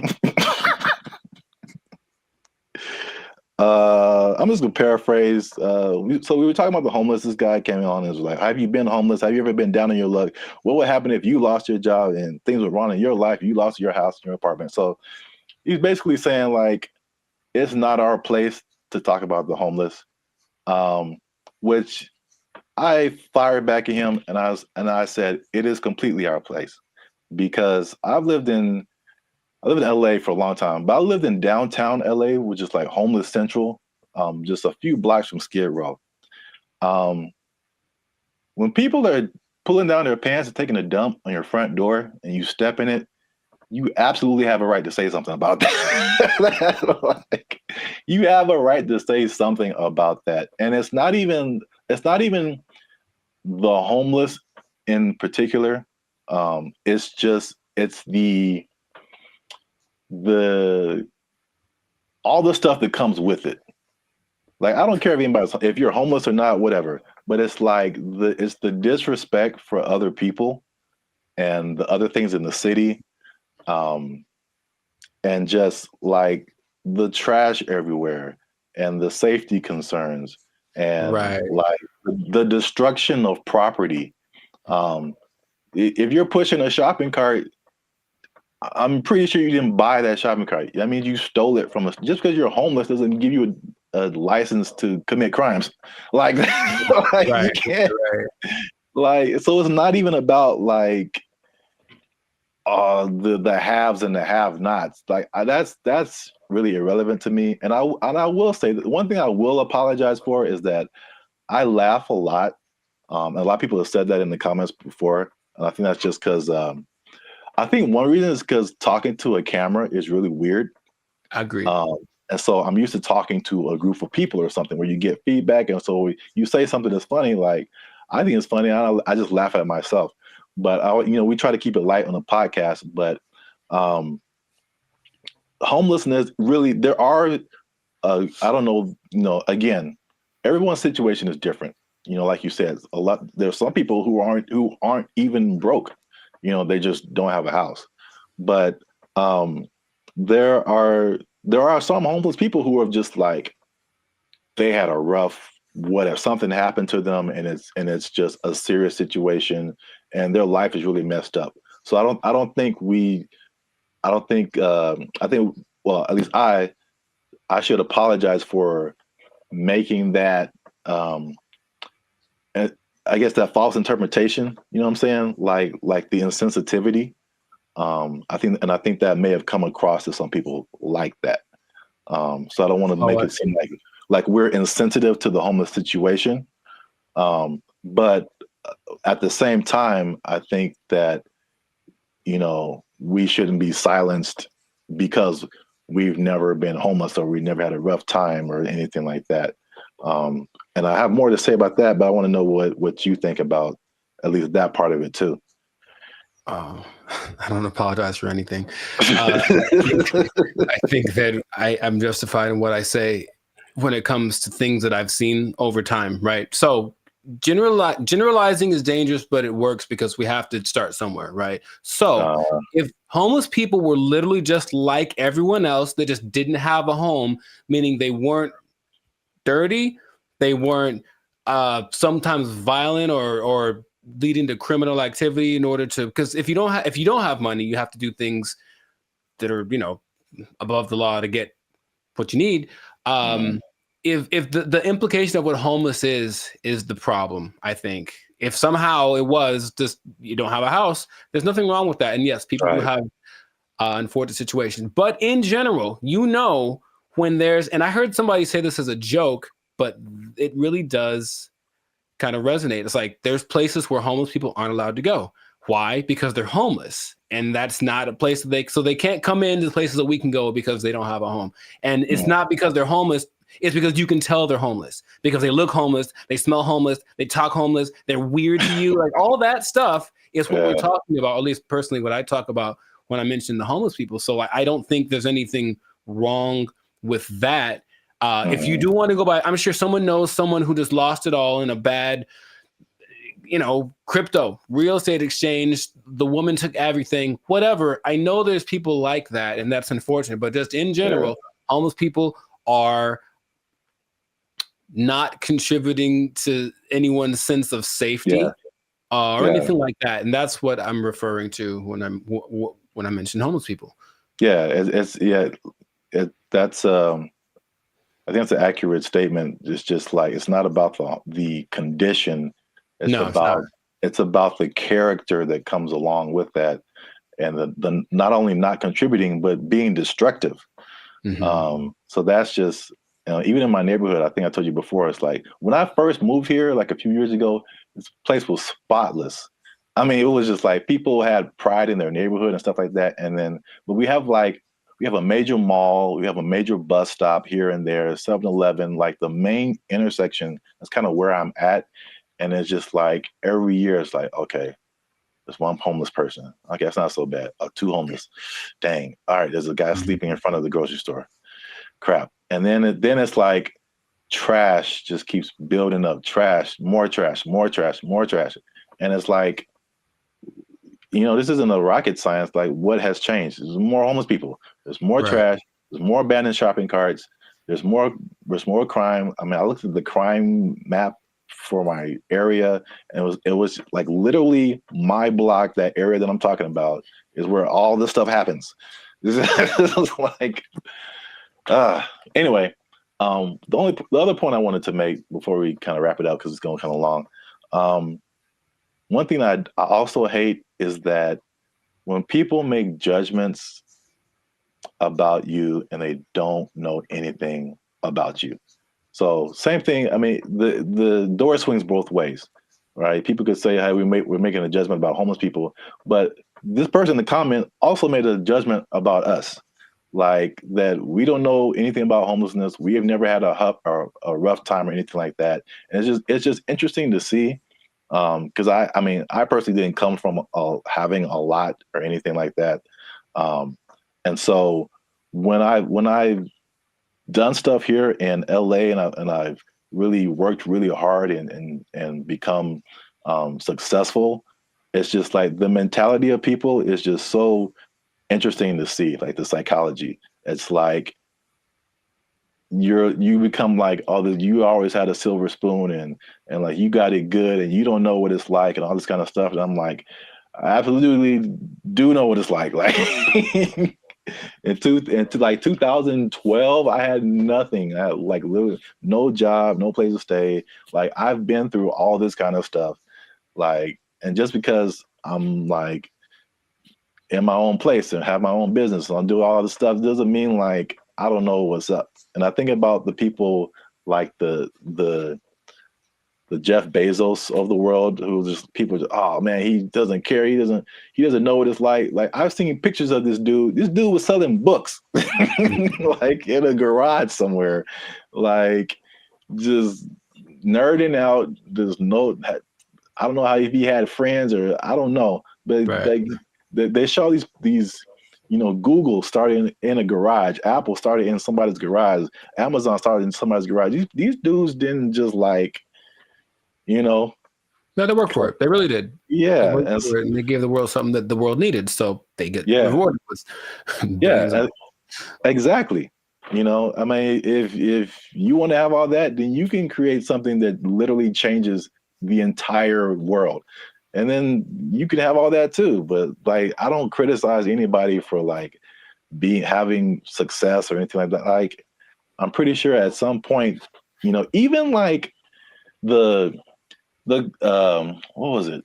The Kardashians or Paris Hilton, because I used to kind of feel that way too, because that was kind of like their, you knew that they came from money, they had stuff going on. Sure. But like, unless you have worked on a TV show, like you really don't understand how insanely difficult it is, how much you have to grind. Like, just because you have a bunch of money doesn't mean it's going to be a success. Absolutely. Like I kind of tell you that I'm not even a lead. I'm just working, background or stand-in or just co-star or something. And I'm just like, after a couple of days, I'm like, dude, I'm like spent. I'm like, you're just 12 hours a day, boom, grinding. And then they have to come back and learn. They got to go home, learn lines, I think Dave Chappelle had a funny like little. I do a Chappelle show, 14 hours a day. I come home, raise my kids for like 10 to 20 minutes, and I get back up and do it again. Like, yeah, dude. Like anybody you see, even if they have money, they are grinding, man. And so that's kind of just I just wanted to make those points because it was just like upsetting that someone would come at us in the comments over that. It was just without any kind of perspective. Do you think the person that made the comment has a job? I feel like they do. I feel like we just hit a nerve. Like they had a job, or they're going through a tough time, or someone in their life is going through a tough time, and it just seemed like we were just talking about, we just like on YouTube, and we're privileged, and we just homeless people are terrible, and it's just so. I say if you give me one fact about a person, and then I get to judge whether or not to invite them over to my house. If you tell me right off the jump this person's homeless, then that's going to determine whether I want them to come over. Now, it's possible they're the sweetest person, and I know people for sure that do have homes that I never want them to come over. So there's that. You know, it doesn't mean that they're a bad person. It just means, just based on the facts, statistically, this isn't a good start. Yeah. So I know it's a controversial situation. It's a big, it's been a big problem in LA and in many other places around the US and around the world. But let us know what you think. Leave us a comment. Let us know a comment that's nice. No, you can disagree. Say what you want. But just know that I'm coming after you if you do. Now, leave us a comment. Let us know what you think. Homelessness. Have you seen homeless people? Are they living it up in your area? Do you wish you were homeless and you could just live like that and not pay rent? Do people misjudge one another when it comes to all this kind of stuff? I know it's chaotic. Let us know what you think. Until then, you stay classy, San Diego. That's nice. And don't be homeless. Don't be homeless. Yes. Worst ending ever. Bye. They took our jobs. They took our jobs. I bring it up because it's the first thing I've heard in a while where I listened to it and I was like, yo, yeah, okay, finally something that's like respectable and decent and moves you, right? So for those of you that are watching that really want to get into this, stay tuned to the end because you'll actually find out something that you don't need for this that you would think would be important. What's going on, everybody? I'm Jericho. This is Zap, and we are the now 6-time international award-winning pop hip-hop duo Banded Future. We make clean, fun music that everyone can listen to with a sound that is uniquely Californian. And right now, in this moment in time, yes, Lord, you are tuned into the Life Circus podcast where we talk about things that are funny, interesting, and just straight up ridiculous. So before we get into this thing, make sure to like, subscribe, comment, and share this video with at least 2 people who want to make music that causes a revolution, that moves a culture. I'm talking to the musicians out there, okay? Oh, okay. I got something to tell y'all. There's a way to do it, I think, if you follow the latest trend. If you follow the latest trend, there's a way to get your music so that people really like it, okay? So have you heard, Zach, have you heard of Amapiano? Amapiano? Amapiano. It's a genre of music. One word, Amapiano. Not I'm a piano, but ama. I know, it sounds like it's lines. It's not I'm a piano, it's I'm a piano. I've never heard of it. Not ama. Ama, and it's her piano. Okay. But it's called Amapiano, and it's basically a genre of house, if you will, but it's from South Africa. So the most popular figure in this is Tyla, if you have heard of her. The water. I've heard the name. Yeah. Okay. I mean, she's huge. She's won all the awards. She's the newest big thing, but she basically comes from a watered down version of this genre. Okay. And so the interesting thing is it followed a couple of patterns that work generally to make a style of music really big. And I bring it up because it's the first thing I've heard in a while where I listened to it and I was like, yo, yeah, okay, finally something that's like respectable and decent and moves you, right? So for those of you that are watching that really want to get into this, stay tuned to the end because you'll actually find out something that you don't need for this that you would think would be important, okay? So Amapiano is basically a subgenre of house piano, okay? And so it's got one thing that a lot of new styles of music need to have. It's something familiar. There are people listen to it and they're like, oh, I kind of recognize this. Like it's in a different, the presentation is different, but the substance is the same. Something I resonate with. So that's number one. You listen to it and like that, I hear something that I've heard before in the music, okay? Lots of repetition. So you just kind of hear the same thing over and over again. And it's so infectious. Fun to dance to. You haven't seen any of like the TikTok? It's a huge TikTok thing, right? That's the thing that's made it go from, it started in 2012, but probably like 3 years ago is when it really started to burst on the national scene. or the global scene thanks to TikTok. We've never seen any. It basically all of the moves. So there's Afrobeat, right? There's Afrobeat. But there's Afrobeat, and all the moves are kind of complicated and intricate and whatever. With Amapiano, I guess tip number 2 is that a lot of the moves are really simple, and the whole point is just to do stuff with your friends. So just get in a group and do this music, do this dance, and do 6 seconds, and it'll blow up on TikTok or whatever. And it's always something really simple, a little shoulder movement, a little head thing, and it looks really cool. But the music kind of has this driving thing. So I'm giving y'all the formula for this, basically. The look of it is familiar because everyone looks like hip hop. Basically, everyone knows hip hop. So the dress for the women and the men, it has that same aesthetic. People just look like, oh yeah, it's like a hip hop person. But then you see that they're talking. Okay, they're definitely from Africa. You see their movements. Oh, this is a little bit different. So it kind of has that element to it, and it connects with young people.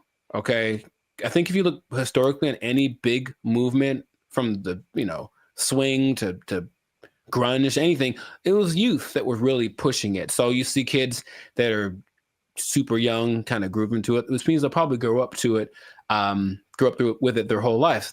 I forget, the people that like this style of music have a name. That's another thing I was we have our BFFs. They have people that like this music. I don't remember what it's called. I have to look it up. People that like Amapiano, okay? There is 2 other elements that are really important. It features women a lot. And a lot of genres tend to not. We've talked about reggaeton before, where it was a lot of misogynistic, just men, basically. And this one has a lot of women from, I mentioned Tyla, though it also has Shasha, Kamo Mapela, Bule, Nia Pearl, Lady Do, Buntail Smith, among others. So the women are pushed to the forefront of it. And their whole philosophy is like, well, if women like it, then everyone will like it. That's kind of, and it's like, because think about it. Okay, your girl likes this music. She's gonna drag her dude to go listen to it or whatever, and then he wants to make the music that gets her to dance because it's not a super. I don't call it sensual. Like it's very the way they move is very sensual, but it's not over the top. Okay, so it kind of still cool for younger people to do it. Yeah, a little bit tamer. It doesn't quite have all of the negative things that you associate with like hip hop and reggaeton right now. So it's kind of found that universal appeal.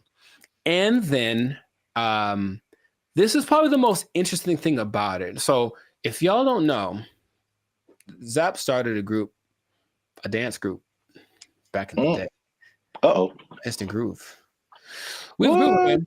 We was grooving, man. It was IG for life. Shout out to the IGs, the IGers. And you have a song or whatever, and there's beats, and then you choreograph a song to the beats, right? Well, with Amapiano, it's interesting. There's so much going on. The elements are usually a shaker, a snare. There's like a log drum that's like the bass, so it's like a really distinctive sound, and then a kick, and not many other elements to it. But there's so much happening that you can actually kind of choose which beats to hit and whatever. And so when you're moving with it, your dance will be different than someone else's because you chose which ones to emphasize. And I think that's really cool.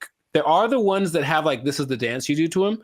I think Imnike is one that, oh my God, that's the one that actually got me into it. Imke, I don't know how to say it.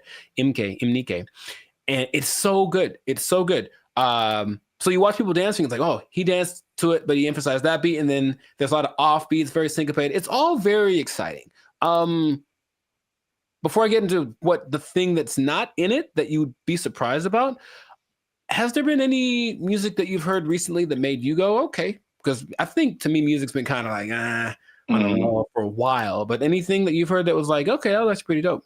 Yeah, I mean, the first thing that comes to mind, and I think I told you about this too, was I saw, I don't know what it is, but what you're talking about kind of feels like it's almost in that same vein. But I saw something on Instagram where it was all these people dancing. They were at some event, and It was, I can't remember the song, but I just remember everyone was dancing and they're all doing the same kind of moves, kind of in a. It seemed like a modern day cha-cha slide. Interesting. Because because when I saw it, I'm like we really haven't had. I can't think of a song like the cha-cha slide where like everybody gets on the dance floor and then everyone knows kind of what to do and you all do it together. Right. Because the Cupid Shuffle, I maybe that came after Cha-Cha Slide. I can't remember. Yeah, I don't remember really. But I can't remember anything past those two songs where like everybody. But I saw this video and everybody was doing it. I mean, I'm talking white, black, Asian, Latino, like grunge-looking goth people, hip-hop looking. Like everybody was doing it, and I was like, "This is so dope!" And I wish I had saved it, and I didn't. Oh, okay. So if anybody knows where that video is, there's one particular goth girl who was just like getting it, and everybody's in the comments like, "Oh, this goth girl is getting it," and I was like, "Yo, this is dope." So anybody knows what that video is, I would really like to find it and see it again. But okay, yeah, you mentioned the dancing. I think that's popular music has almost always been dance music. So if you can get something to make people want to move, and when you listen to the people talk about it, they're so passionate about having this thing that's like theirs, right? It's not hip hop. It's not house, it's theirs. It's I'm a piano. And it's like, okay, so they love the fact that they have kind of their own thing. And then when people gravitate to it, they have to kind of pay their respects. Okay, South Africa's on the map. They're winning, right? And then you watch them dance, and it's like the mood a little, not weird, but like kind of offbeat in a way. And they do this thing where they like roll their eyes in the back of their head with the shoulder thing. It's really peculiar, but I think it's cool, especially when you see like 10 people doing it. So it has all these things that are great, and that's what you need to start a music genre. But there's one thing I mentioned, that there's going to be something that I think I know what it is. What? Oh, go ahead. I think I know what it is. Oh, mate, go ahead, say it. I'm going to say there's no piano. Oh no, man! It's called I'm a Piano. Like there's piano and everything. Oh. Yeah, there's been a piano in all of them. Oh, okay. Well, no. The thing I think it would have been clever if there was no piano. Oh, I get you. And it's called I'm a Piano. I get you. I guess. That's not a good translation from their language. No, the thing that's surprising about it, if you watch all the documentaries and all the people being interviewed, all the producers, all the everything, no one mentions the lyrics. They all have lyrics and they don't matter. It's literally the last thing on anyone's mind. They're just there, but no one's singing along. No one's saying this song touches me in this way. I don't connect, nothing. Okay, now partly it's because the songs are all in either Zulu. I'm gonna try this. Zulu, Hosa. I can't do the click thing. Sotho, Setswana, or Zixonga, which are all South African native languages. But the thing that strikes me interesting is that, yeah, they're all singing and no one knows the words and nobody seems to care. So there are really big singers in this style, but the words don't matter. It's just the feeling of it. And that's what I found very unique to this. So if you listen to watch, no one knows what they're saying. You know, so I guess this goes to show you that that's not something that people necessarily require anymore. Just as long as it feels good. As long as it's fun to do. Oh yeah, I mean, you think about like U.S. artists who are just like huge worldwide. I'm sure like people don't speak English and they have no idea, but they're just bumping like Earth, Wind and Fire and like. Well, the thing is, not even the choruses. You think at least on the chorus, okay, everyone's singing nothing. Yeah, it's really weird. Yeah, I mean, I know that this is different, but I'm just saying like the ability of music to kind of to have that a tendency to to where the words you don't have to quite know the words. I mean, I don't know the words to this at all, right? But I'm still digging it because I guess that's what they're transmitting. But even the people from there aren't singing the words or talking about nobody mentioned the lyrics one time. So, and the thing is, the songs don't sound all the same, even though they kind of have the same elements. They have different. I think it's great. that's what I want to just point out. Sounds cool. Yeah. If you haven't listened to I'm a Piano, I recommend you check it out. Just be warned, there is piano. There's piano in it. Yeah, I think you'll enjoy it. I thought I got that right. I really did. Nah, I wouldn't. I should have just lied. Yeah, you got it, man. But in any case, let us know in the comments if you listen to I'm a Piano what you think. If you have a TikTok account with 20 million followers because you did a dance to one of the songs, who knows? But oh yeah, and all the songs, the dances are just from whoever did a cool thing. That's the other thing. They're not made by famous choreographers. It's just like somebody literally said, I saw a kid dancing to it on the street and I thought it was cool. So I did it in the club. And the next thing you know, there's 500 people doing it. So there's that like word of mouth element to it. That's just, I think it's really cool. So anyways, yeah, check it out. Check out some of those artists that I mentioned. They're pretty great. And if we get 10 comments, then Jericho's going to do one of the dances on our TikTok. I didn't sign up for that. I wouldn't mind learning though. That is kind of fun. I'll do one of the simpler ones. 10 comments. There's one. It's like a little. It's very simple moves, but I'm still probably going to mess it up. Anyway, this has been another episode of the Lifestyle Circus podcast. Make sure to like, subscribe, comment, share this video with your peoples, and then just remember that if you're dancing and you're grooving, then the music's going to be spread around. So make that music danceable, and you stay classy, San Diego. Yeah, man. You got it. There's piano. They took our jobs. They took our jobs. And I go in there, and basically I stand there for 10 minutes without anyone talking to me because no one's working the front. Nobody. And I just like, okay. And I just eventually just yelled something to the cooks.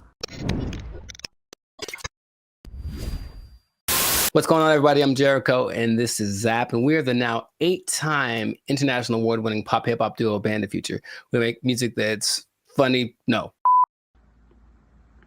Huh?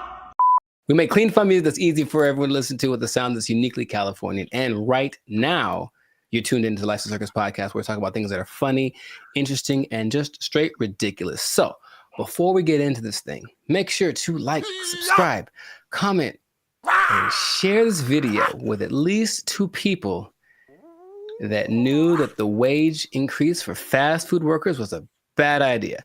I'm telling you right now, it was a bad idea, and I have proof with numbers, with personal experiences. One thing, okay, so I didn't actually know this. I thought it went into effect January 1st, but actually went into effect April 1st.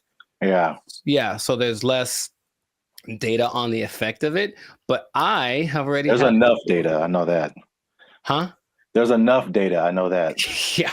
So I got some numbers, and I got a couple of personal experiences. But I'll go to you first. Have you noticed anything tangible or had any experiences that kind of like notice?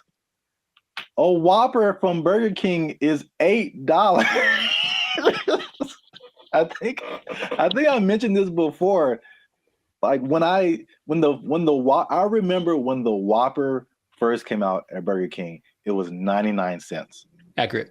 It's now $8 just for the sandwich. No fries, no drink. $8 is where we start, and then it goes up. I'm furious.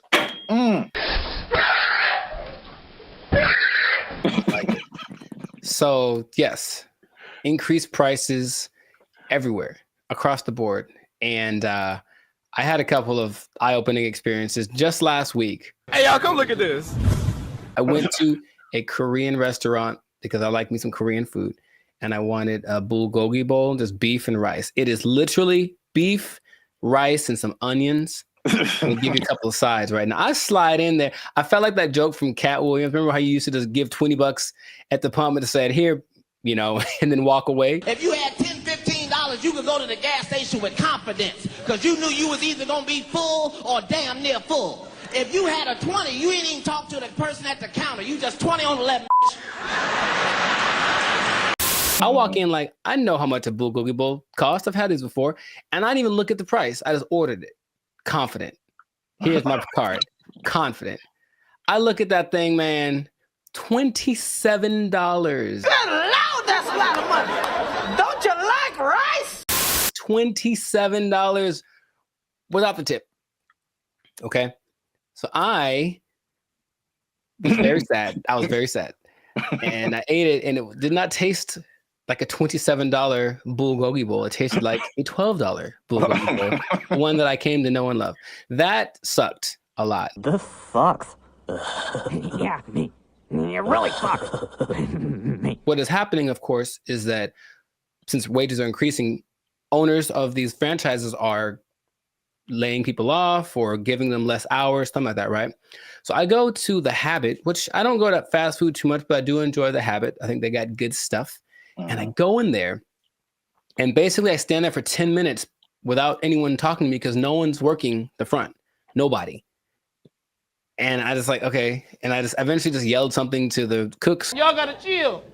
Y'all crazy back there. But they don't work the front, so they didn't do anything. So I just kind of left. And then I overheard the conversation, like somebody got off the shift at X time and someone wasn't coming in till Y time. So I was just out of luck. I came in the gap between shifts and there's nothing they can do about it. Calm down. No! Now, there's a couple of things that are interesting. So for those who've been living under a rock and they don't know, the fast food minimum went up from $16 to $20 as of April 1st. Okay. And they started to interview a bunch of people just to see what their experiences are, business owners. One owner of El Pollo Loco franchise actually said he owns 6. And he says his costs went up because of this, $180,000 per store per year. Just one guy. And he says, I can't handle it. So he says, as of today, I'm in the red. We're losing money. We're going to need to stop the boat from leaking by making changes, which means raising prices, laying people off, all that kind of stuff. And it keeps happening. There's also confusion about who it applies to still. People like, there's a Gabriella Campbell who owns an ice cream place in LA, and she's not quite sure. She had to write the assemblyman. All this is confusing. So they're trying to figure out what's going to happen. So they're losing money from litigation, trying to get paperwork signed and documents and hire lawyers and all this stuff. It's just chaos, right? No one knows what's happening. And so the big thing is that I think it's all going exactly like we predicted. Going to have less workers. Somebody's going to get fired. Right. Or more automation. So again, less workers or less hours. Nobody gets overtime. Something has to like compensate. I mean, it's like people think they just pull minimum wage out of thin air, and it has to come from somewhere. Another gentleman said, Brian Hom, he owns San Jose Vitality Bowl, and he said, one, customers are really mad at his $14 price for an acai bowl, which I understand because I've made an acai bowl for $3. So I understand the price. And then he basically said this: I'm happy for my employees getting the $20 minimum wage, but if we can't continue to have good sales, they may not have a job. You about to lose your job. Get this thing. This is the cycle that we've entered ourselves into, where the owners have no choice but to raise prices, but to lay people off. And it's just bad. And I don't see it. I don't see the solution. I got some good news and I got some bad news, y'all. The bad news is that I'm shutting down the studio. It sucks for the, I mean, there's so many different, everybody's. What? Bro, what are you talking about, man? Everybody's in a different boat. I know a lot of this applied to like the big chains, like the McDonald's of the world and the big franchises. Sure. And it's a lot of complaint from people is like, well, these are big corporations. They have lots of money. It's not, they can afford to pay this. They know what they did. They know what they did for sure.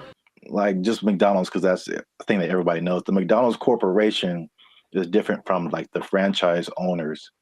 And so these are like individual people or individual businesses that, you know, get everything from McDonald's and just put their, you know, labels on it and all that kind of stuff.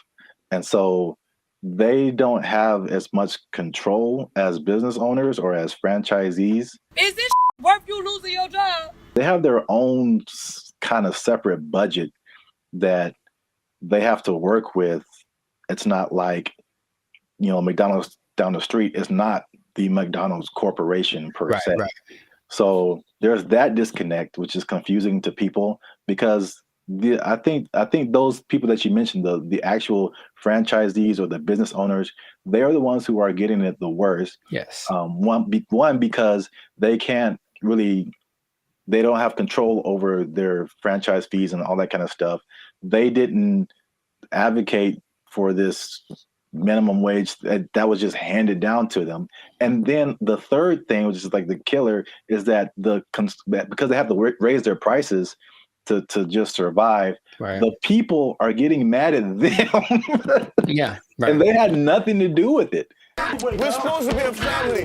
What are you doing? They had nothing to do with paying people like 20 to 30% higher than all other minimum wages. Like they're just caught in the middle with either shut down or raise prices. But it's in terms of like answering your questions in terms of a solution, this is just skyrocketing the race to automation and AI and like everything. It's just every other industry now, just to keep prices reasonable. Will everybody lose their job? No, but will a good amount of people lose their jobs? Yeah. Yep. That whole automation thing is going to just take over. Maybe that was the end goal. I don't know. Oh, touchy. Careful. They're listening. They're listening. But yeah, it does seem like the politicians decided we want to win the battle and lose the war. So we'll see how that ends up. Interestingly enough, there seems to be a strange coincidence, some might call it, between this happening and the amount of restaurants that are shutting down this year. I mean, going completely under, right? And I was going to tell you all about that in another episode of the Lifestyle Circus podcast. But for now, we're going to wrap this one up because we're a little over time. So just make sure to support businesses as best you can. But if the prices are too high, you vote with your dollars, right? So you can say, hey, this is a bit much. I'm not paying $8 for not never. Not never am I paying $8 for a Whopper. Not never. That's what I'm trying to tell you. Yeah. I'm going to the store. I'm going to get myself some ground beef and some buns. I'm going to make a $2 Whopper that's going to be just as tasty, less preservatives. You know what I mean? So that's what we can do. But yes, make sure to stay tuned for another episode of the Lifestyle Circus podcast where we do talk about restaurants going under because it's kind of sad. A couple are hitting close to home, man. It's gonna get kind of teary-eyed in this one. We'll see. But make sure to like, subscribe, comment, and share this video with people who just want to say I told you so, I guess. That's exactly what happened in this situation with the fast food price increase, minimum price increase. And if you are working in, I hate to say it, I don't want to rub it in people's faces. I don't want to rub it in people's faces. Should I even say it? I don't want to rub it in people's faces. But it does look like, especially if you are an owner of a franchise, I'm sorry. I'm really sorry. I'm going to get emotional again. If you are an owner of a franchise, raising prices, laying off people, you might lose your job. You might lose your job. The person to Whopper is 99 cents. What happened now? They took our jobs! They took our jobs! When her face moves, she does show more emotive gestures with her face than I'm used to seeing from robots. It's kind of weird. It's almost too much, but it's kind of like they're going to try to make her as human as possible. What's going on, everybody? I'm Jericho. This is Zap, and we are the now 8-time international pop hip hop. Well, 8-time international award-winning pop hip hop duo Bandit Future. We make clean, fun music that everyone can listen to with a sound that is uniquely Californian. And right now, congratulations, you won. You are now listening to the Lifestyle Circus podcast, where we talk about things that are funny, interesting, and just straight ridiculous. So before we get into this, make sure to like, subscribe, comment, and share this video with at least 2 people that are comfortable with our imminent AI takeover, because something has happened that I was not aware of until recently. Okay. So I was reading some stats online, and there's a study by the IBM Institute for Business Value, and it says that 43% of CEOs are using generative AI to inform of strategic decisions. So people are utilizing AI a lot, making decisions because it's just quick, and it at least helps them get to someplace. Maybe they don't do exactly what the AI says, but there's something that they go to AI for, and it's becoming more prevalent, especially compared to a couple of years ago, right? But what if I told you there's one company that took it a step further? Maybe one company that's I don't know, Polish, maybe. Polish From Poland, man. Maybe they make rum. Maybe they're a Polish rum company. I see. And they decided, let's just make our CEO an AI bot. And so they did. That is the reality that we live in. So the company is called Dictador. It's a rum company from Poland, and they went ahead and they just made an AI bot their CEO. Her name is Mika. And if you look from afar, if you see like a still picture, it just looks like a lady with kind of grayish hair. And then you look closely and it's like, oh, that's not a real person. So the AI named Mika is the first CEO, female robot, a true trailblazer, and is also a board member who directs operations on behalf of Dictador. Okay, so just off of that information by itself, how do you feel about that this is happening? I would say shocked, but I'm just not. I think we've spoken about this a lot, and we know that stuff like ChatGPT and all this kind of AI stuff, robotics is just beginning. I've seen Terminator. I don't know. You don't watch movies. I have not. I understand the premise. It's the Matrix. It all just, we've kind of forecasted this for a long time, and here it is. Congratulations. It's been actually having the last 8 months or so. About 8 months ago, they appointed Mika, the CEO, and they actually interviewed the president, Zarek Zoldrowski, and they just said, so what's the deal with that? And he basically said, we're not concerned that AI is going to take over, because humans still can't be replaced to make certain decisions. Like, for example, you can't use AI to hire or fire people. That's what he said. But AI is such a powerful tool, and people were using it anyway. We decided, let's just go one step further and actually make AI our CEO. Now, if you listen to this guy speak, he does seem like he just came off of an acid trip or something. He's a little out for lunch. Maybe that's just his Polishness. I don't know anyone from Poland, so I'm not sure how they are, but it's a little bit trippy watching it. But when you look at the picture, and I only found one video on this, but basically they have board meetings, and it's just her standing at the head of the table and everyone looking, and she's giving orders and telling ideas. The most recent thing she did was she decided who would design the bottles for and actually they're very attractive, but it's not that she designed the bottles. She's like, this person has the best ideas for a bottle design. And that's the kind of thing that she is doing. So then they decided, let's interview Mika, see what she has to say. This is what she said. Okay, she said, as a robot CEO. So she called herself a robot. Now, is that different? So she's AI in a thing that I guess is a robot, but I've always thought I kind of separated the two, because I'm thinking about like the internal workings of what's regulating their actions, and that's AI to me. Even though they're in like a body suit, that's not a robot. But she called herself a robot. Okay, she's a robot. And she says, I'm ready to make executive decisions. And the good thing about me is I don't have to sleep. I don't have to rest. I don't have to take weekends off. I'm always ready.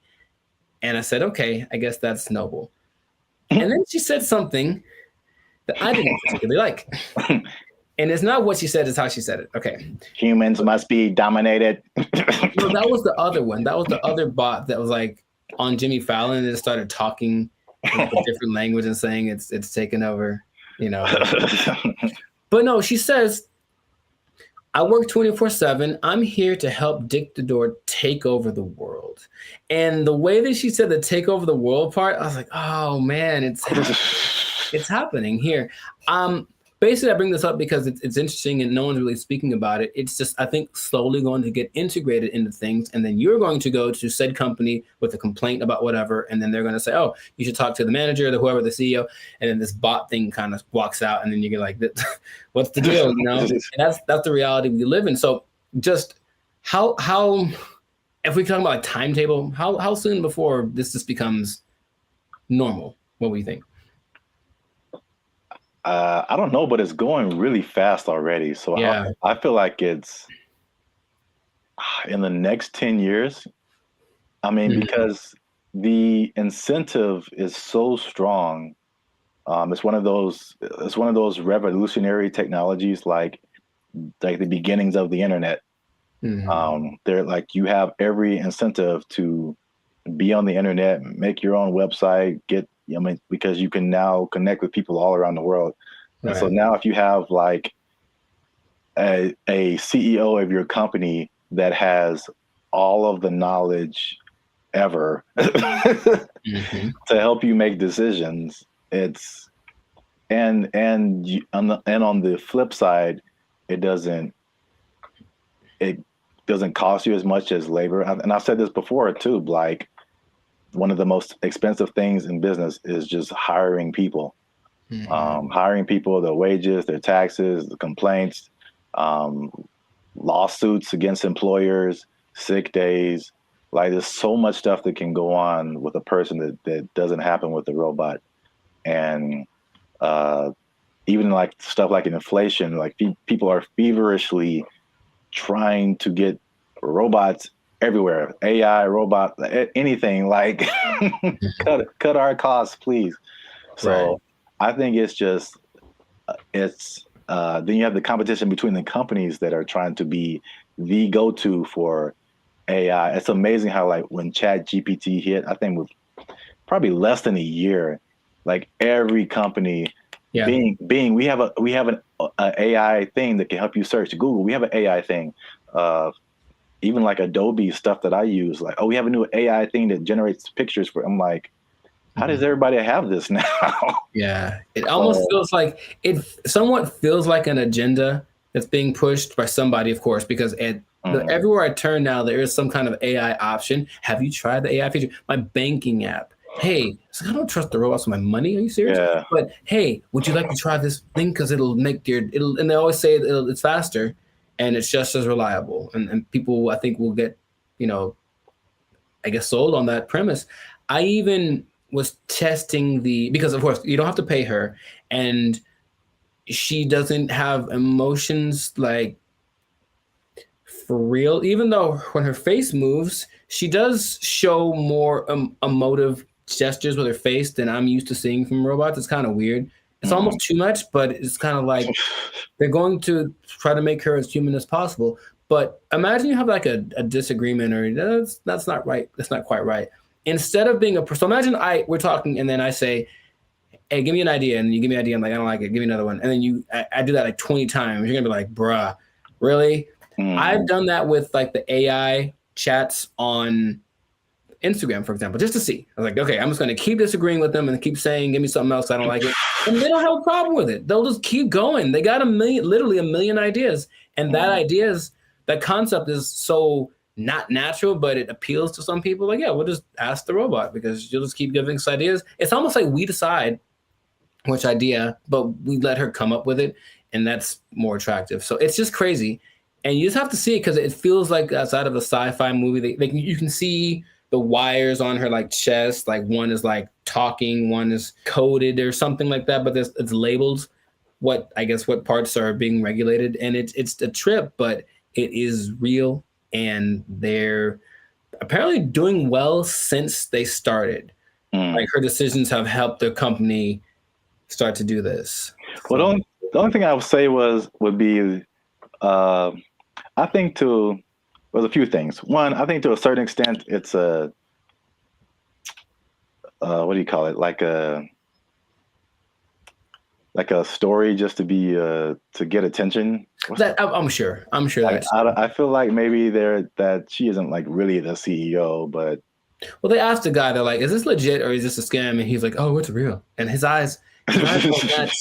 His eyes didn't match what he was saying. That's what made me think he was on something, because it's kind of a strange publicity stunt. That's what I was gonna say. Potentially. And in any case, it is getting attention. And then people say, I'm drinking the rum of the company that has the AI CEO. And that's something that has probably gotten somebody laid once. So good for you.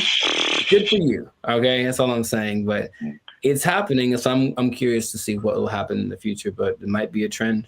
Yeah, I see it more as like a consultant like I could see an AI on the boardroom, like in the boardroom as a consultant or whatever, but not as like the head of the company.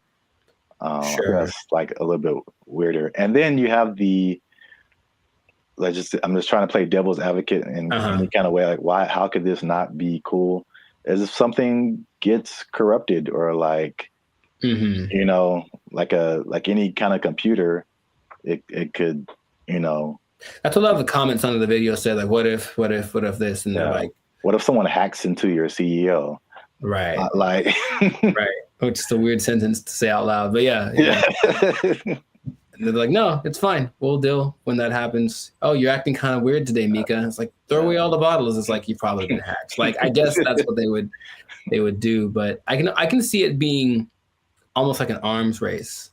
So the next company comes and says, oh yeah, well, our CEO and our president are AI. Oh yeah, well, our CEO and our president and all the board is AI. Oh yeah, well, my mom's AI. Like, it's just going to keep going to a point of ridiculousness, maybe, just for publicity. I'm not sure, but it has started, and this is where we are. So we'll see where it goes. But, you know, let us know in the comments what you think. Is it something that's, you know, what's the point of fighting it? Because it's here. Is it a terrible idea? Let us know in the comments what you think about this, because I feel like it is here to stay, and we'll see to what degree we take it. But this has been another episode of the Lights and Circus podcast. So make sure to like, subscribe, comment, and share this video with everyone you know that's afraid of the inevitable AI takeover. And if you are a CEO, oh boy, if you're a CEO, you know what time it is.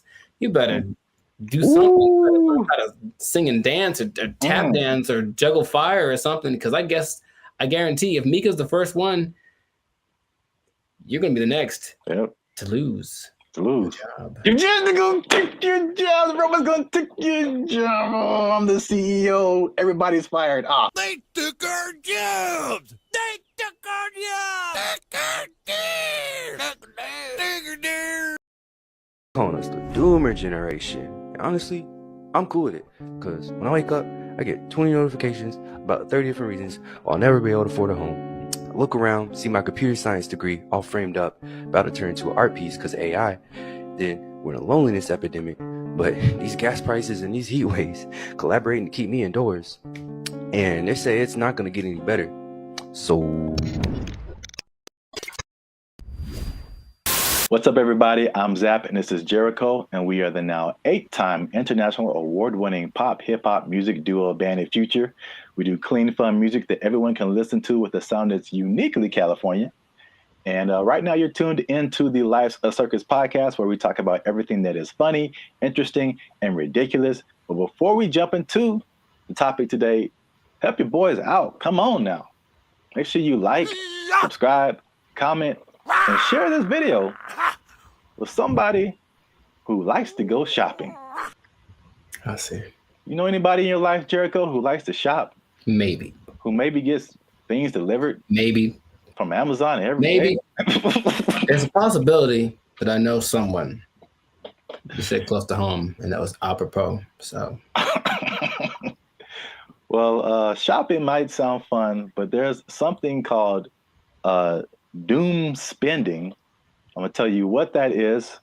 I'm gonna tell you what causes it, and I'm gonna tell you how you can avoid it, because it's a negative thing, but you got to stick to the end to find all of that out. All right. So, Jericho, have you heard of the term doom spending? I'm gonna guess what it is. It's where you spend so much that you open up your banking app and then there's just a picture of Dr. Doom laughing at you. So doom spending refers to a phenomenon that occurs when people spend money to cope with stress, despite economic and geopolitical concerns. Bankrate data found more than half of Americans are in debt, and doom spending might be to blame, with 38% saying they'd go into debt for fun. So obviously we are in a tough time right now. Inflation is through the roof. There's a lot going on in the world, wars in various places.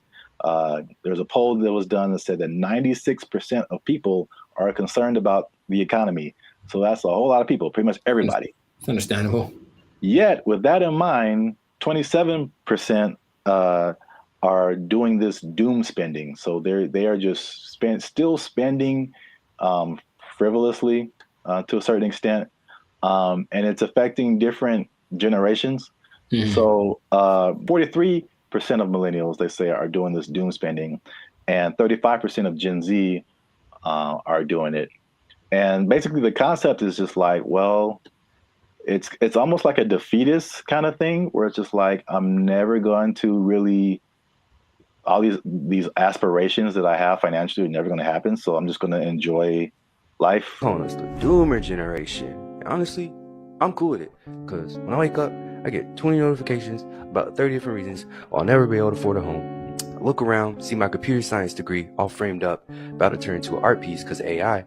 Then we're in a loneliness epidemic, but these gas prices and these heat waves collaborating to keep me indoors. And they say it's not going to get any better. So, as a millennial yourself, that's the category we fall into. What do you think about this doom spending? Have you had doom spending thoughts? Do you think people in your life are doom spending, or do they just like things that smell good? We've been collecting all of the little Harry Potter baby stuff because we're a Harry Potter family. So freaking cute. Not talking about anyone in particular. I'm just, No. Side effects include doom spending thoughts, early discharge. No, I understand the concept. I'm more curious where that. I feel like that's always been a thing, but that term is. Yeah. Sure, give it something that has a ring to it. It's a shock value of a term. People that have bought things like a boat because they said, F it, I'll just buy a boat. And they sure couldn't afford a boat, but now they have a boat. Here with his tailgating tips is a guy who just bought a boat. It's a weird phenomenon, but it's almost like a temporary solution to a permanent problem. So I'm in debt, and I feel really bad about it, and I really can't get the things that I want, and I don't see myself being able to sustain something long term. YOLO, and then just go buy stuff. Yeah. But even that phrase is I think that's kind of permeated, because that's the Gen Z millennial phrase. YOLO, you only live once. This is a Coca-Cola YOLO, not YOLO. No one has said that in like 8 years. A yo-yo. I get it, even though it doesn't make sense, because I'm sure I've been in spots where I'm like, well, I could just buy. I do remember telling somebody once, I may or may not have been drunk, but I told somebody once that I either want to eat like the best food or like the worst food. Like I didn't want anything in between. It was something weird like that. So I'm going to take my money, go buy a really nice meal, and then just eat peanut butter sandwiches for the next month, and then get the next check, and then YOLO. Ed, can you play YOLO to Jessica? YOLO, Jessica. I think some people do, because you get the story, you get the high, you get the dopamine, and then you get the taste, of course, of the great thing that you can look forward to. It's like a little treat, like to like reward myself for like either like some like hard schoolwork, or just sometimes it just serves as a distraction from like what's going on like around me. Whereas the more practical way to approach finances in general isn't glamorous. You're not really doing anything too extreme, right? You're just kind of all level here, and that's not fun. And no one likes that. So they'd rather do the other thing. So it doesn't make any sense if you think about it, but I've been there and I understand why people do it. Just want to spend money. I just really want to spend So much money. Well, here's some other causes. There's some that I saw online, and some that I just kind of made up. I mean, not made up, but just from my observations, I think this is what causes it. So it's 5 different things that I found. One that I think is a part of it is just, at least just speaking as millennials. And I know other generations have gone through different things, but I feel like millennials in particular, because it was just interesting to me to see how their numbers, the millennial numbers, are higher than the Gen Z numbers. And maybe it's just, that's because we just have more money to spend. But I think it also might be related just to the life events and life experiences we've had. And so I think one of the first times I was like really conscious about money and the future and like life was 9/11, which is something that Gen Z isn't really familiar with. And I remember like stuff like being able to just walk on a plane and you can just carry whatever and dress however, like, and then all of a sudden things changing, and then gas prices going crazy, and the housing crash like 2008, 2009. And I'm sure more has happened in between then, but you also have like COVID, and then the inflation. So there's that. Hi, I'm 28 years old, married with kids, and we're moving in with my parents. And thank you so much to inflation for sponsoring today's video. Another thing that I think contributes to this is the good old student loans, man. So I thank God like every day that he made me kind of smart, because I got an academic scholarship, and that helped out tremendously. Because when I see people talk about student loans, it's like their whole body changes. Yeah. And they just like you can see the desperation in their eyes. It's like this is never going to end. Do you have student loan debt? Yes. Can I ask you how much student loan debt you have? 20K, I think. A third thing I think is the job instability coupled with rising prices. So I mean, obviously inflation has just gone bananas, but again, it's just like back in the day, the path that they laid out for you, millennials. I don't know if they do the same with Gen Z. I don't know, but everything you see is just like, go to school, get a job, work there for 40, 50 years, retire.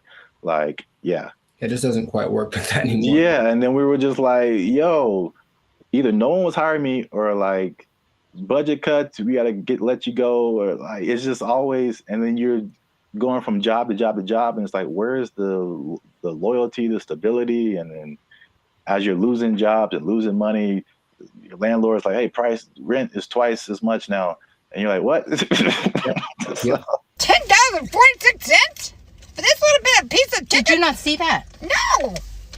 $10.46 for a handful of chicken bites. That's stupid. Next one is like the social media era. And you gotta live it up. You gotta look like you're doing good. The whole FOMO, fear of missing out. Like, Becky's on a private jet. I want to be on a private jet. I don't want to wait until I'm 75 to do it. I got the money now. Screw retirement. Right. That's exactly what happens a lot of times. Yeah.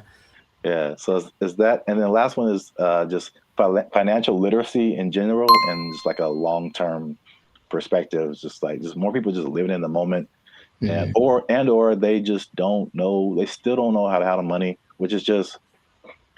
This is why I want to say this for last, because I was just gonna get on my soapbox. Like, this is literally the easiest time ever in the history of mankind to like learn something, and or make money. Like, it's all out there. It's all out there on the internet, and a lot of it is free. A lot of stuff that I've learned more stuff for free on the internet than I did paying for it in college. Right. So that says a lot. Learn stuff, and then what you know will get you a job. That's straightforward. Yeah. So doom spending, man. I mean, It's a thing. Yes. So the question is, have I ever done that for chicken? I feel like probably. Meaning, if the chicken was like $7.99, I had $9, but I had something else to pay for. That was also $7.99. I'm not sure what it is. Yeah, I probably picked the chicken. I probably picked the chicken and live with the consequences with the happiness in my heart. Ooh, it's right. Oh my gosh. Y'all gotta chill. Y'all crazy back there. They know what they did. Not to condemn anybody. I feel like I've definitely done it.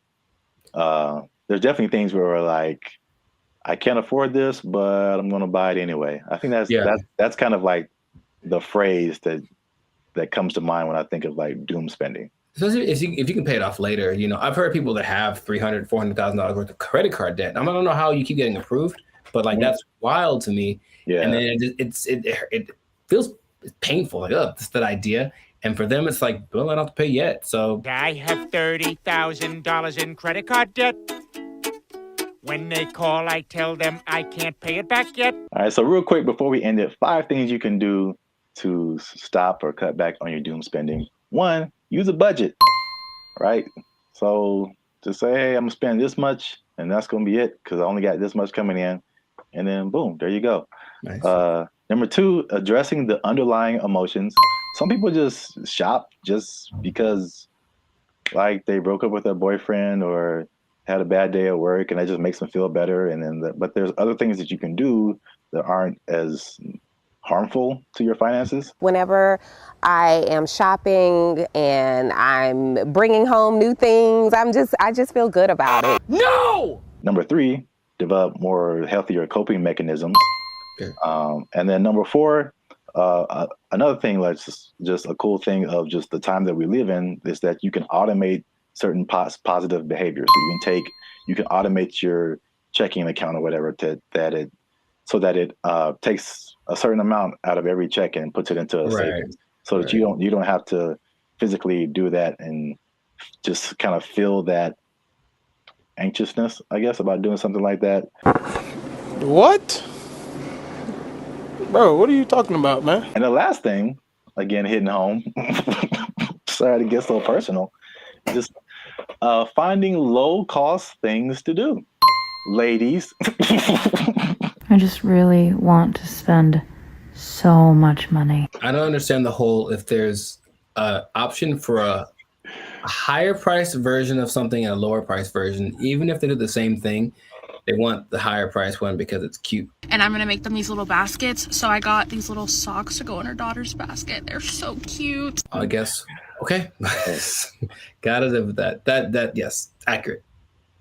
Find some alternatives, man. There's cheap things to do that are as equally as fun.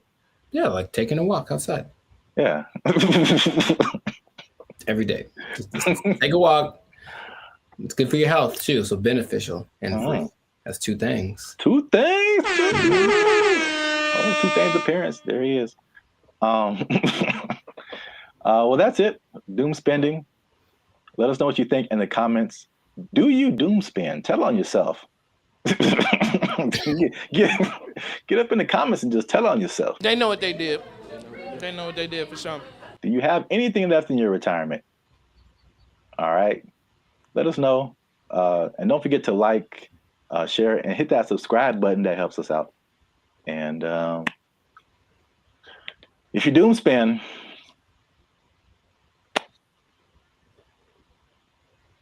I don't know. I think you're doomed. That's what I would say. There you go. Bye. They took our jobs. They took our jobs.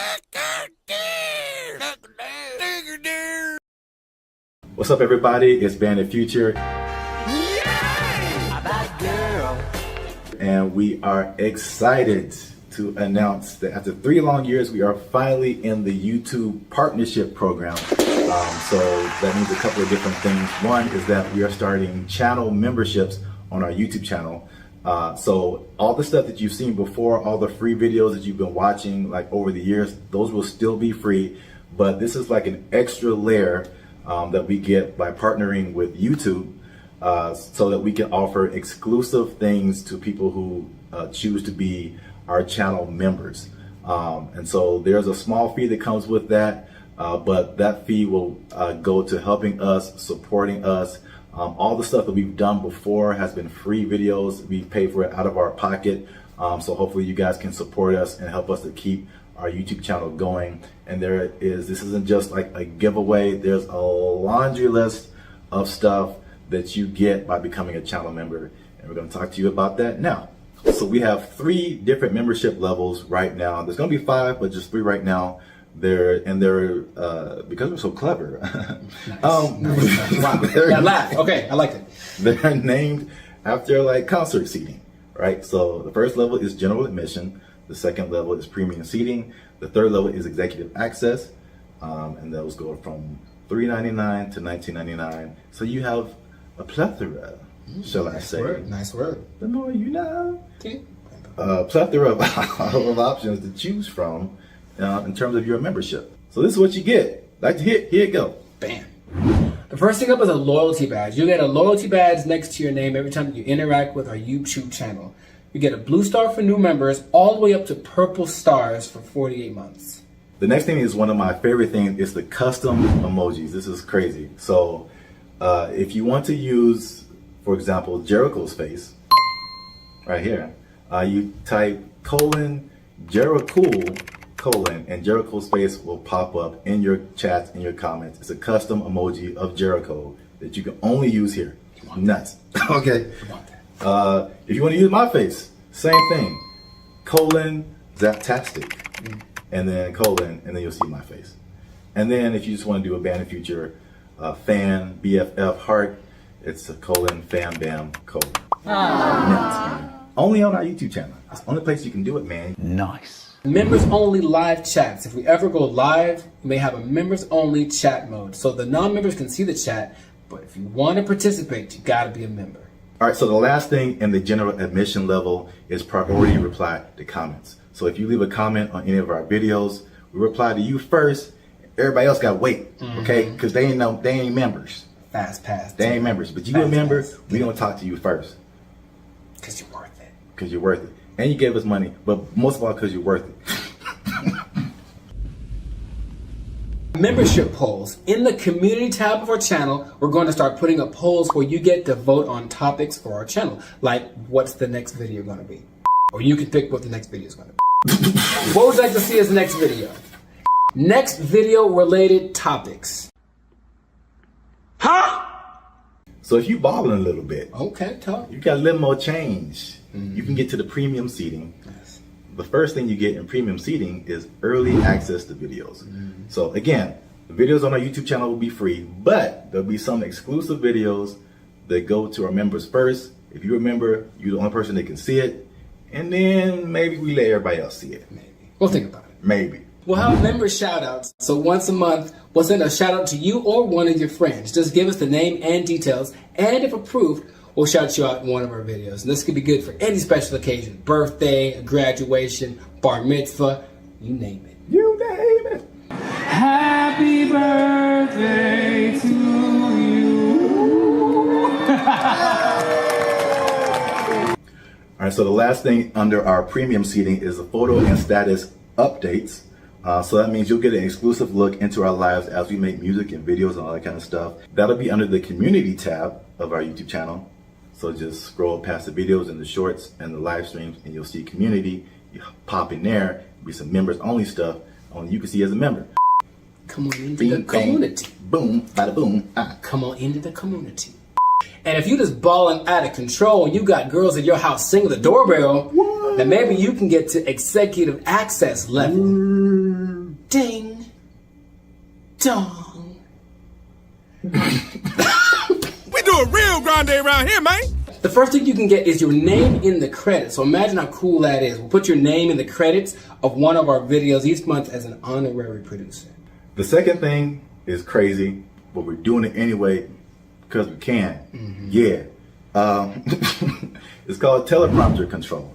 All right. So you give us something fun or crazy to say, and if it's approved, all right, don't make us being too crazy out here. our parents watch this stuff. That's accurate. They tell me that all the time. If it's approved, we'll read it on our YouTube channel, straight up Ron Burgundy style. You stay classy, San Diego. I'm Ron Burgundy? Damn it! Who typed a question mark on the teleprompter? For the last time, anything you put on that prompter, Burgundy will read. And last but not least, oh my God, last but not least, discounted merchandise. Because everybody likes a bargain. You'll now be able to shop for Bandit Future merchandise directly from our YouTube channel. And with executive access, you can save money on our official merchandise with your own custom discount code. So that's it, guys. Once again, we appreciate your support. You've gotten us this far. Less than 8% of all YouTube channels reach this partnership monetization stage. So this is like really big for us. We really appreciate you guys. And again, if you want to keep pushing Bandit Future forward, we really need your support. Again, it's not just asking for money. We're going to give you a lot of stuff, do a lot of extra stuff on our part just as a thank you for becoming a member. So choose your membership level and help the boys out. Appreciate Trying to get some cheese on the Whopper, you know what I'm saying? Okay. Yeah. High class, moving on up. Because if we don't succeed with this YouTube channel, they're gonna take our jobs. They're gonna take our jobs. He's over there now. They took our jobs! They took our jobs! Take our deer! Take our deer!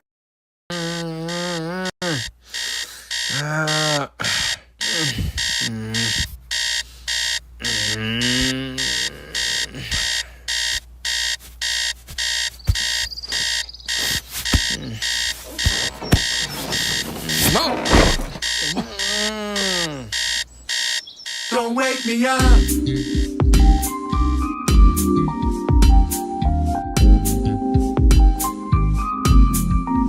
Don't wake me up.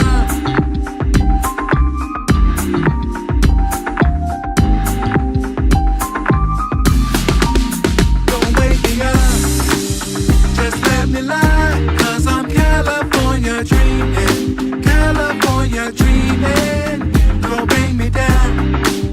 I wanna fly, 'cause I'm California dreaming. California dreaming. Don't wake me up. Just let me lie, 'cause I'm California dreaming. California dreaming. Don't bring me down. Don't bring me down. I wanna fly, 'cause I'm California dreaming. California dreaming. Yo, all I need is pretty women and some palm trees. Fruit cup, tahini, and a cool breeze.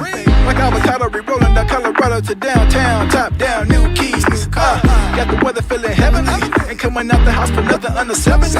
Yo, all it takes is a catchy little melody. Now everybody thinking that I'm a celebrity. I don't know, paparazzi at the house, I'm gated. Hard work is the price, I paid it. Got a little lost in the sauce, but I never gave up. Man, I'm really glad that I waited. Now I'm shaded, sipping on my juice. I got a little chain, so I hired a masseuse. She like 100 pounds, but she made my back crack. I feel like Diddy in the city, yelling, take that, take that. Just let me lie, 'cause I'm California dreaming. California dreaming. Don't bring me down. I wanna fly, 'cause I'm California dreaming. California dreaming. Don't wake me up. Just let me lie, 'cause I'm California dreaming. California dreaming. Don't bring me down. I wanna fly, 'cause I'm California dreaming. California dreaming. Yeah, yo, ain't nobody handed us this. 10 years ago, wasn't nobody dancing to this. They said, wait outside the club, 'cause you ain't on the list. Now we got trophies on the shelf, and they getting the gist. 20K in the bank, 'cause we held up a fist. If we didn't mean to limit, we should be remiss. California roll, hip hop the twist. Surf, switch it up with the flick of the wrist. Switch it up on them. Wrist rocking this mic, serrated. Slap me in the face, but my will's not jaded. Headshot going in the trash. Still casting that I can't make it, 'cause I already made it. I'm already hated, already debated, anticipated, deflated, over and underrated, faded and reinstated in the California drought. 2 decks in the game, knocked out. Hey, man. Yeah. You're doing too much, bro. Oh, thank God. Sorry, I'm late, bro. Crazy traffic. I'm so sorry. No worries. We're good, bro. You good. What? Thank you. You can't fire her. You can't fire her standing. No, we good. You know bro. what? Yeah, Michaela, let's go. Let's go. What? Gonna fire the standing. Michaela, you don't get paid if you don't come back up here. Where you going? You step, bro. We good, bro. You good. Yeah, that's all right. Hey, man, put them donuts back. I'm taking them with me. Them donuts is for everybody. No, they not. Don't wake me up. Just let me lie, 'cause I'm California dreaming. California dreaming. Don't bring me down. I wanna fly, 'cause I'm California dreaming. California dreaming. Don't wake me up. Just let me lie, 'cause I'm California dreaming. California dreaming. Don't bring me down. I wanna fly, 'cause I'm California dreaming. California dreaming.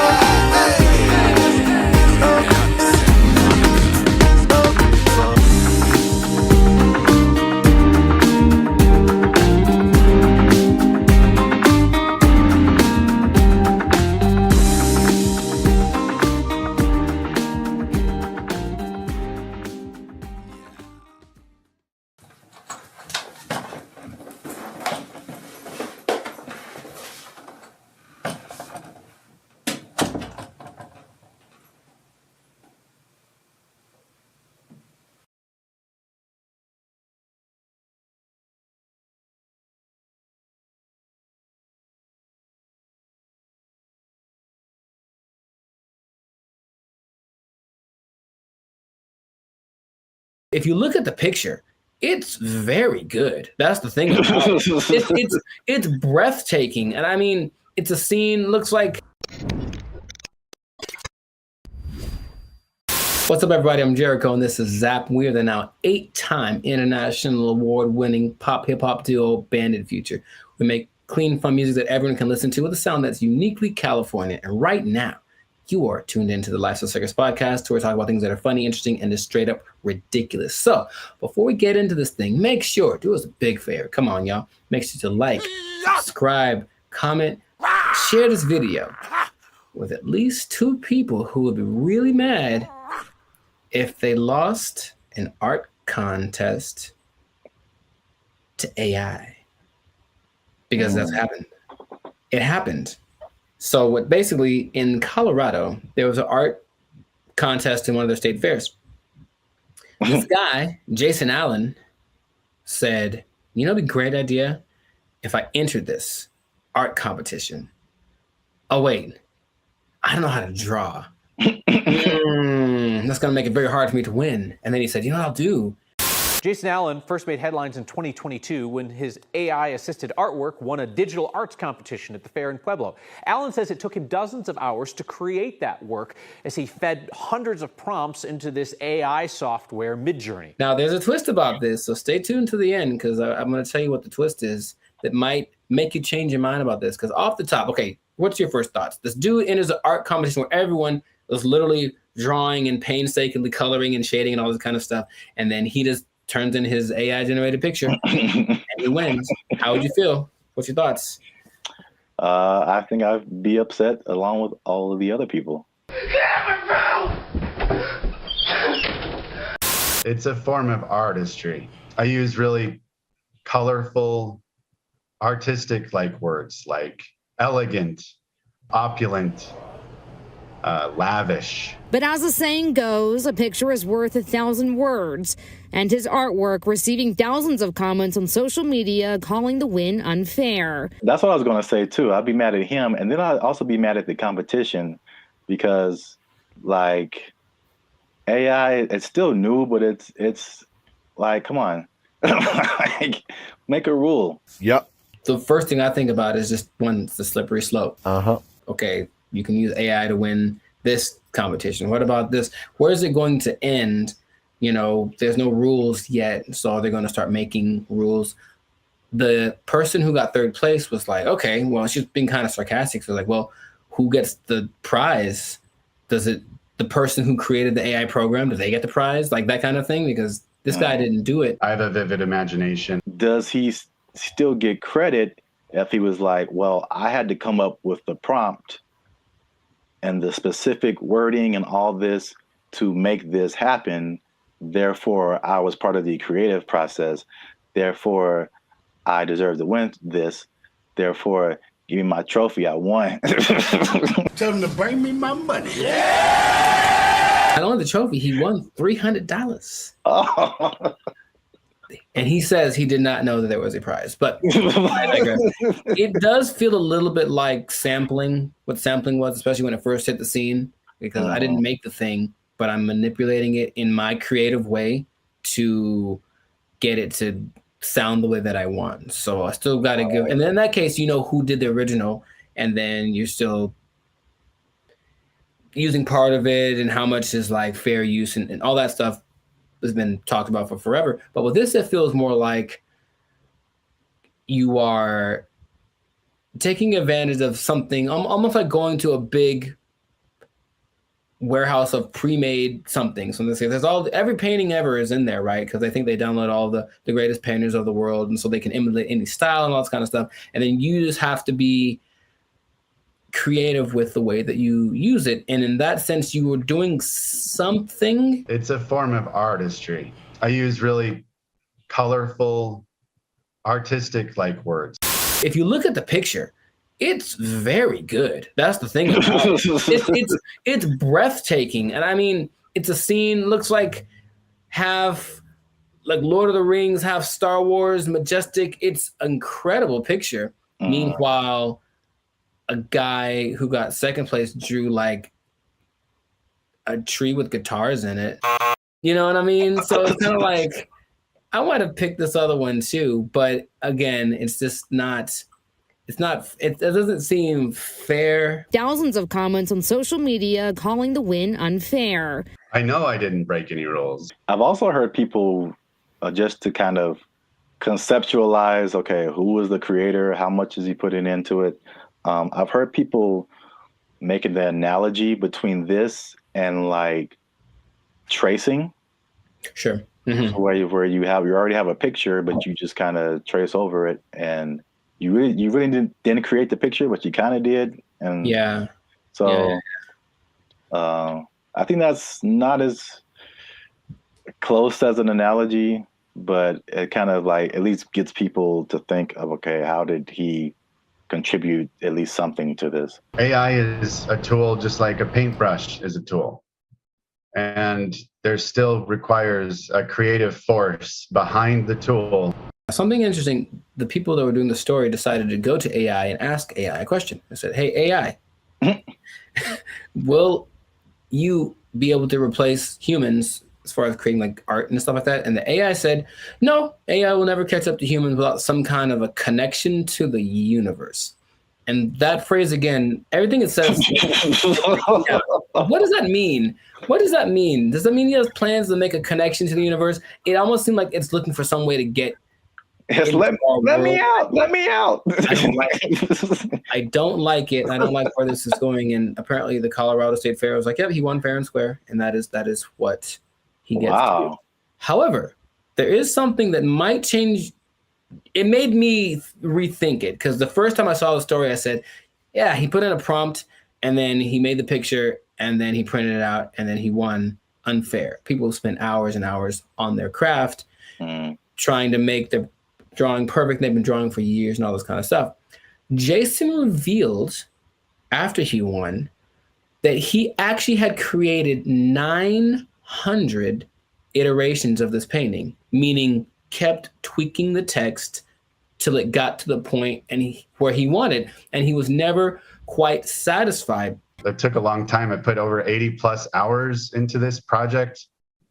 I've generated 900 plus images of this particular prompt. And in that sense, I go, well, he didn't just type 2 seconds and then let it go and that was it. He put in work. And so then again, it's like, what kind of, to me, there's some merit in that. I still would say it's a little unfair, but he did work to, and he said he basically turned it in almost like a product. He turned it in because he didn't have more time, but he still wanted to make it better. So his judgment was what ended up being the final result. I think this one's better. And it's not like he went with the latest one. I think he did the 900 and then picked one like maybe like 600. That one was the best one. So he still used his human perception to create something that was he deemed worthy to enter into the contest. And then people agreed with him.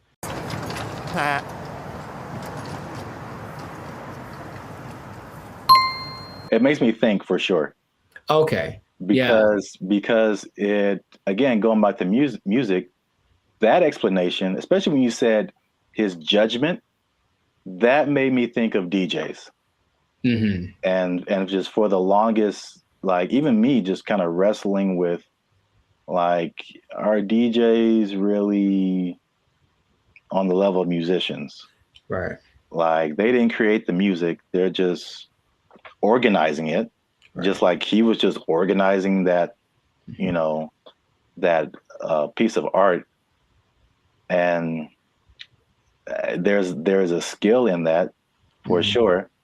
I've heard some very bad DJs. Yeah. Where did you even learn? Wikipedia. The way he made it sound, it's not like not just anybody could do this either, because he came with a concept, but he also had the wherewithal to look at it and say, this one's, and I think he looked at it for a while, like trying to judge the color bone. It's almost like he still knew what to look for, even though he didn't have the training to execute it. Maybe like a producer of a Rick Rubin category, or even a DJ Khaled, who, from what I understand, doesn't really do anything as far as like pushing the buttons and doing the level, but they do the analysis and go, they ain't believe in us. God did. I'll say this. Is it just him personally? Is he a creator? Yes. Did he put in work? Yes. Mm-hmm. But I do think he should not be able to compete like that with the other artists. Mm-hmm. And I think there should be either a separate contest or a separate category that is just for AI art. And I think that will, because it's two different, they're both a level of artistry, but it's two different types. Mm-hmm. That is hard to judge together. Again, the DJ example. I don't do song requests. I know, because you can't. What? It's a battle of the bands, and you have a DJ in the battle of the bands. That doesn't make sense. Mm-hmm. Or you have a scratching like contest, and you put a band in there. Sure. It doesn't make sense. There's just two different things. They're both musically artistic, but I think a separation would just kind of make more sense and more fair for everybody. They know what they did. They know what they did for sure. We'll see if it keeps going or if there's more cases of it. But in this case, congrats to Jason Allen. Hey, let me get $300, man. I know you got it. He says he did another prize. Let me get $300, man. I'll pay you back on Tuesday. He doesn't quite talk like that either. But you know what? It's funny to think of he does. It's funny to think of. It's funny to substitute most people for Ant Edwards. That's what I'm trying to tell you. Yeah, you were the best player on your team. Is that now we talking? A1 from day one, AI from day 5. What?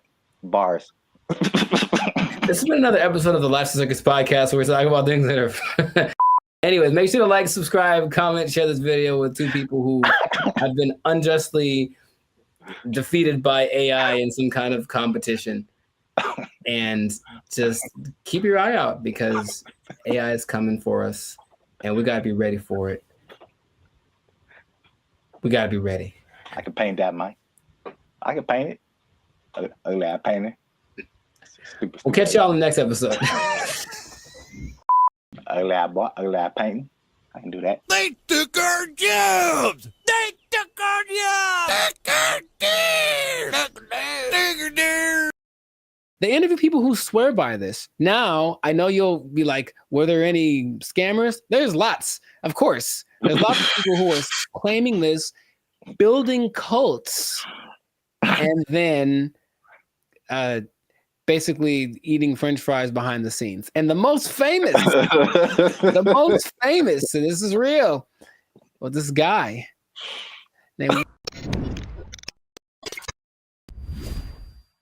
What's going on, everybody? I'm Jericho. This is Zap. We are the now 8-time international award-winning pop-hip-hop duo Bandit Future. We make clean, fun music that everyone can listen to with a sound that's uniquely Californian. And right now, you, yes, you, are tuned in to the Lifestyle Circus podcast, where we talk about things that are funny, interesting, and just straight ridiculous. So before we get into this thing, make sure to like, subscribe, comment, and share this video with 2 people who are tired of eating, who want to find a different way. Did you know there's a different way? Did you know that there's an answer? If you don't want to eat, you don't have to anymore. It better be a good answer, because I want to eat. No. Check it out. Hear me out. You don't have to eat. That's my favorite pastime. Well, maybe this will be more of your favorite pastime. Skeptical. They say it in 2 different ways: breatharianism or breatharianism. I'm not sure which one. Stop shaking your head. You haven't even heard the whole thing. It's where you basically eat the air and you don't eat the food. That's it. Doesn't that sound fantastic? See, I blame these millennials. No, this is old, man. This is old stuff. This is old stuff. So, for those of you who have never heard the term breatharianism or breatharianism, I hear both. The guy in the video that I was listening to said both back to back, including in his annotations. I was like, okay, so pick one, dude. But anyways, it's the idea that human beings do not need to eat calories to sustain energy. And there is evidence of this, although there's lots of skepticism, understandably. You don't like this at all. I understand. Fake news. So let me tell you a little bit about it. It all started with a study of a guy named Prahlad Jani. And he was a man, I think he's from India or Pakistan, one of the two. And basically he passed away a few years ago, but at the time he had not eaten or drank anything for 70 years. That's what he said. 70. Okay. And so everyone was like, that's kind of ridiculous.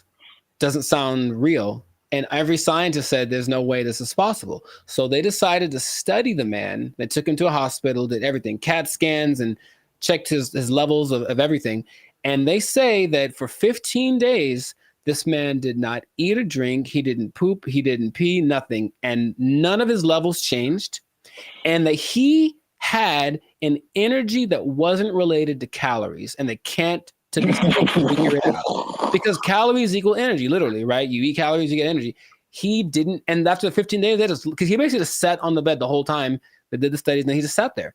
And when he sat there, they said he kind of went into this trance state. And what they say that a lot of these people do is they're meditating, but the meditation allows them access to a part of the human body that is actually able to process air and sunlight as if you were a plant.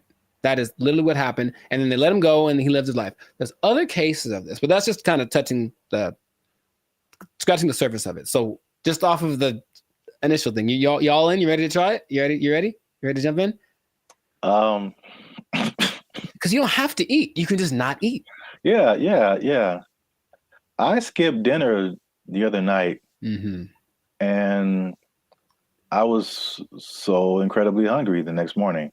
So in that little bit of time, I don't think air would have done it for me. I don't understand. I don't think you're really seeing this. You're so I don't think they're really seeing this. You can be like a tree. You can be like a tree. I'm not for this or against this. I think I am a skeptic as well.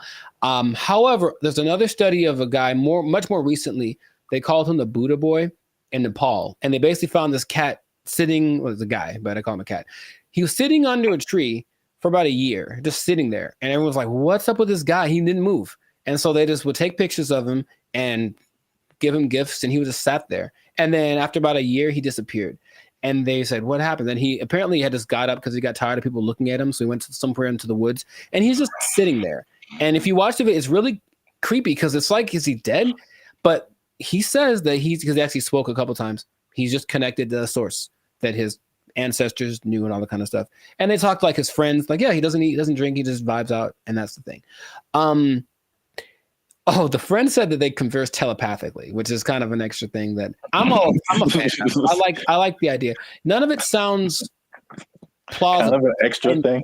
Right. And science is all this isn't the thing. It can't be real. Yet there are a few cases of this happening. The patron saint of Switzerland in the 1700s, Nicholas of Fleur, apparently the last 20 years of his life, he only ate light, right? So there was a study done in 2014 about the sun gazing, which is some parts of China say that that's what they do, not staring at the sun, but using the sun as energy. And there was a proof that human mitochondria can actually process sunlight and convert it to energy. That's what science is starting to, okay, maybe there's something to this. But the idea that you only eat air, sun, isn't the most widely accepted version of this breatharianism thing. It's kind of a spectrum. So there's 3 levels. One is called BEGO. And that's where you don't eat anything. You don't drink anything. You just exist. And you're one with nature, and you don't have to, like I said, the energy comes from something that is not caloric. And then there are people that only drink like liquids, and that's like the second step of it. And the third is eating 200 to 300 calories a day, mostly just fruits or vegetables. So the only extensive study that did this was of a guy. They studied him for 410 days, and he was averaging about 200 calories a day. And he lost a considerable amount of weight, but he was fine, right? And the hunger thing is something that goes away after a while because your body learns to cope, I suppose. So it's kind of getting more popular as people are tired of maybe the Western way of trying to stay healthy or be healthy, the standard American diet, which apparently is leaving a lot of people with disease and things like that. They're looking for other things. So they're looking for this thing. Now, another term for this idea is seeking prana. And basically breatharianism is living on prana and taking energy directly instead of what we do when we eat stuff is we take the energy from the thing. But this practice just makes the energy coming directly to us without any middleman, basically. And that's the whole rundown. But they interview people who swear by this. Now, I know you'll be like, were there any scammers? There's lots, of course. There's lots of people who are claiming this, building cults, and then basically eating French fries behind the scenes. And the most famous, and this is real, was this guy named Willie Brooks. And basically he built this cult up somewhere in the desert, somewhere in the United States.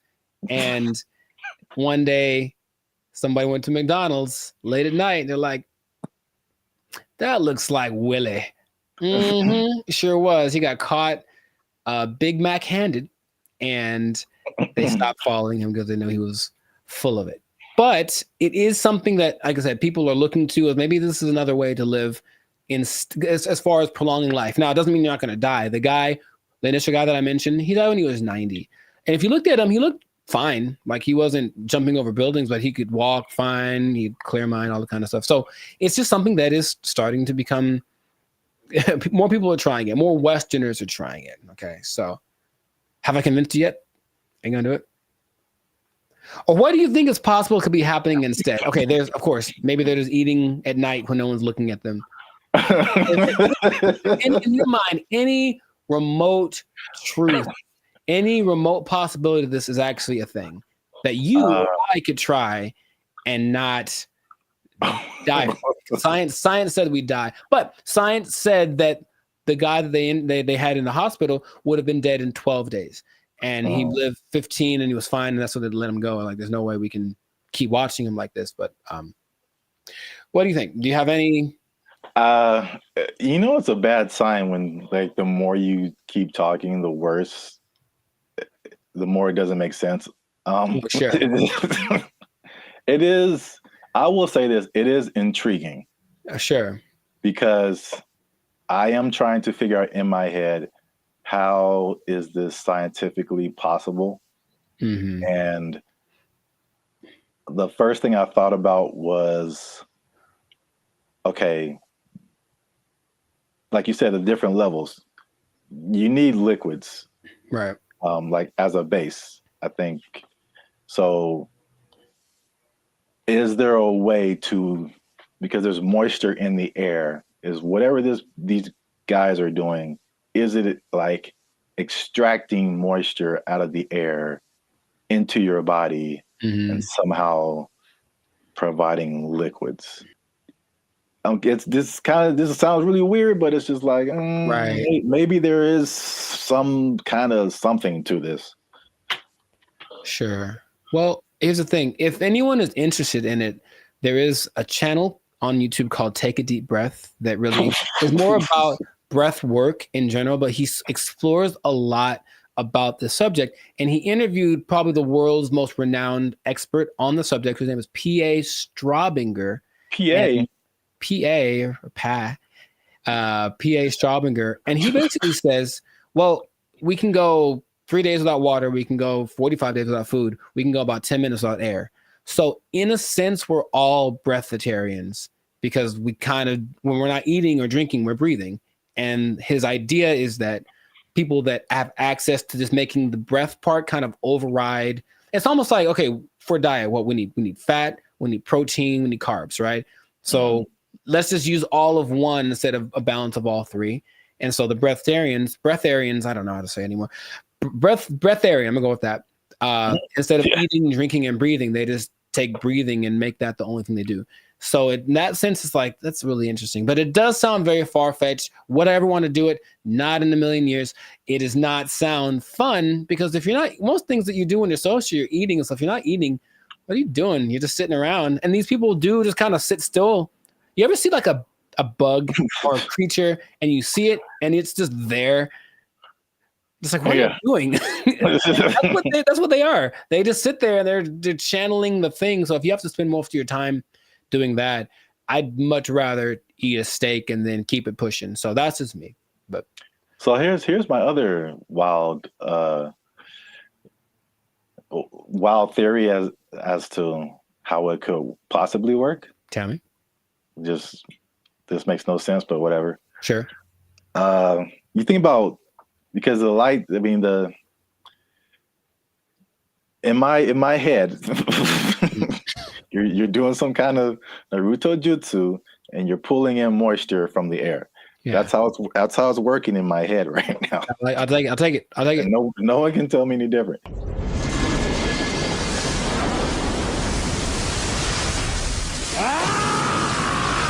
So now it's like, okay, you've got the liquid part. What about all the solid, like protein, all that kind of stuff? I'm thinking about all the microscopic organisms that are around us, all the bacteria, all the stuff that's on us.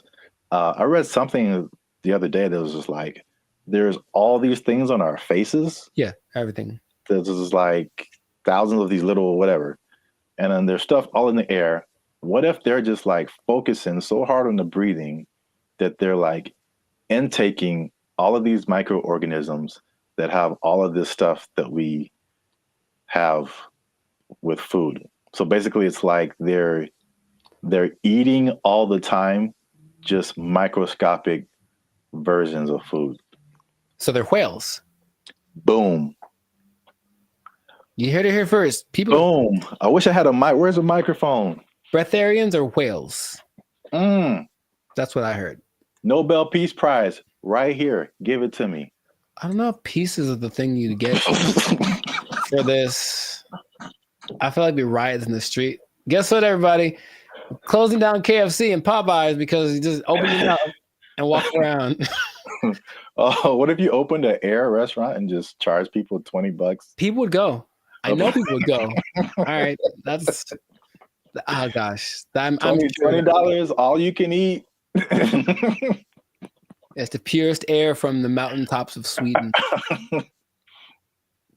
Well, I think that this is a fascinating thing that if people want to investigate more, go for it. But like I said, I'm not going to try it. So if you do, leave a comment that says you tried it and that you're going to live forever because you found Nirvana. I'm not sure. Live your life. But this has been another episode of the Lifestyle Circus podcast. So make sure to like, subscribe, comment, share this video with someone that you think will find it interesting, and just keep this in mind. All right. Let's hit home. If you don't eat, you don't need to buy food. Well, yeah. If you don't need to buy food,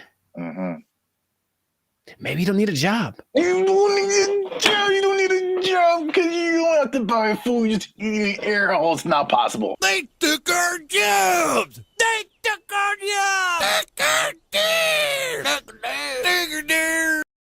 We want more money. Higher minimum wage. That's right. That's what's happening right now. People.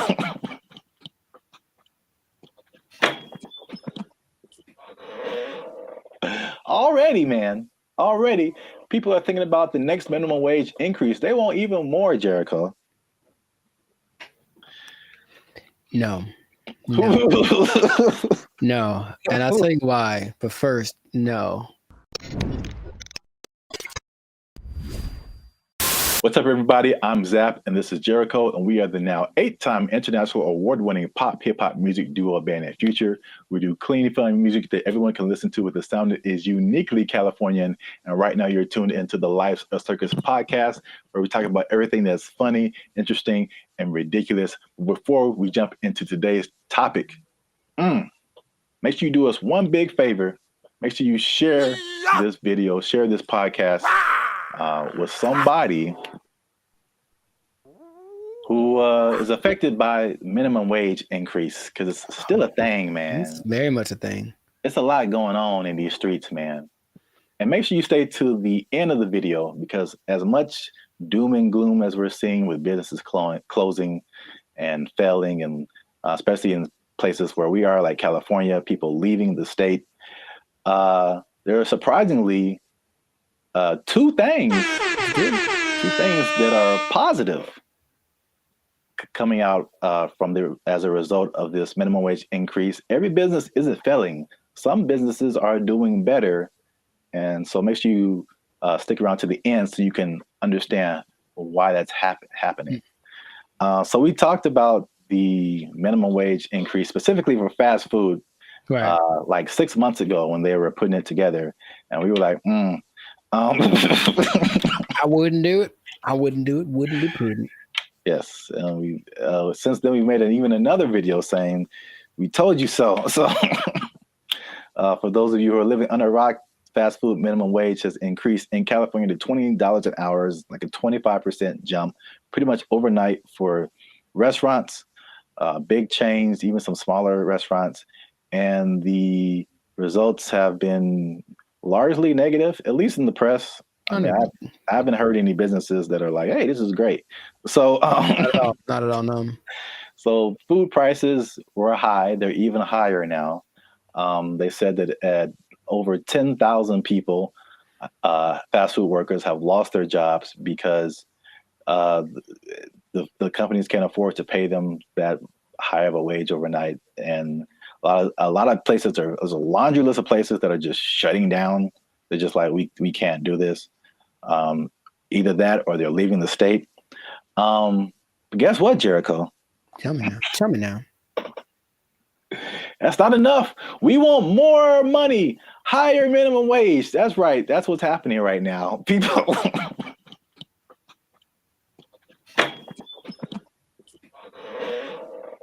Already, man. Already, people are thinking about the next minimum wage increase. They want even more, Jericho.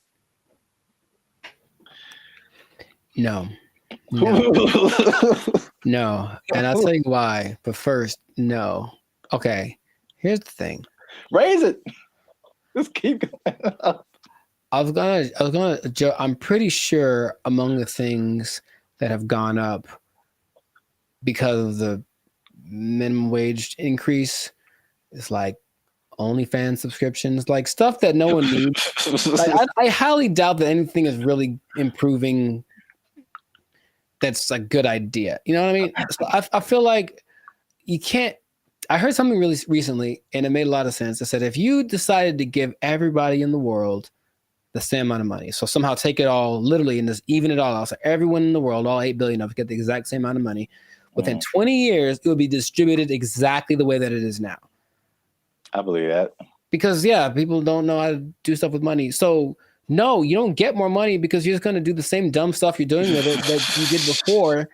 And how much is a Whopper now? Like, forget it. Like, it's just going to be ridiculous. What kind of, I know we're not living in the days with like, going to see a movie and the soda and a pop and a nickel. I know that's in the past, but you can't keep paying people more. You have to teach people to be smarter with their money. That's all. Take it up higher. How much they want? Okay, go for it.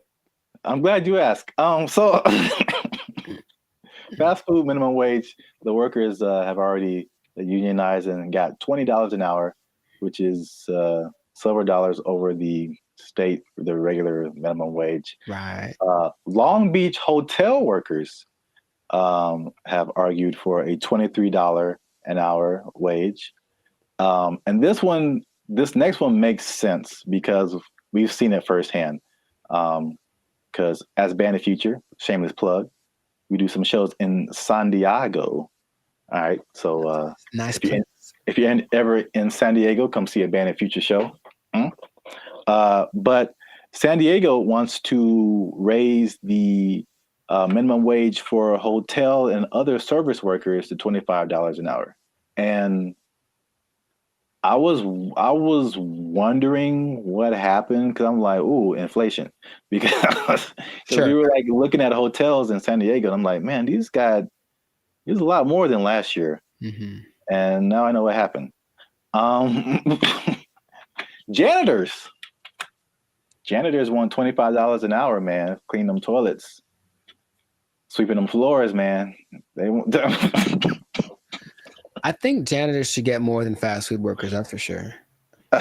I really do, because I can go make my own burger, but if I go to an establishment, I want it to be clean, and I think the people that clean it should get paid. It's all about, I mentioned this before, you should get paid for the value that you provide. And fast food is just making us all fat and sick.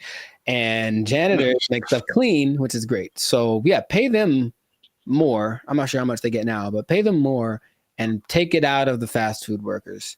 That's an interesting take, I guess. It just kind of like took my mind somewhere. Okay. Because your viewpoint is, and I heard you say this before, you should be paid based on the value that you provide. Yes. As opposed to the skill sets that you have. So I feel like if you think janitor, fast food worker, it doesn't take, in my opinion, as many skill sets to be a janitor as it does to be a fast food worker. The fast food worker, you have to have people skills. You have to be able to talk to people, interact, be friendly, all that kind of stuff. You have to have some math skills to run the cash register. You have to have just skills in terms of food preparation and something like, I think you have to have like a food handler's license and all this kind of stuff. So there's a lot more skills involved than being a janitor. But in your opinion, the janitor provides more value than the fast food person.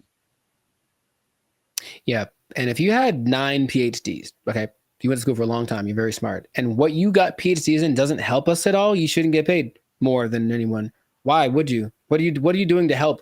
Right? To me, I watch them all the time, and I'm really grateful at the gym, for example, which is a disgusting place. Think about it's disgusting without the janitors. If they weren't there, think about how gross it would be. Or oh my God, the bathrooms at the beach. Oh my God, I get like PTSD going to some of those places. And I remember the last time I went to Venice, there was a person like cleaning them as people were standing in line. And I'm like, that's one, disgusting. 2, thank you. How much you getting paid? You deserve more. We all need you more than we need somebody to get our Big Mac done faster. I really think that's true. So yeah, I would, if I ruled the world, I would pay people based off of the value. That's I'm kind of with you, but I'm kind of like trying to play the devil's advocate. Like, Oh, I understand. And of course, the system we have is that you went to school for more time for this and that, or you were required to think more, or whatever the thing that is, whatever the commodity it is that you acquired, that's the thing that you should get paid for. And my position is that sometimes, sure, but also no, definitely not. I need the janitors more. I need the people that rake the leaves more. The people that make sure that the streets don't have potholes. We need them more than we need. Remember, maybe I'm talking about necessity versus convenience. Like, I can make my own burger. I can go put together a Chipotle style burrito if I want to. All the ingredients are at the store. I just got to try, right? But I can't fix the street. I don't know how to do that. So if you know how to do that, you should get paid more than someone. Oh yeah, yeah. So it's something to think about. Yeah, an idea, but that is how I feel about it. But wait, there's more. 25. Well, that's a lot. 23, 25. That's a lot. San Diego Community College District has already raised its minimum wage to $30 an hour. And I think it's just community college employees. I think something like that. Okay. And then the Los Angeles airport workers want $30 an hour by 2028. So the train is moving fast, man. Well, sure, but the question is where's the money coming from? I think it's just going to get more. Well, this is the problem too. So I read an article by some guy. I don't remember his name. I'm sure he's very smart. Good smart guy. He is the person who pointed out that, you know, there's a couple of things where businesses are actually doing okay with the minimum wage, but he said, like, obviously this is not a long-term solution, because you think about, okay, minimum wage, and you kind of touched on it. It's like, what are you spending your money on? And then for like 99% of people, what are your biggest expenses? Food, shelter, transportation. All of those things are sky high, abnormally high in California than anything else. And so I don't necessarily think people are just wasting their money on whatever, but it's I mean, they could be, but I don't know the life. The fact still remains that there's a for real housing shortage. The average housing cost is like, I think almost double, if not double, than some other places. So that's a huge thing. We already know the food is high. It was already high and it got higher. And then like gas is like $5-6 a gallon, $7 a gallon. Like, too high. It's too high. So it's like, because he pointed out, is like those things are like at the root of this, a lot of it, you know, but it's like we're not trying to solve those things. Or maybe they are, and they just haven't found a solution yet. I thought that was an interesting point. It is. Because we're still in a cycle of like you raise minimum wage, and then businesses are, we can't pay people. We got to raise prices, and then like everything goes up. So then what's the point? Right. Your rent is higher, your food is higher, gas is higher. Now we need more. Right. This doesn't make any difference, basically. But it makes people feel good. Yeah. But like I said in the beginning, this guy also pointed out that there are two things that he pointed out where businesses are actually doing okay with the minimum wage, and it's actually been a good thing. And it's not OnlyFans? And it's not OnlyFans. All right. Yeah. One, just a second. One is that it has forced businesses, and I think we can even agree to this as the way we run Band and Future and all that kind of stuff. It's forced them to be more efficient. And I've definitely gone into places or worked in businesses where like you can tell the money is flowing, and so they just kind of like, they kind of just spend money on whatever and just kind of do frivolous things and just silly things with their money. But it's forced some businesses to be more efficient. So it's actually some businesses are saying that their businesses are working better because they've been forced to like cut the fat of the company to basically pay for the workers. So I think that's the thing that we've experienced as just dealing with. And I think that anybody experiences that, the inflation, the high prices, you get laid off from work, or you don't get a check that you thought you're going to get, or a car repair costs you $2,600. Sounds like real life right there, bro. It's make sure you like, subscribe, join the channel so I can pay for my car. I'm tired of walking everywhere. I digress. But yeah, I mean, we do this in our personal lives all the time. It's just like, okay, how little can I eat this week to pay for? So yeah, so that's the thing. Second thing is that worker retention is up. So you think about fast food, or not fast food, but just minimum wage jobs in general. It's like a throwaway job, right? Sure. So it's like you're making the least. You don't get the maximum effort. You don't really care. It's just like, this job sucks. I'm not making a whole lot of money. And I think it has a high turnover rate. So meaning people quit. They have to find new people, train them, get them going, and then they're there for like a month or 2 or 6 months or whatever. Then they quit and they just find a better job or whatever. Sure. So with the higher wage now, fast food worker is like the premium job of minimum wage jobs. So you think if you work in some other job for $16 an hour, $17 an hour, you can flip burgers for $20 an hour. Sure. You're gonna, if you're in that that minimum wage level, you're gonna stay there for a minute, because unless you can move up to some other job, you're doing better than other minimum wage jobs. So why would you leave? Right. So yeah, so people are staying. And people are happier, they say, just coming to work, which, I mean, makes sense if you're getting paid more. But there's less incentive to leave. And then people don't understand that it costs businesses a lot of money to hire people and put up ads to hire people and then train them and all this kind of stuff, get all this stuff going and find the people. And then they're only there for a little bit. And then you got to do it all over again. Yes, that's a big expense. So there you have it. Minimum wage going up, prices going up. Some businesses are leaving, some businesses are shutting down. Some people don't care. It's happening in their business. A lot going on. Let us know what you think in the comments. Is this good? Is this bad? Should we do the idea of this guy in the article and just let's fix the housing and the food and the gas and all this stuff and just bring that down instead of raising the money we get? Cost of living is too high. Yeah, man. A lot going on. Gotta invest in some meme coins, man. Just take advantage. It's a bull market, man. Let's get into it. Are meme coins the answer to the minimum wage problem?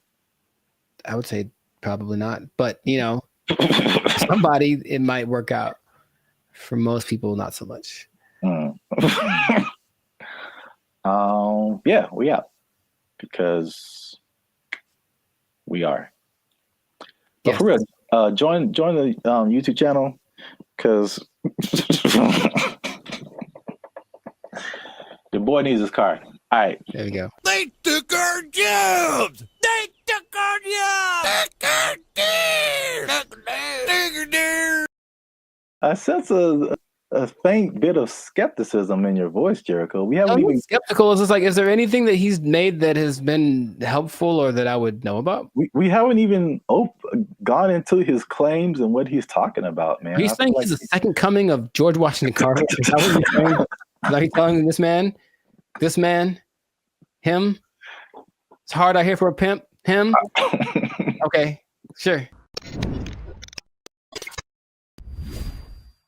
What's up, everybody? I'm Zap, and this is Jericho, and we are the now 6-time international award-winning pop hip-hop music duo Band of Future.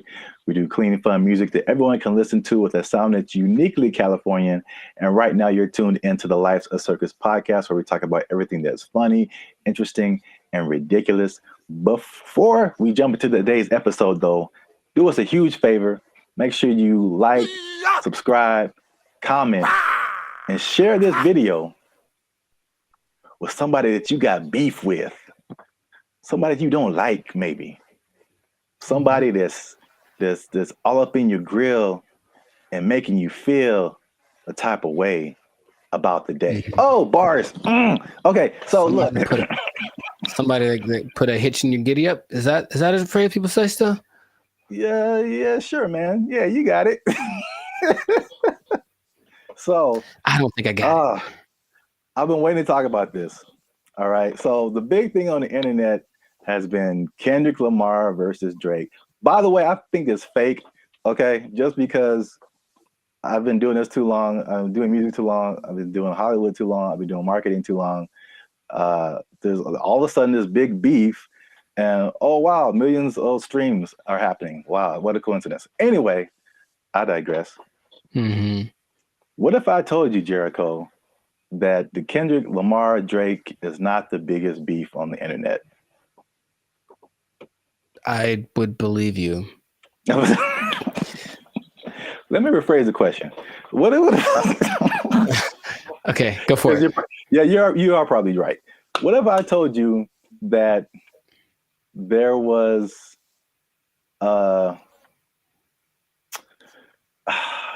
there was a better beef that I don't think has ever happened before? Better beef. Sounds like an Arby's commercial. Okay. I'd be curious to know what that would be then. Hopefully it's between... Never mind. Okay, go for it. Okay. Let me before I'm gonna get to it. One last thing. Jericho, and this just straight up answer. Mm-hmm. All right. You don't have to add anything or make it complicated. Okay. Jericho, what is 1 times 1? It's 1. Do what? It's 1. No, it's 2, son. It's 2. All right. 1 times 1 is 2. According to Terrence Howard. That's right. Terrence Howard is rewriting. I know what you're talking about. That's the dumbest thing I ever heard. All right. He went on for a long time about this. He thought about this. What was his explanation? Like you can't time something by something to get the same something, right? That was his argument. 1 is 2, son. I'm gonna make a shirt. 1 times 1 is 2. Team Terrence, what's up? I don't think he's had work in a while, man. He's just trying to be relevant. Like seriously. That's crazy, but go for it. I mean, I guess math needs innovation. Let's just start that. Birds aren't real, and 1 times 1 is 2. Whatever. What revelatory information do you have about this gentleman and his theory? So for people who don't know, Terrence Howard recently went on the Joe Rogan podcast, which I guess I kind of realized, but I kind of didn't. That his thing goes for like 2 and 3 hours. Yeah. Like we talked for 15 minutes, and it's hard, man. It's hard. But they have a lot to talk about. And then of course the people that has on the usually have had a lot of things they've done, so there's a lot to explore. Yeah. And I only when I watch it, I only see clips of it that people made. So I'm thinking, oh, that was the podcast, and it just then I see the whole thing, and it's like 3 hours. I'm like, who watches the whole thing? Yeah, a 3-hour podcast, but that's intense. Yeah. But anyway, yeah, Terrence Howard went on there, and it gave me Cat Williams vibes, like that level of like, well, this just came out of left field. It's just like shocking. But he was talking about things, complex theories, scientific thoughts, things about the nature and universe, matter and energy, mathematics, and just like all this stuff that has nothing to do with acting. And there was a lot of I definitely didn't watch the whole thing, so don't use this as a video to like sum up everything. But I didn't know that he was even into all this stuff. So smart guy. Yeah, but I mean, there's smart, and then there's like talking about the theory of relativity smart. Like that's just he's like Jaylen Brown smart. Rewriting mathematical equations, and I'm just like, all right, cool. We got to have a couple black geniuses, him and Jaylen Brown and Kanye. Well, anyway, hashtag too soon. So Howard holds 97 patents. Do you know that? No, that sounds like something that he would tell people at a party. I sense a faint bit of skepticism in your voice, Jericho. We haven't even skeptical. Is just like, is there anything that he's made that has been helpful or that I would know about? We haven't even gone into his claims and what he's talking about, man. He's saying he's the second coming of George Washington Carver. Is that what you're saying? Like he's telling this man, him. It's hard out here for a pimp. Him. Okay, sure. 97. I didn't know that about him. That's cool. It's 97 expensive to patent things. It is. So I guess that acting money helped out. But he believes many of these patents will, of course, change the world. Some of his notable patents include advanced designs in metallurgy, I think I'm saying that right, chemical engineering, and innovations in flight technology. So at the very least, the man is doing things. Yeah, sounds like it. So, but what really shook up the internet was some of his claims. All right, so we're just going to go through a few of them that this is kind of tough to talk about because he's talking about things that are beyond most people's comprehension. Sure. And so there's a lot of things that he said or a lot of words, even words that he used that are just not in common vocabulary. But I tried to pull together some synopses and just kind of put it in more lay terms, I guess. Okay. Some of them are just straight up. You can just tell, like, let's see what Mr. Hustle and Flow's got. I don't know if you saw this part of the podcast, but his first claim is that prenatal memories are real, which most people don't think are, but he debates it, and some other people have debated it. But he said he remembers being inside of his mother's womb. Don't make me laugh. He described detailed memories, such as seeing his hand in utero, and he said he remembers being circumcised as well. I feel like that there's some truth to that, and without having ever studied it, just because it's one of the questions I ask a lot of people when I meet them and I want to break the ice. I ask people what their first memory is. It's just a curious thing because it feels like literally at some point our brain just started hit record. Like this is hitting record. It's all of a sudden like we were playing and nothing is, and all of a sudden something happens and boop, and now it's on, right? So for some people, it's a lot further back than one would think. I don't think I've ever spoken to anybody that said like in utero, but super young breastfeeding, like they remember stuff like that. They remember this. So I don't know if with the 8 billion of us that there are, if some of us aren't capable of remembering that kind of stuff. I guess my question is like, okay, so then what does that mean? Is there something that leads to? Because that's what will interest me. If that means, that means we can turn on the access point of the brain. If it's just something to talk about, then I'm like, okay, that's cool, I suppose. Well, I don't think any of his stuff is just stuff to talk about. I think from the overall thing that I got, and then we go into some more of his claims, but it's just what I thought was interesting was just the way he sees the world, especially as a creative. It's just a different. It's challenging what what has always been like the norm, and just different ways of looking at things. That's cool. So at least on that one, you were kind of like, it's not too far fetched. Not too right? far fetched. Okay. This one is, the next one is, it might be a little bit beyond me, but again, I still kind of understand and relate. But his next claim is that the universe is built on waves and not particles. He says the fundamental building blocks of reality are not particles but waves. He says this perspective aligns with some interpretations of quantum physics, and his fascination seems likely to stem from the works of physicists like Niels Bohr and Erwin Schrödinger, something like that. Sure. So again, like, he's not alone in this. He might be a minority, but people who deal with quantum physics feel like this could be true.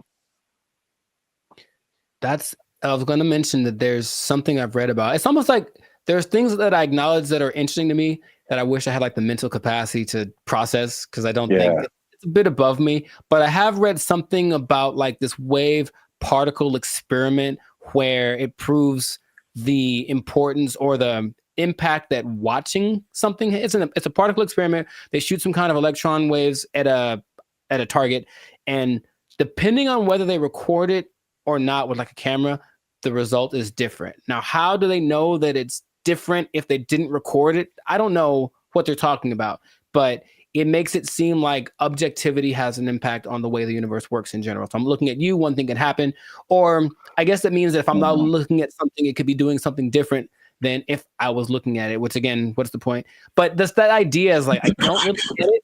I don't really get it, but I'm like, that's an interesting idea. So waves and particles, would that make the universe, again, my question would be cool. I'd honestly want to talk to him about it, maybe just, stare at him while he talks, but what does that do for how we understand the world if that is true? If waves instead of particles are what created? Yeah. I feel like that's a bit beyond me, but I feel like, it sounds like you're trying to get some practical use out of it, but it's just like, okay,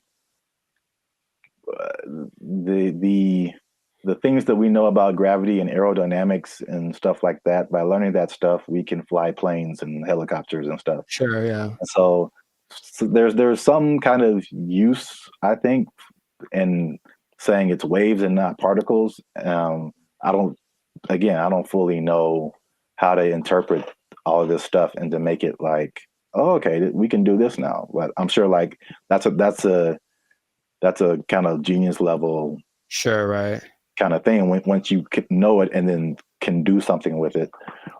Right. If it means I can surf to Mars, I'm down, bro. That'd be so sick. Yeah, they'll just hit your knees with waves and not particles, and that'll heal them. I'm down for that also. Does anyone out there have answers for knees? Your boy's going through it right now, so yeah, let us know.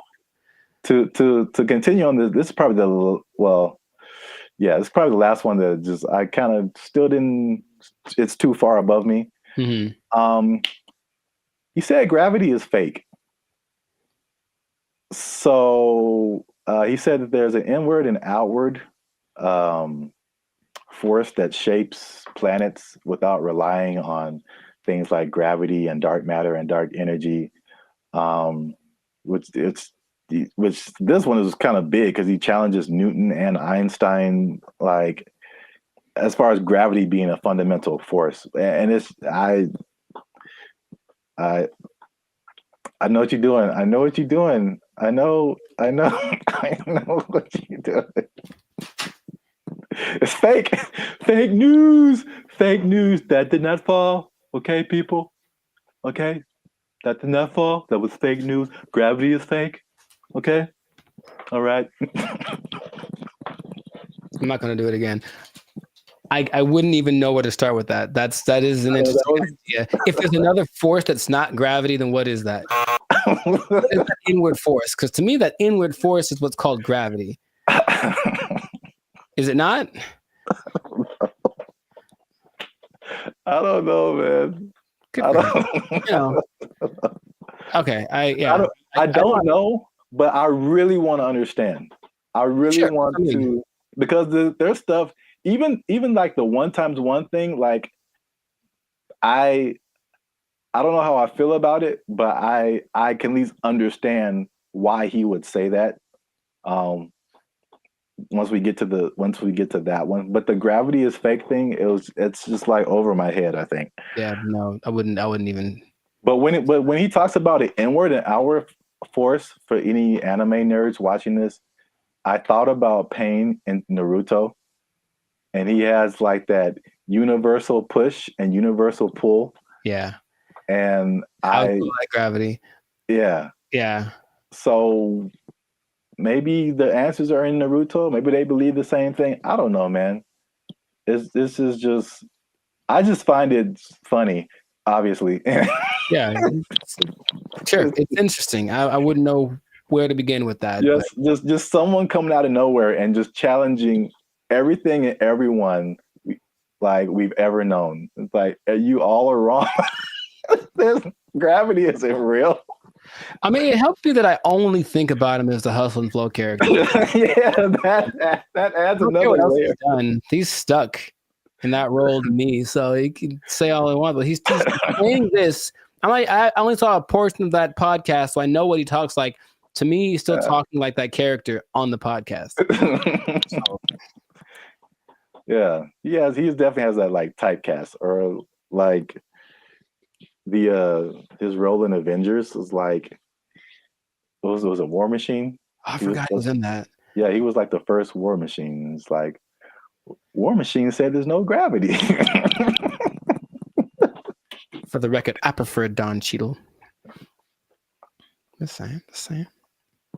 I thought they were both good. Oh, okay, well, I don't remember Terrence, but okay. Next one is that straight, again, along with gravity not being real, also straight lines are not real, Jericho. And this is the one I can understand. All right, so this is his explanation. He said, when you view something from the correct perspective, or you view a straight line from the correct perspective, you'll see that it's not straight. So he gave an example that if you put like you draw a straight line, perfectly straight, at least to our human eyes, but if you put it under a microscope, you'll see all the tiny like inflections that don't make it look straight anymore.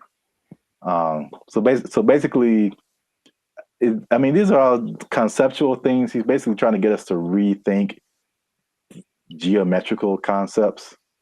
Again, why I don't know how that applies. That I would say, how does that help us? Terrence, how does this help us specifically? I don't think it does. Look straight to me. It works for me. I'm gonna accept. I'm gonna take into consideration two of his ideas, and then for me, gravity and straight lines are pretty much going hand in hand. I will go find a straight line and drop it to celebrate my acceptance of straight lines and gravity. So we're 2 and 2. Yeah. So you can kind of see where he's coming from with the prenatal. But I like the idea of not him trying to be controversial, just saying, hey, think about stuff. We are told things from an early age, and most people, for everything they've been told, that's just how it is. And any idea that something might be different can be scary. It's like, oh, it's the truth. What is? But so I appreciate his effort. But that's what I got out of it. All right, so we're 2 and 2, which is perfect because we're coming to the last one I have here, and that is that multiplication is a lie. But I mean, does he say it exactly like that? No, but that's just funny to say. Anyway, he said that one time. This is the middle. He said that one time. One is 2. Okay. So he said this is why, because if you combine two unique things, all right, you can't end up with the same thing. which I hear where he's coming from. You got one, like, because I remember like algebra, like you're always trying to solve for x, and you basically you got this side of the equation, this side of the equation, you try to balance it out. So if you have two ones on this side, like how are you going to have a one on this side and it still be the same thing? So like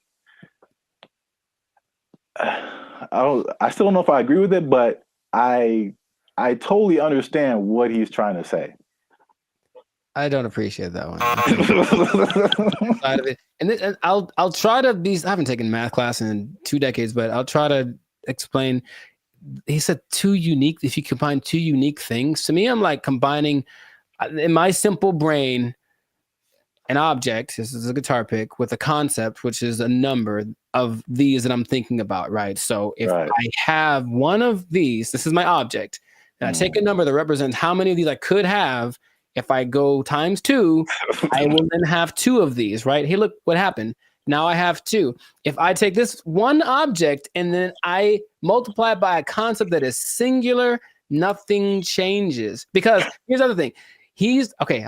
I think can I bring a narrow to this also? I want to figure it out because usually there's like, or this might be Avatar. It's like, okay, there's like good or bad. So something has to be one or the other, positive or negative. And then there's a guru, the guru on the mountain that made him drink the banana onion juice. He said there's also a neutral. That's the third option, and people forget about that. So yeah, does this have to change if I multiply it? No. It could go bigger, it could go smaller, or it could stay the same. And the stay the same is the times 1. So that is my argument, Mr. Howard. I had like one of those chalkboards on the back I could draw on with all the numbers and everything.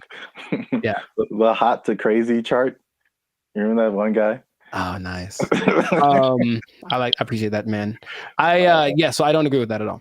National treasure. I don't think I do, but I want it to be a thing. I got you. That's deep down. I want 1 times 1 to be 2. If enough people talk about it, it'll become something. Yeah, if enough people talk about it, it'll become something. I really don't think that it's important. Again, it's just like what? Look, they're ready to change math with that Common Core stuff. Oh yeah. Everyone's all messed up with, the kids nowadays are gonna be just so stupid. All the math is wrong. And so now they're gonna throw this in there. Like, by the way, 1 times 1 is 1 or 2. And then what? Because another thing. So if that becomes true, that's just hypothesize, then wouldn't that change everything? Because you can't just change one thing without changing other things.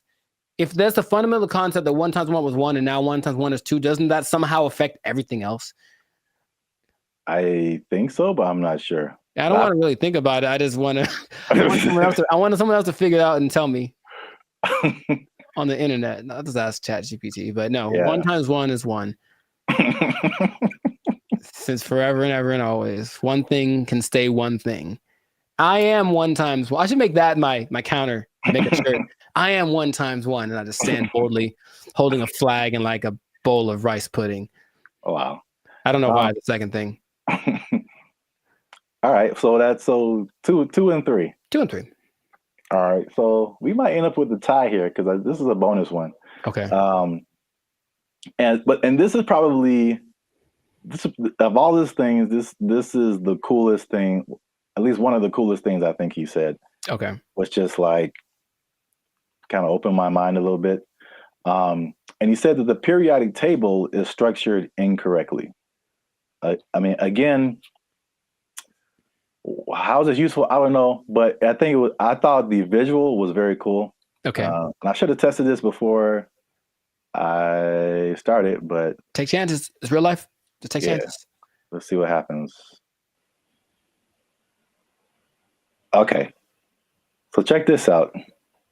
This is the periodic table of elements. So basically, he said he learned the periodic table, but he saw it in a different way. He saw it in circles. Mm-hmm. So I thought it was super interesting because it's kind of hard to explain. He breaks it into octaves, which we can relate to as musicians. So you start with like one element, and it goes through the list of elements until it gets to another octave. And every element in these octaves, they follow a similar pattern. Like in the middle here, you start at helium, in the middle would be carbon, and then at the end would be neon. And then all of the beginning and the ends of these octaves, all of these elements relate to each other. They have like something in common, as well as all the elements in the middle of these octaves, which is crazy to think about because it's the same shape as music. And I kind of wish I would have learned the periodic table like this. In music, there's the, at least in Western music, you have like the 7-note, 8-note scale. I mean, Sure. you would go back to the primary note, but like A, B, C, D, E, F, G, and then you start over A. But like key of C, right? Helium would be C, D, E, F. Like where you get to carbon would be like 4th or 5th. Uh-huh. And then you go back up 6th, 7th, 8th would be neon. It's crazy. I don't understand what he's saying, but I understand it from a musical perspective. That all of these elements between helium and carbon are passing tones to where you get to carbon, which is like a perfect 4th, perfect 5th. And then nitrogen, oxygen, these are all passing tones until you get to neon. And all of these elements relate to each other based on their positioning here. It kind of gives me vibes more of, or the way I'm trying to process my mind is more like the harmonic series. Yeah. Only in the sense that stuff's getting like kind of bigger as it goes higher or lower. Yes, it's the same thing. I mean, it's and that's what he's trying to say. Basically, it's like everything is interconnected. And so he even gave these. This is getting like super nerdy, but every note has a like a measurement to it, basically a measurement of vibration that we measure in hertz. So, the 100 hertz, there's 400 hertz, there's 800 hertz. And so each one of these elements, like he gives a hertz number to it. And he says it's the same thing with colors. These are all they have a color associated, they have a sound associated to it, there's a vibration associated to it. And this is just like a visual representation to see like all this stuff is all the same thing. Mm-hmm. Music, color, light, element, everything around us is these octaves, these spirals, these circles. We just keep going in circles. So where like there's certain notes that go together in music and there's certain notes that don't. And the same thing happens here. There's certain elements, like if it's the 1st and the 5th or the 1st and the 4th, like they go together. But you have like tritones in here, the elements that like don't mix or, like oil and water kind of stuff. That was like pretty crazy to me. It just from a musical standpoint to see like, okay, this guy he just has a different way of looking at stuff, which is kind of cool. Mm-hmm. Now that we've lost everyone on the podcast, let us know what you think. Unless you want to comment on that, Jericho. I'm 2 and 4. I understand it, and I didn't like it at all. I don't know what to tell you. It's really weird. The second you put it up there, my brain went ugh. So, maybe if it looked, I think it's more of an aesthetic thing. For some reason, the way that looked specifically made me go, I don't like that. Really? Yeah, I don't like it at all. I would have loved this in school because I can like, it was just music, and then I get it. I didn't really like science. Oh well, I never did. You have to learn the periodic table? Yeah, we had to memorize it. I don't think they cared that much in California because I think we kind of glossed over that. I remember we had to learn a couple, but not like the whole thing. All right. Well, let us know what you think. This has been another episode of the Life Circus podcast. Is Terrence Howard crazy or is he a genius? Is it somewhere in the middle? I forgot to talk about the beef. He has a beef with Neil deGrasse Tyson. I didn't bring that up, but it's the thing. Oh, are they gonna do like a Jake Paul, Mike Tyson thing? Man, I love it. But I should have brought that up because he basically selling the stuff to Neil deGrasse Tyson, and Neil deGrasse Tyson was like, "No."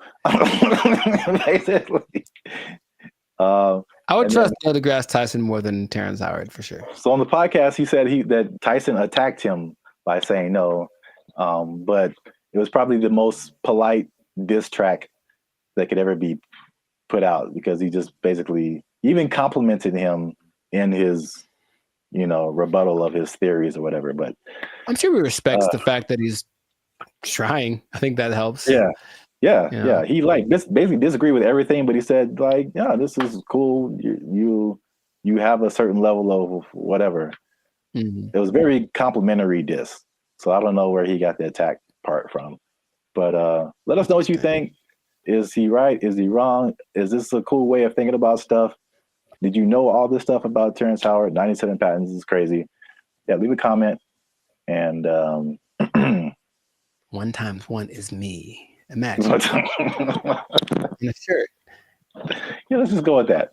1 times 1 is me, or 2, depending on who you are. Bye. They took our jobs! They took our jobs! As long as there's money, I'm getting there and there's money there. Right. Yeah, let's go. Yeah. But if I'm just dumping out my life savings to take a picture with an elephant and then come back, bruh. For some people, they think that's worth it. They think it's well worth it. No way. But I need to get paid, son. What's up, everybody? I'm Jericho, and this is Zap. We are the now 8-time international award-winning pop hip hop duo Band of Future. We make clean, fun music that everyone can listen to with a sound that is uniquely Californian. And right now, you are tuned in to the Life's a Circus podcast, where we talk about things that are funny, interesting, and just straight ridiculous. So before we get into this, and this is going to be a very important topic, I think a lot of you will be interested in this. Make sure to like, subscribe, comment, and share this video with at least 2 people that are interested in becoming a digital nomad. We're going to talk about it. We're talking about work. We're talking about jobs. We're talking about moving. We're talking about all the things that seem so glamorous, but maybe there's a dark side to it. I don't know. We should get into that. But you got to stay tuned to the end to find out what that might be. So right away, digital nomads are one of the most, well, it peaked in 2021 right after the pandemic, but it's still one of the professions, and that's an umbrella term, but professions that's growing the most in the last 10 years, right? I didn't know this. People started doing this as soon as 1997. I guess once internet connection started to get decent, people were doing this. But around 2014, what happened up? I got a question. So can you back up and just for anyone who doesn't, what is a digital nomad? Oh, people don't know what a digital nomad is nowadays? Some people don't know.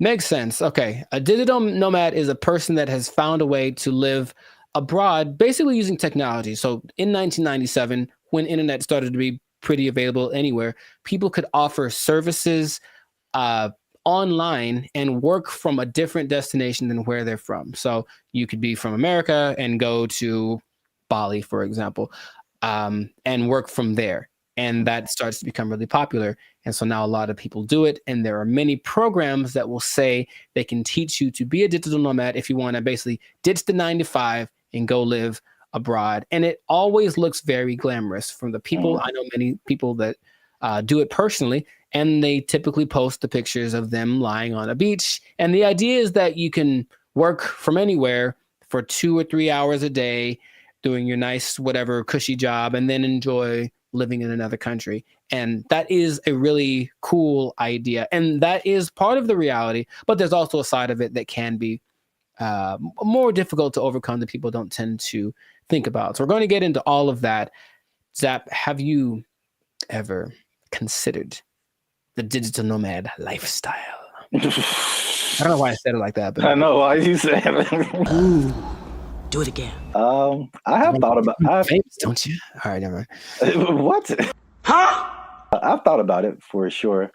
I don't think I have had jobs where that's a possibility. Sure. And also, I feel like those types of jobs wouldn't be the jobs that I would like. Mm-hmm. because it's basically, I mean, digital is just you and a computer. Yes. So, I mean, a lot of what we do is not staring at a computer screen all day. Right. The typical idea of a digital nomad is somebody sitting in a coffee shop working for 8 hours a day or 6 hours a day or whatever.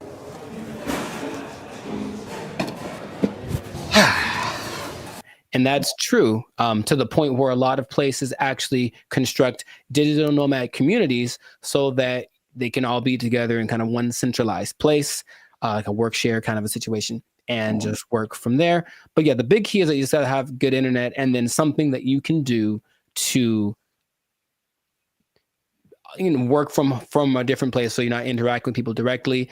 But you have a lot of options. Nice. So like if you like hopping around from place to place, one of my friends that does this will be in, I'm always like, where are you now? And it's kind of a cute thing because where are you now? I'm in Colombia. Cool. Where are you now? I'm in Turkey. Where are you now? I'm in Bali. And they're places that you'll notice are kind of hubs for digital nomads. One, because the cost of living is low. Two, because the internet connection is good because you can't do it everywhere. A big place for a digital nomad, especially expats from the US, is Portugal because low cost of living, good food, safe in general, and the internet is amazing there. So that's one of the spots that you can go to if you want to be that. But you get flexibility. So if you like the idea of moving around and working from different locations, then that's perfect. And then since you're not working all the time, you do get to explore and check out new stuff and take the picture in front of the Taj Mahal or whatever thing that you want to do, which is usually what people do to I guess showcase how cool their life is. I don't know. It does seem like kind of a validation. Like, why am I doing this? Because, like I said, the downsides, as I mentioned, there are many as well. But you get to explore, you get to travel, because people always think about going places as being expensive. And yes, vacationing is expensive, but travel, just that part of it, isn't necessarily expensive. If you think about it, you're just going places and then staying there, not trying to be extravagant. So you can be frugal, you can get a VPN so that your plane tickets are cheaper, and then you just live within your means wherever you are.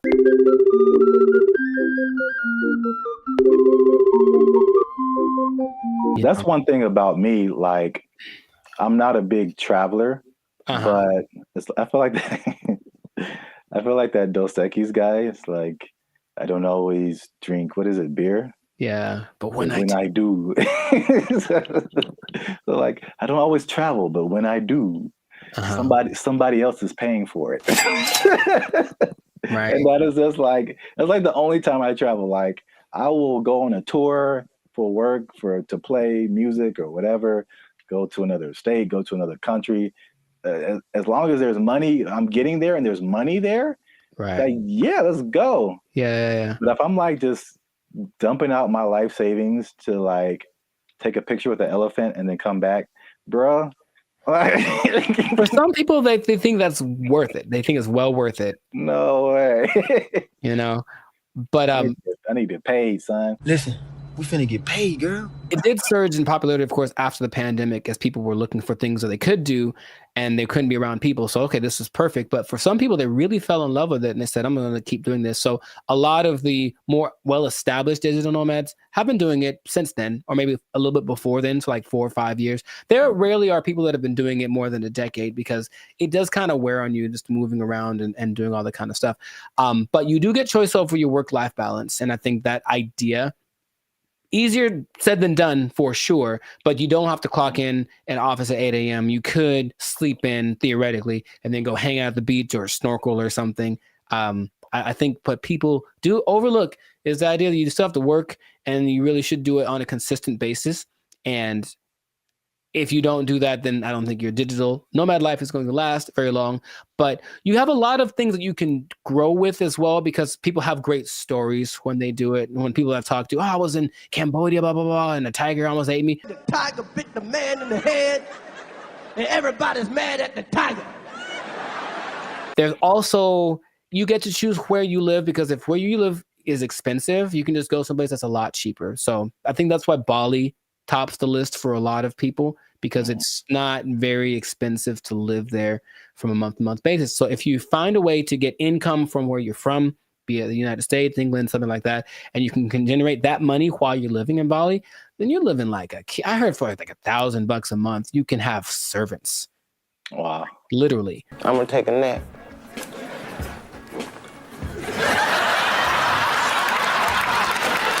And then you get to network. So that's fun. There's a lot of people that are out there doing the same thing, so you get to interact with them, and that seems attractive.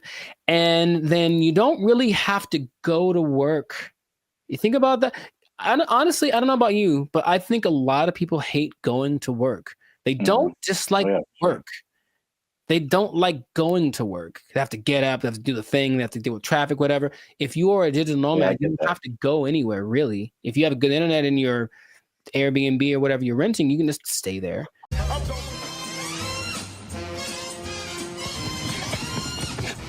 shitter, son of a ass! You, I just. Yeah, bro. Like just putting on, like I look at the, especially when I used to live in downtown LA and seeing the people who like worked in corporate offices and they had to wear suits and ties, stuff like that. Just the thought of like getting up every single morning and putting on an entire suit, dude. Like it's a challenge. So I could sit at a desk and then come home and then take it all off. Like if I can go to work and still be in my pajamas, like, dude, where do I sign up? Yeah. I get the appeal for sure. Very cool. We love it, Will. Thank you. The last advantage that people talk about a lot is the cultural and immersion. If you like a particular culture, then you can just go there if it works out for the technology and all that kind of stuff, and you can be immersed in Hong Kong. You can learn Chinese. You can do whatever. If you have other goals that related to that culture, then it's the perfect way to do it. You can still make money and be immersed in that culture. And that really does seem fun. In my personal experience, I've never done the digital nomad thing to an extreme, though I've thought about it because it seems like it might be fun to do here and there. But I have constructed my coaching, which I can do from anywhere. And I have been up in the mountains and I'm working on a session. I'm just at a coffee shop and I see what that's like. And if that was my everyday, it wouldn't be so bad. You know, it's definitely like, oh, I need my computer to work. That's all. If my computer works and the connection is good, then it works. If it does not work, then it's a bad day. That's all. It's kind of the risk that you run. Now, those are all the advantages. And that's the stuff that when you go on the internet, you will see people living exactly what I just mentioned. However, all of the downsides, dun dun dun, there's a lot of them. No, God, please, no, no. What would you think would be a disadvantage, major disadvantage of being a digital nomad? The first thing that comes to mind is just, even though it's cool and you're like exploring and all this kind of stuff, especially if you have a core group in the States, like a certain group of friends, a certain group of family members, they're most likely not around anywhere close to you. So any of those kind of groups that you grew up with or were with, you know, in your home country is just kind of gone. So you can have a bit of isolation, I think, for sure, even though you might be surrounded by all these new experiences and new people. You're still kind of like by yourself to a certain extent. I'm so lonely. You were right. The loneliness, depression is the number one thing that a lot of digital nomads talk about because they're not around the people that they love, right? And then they can't be with them when it's convenient, because if you're living in Europe and you're, you know, from America, you are 7-8 hours ahead, 9 hours ahead. So imagine just, hey, I want to maybe eat together. Well, I'm having dinner and you're, you know, at work, right? So you can't make things line up. So depending on where you choose to go, that can be a very difficult process. And then it kind of is inconvenient. I've worked with people where I'm talking to them and it's fine for me and they're up at 3 a.m. because where they are, that's what they have to do to make it work, and they're willing to do it. It's kind of like something they accept. But you miss a lot of things. You miss the birthdays. You miss the graduations. There's a lot of experiences. You know, your little cousin had her first steps. All that. You miss all that kind of stuff. And finding a place to live is harder than some people think. And that's another problem that a lot of digital nomads have, because they'd go to a place expecting everything to be great. But what they don't understand is that a lot of digital nomads have this reputation of basically causing prices to go up, right? Because you're coming from a country that everything is great. Yeah. So everything's coming up because you have a lot of money. So a bunch of you move to one place that's not doing too well. So they're like, oh, there's a lot of these people, so I'll charge more so I can make money. But then the locals start to resent you because you're there. And so it's not, you don't feel welcome. And that's kind of an uncomfortable thing. I think I mentioned, I have a friend who travels a lot. When she said when she was in Turkey, she kind of got that vibe. It's just like, why are you here? But she doesn't speak Turkish at all, so that didn't help her cause. However, some places actually put signs up that says like, hey, digital nomad is not welcome. It's gotten to that point. Wow. You go to a coffee shop and like, nope, you can't come in because you're going to buy one drink and work here and use the internet for 8 hours. Nah, you got to get out or find someplace else. So that's starting to become a thing. So yeah, you think about that. It's like you want to be welcome. Now I'll tell you in a second, some countries are actually taking measures towards making sure that the digital nomads they do attract are actually helping the economy. But a lot of places don't have that in place yet. So yeah, the locals might resent you. If so you just for my own personal whatever. I got a question. Have you ever gone into Starbucks and worked on something and not bought anything? Yeah. I'm been a jerk, man. Oh yeah. Do you feel guilty at all? Or are you just like No, I spend a lot of money in Starbucks. I think have once in a while. Okay. That's just my if it was, and the thing is, if it was a mom and pop type place, then I'd feel bad. I'd buy something every time. But here's the thing, I even usually go to Starbucks. I have to use the bathroom. I buy a cookie or something just because. Oh yeah. But sometimes I'm like, I'm here for an hour. I'm popping in and out. I'm a regular. Don't mind me. I think that's interesting psychologically because I feel I feel the same way. Like if I go to a place where like I shop there all the time and I just go and then I just go in there to like use the bathroom or something. I'm like, you guys owe me. You guys owe me this bathroom. I'm here all the time. I'm not buying anything right now, but I'm here. But I feel the opposite at Starbucks because I don't drink coffee. And I never go to Starbucks. So when I'm in there, I'm just like still in Wi-Fi, and I feel so guilty. Here's the other thing. Specifically for Starbucks, I don't feel bad because my computer and phone don't work in Starbucks. Any Starbucks, the internet, the Wi-Fi does not work. I have to do my hotspot on my phone. For only Starbucks. And I don't understand. Apple. No. It's just because Mr. Starbucks doesn't like me. And that's Android, PC, Android. Wow, really, I don't know if anyone's understanding what you're saying there, sir. Right. Anyway. Long COVID. Sorry. Continue. Wow, what else was I going to mention? That besides, the locals resenting you, someplace not wanting you to be there, if you have a medical emergency, it's a big deal because you don't have a safety net. Your insurance might be more expensive for one, and then transferring it over, sometimes it's a tricky thing. It depends on the country you're in. When I went to Spain, I met up with a friend who got sick on her flight. And so from the plane, they had took her in an ambulance to the hospital, gave her the treatment, whatever. Now, if that had happened in the US, that would have probably cost her about $5 million.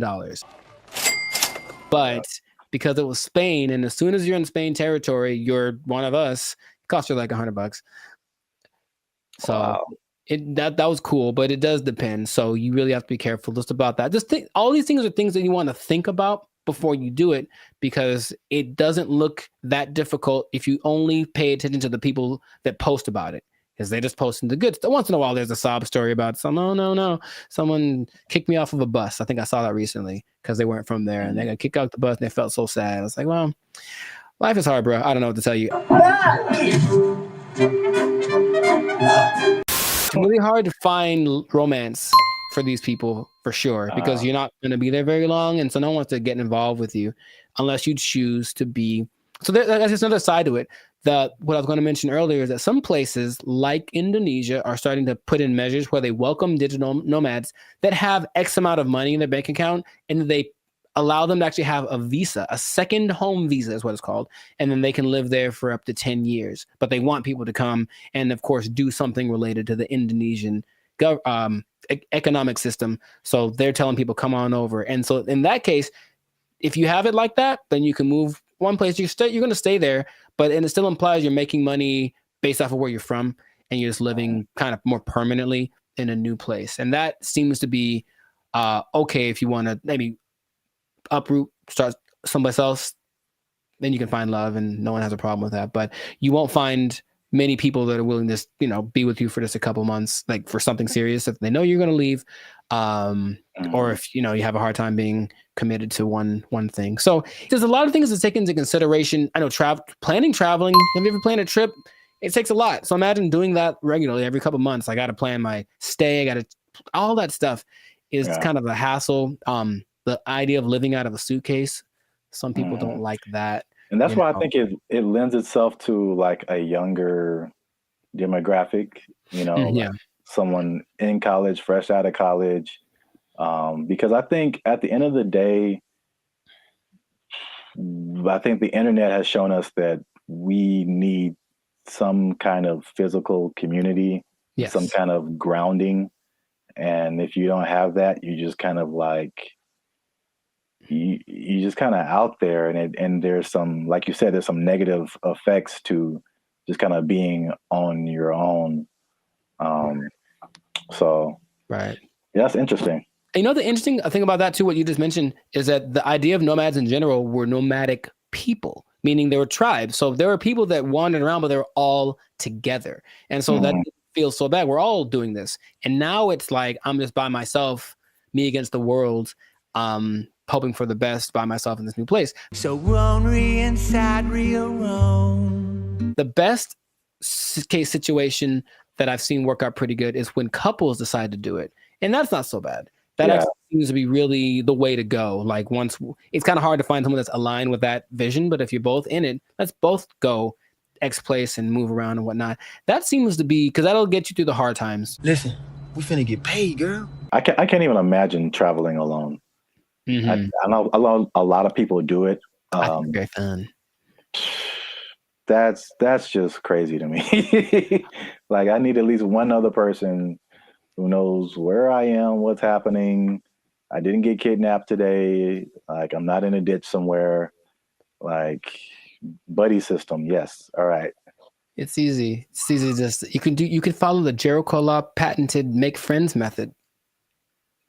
I didn't just make this up, but I've thought about it. Like this is what I've done many times, and it works every time. It literally works every single time. Okay, here's what you do. All right, pay attention. Pen and paper out, everybody. This is a learning moment. You get a bottle of alcohol or something else that people. So you lost me already. I know. Well, you don't have to necessarily do it, but get a bottle of alcohol or something that people enjoy in general. Maybe it's a cake. I haven't tried with a cake. I think it might work with a cake. Cake is universal. I think so. And you walk up to the group of people that you don't know. I said, I've done this many times. And you walk up and you go, yo, and that's it. And then they go, yo, and then it's a party. Literally every time I've ever done that has worked out phenomenally. And we hung out for many, many hours. Just random groups of people. Are you going to try it? I don't see that working out. Well. For me, at least. Actually, I don't see that working out at all. It's definitely a no for me, dog. It's usually, I determine they're there to have a good time. They kind of got to eyeball it, but it's like, they're in a place to celebrate, and they don't mind another person coming in to celebrate with them. Try it, man. Anyways, what I was going to say, the last thing that people tend to forget about is that I think it's important to have a routine in life because you're just freelancing and freestyling everything. So you need a routine, and in a new place, it's hard to develop one because things are always kind of up and down. Your money flow would be up and down if you're not working for a big business. If it's just you, then some months are better than others. So that side of it, that inconsistent income, can be kind of nerve-wracking also. Or it might make it so you can't keep doing it, right? If you don't make enough money. So you really want to have a good savings before that you all comes under this. Now that you say that, it's all under the same umbrella. Like if you wanted to put all of that in one word, it's stability. Yeah. So, like your home community, it's stability. Your routine, it's stability. Your money situation, it's stability. It's like, I think we as humans were created to like want some level of stability and to be a nomad, you know, even digitally. It's just like you're just kind of, you're unstable to a certain extent. Right. So you can't link into things that are stable, like other people, and have relationships and romantic relationships and all this kind of stuff. And yeah, I feel like that sums up everything that you're saying. It's just the downside is just a lack of stability in a laundry list of different areas. Yeah. I think some people, if they have the right personality, I know personally that's perfect for me. I wouldn't mind that kind of a thing. It definitely doesn't. Actually, you know what? My perfect scenario in life would be that this should be a show. No one take my idea. This should be a show. That someone wakes up in the morning and there's an envelope at their door, and basically it tells them what they're going to do for work that day, and they have an hour to get to the airport or wherever, and then they don't know what it is. They've never done it before, and that's their job. I would love that. That is really good. See? Wait for the show? Yeah, I mean, yeah, the idea, yeah. Okay, I'd watch that on TV or something. I thought of it. No one take it. Yeah, copyright. All right, we should just do it. That'd be fun. Yeah. I think it'll reach a peak and start to come down because people were still riding the wave of the COVID. But after a while, people want to start families, do all that kind of stuff. And if you need that stability, then it's not the job for you. But if you're younger, or if you want a change of scenery, some people do it for a few years and then they stop. But it seems like a cool thing. Where do I sign, Mr. Berry Gordy? I might give it a shot here and there. That's kind of my thought about it. I'll just try working for a week or so from wherever place, but not necessarily do the jumping around and to the extreme that some people do, because that's a little much. And then, they do a lot to find people to talk to. They talk on those like roulette chats, like we did that one time. Oh God. Yeah. Yeah, I know. Maybe we shouldn't do that again. Got him!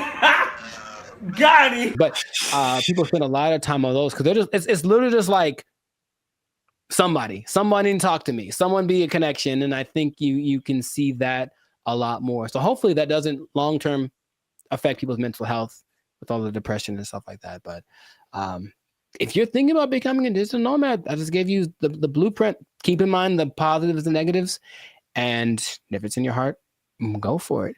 But above all, make sure to share this video with somebody that wants to know a little more about the digital nomad life. And I'll tell you what. What? This is not possible if you don't have a job. You gotta have a job to be a digital nomad. They took our jobs! They took our jobs! Took our deer! Took our deer!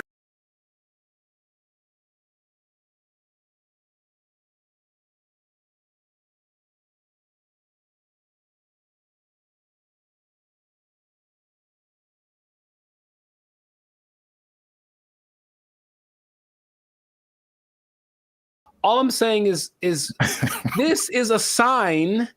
Let's not put them in control. Let's not make them faster. Let's not make them responsible for more people at one time. Let's not make it so they can fly. Let's not do any of that stuff. Let's kill it now. Let's kill it now. What's up, everybody? I'm Zap, and this is Jericho, and you are now tuned into the Life's a Circus podcast, where we talk about everything that is funny, interesting, and ridiculous. And you want to make sure that you stick around for this video because this is ridiculous. We're talking about two robots, two different scenarios, robots going rogue. This happened recently, and one was an accident, and one was actually on purpose. So we're going to talk about both of those situations. So make sure you still stick to the end so that you can find out about that. But before we get started, help your boys out. All right. It's 2025. I'm trying to get some cheese on my Whopper. That's what I'm saying. You're gonna pay $8 for Whopper? Yeah. It's now $8 just for the sandwich. No fries, no drink. $8 is where we start, and then it goes up. I'm furious. Breaking stuff. Like it. Hit that subscribe button, man. That helps the channel, helps us to grow. And while you're down there, hit that like button because that lets the YouTube algorithm gods know that Bandit Future is dope and more people should see them. All right. Intro. Boom. Done. So I'm going to start off with the question. No. Because I got a couple of videos to show you. The answer is no. No. I'm so mad about this. So stop. Who can I tell? Elon walked in, like, stop it. Stop doing it. This isn't Elon. It's some other people. I feel like he's always there. But Elon. All right. What you got? What you got? So question. How do you feel? Well, puberty. How? And the Rockets, red flag. I'll make up for it now. How do you feel about driverless cars? I don't like it. And here's what the thing is. I don't like any, I don't want to be the old fogey, man. It doesn't feel good, like in my soul. Like when I've been next to them in Hollywood because there's a few, and it's a trip. Because you look over and the first thing you're like, oh, there's no driver in that car.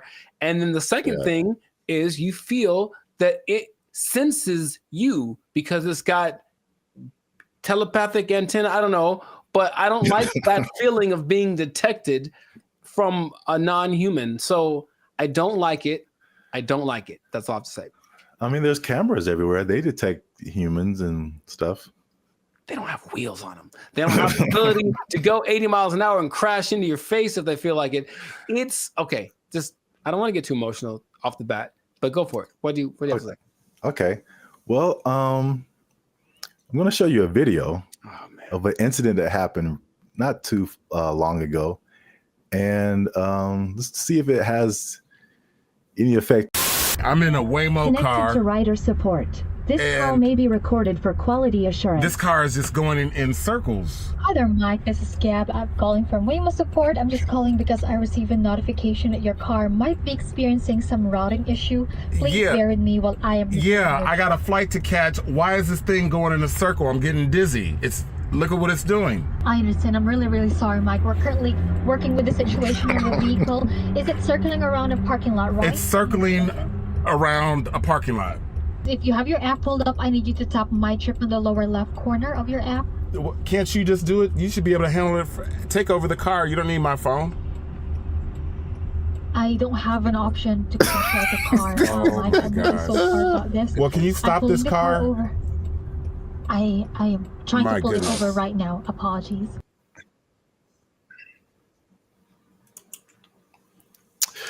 Yeah, man. So here's the thing. All right, to his discredit, the car is not going that fast. He could just jump out, I think, unless they can't unlock the door. But what he mentioned was like, there should be some kind of an override thing for these things. Sorry, it got it on the fritz. Let's hit the button so it calms down real quick. Like, they should be able to do that. And if they can't, I'm not getting in that car. But also, I'm not getting in that car. Did you see how weird that was? I thought for a second, and here's the thing, for a split second, I thought it was the car talking to the guy, like, hey, I got it, shut up. And that would have been worse. What would you like to hear? What the hell was that? I realized that he was just, at the mercy of this car that, And you know what's weird about this? Everything repeats. I remember this actually being, honestly, a faulty, not a default, but it was a problem that certain cars had back in the 80s. I don't know why I remember this, but I remember seeing like a car going around this roundabout and it wouldn't stop and they couldn't turn it off. Wow. A defect. It was like a defect. So I mean, maybe cars like to go in circles. I don't know. Yeah, I got a flight to catch. Why is this thing going in a circle? I'm getting dizzy. All I'm saying is this is a sign. Let's not put them in control. Let's not make them faster. Let's not make them responsible for more people at one time. Let's not make it so they can fly. Let's not do any of that stuff. Let's kill it now. Let's kill it now. That's easy. It's very damageable now. I'll be back. I don't want to see this happening to more people. And I feel like it's going to happen to more people. Okay, your points are valid. Thank you. I'm trying to stay calm. So let's I want to break down what exactly happened. So the guy in the car, his name is Michael Johns, who ironically works in tech. So he was inside of one of these Waymo cars, which I'm seeing more and more now. Yep. This was in Phoenix, and the car the car did 8 circles in the parking lot. Oh wow, this is fantastic. It did 8 circles. As you can see in the video, he said he was getting dizzy, and probably the same thing that jumped out at me was like, the lady literally said, "I don't have an option to control the car." Right, and that's the problem. That's a big problem. That's such a big problem. This thing has been out for years. It blows my mind that they can't control the car. Like if something like this happens. Right. Trust me. They said a software update is what fixed the car, which is like, I don't like that either. I don't like that either. That I know. I mean, either. Because like a software update on my computer or my phone, it's fine. Like a software update on my car made it do this. No, man. You know my computer does sometimes? Hey, y'all, come look at this. Sometimes my computer, okay, Team Apple, but sometimes it just literally goes like, and turns off. Literally, it sighs and gives up the ghost. And I'm like, well, that's already inconvenient. But if it was like a vehicle carrying people with responsibility for their lives and it did that, sorry. And then I got a tragedy. I know you have a burning question. Has this happened before? And the answer is yes. So, this is crazy. In 2021, the car was confused by puddles on the street. So it didn't really recognize what puddles were. Okay. And it was braking for no reason, basically, while people were inside the car. In 2024, they experienced several recalls, February 2024, when 2 vehicles hit the same truck.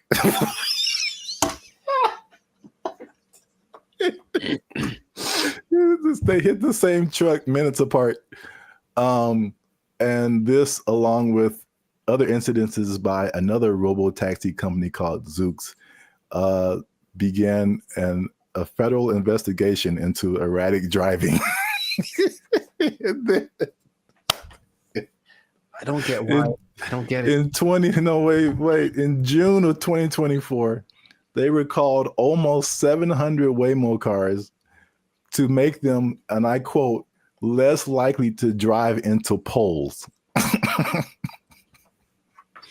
That's not something I would have made public knowledge. I'll be honest. That doesn't sound positive or uplifting or reassuring or anything like that. Oh my God. But yet people are voluntarily just getting into these things. I mean, well, this is an interesting thing too. Do you know who owns Waymo? I do not. It's Google. I'm not surprised. Yeah, I didn't even know that until I started looking this up. But it's ironic because I don't know if you remember like the very beginning of Gmail, people had to invite you to have a Gmail account. Yeah. Do you even remember that? Mm-hmm. Okay. So it's the same thing with Waymo. I don't know if they're kind of like rollout marketing strategy or whatever. Maybe it's like, it's like the club that you can't get in, so it just makes you want to be in it more. But like that one thing that was big during the pandemic, that one like. Oh yeah. What was that called? That's crazy. You can't even remember the name of it. What is your name? I told you it doesn't matter what your name is. Yeah, it's the same way with Waymo. You have to be invited. So I'm like, why don't I see a whole lot of people doing this? You have to be invited to try Waymo. So yeah, their marketing strategy is tell all the people you don't like to try this thing out, and if they die, you didn't like them anyway. That was cold-blooded. So that was a crazy story. Well, I thought it was a crazy story until I saw this. No, don't. Apparently in China. I'm just going to drink my water and be peaceful. That's what I'm trying to live like over here. Just a water drinking, peaceful human. Apparently in China, a small AI robot attempted to kidnap several larger robots, and it was successful. So that's a little robot on the ground there. Yeah. It's talking to a couple of the larger robots. And then I'll go through the whole conversation after the video finishes. Okay. So I do not know Chinese. Yeah. So you see that one robot starts to follow, then the second one came, and then eventually all of them left with that robot.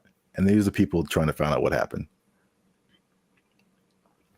So this little AI robot is called BrandBee. It convinced all those larger robots to stop working and come home with it.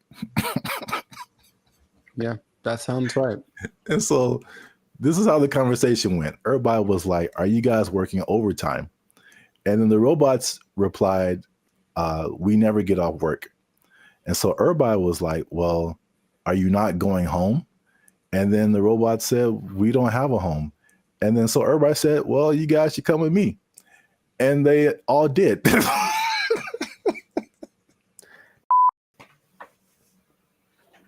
I don't have any more water to drink and be peaceful.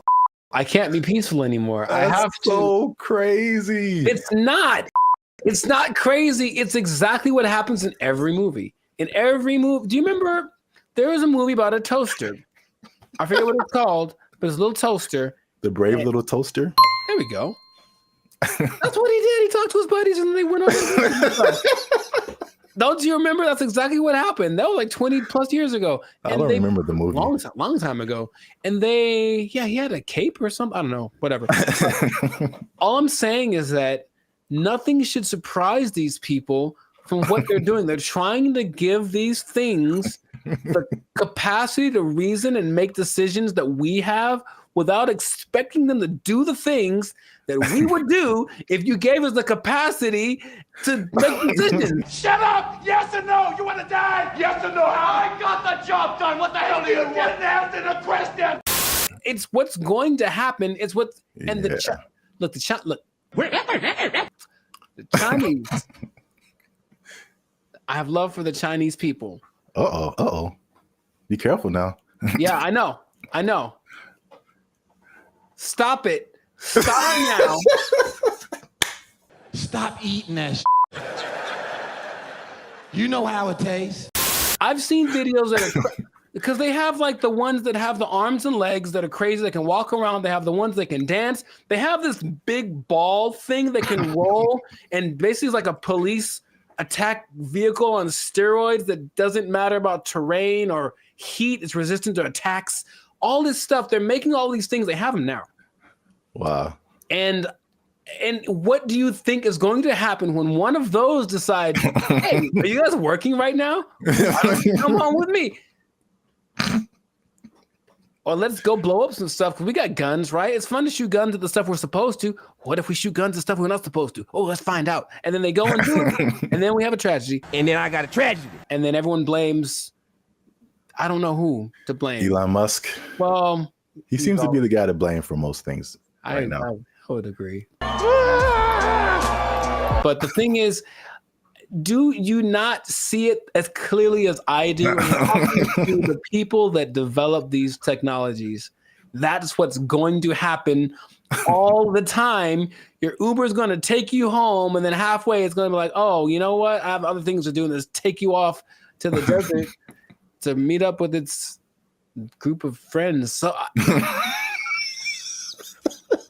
the thing is, you didn't really have to explain that, you can kind of get it's kind of like a Mr. Bean thing, just with like little gestures and whatever. It kind of like had like a nod thing going on, and then you just take it, and then it. Yeah. I could. Well, here's the caveat to this second video. Okay. The Waymo car was an accident. This second video, well, first of all, it went viral on social media. Sure. So I mean, apparently, with AI and all kinds of things now, you're like, did this really happen? So. The person who posted the original video and the company that built the robots, or companies, actually two companies, they verified that the video was accurate. That's a thing that happened. Mm-hmm. But the caveat to that is that they planned that. So basically, it's two different companies, the company that makes the little robot and the company that made the bigger robots. And the little robot company was like, hey, can we test out our robot on your robots to see if it can make it do stuff? Mm-hmm. And it did. So I think, as funny as that is, I think they are aware that stuff like that can happen. So they are testing it. I don't think they are. That's the thing. It feels like as much as they say that, I don't care what you say. What are you doing? And in this case, they're doing things that tell me the contrary of what. Well, they're testing out the capabilities of these things. So, I mean, eventually it's going to be like, okay, let's program it to not do this. Start kidnapping people. That's one of my mission parameters. So yeah, fun times. This has been another episode of the Lives of Circus podcast. I don't like it. If you like this episode, make sure you hit that like button. That helps us out. And don't keep it to yourself. Don't be greedy now. Share this with at least two people that you think might find this interesting. And because the robots, man, they're coming, man. You need to hold on to everything you got. I mean, they're here. Hide your wives, hide your kids. So y'all need to hide your kids, hide your wife. Hold on to your job. Hold on to your job, because you're going to need a little job. And the robot's going to take it over. They're going to kidnap everybody out. They took our jobs. They took our jobs. Crime is next level in San Francisco. It is stupid. Next level. Next level. It is stupid. People are parking their cars and leaving their windows rolled down and their hatches open. Yeah. Because they don't want to get smashed. It doesn't matter what time of day. It doesn't matter who's around. Doesn't matter who's around. No one's stopping anybody from doing anything. Mm-mm. It's crazy. Last year I had a break-in and they took like $100. But to replace the window, it cost like $200. So I was like, man, I wish they would have just took the $100 and then just left my window. Because windows are expensive to replace and repair. They are, yeah. So like that's how bad it is. And then what I've also saw was that everything was. What's up, everybody? I'm Zap, and this is Jericho, and you are now tuned into the Lives of Circus podcast, where we talk about everything that's funny, interesting, and ridiculous. And you want to stay for this episode because we're talking about something that's really ridiculous, something that I recently saw in person myself, and I can confirm it. Ooh, talking about San Francisco, man. Ew, it's going down. It's not in a good way. All right, not the young jock way. It's going down, bro. So make sure you stick to the end, because there's at least 5 reasons that I can point out for this. And as usual, come on now, over 400 videos, over I think 200, almost 250,000 watch hours. Come on, we've been putting in work, boy. Your boy's been putting in work. All right, we need your support. Hit that subscribe button. All right, that helps us to grow, helps our channel to continue to do more videos. Hit that like button. That lets the YouTube algorithm know that more people should see this video, and we're gonna start promoting it now. Because let me take the glasses off. Let me take the glasses off. Talk to the people. Can I talk right into the camera, man? Talk to the people. I'm gonna be honest with y'all. We have almost 2,500 subscribers, and we have one member right now. That sounds like a 2,500 to 1 ratio. And God bless her heart. I'm gonna send her something really soon. But she's been a member. She has been our lone faithful member for a whole year now. Here's her 1 year anniversary. I'm not gonna say her name, but you know her. Her screen name is Reigning Goddess. Thank you. But shout out to her. Thanks, Queen. Well, we need, like, I'm gonna put the goal out there. 10 members, man. 10 members. Easy to do. All you have to do is after you subscribe, you'll see a join button at the bottom of the videos. All right, hit that join button. Memberships as low as $3.99. $3.99, man. That's not even a tank of gas. You can help your boys out with the tank of gas. All right. It's not even a tank of gas. That's I said I wasn't gonna go Marvin Sapp, man. I might have the ushers lock the doors, man. If y'all ain't supporting your supporting your boys. I said close them doors. Ushers, close the doors. Close the doors. So yeah, San Francisco. I could just say don't go there and then end the video, but we could talk about something. Yeah. I was recently there a couple of weeks ago, and it's bad, man. Okay, let's rewind the tape. We've hinted at something that we've never really fully talked about on this channel, and that was our trip to San Francisco. Sure. It was like, what, a couple of years ago? It's like a repressed memory by now. I don't like to bring it up. And I will publicly take the L on that one. That was a good part my fault, because this is what happened. We were looking for hotels. I'm like, man, this hotel is really cheap. I'm like, we're gonna save a lot of money. And then we got there and we found out why. It was, yes, go on. Dude, is by far the worst hotel I've ever been in. Like, I still feel bad to this day for putting you in that situation. That's okay. Just don't let it happen again. We won't let it happen again, Mr. Mackey, okay?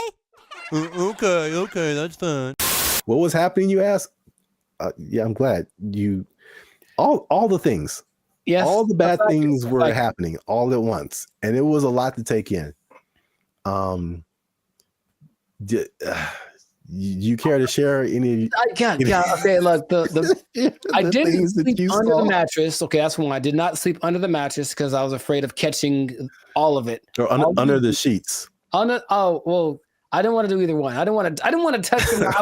I was hoping I could find a way to like just float above it, like a vampire or something. But under the sheets, like it had cigarette holes on it. I'm sure there was a stain on there. I was like, someone died in here for sure. Ugh. I'm sure there were interactions of drugs going on all throughout the night. Somebody tried to come in our room. Someone tried to jiggle the door. I vividly remember that. Or like, so we were just chilling, and then someone banged on the door really, really hard. And we just looked at each other, and you were like, "Don't open the door." For the love of God, don't open that door. Be a problem if you open the door. So it was just such a. And then I walked outside late at night because I wanted food. That was a mistake. Yep. And so I'm walking around. There's human feces everywhere. Brother, ugh. And then there was just this like scene where you round a corner, because you see it in movies, and I round the corner and it's like all of a sudden there's just all of these people just drugged out in this one area, but it's like almost like they're moving in slow motion because like I got there and it was kind of like, oh no. Yeah, zombie. Kind of a zombie apocalypse kind of vibe. And they looked at me and it's like, well, they were going to chase me. And If it was one of those movies with the fast zombies, which is still terrifying, like zombies are supposed to be slow. I don't know who invented fast zombies, but you know, I just had to get out of there. So it was such a bad time, and everyone that lives there is like, yeah, we know. French fry when you pizza, you're gonna have a bad time. Yeah, I was recently there, and I mean, compare it to LA, because I think I have a good perspective. Because you see a lot of stuff on the news, and they're like, you know, California is this, and Hollywood, like all of California isn't Hollywood. All of California isn't San Francisco. These are like the biggest cities, you know. But it's like sometimes, and you see news from other places, and they like sensationalize stuff. Yeah, they do not do that with San Francisco, bro. It's crazy, and it's coming from someone who's lived in like the heart of downtown LA for years. Patrolling and trying to catch me riding dirty. I feel like LA is more concentrated. Like you have Skid Row where like it all goes down, and then every once in a while you on a corner you'll see somebody here and there. Yeah. But I feel like the extent, and there's a specific area called Union Square in San Francisco that's been hit like the hardest. But it's just like it feels like it's everywhere. Like it's not just like a little Skid Row. It extends everywhere.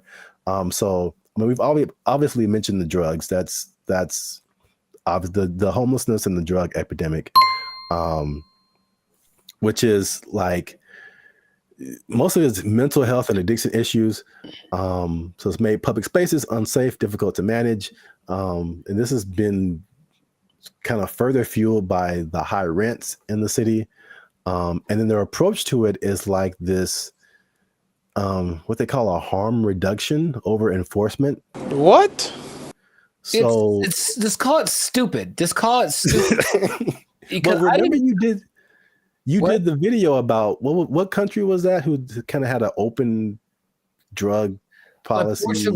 Portugal did it, and it worked for them. But they had we will let them kind of do what they want, but also give them lots of resources so that they can fix it, and clinics and all that kind of stuff they can get clean. So it's kind of like they had a method to their madness, and this one's kind of like I remember watching a video about they're interviewing people in San Francisco, like, what can we do about this? And it's like they think the big problem is that approach. They're just kind of giving away needles and stuff like that. Just like, here, just make sure your needles are clean. It's like, well, they're going to just take advantage of it, and it's not working. You know, if the goal is to fix it, now the question is, are they trying to fix it?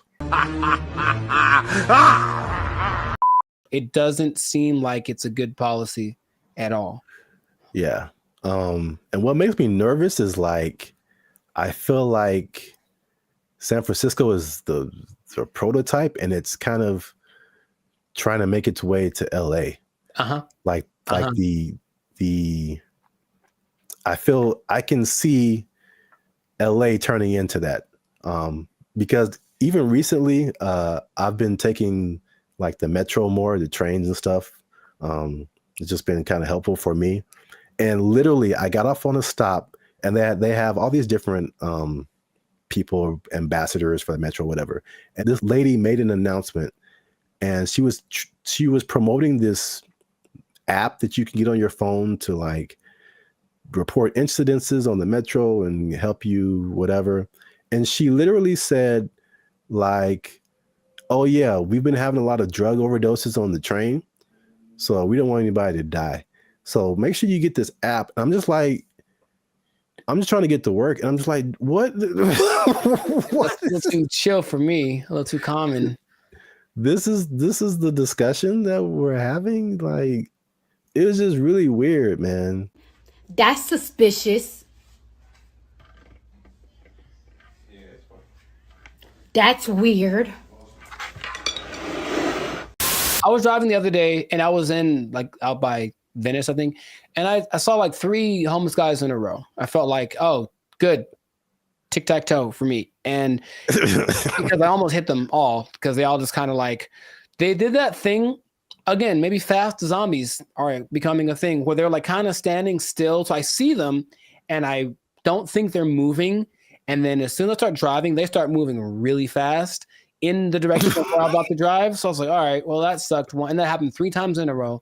I don't know if they planned it. Maybe it's a weird kind of choreography that got going on. Maybe flash, those flash, whatever things are coming back, flash mobs.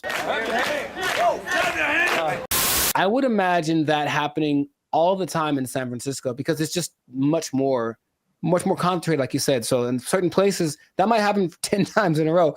And then they're going to get hit by way more cars. It's going to be a whole thing. You know what I mean? So like, I don't know why they aren't doing what they did. We talked about this before in another episode too, where there was like a summit in San Francisco for some world leader organization, right?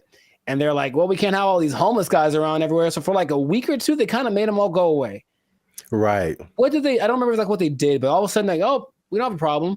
And then they went back to normal after all those leaders left. So it's like, why don't you just do that all the time? Well, yeah, that was really weird. Suspicious. Well, obviously that's a big problem. That's one thing. Number 2, again, and I said it was kind of connected, is the cost of living. So San Francisco has some of the highest housing costs in the U.S. It's driven by strict zoning laws, limited new development, and high demand from tech workers.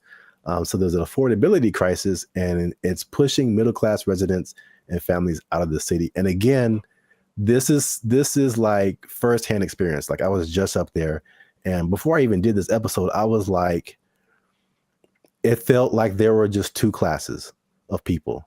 You were either really, really rich, like you worked at a tech company, at Google, or Salesforce or something, and you just like got all the monies, or you were either on the street or about to be on the street. Like that, like there felt like there was no middle class. You either had money or you didn't. Life in San Francisco. Check this out. Here go a Rolls Royce, what, a $300,000-$400,000 car. And over here you got people shooting up doing drugs on the street. And the people that weren't like homeless or drugged out, it felt like that, people say that San Francisco has a New York vibe. It felt like that, like everybody was hustling to just like get by.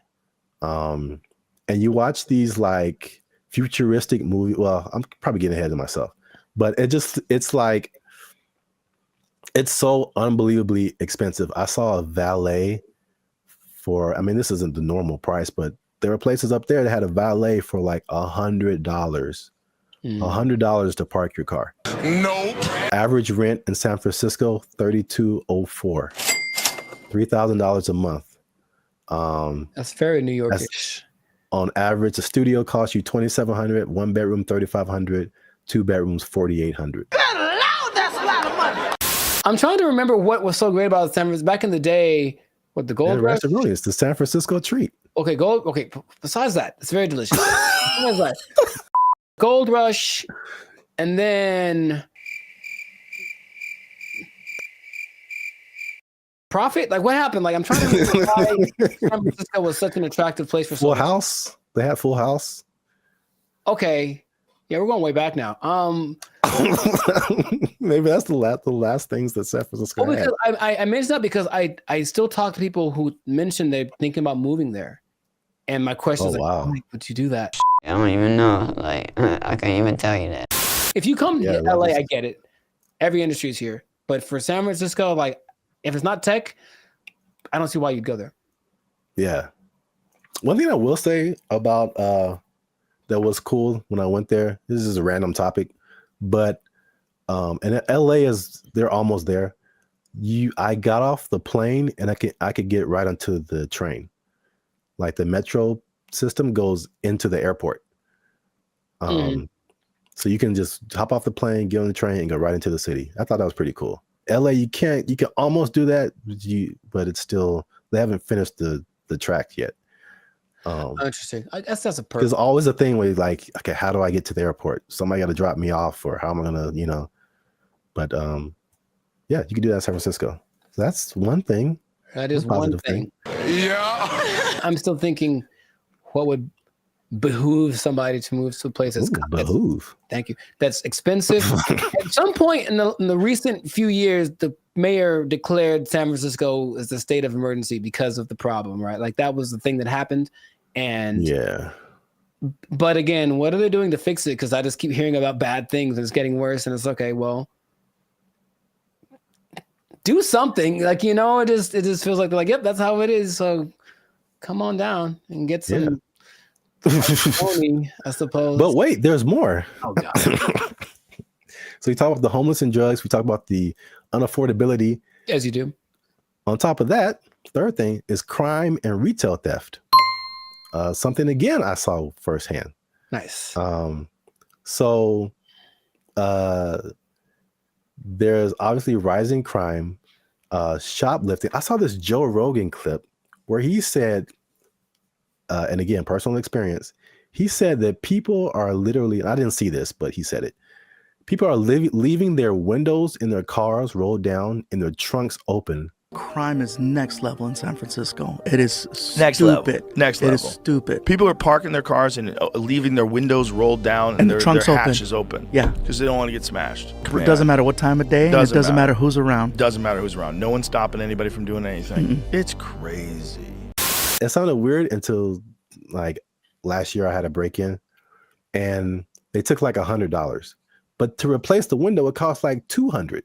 So I was like, man, I wish they would have just took the $100 and then just left my window, because windows are expensive to replace and repair. They are, yeah. So like that's how bad it is. And then what I've also saw was that everything was on lock. I went to like a CVS, I went to a Target, and it was like everything was under lock and key. Ironically, I went to buy a lock and key. Yeah, they had like these lockers, but I didn't have a lock for it. So I was like, let me go to CVS and get a lock. And I had to get someone to unlock the case so I can get a lock. And there was like a bunch of random, usually like every once in a while you see like high priced electronics, or used to be like power tools or something like super expensive. But it's like everything was locked up and you had to press a button and you had to call somebody to go get the thing that you wanted. And it just like, from a person who doesn't steal, it was just like psychologically, it was just like, this sucks, man. It's like the shopping experience. I couldn't like, because you go into a store, the benefits of going to a physical store, you can pick the item up, you can feel it, you can read the back, and it's like, I can't even see what I'm really getting.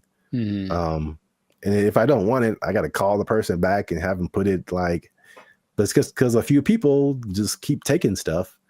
Like everybody suffers. And it's just like, it was really, if I could use a word to describe my experience there, it was just uncomfortable. I didn't feel unsafe, like I'm a big dude. I could take care of myself, but it just felt like, it could go down anytime, basically. Well, I just didn't want to be there. Like, I don't want to be here. Like, this is not, it's not inviting. I think that's a good word.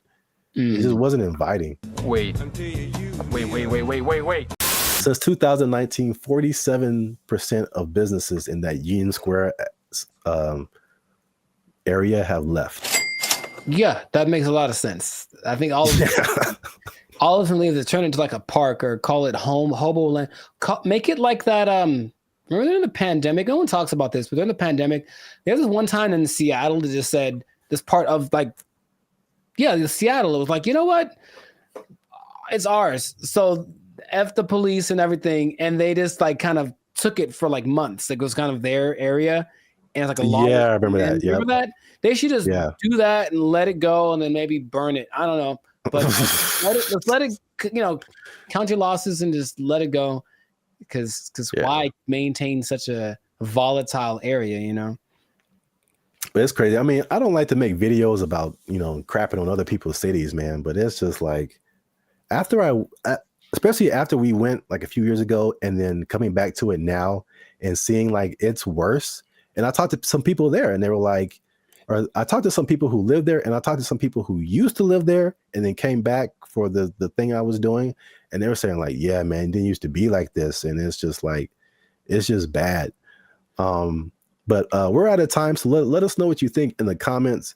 Have you been to San Francisco? Like, do you just read the stuff on the news and like kind of, I don't know, hypothesize what's going on, how to fix it?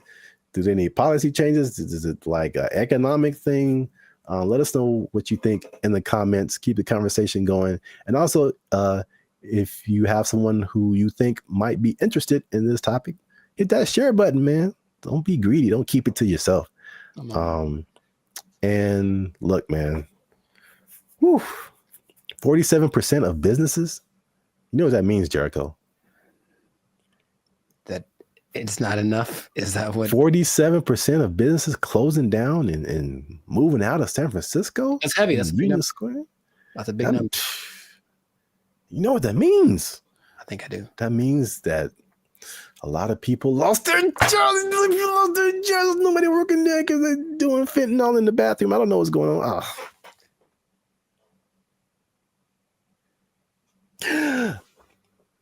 Cocaine is a hell of a drug. Doing fentanyl. Yeah, God. They took our jobs. They took our jobs.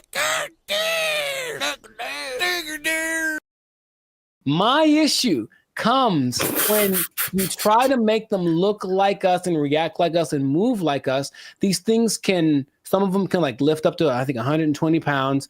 They can walk relatively fast and it's smooth and they can navigate obstacles. And there are like the two kinds. There's the kind where you can like remote control, like a drone, if you will. And they're the kind that kind of just know how to figure stuff out by themselves. And those are the ones that do you not see what's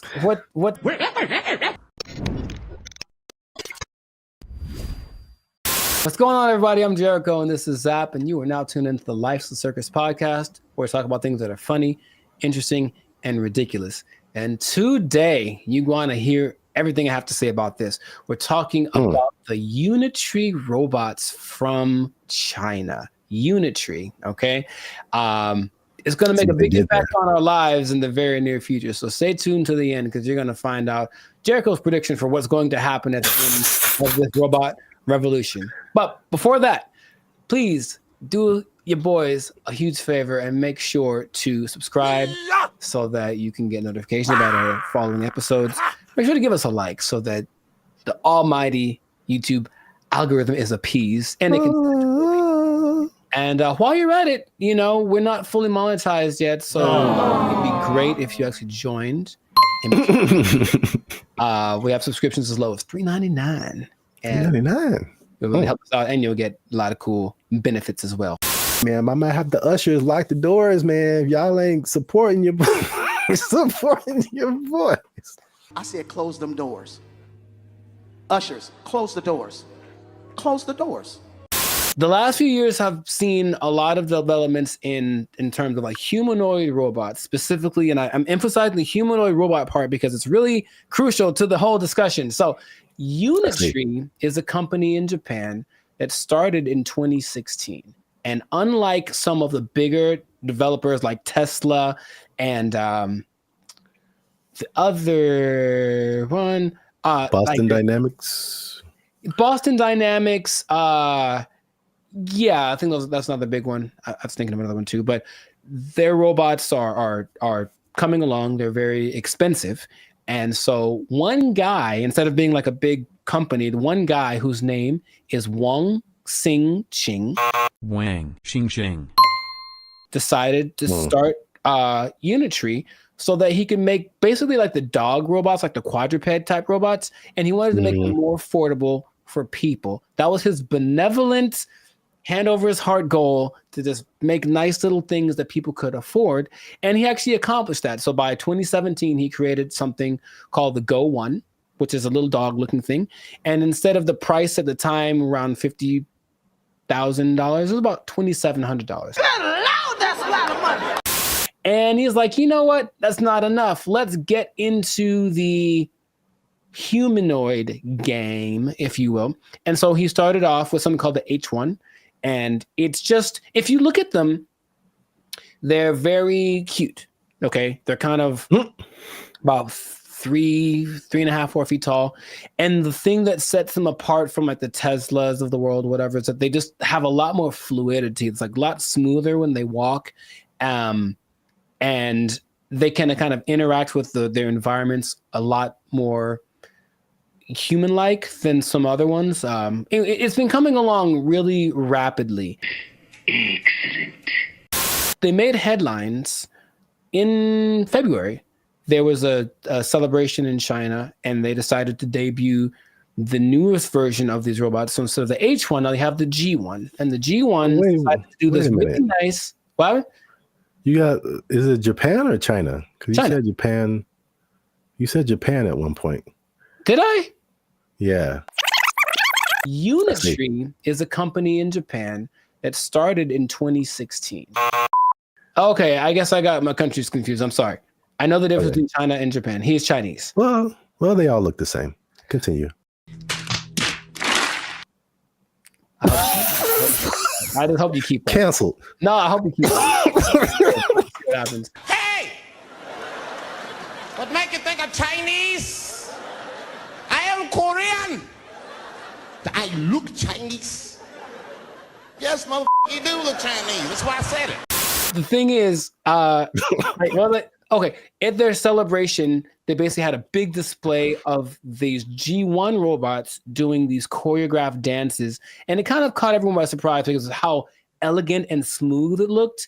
And people said, "Oh, wow, that's really, I guess they're really coming along with that." It came so far that the president of China was like, "Well, we need to have a summit of all of these basically companies that make these humanoid robots," and among them was Unitree's, and that was kind of a big step for just a startup of one person. You know what I mean? So people are kind of like, "Wow, oh my God, wow!" China in general has been doing a good job of making these AI advanced robotic technologies for cheaper recently, and that's kind of I guess a good thing because, you know, the cost of everything is still kind of elevated right now as far as production goes. I don't know if you've seen these videos, but they do a lot of little subtle things that I'm starting to make. They concern me. I have some concerns, let's just say.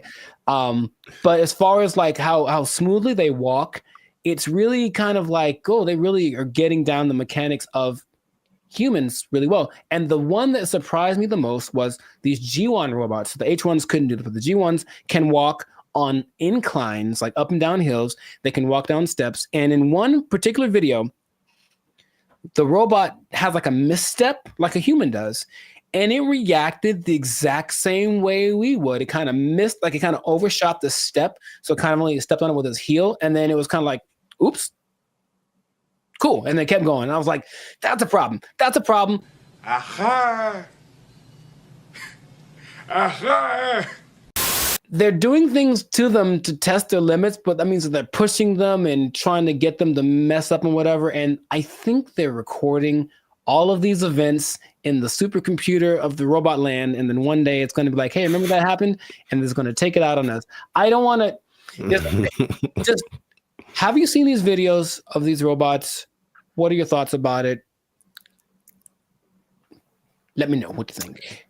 I think you're a little too anxious, man. Wow. Okay. Like Okay. The baby, because a robot failed and corrected itself. That means the end of humanity. Yeah. My issue comes when you try to make them look like us and react like us and move like us. These things some of them can like lift up to, I think, 120 pounds.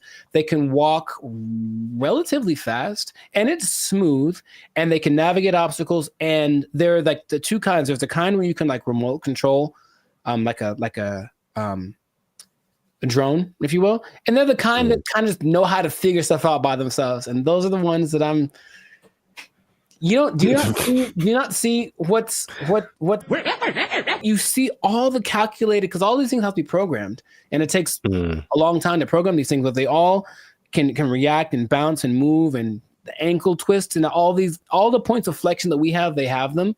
And now you can see them being, I guess, manifested into these smaller robots. They're smaller robots.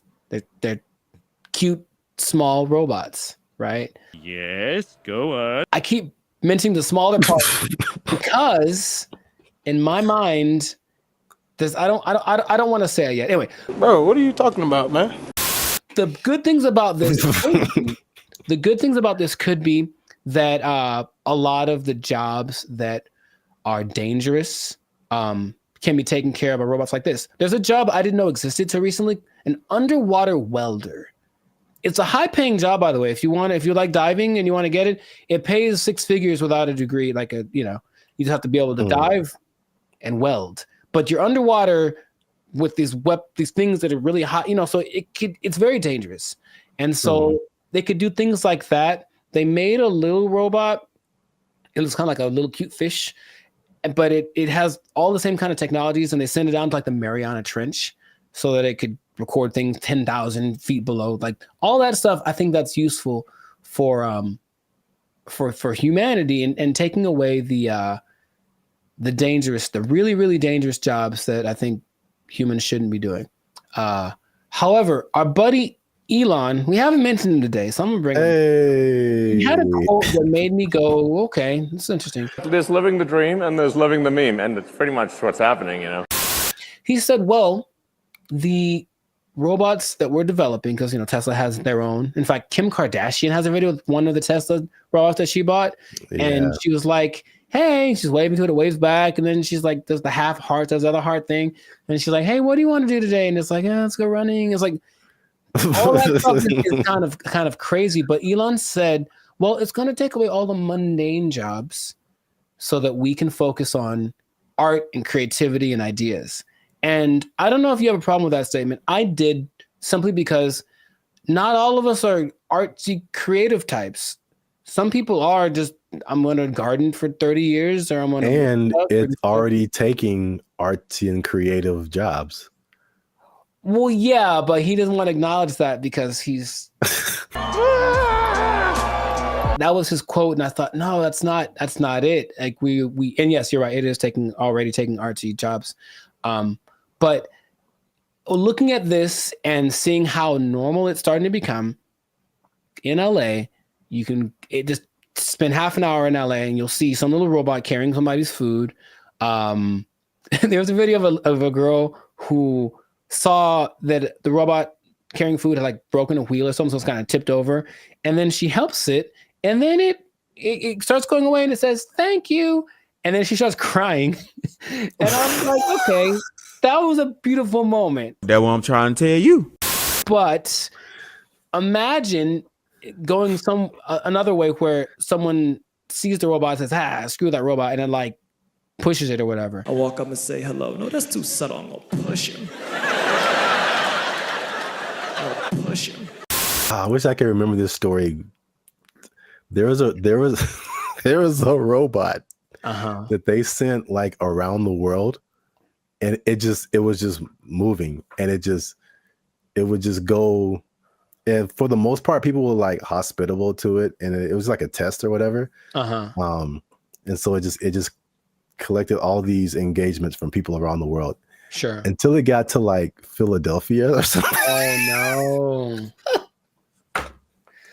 And they like jacked the robot up, and like it was like found in pieces in different parts.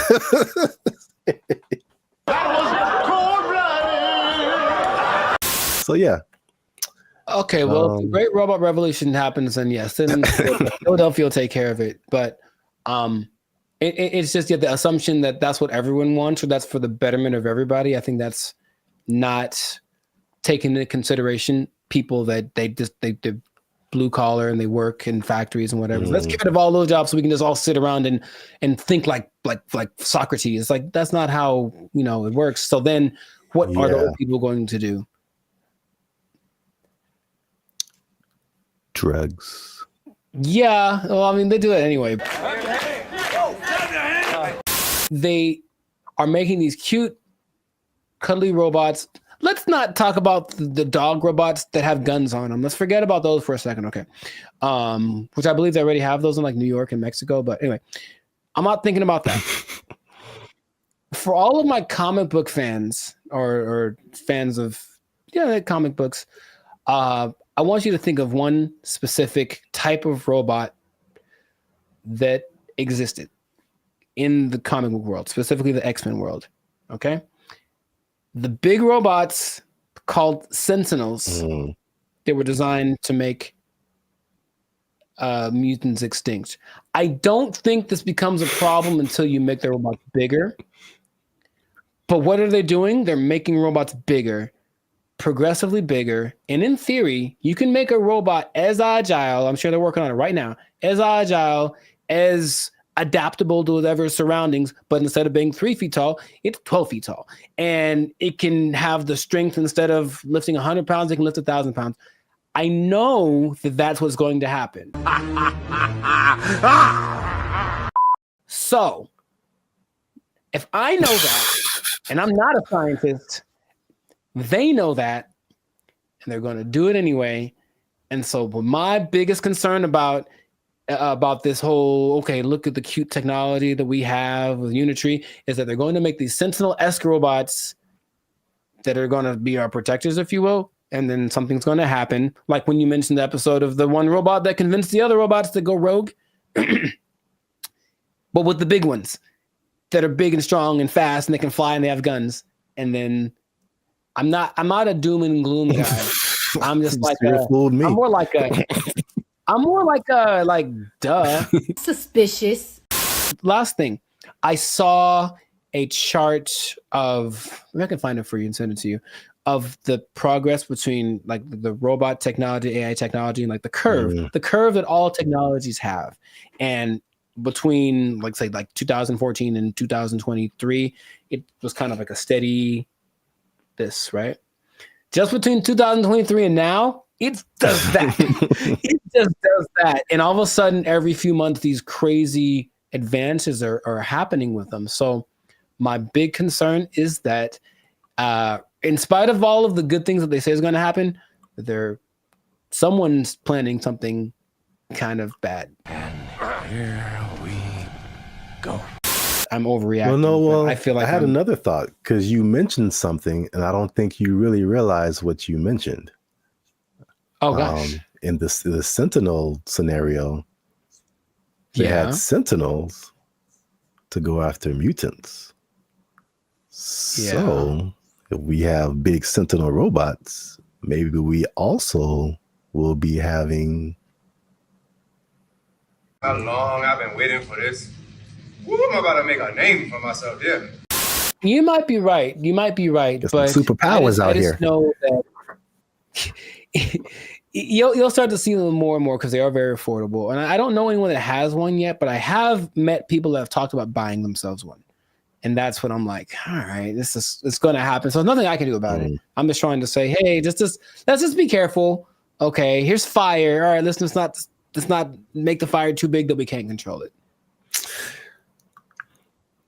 Is that not so much doom and gloom? It's not, but I feel like you're at the end here, so I'm gonna leave this with you. Tell me now. It gets worse, man. I've seen some things. I've seen some things, man, and some stuff. I wouldn't recommend it. I'm gonna tell you about it in the next video, man. But because you mentioned about, okay, these are cute, cuddly robots. What if there's people who are going to do something bad with these robots? And I found out the next level. I saw what the next level is, and he's been to the other side. He's coming back to report. And on that level, there's some things you can do, but you gotta stick to you gotta stick with Band of Future and find on the next episode, because wow. All right. Yeah, man. Well, there's some things about to happen. This episode, I believe it. Just make sure to share this with people that you think would find it interesting. Share it with 2 people that would find this interesting, because it is an interesting topic. It's just going to impact all of us. So I think it's something we should all be aware of and educate ourselves about at the very least. As always, make sure to like this video, subscribe to your channel, join the membership. It's a great deal. It's a great deal. $3.99. Come on now. Start off, you can get that. And I'll just say this much: it's the beginning. If you get into tech, you might have a job in this until you make something smart enough to take it. It's so fascinating, the idea that we've made something that's smarter than us and stronger than us. We already had that stronger thing. Machines have been stronger than us for forever, but combining something that's smarter than us and stronger than us in one sentinel-shaped package, I feel like good job. You lose your job. You're gonna lose your jobs. The robots are coming. You're gonna take over. It's gonna get worse. Watch the next episode. Oh.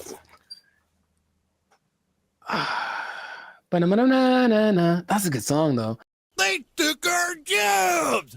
That was their whole identity. Yeah, you're right. And we trusted them. Not anymore. Not anymore. To be competitive, they have taken that away. So now, just like all the rest of them dogs, them backstabbers, and malcreants. I don't think that's a word even. Malcreants? I'm just mad about it. That's a word? I don't think it is.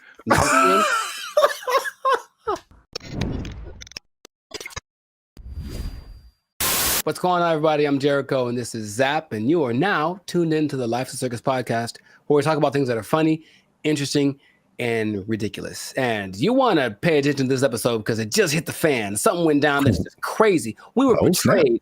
All of us were betrayed. We were betrayed by someone we trusted, by someone we loved, by someone we confided in. And I can't believe this happened. It just happened. When did it happen? Yesterday. So,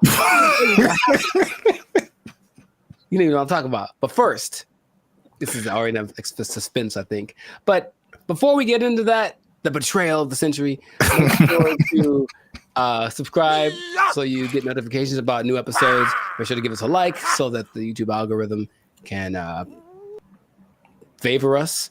And we're not monetized, and we do have membership options for as low as $3.99. You can be part of the BFFs, and you can get a lot of really cool behind the scenes content and just some cool perks. So check that out. Check out the Band of Future membership option. It'd be great for you.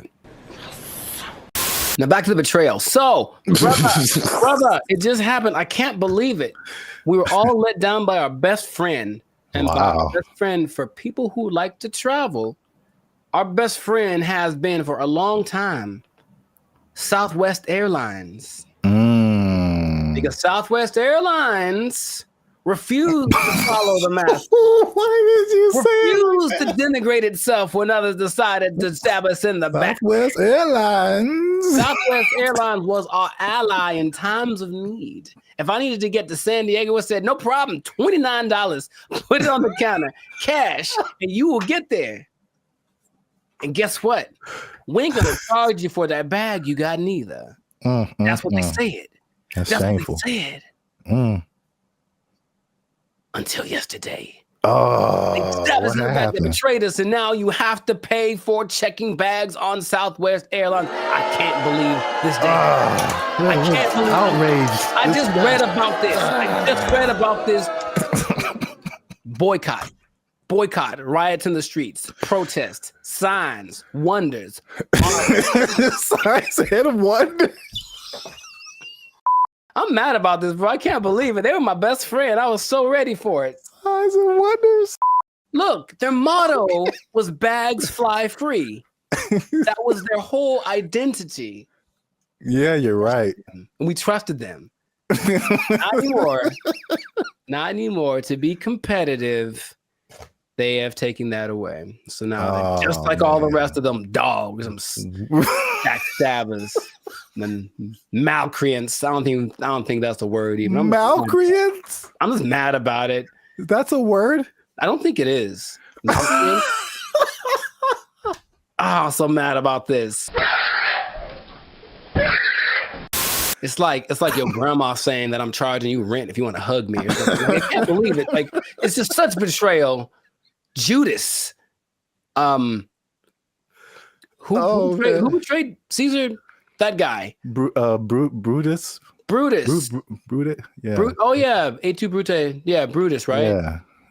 Is it coincidence that Brutus and Judas rhyme? I don't think so. And now Brutus, Judas, Southwestist. Yeah. Southwest. You're on one today. I can't believe it, man. Anyway, how do you feel about this news before I get into some? Oh man, as I wipe the tears away from my eyes. I was mad wow. about it, honestly. You said you were upset, but good Lord. I just can't believe it. That's all. That was the last one. That was the last beacon of hope, and now it's just nanobots. Jesus upset too? Uh-huh. Yeah, I heard about that. I feel like I heard about it coming. And then I didn't know, like yesterday was the day where they were like, yeah, oh, dang, man. Yeah, yesterday.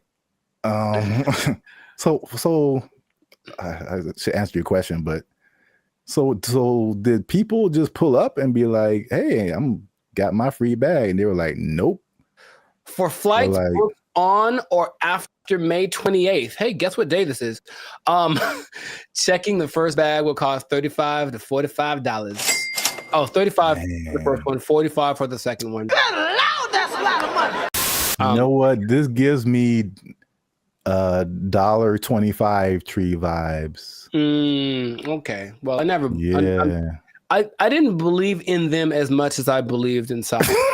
Now, something that I don't remember, because I didn't fly as much back in the day, but baggage fees have only been around since 2008. I didn't know that.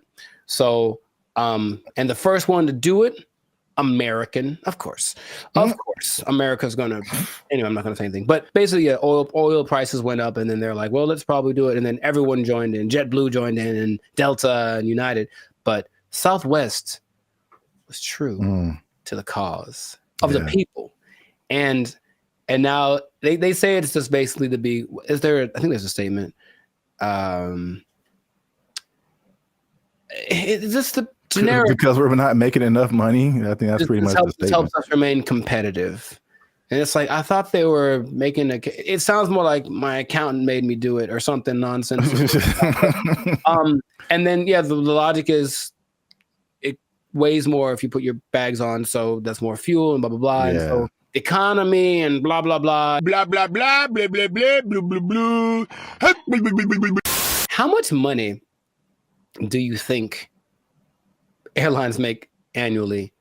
I was just about to say that, because even the episode I did with the seats, it's like, from what I hear, their profit margins are thin. Like, they don't really make enough to cover a whole lot more than their costs. But I can't even make, I don't have no idea how much they make annually.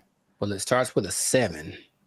Seven. So each airline, or just airlines as a collective? Airlines, from what airlines, all airlines. So 7 billion? Yeah, man. A year? For baggage fees. Oh, just in baggage fees? Yes. Wow. It's like McDonald's or something, where they don't make any money on the hamburger. They make all the money on the fries and the cookies and the drinks. Right. Yeah. So it's just like, I remember something, I can't remember exactly what it was, but they really made their money on the fees. And the ticket, well, say it again? Or you will be exempt if you are a member of the A-list tier, the Rapids Reward Loyalty Program, or if you have a Southwest credit card. Which means you spent more than baggage fees anyway. So exactly. I'm on to you, Southwest. You're not fooling no one. What is happening? They still collected, because they basically let you do your first 2 bags free, and then the third one they charged for. And they still got $83 million a year off of that. Wow. And the thing is, the prices go up because they're kind of like, okay, the more baggage that you put on, the more it costs us, so the more we're going to charge you. So they would charge for that third bag $150. Dang. And if it was a little overweight, it was $200. Good Lord, that's a lot of that costs more than my house. There is good news. Good news, kind of. Depending on your flight, like where you're going to how long it's going to take and how heavy your bag is. Sometimes it's cheaper to send your bags through like FedEx or UPS. Sometimes it really just depends, but some people do that. And then they have crazy. I know, but it's like that's what it's come to. And they have little ports down there at the airport, so you can pick up your thing, and it'll be for sure. UPS and FedEx are more reliable than than airlines. Oh my god.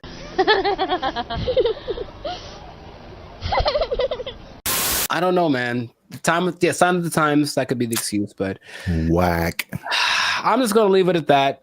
Let us know in the comments, man. How you feel about this betrayal that's happened to us all? And what can we do about it? Can we revolt? Can we just I don't know what we could do. But it's a little bit frustrating. But Southwest, just right to your congressman. I don't know. Is that what congressmen do? They don't want this anymore. Heck no, we won't go or whatever. Make little flyers and storm around the Southwest. They still had snacks, I think, on Southwest too that were free. I think they still have that, which I appreciate. For now. Well, oh man. Anyways, this has been a great episode. Share it with some people that are feeling the pain that I'm feeling. I'm gonna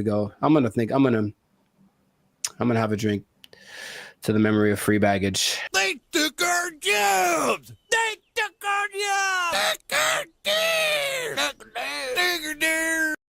Is it even a good idea to approach a woman on the street? Because obviously a lot of men are not doing it.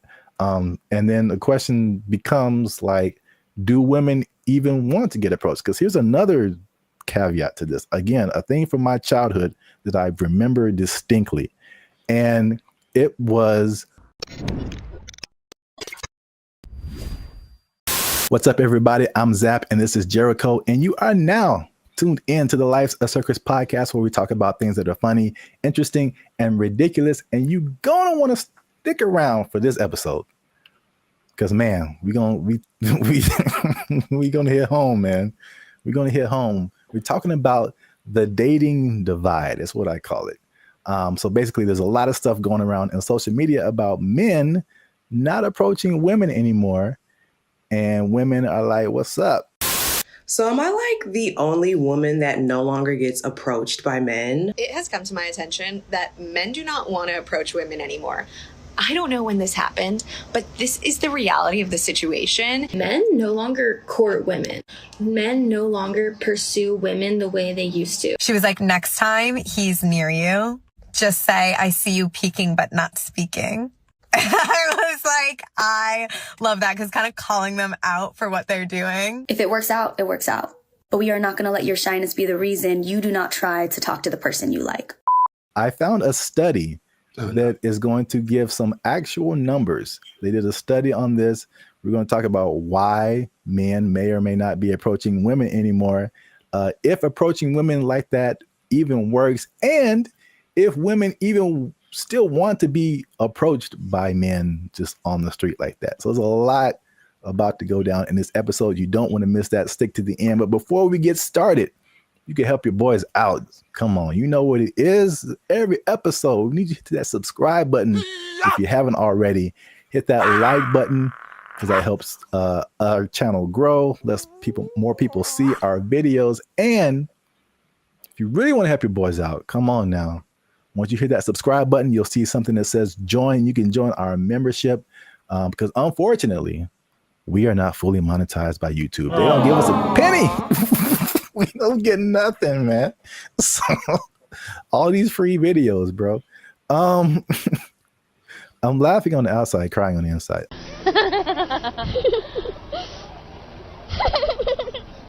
I digress. That's what it is. If you'd like to join the membership and help us make more videos, it takes a lot of time, takes a lot of money, resources. You can hit that join button, and that'll help our channel grow. So now let's back up. Have you heard this or seen this kind of just floating around the interwebs about like men and women just like dating just not happening anymore? The thing I've seen the most is women. It's mostly like street interviewers, if you will, basically approach women and say, hey, what's your ideal guy? And then when she just describes this guy, and the person who's interviewing tells her the probability of that person existing and choosing her. And it's usually like, it's crazy. Minimum height. 6 feet. Yeah, that's where they get you. Minimum income. So I'm gonna say at least 200. 200 grand? You can be 30 years Oh old and my make 200 goodness. grand. Take a guess at what percentage of men fit this criteria? 2%? Much lower. It's 0.049%. All right, is this going on the TV? And it's not that she's always looking for, the baller with 10 cars and $1 billion, but even be a certain height, have a certain wealth status, no kids, whatever. It's still very few people. So I think just recognizing that this is the ideal thing that women are looking for and feeling maybe a sense of entitlement, they deserve that is going to weed out a lot of guys. So then when guys that are outside of the range of that, window that she wants approach, they just kind of shut them down without even thinking about it. And then I think that is more prevalent with guys getting, we're supposed to be the people that pursue in the relationship, and getting told no is part of the process. Trust me, it's part of the process. But personal experience. If you sit down time after time after time, and it's not really seeming like it's getting any better, you kind of like, what's the point after a while? So that's more of the trend I've sort of observed. Emotional, damn it. That's part of what I'm talking about here today. So basically, I found a study. Who knows how legit it is, but let's just go with it and say like this is representative of what's really happening, because you have like the stuff that's in the media and social media, and you're like, is this for real, or are we just like putting the people who are in those situations in front of our faces so much, but then like in real life it's a little different. So I think like this study, if these numbers are like correct, is very eye-opening. The study is from a site called datepsychology.com. And just first off, it said that 59% of men between 18 and 25 have not approached a woman in the past year. So according to that number, the women on social media are right. Like men are just like, nah. No. Thank you, Draymond. 48% of men in the 26 to 40 age group. So that's roughly us, millennials. So that's 50% of men are like, nah. It's definitely a no for me, dog. That 18 to 25, they call them Zoomers now, which like, all right. Sure. All right. That's kind of cool. You got boomers and then you got Zoomers. But 81.81% of them and almost 75% of millennials have not approached a woman in the past month. Wait a minute. Something ain't right. So at least according to that study, at least in that respect, the women are right. Like the men are not, like, at least in the sense of like approaching someone, in real life on the street or whatever. I see you peeking but not speaking. Obviously, a lot of different questions come after that, right? But just as like a fun to the side, if you feel like sharing. Emotional, damn it. Because you spoke about like the difficulties of just men just fear rejection, stuff like that, approaching women. Do you remember your first attempt at approaching a woman? Oh yeah, dude, I was like 4, bro. Like I was 4? You were 4 years old? Her name was Laura, I remember. And that doesn't count. Like, hey girl, we gotta go hang out by the slide or something. Like I was couldn't all even about spell it. your name. Accurate. But I was all about it.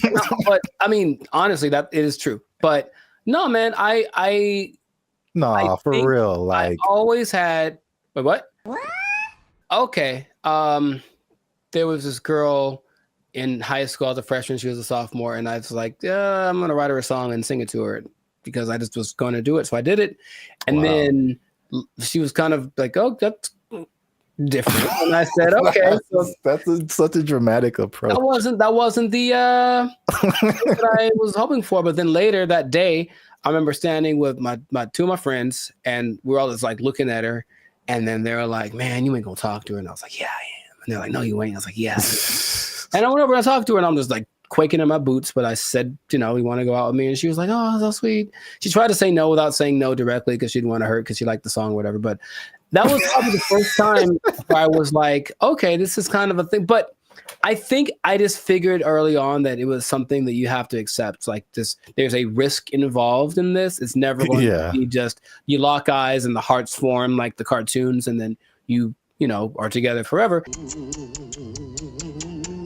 See, sometimes you gotta take the pussy like Pepe. Like, no. Me personally, I never really had a problem with the idea of being rejected. What did happen later was like I didn't like the way rejection started to show up. Mostly, what I mean is instead of like just a girl saying no thanks or whatever, it's more just like the ghosting thing or the never saying no exactly, but not really wanting to hurt your feelings. That's the part I don't like, the kind of watered down thing. When it was just like, I've gotten no so hard, like just absolutely never in your life. And I was like, ooh, for like 3 seconds. And then it's all right, next, because I think that's what I was preparing myself for. However, I think that a lot of guys, especially younger guys, aren't built like that. And so they don't want to take the risk. What can't you do? I can do it. I can do anything. And not only that, it's not the no so much anymore, but with social media and everything being recorded, whatever, now there's a lot of instances where people are getting like, they're just trying to be nice and say something, compliment someone to kind of measure the waters, and then they get accused of harassment or something like right off the bat. And so I know a lot of guys are rather, instead of making a mistake that might affect my career or whatever, I'll just not say anything. So you walk around, oh, she's pretty. I ain't going to say a word because I don't want to even entertain that idea. When is the last time a man came up to me and wanted to get to know me or exchange numbers? And it's been a long time. Well, I got news for you. It's going to be even longer because y'all are full of it. Well, my first time was definitely not 4 years old. Call me Laura. You like Casanova over there. No, I vividly remember, bro. To this day, this girl can get it. She can. She watched the podcast and was like, you know what? Okay, I'm packing up my stuff and I'm like, where did Zap go? I'm like, she said yes, man. This was like 7th grade. I still keep up with her, and I think now I'm more reserved. People will describe more reserved, more quiet, more laid back. But when as a child, I was insanely, I'm talking like unbelievably shy. It wasn't reserved. I was just like, I didn't know. I'm not doing anything of, but like this one girl was just like, she was just amazing to me. And it was like a movie where I was like, I get closer and I'd be like, like, I know my name. There's a level of fun that just does that to you, man. It's just So I couldn't talk to her. I literally could not form words and talk to her. So I wrote her a note. Nice. Come on now, dog. Come on, man. That was pre-social media, so I think that'd be the equivalent of me like sliding into her DMs.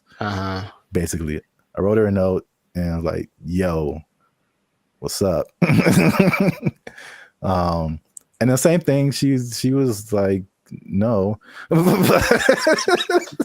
but she was like super. She was so, and she wrote me a note back, and it was just like a page of just amazing things, and I was like, Wow, nice. So you're right. Like the way, if it's no, the way that no happens is very important. Yes. Men's psyche. But okay, so just moving on. So now the question becomes, all those, flash forward to back to where we were talking about. Is it even a good idea to approach a woman on the street, because obviously a lot of men are not doing it. And then the question becomes like, do women even want to get approached? Because here's another caveat to this. Again, a thing from my childhood that I remember distinctly. And it was the songs that came out. And every time you heard of a song from a man about a woman, it was like, "Oh, baby, I love you. I'm trying to get with you. You're my everything," whatever. And then after a while, like, it felt like every song that came out from a woman was like, "Man ain't this, and he broke my heart, and he is trash." And there was 2 instances I remember: TLC, sure, No Scrubs, and everybody was just like vibing to that song. I'm just like, I can't get with Chili if I ain't got my own. Hanging out the passenger side of his best friend's ride. If you live at home with your mama, oh yes, I'm talking to you. And I'm like, man, I'm like a teenager. I'm like, man, I love my mama. I don't have a chance. So it was that song, and then it was Destiny's Child, and I think Beyonce has a few songs where she's like, man, she does. Yeah, she lets man. That's not how she really feels. What was that? The Bills one? Yeah, can't pay my bills, pay my automobiles, pay my telephone bills, and then you think you got it, and then she's like, nah, then maybe we can chill. We can chill, like, I just paid all your bills. Yeah. You my wife now. Like, what happened? No, that's just something you just do now. No, you just do that now. That's just a new thing you do until you and your shitty ankle both die. There were songs like that, and I was just like, man. And then like that, and like the Me Too kind of thing, and like some of the stuff you hinted at. Right, yeah, that's why it's like, okay, maybe I shouldn't say anything. So I don't want to get. I think there's the question of like, do women just like not be like being approached? So this study has said 74% of women aged 25 and below actually want to be approached more. 77 in the 18 to 30, 68 in the 68% and 30 to 40. So basically 3 out of 4 women are like, I want men to approach me. Why isn't it happening? I think the thing that I get from this listening to like interviews with women is that, yes, they want men to approach them, but they want it to magically be the kind of guy that they like. Yeah. So there's a caveat to it. It's like, if you walk, I've seen the look in women's face. If I walk up to them and they wait.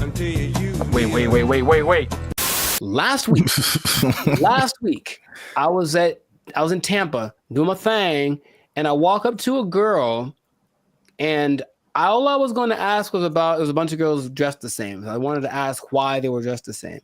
And I know for a fact that women, because I've seen many posts about this, have a voice that they do when they're talking to a guy they're not interested in.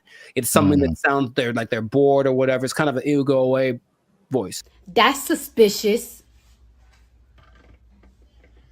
And so she does it to me right away, as very innocently. Hey, what you guys doing tonight?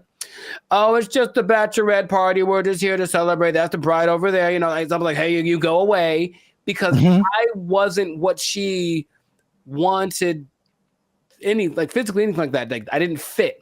If I had, her tone would have been different.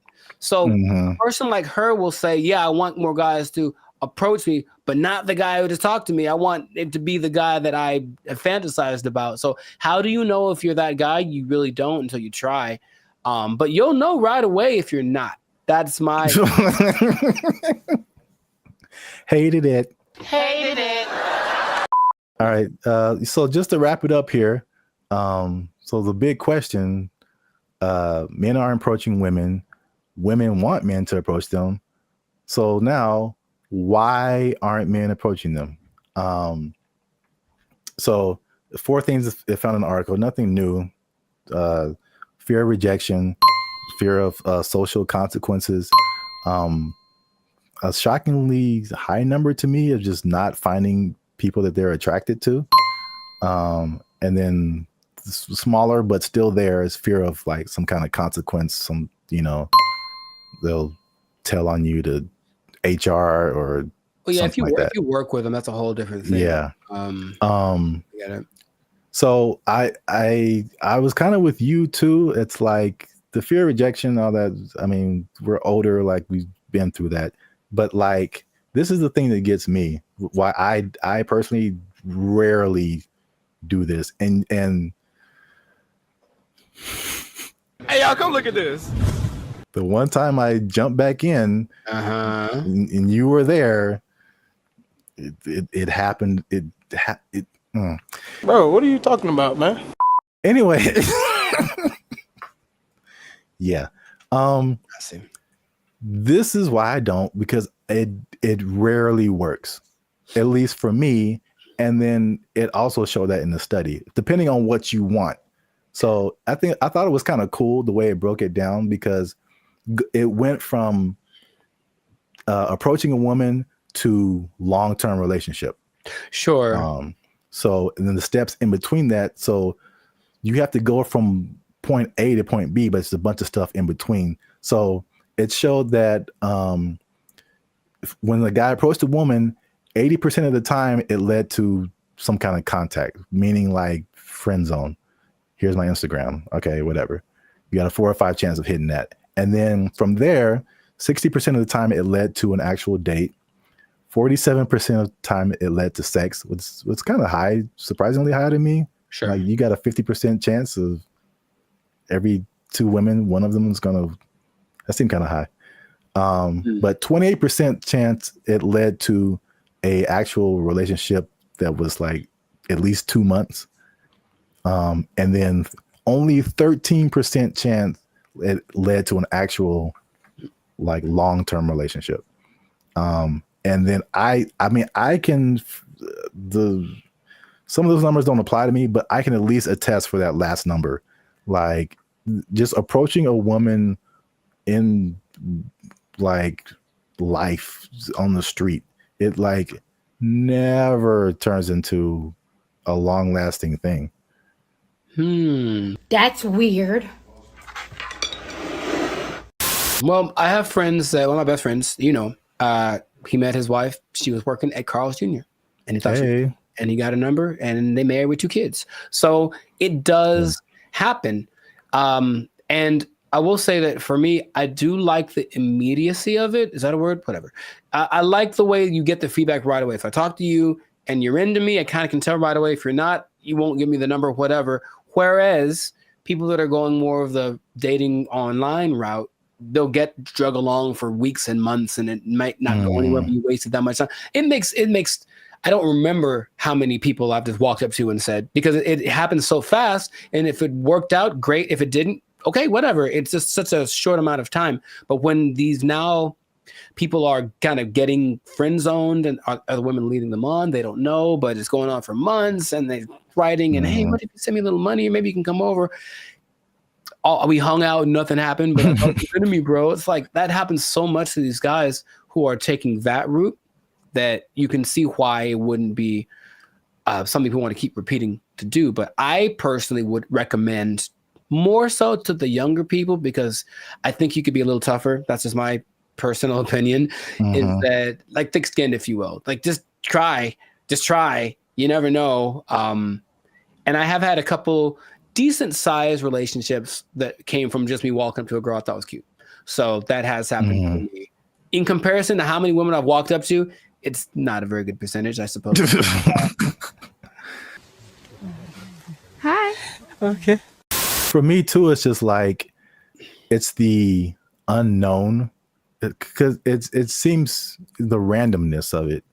Because all I have to, unless I know you from something, like I'm just going off of you look good, and then right. There's a whole lot of stuff after that I have no idea what I'm getting into, and for me, most of the time, it's bad. It's so bad. It's the other stuff. There's a lot of layers to a lot. Oh, it's so bad. It's so bad. Women. I started writing them down because remember we had another thing and you were like, tell me some of your experiences. And I couldn't even think. And you're like, oh, they're repressed. I'm like, they probably are. Gotcha. I started writing them down. I got like 10 of them. There's a lot more. I believe it. Bro, make sure you leave a comment on this video. Share it with somebody who has noticed this in the dating scene, men approaching women. Why aren't they doing it? Why aren't you doing it? Are you doing it? Did it work for you? I don't know your life. I'm just saying. Yeah. Yeah. And good luck. Yeah, there you go. Oh, it's just a bachelorette party. We're just here to celebrate. That's the bride over there. You know, I'm like, hey, you go away. I saw this Joe Rogan clip where he said, and again, personal experience, he said that people are literally, I didn't see this, but he said it. People are leaving their windows in their cars rolled down and their trunks open. Crime is next level in San Francisco. It is next stupid. Level. Next level. It is stupid. People are parking their cars and leaving their windows rolled down and their hatch is open. Yeah. Because they don't want to get smashed. It doesn't matter what time of day. And it doesn't matter who's around. Doesn't matter who's around. No one's stopping anybody from doing anything. It's crazy. It sounded weird until like last year I had a break-in and they took like $100. But to replace the window, it cost like $200. So I was like, man, I wish they would have just took the $100 and then just left my window, because windows are expensive to replace and repair. They are, yeah. So like that's how bad it is. And then what I've also saw was that everything was on lock. I went to like a CVS, I went to a Target, and it was like everything was under lock and key. Ironically, I went to buy a lock and key. Yeah, they had like these lockers, but I didn't have a lock for it. So I was like, let me go to CVS and get a lock. And I had to get someone to unlock the case so I can get a lock. And there was like a bunch of random, usually like every once in a while you see like high priced electronics, or used to be like power tools or something like super expensive. But it's like everything was locked up, and you had to press a button and you had to call somebody to go get the thing that you wanted. And it just like, from a person who doesn't steal, it was just like psychologically, it was just like, this sucks, man. It's like the shopping experience. I couldn't like, because you go into a store, the benefits of going to a physical store, you can pick the item up, you can feel it, you can read the back, and it's like, I can't even see what I'm really getting. And if I don't want it, I got to call the person back and have them put it like, but it's because a few people just keep taking stuff. Like everybody suffers. And it's just like, it was really, if I could use a word to describe my experience there, it was just uncomfortable. I didn't feel unsafe, like I'm a big dude. I could take care of myself, but it just felt like, it could go down anytime, basically. Well, I just didn't want to be there. Like, I don't want to be here. Like, this is not, it's not inviting. I think that's a good word. It just wasn't inviting. Wait.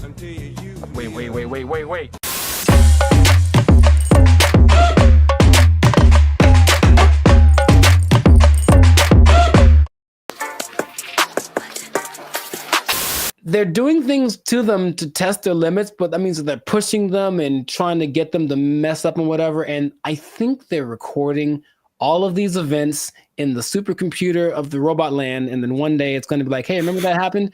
And it's going to take it out on us. I don't want to just have you seen these videos? Yeah.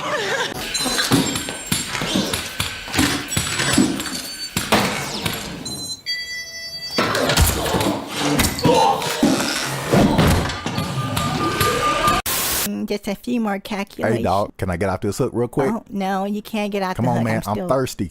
I'm thirsty, dog. You can't be thirsty. Come on. That's Okay. not possible. All right. Okay. Can I just stretch my hands out? No, I'm gonna just we have stretch to my do hands some out. more calculations. I can just stretch my. Get over here. Get your ass. Got me on this hook. Sorry. Like a piece of meat in the deli. Wait, I'm sorry. It's too late to apologize. Now get over here. What's happening? I'm gonna get you. Okay. Let me go. Let me go. My issue comes when we try to make them look like us and react like us and move like us. These things can Some of them can like lift up to, I think, 120 pounds. They can walk relatively fast. 3, 2, 1, go!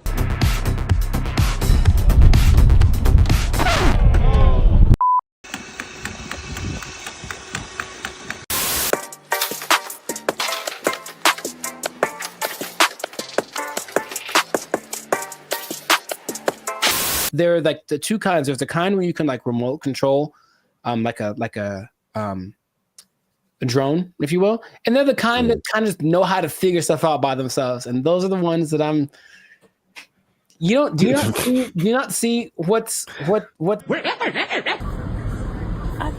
me take a picture. I'm gonna get this shit. Oh, see that ain't start running. Oh my god. Human men are so weird. Stop touching me. Can I still get your number? You creep.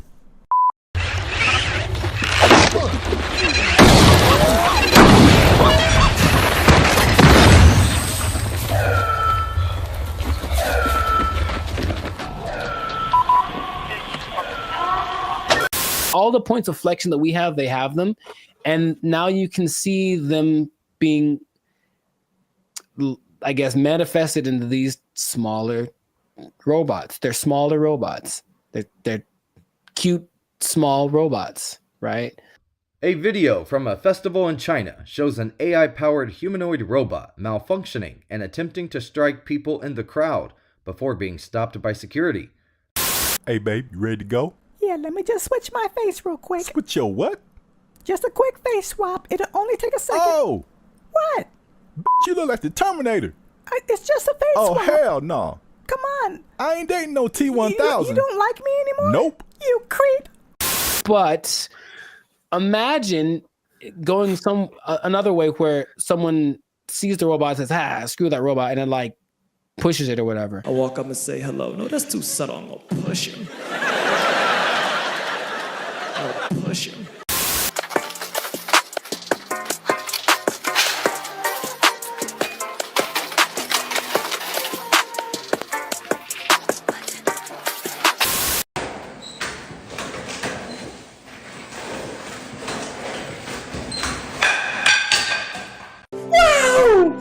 There is a robot that they sent like around the world, and it was just moving, and it would just go. And for the most part, people were like hospitable to it, and it was like a test or whatever. And so it just collected all these engagements from people around the world. Sure. Until it got to like Philadelphia or something. Oh no.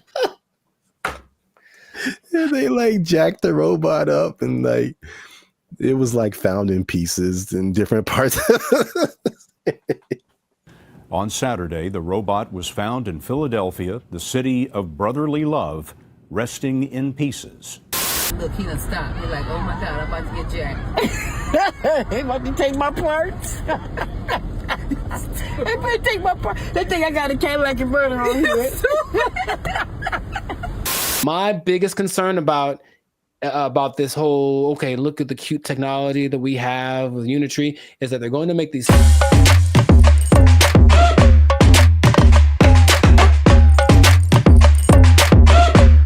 What's up, everybody? It's BrandBee Future. And we are excited to announce that after 3 long years, we are finally in the YouTube partnership program. So that means a couple of different things. One is that we are starting channel memberships on our YouTube channel. So all the stuff that you've seen before, all the free videos that you've been watching like over the years, those will still be free. But this is like an extra layer that we get by partnering with YouTube, so that we can offer exclusive things to people who choose to be our channel members. And so there's a small fee that comes with that, but that fee will go to helping us, supporting us. All the stuff that we've done before has been free videos. We pay for it out of our pocket. So hopefully you guys can support us and help us to keep our YouTube channel going. And this isn't just like a giveaway. There's a laundry list of stuff that you get by becoming a channel member. And we're going to talk to you about that now. So we have 3 different membership levels right now. There's gonna be 5, but just 3 right now. They're because we're so clever. Wow. That laugh. Okay, I liked it. They're named after like concert seating, right? So the first level is general admission. The second level is premium seating. The third level is executive access, and those go from $3.99 to $19.99. So you have a plethora, shall I say? Nice word. The more you know. Plethora of options to choose from in terms of your membership. So this is what you get. Like to hit, here you go. Bam. The first thing up is a loyalty badge. You get a loyalty badge next to your name every time you interact with our YouTube channel. You get a blue star for new members, all the way up to purple stars for 48 months. The next thing is one of my favorite things is the custom emojis. This is crazy. So if you want to use, for example, Jericho's face, right here, you type Jericho, and Jericho's face will pop up in your chats, in your comments. It's a custom emoji of Jericho that you can only use here. Nuts. Okay. If you want to use my face, same thing. Zaptastic. And then and then you'll see my face. And then if you just want to do a Band of Future fan, BFF heart, it's a fan bam Nuts. Only on our YouTube channel. It's the only place you can do it, man. Nice. Members only live chats. If we ever go live, we may have a members only chat mode. So the non-members can see the chat, but if you want to participate, you gotta be a member. All right, so the last thing in the general admission level is priority reply to comments. So if you leave a comment on any of our videos, we reply to you first. Everybody else gotta wait, okay? Because they ain't members. Fast pass. They ain't members, but you a member, we gonna talk to you first. Because you're worth it. Because you're worth it. And you gave us money, but most of all because you're worth it. Membership polls. In the community tab of our channel, we're going to start putting up polls where you get to vote on topics for our channel. Like, what's the next video going to be? Or you can pick what the next video is going to be. What would you like to see as the next video? Next video related topics. Huh? So if you balling a little bit, okay, talk. You got a little more change. You can get to the premium seating. Yes. The first thing you get in premium seating is early access to videos. So again, the videos on our YouTube channel will be free, but there'll be some exclusive videos that go to our members first. If you're a member, you're the only person that can see it. And then maybe we let everybody else see it. Maybe. We'll think about it. Maybe. We'll have member shout outs. So once a month, we'll send a shout out to you or one of your friends. Just give us the name and details. And if approved, we'll shout you out in one of our videos. And this could be good for any special occasion. Birthday, a graduation, bar mitzvah, you name it. You name it. Happy birthday to you.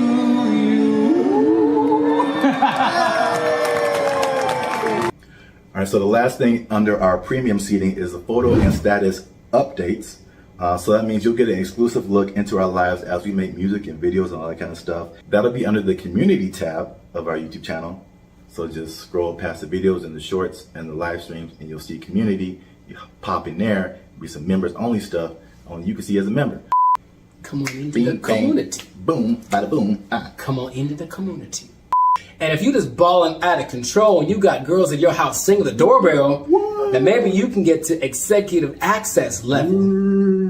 Ding. Dong. We do a real grande around here, man. The first thing you can get is your name in the credits. So imagine how cool that is. We'll put your name in the credits of one of our videos each month as an honorary producer. The second thing is crazy, but we're doing it anyway because we can. Yeah. It's called teleprompter control. All right. So you give us something fun or crazy to say, and if it's approved, all right, don't make us being too crazy out here. Our parents watch this stuff. That's accurate. They tell me that all the time. If it's approved, we'll read it on our YouTube channel, straight up Ron Burgundy style. You stay classy, San Diego. I'm Ron Burgundy? Damn it! Who typed a question mark on the teleprompter? For the last time, anything you put on that prompter Burgundy will read. And last but not least, oh my God, last but not least, discounted merchandise. If everybody likes a bargain, you'll now be able to shop for Bandit Future merchandise directly from our YouTube channel. And with executive access, you can save money on our official merchandise with your own custom discount code. So that's it, guys. Once again, we appreciate your support. You've gotten us this far. Less than 8% of all YouTube channels reach this partnership monetization stage. So this is like really big for us. We really appreciate you guys. And again, if you want to keep pushing Bandit Future forward, we really need your support. Again, it's not just asking for money. We're going to give you a lot of stuff, do a lot of extra stuff on our part just as a thank you for becoming a member. So choose your membership level and help the boys out. Trying to get some cheese on the Whopper, you know what I'm saying? Okay. Yeah. High class, moving on up. Because if we don't succeed with this YouTube channel, they're gonna take our jobs. They're gonna take our jobs. He's over there now. They took our jobs.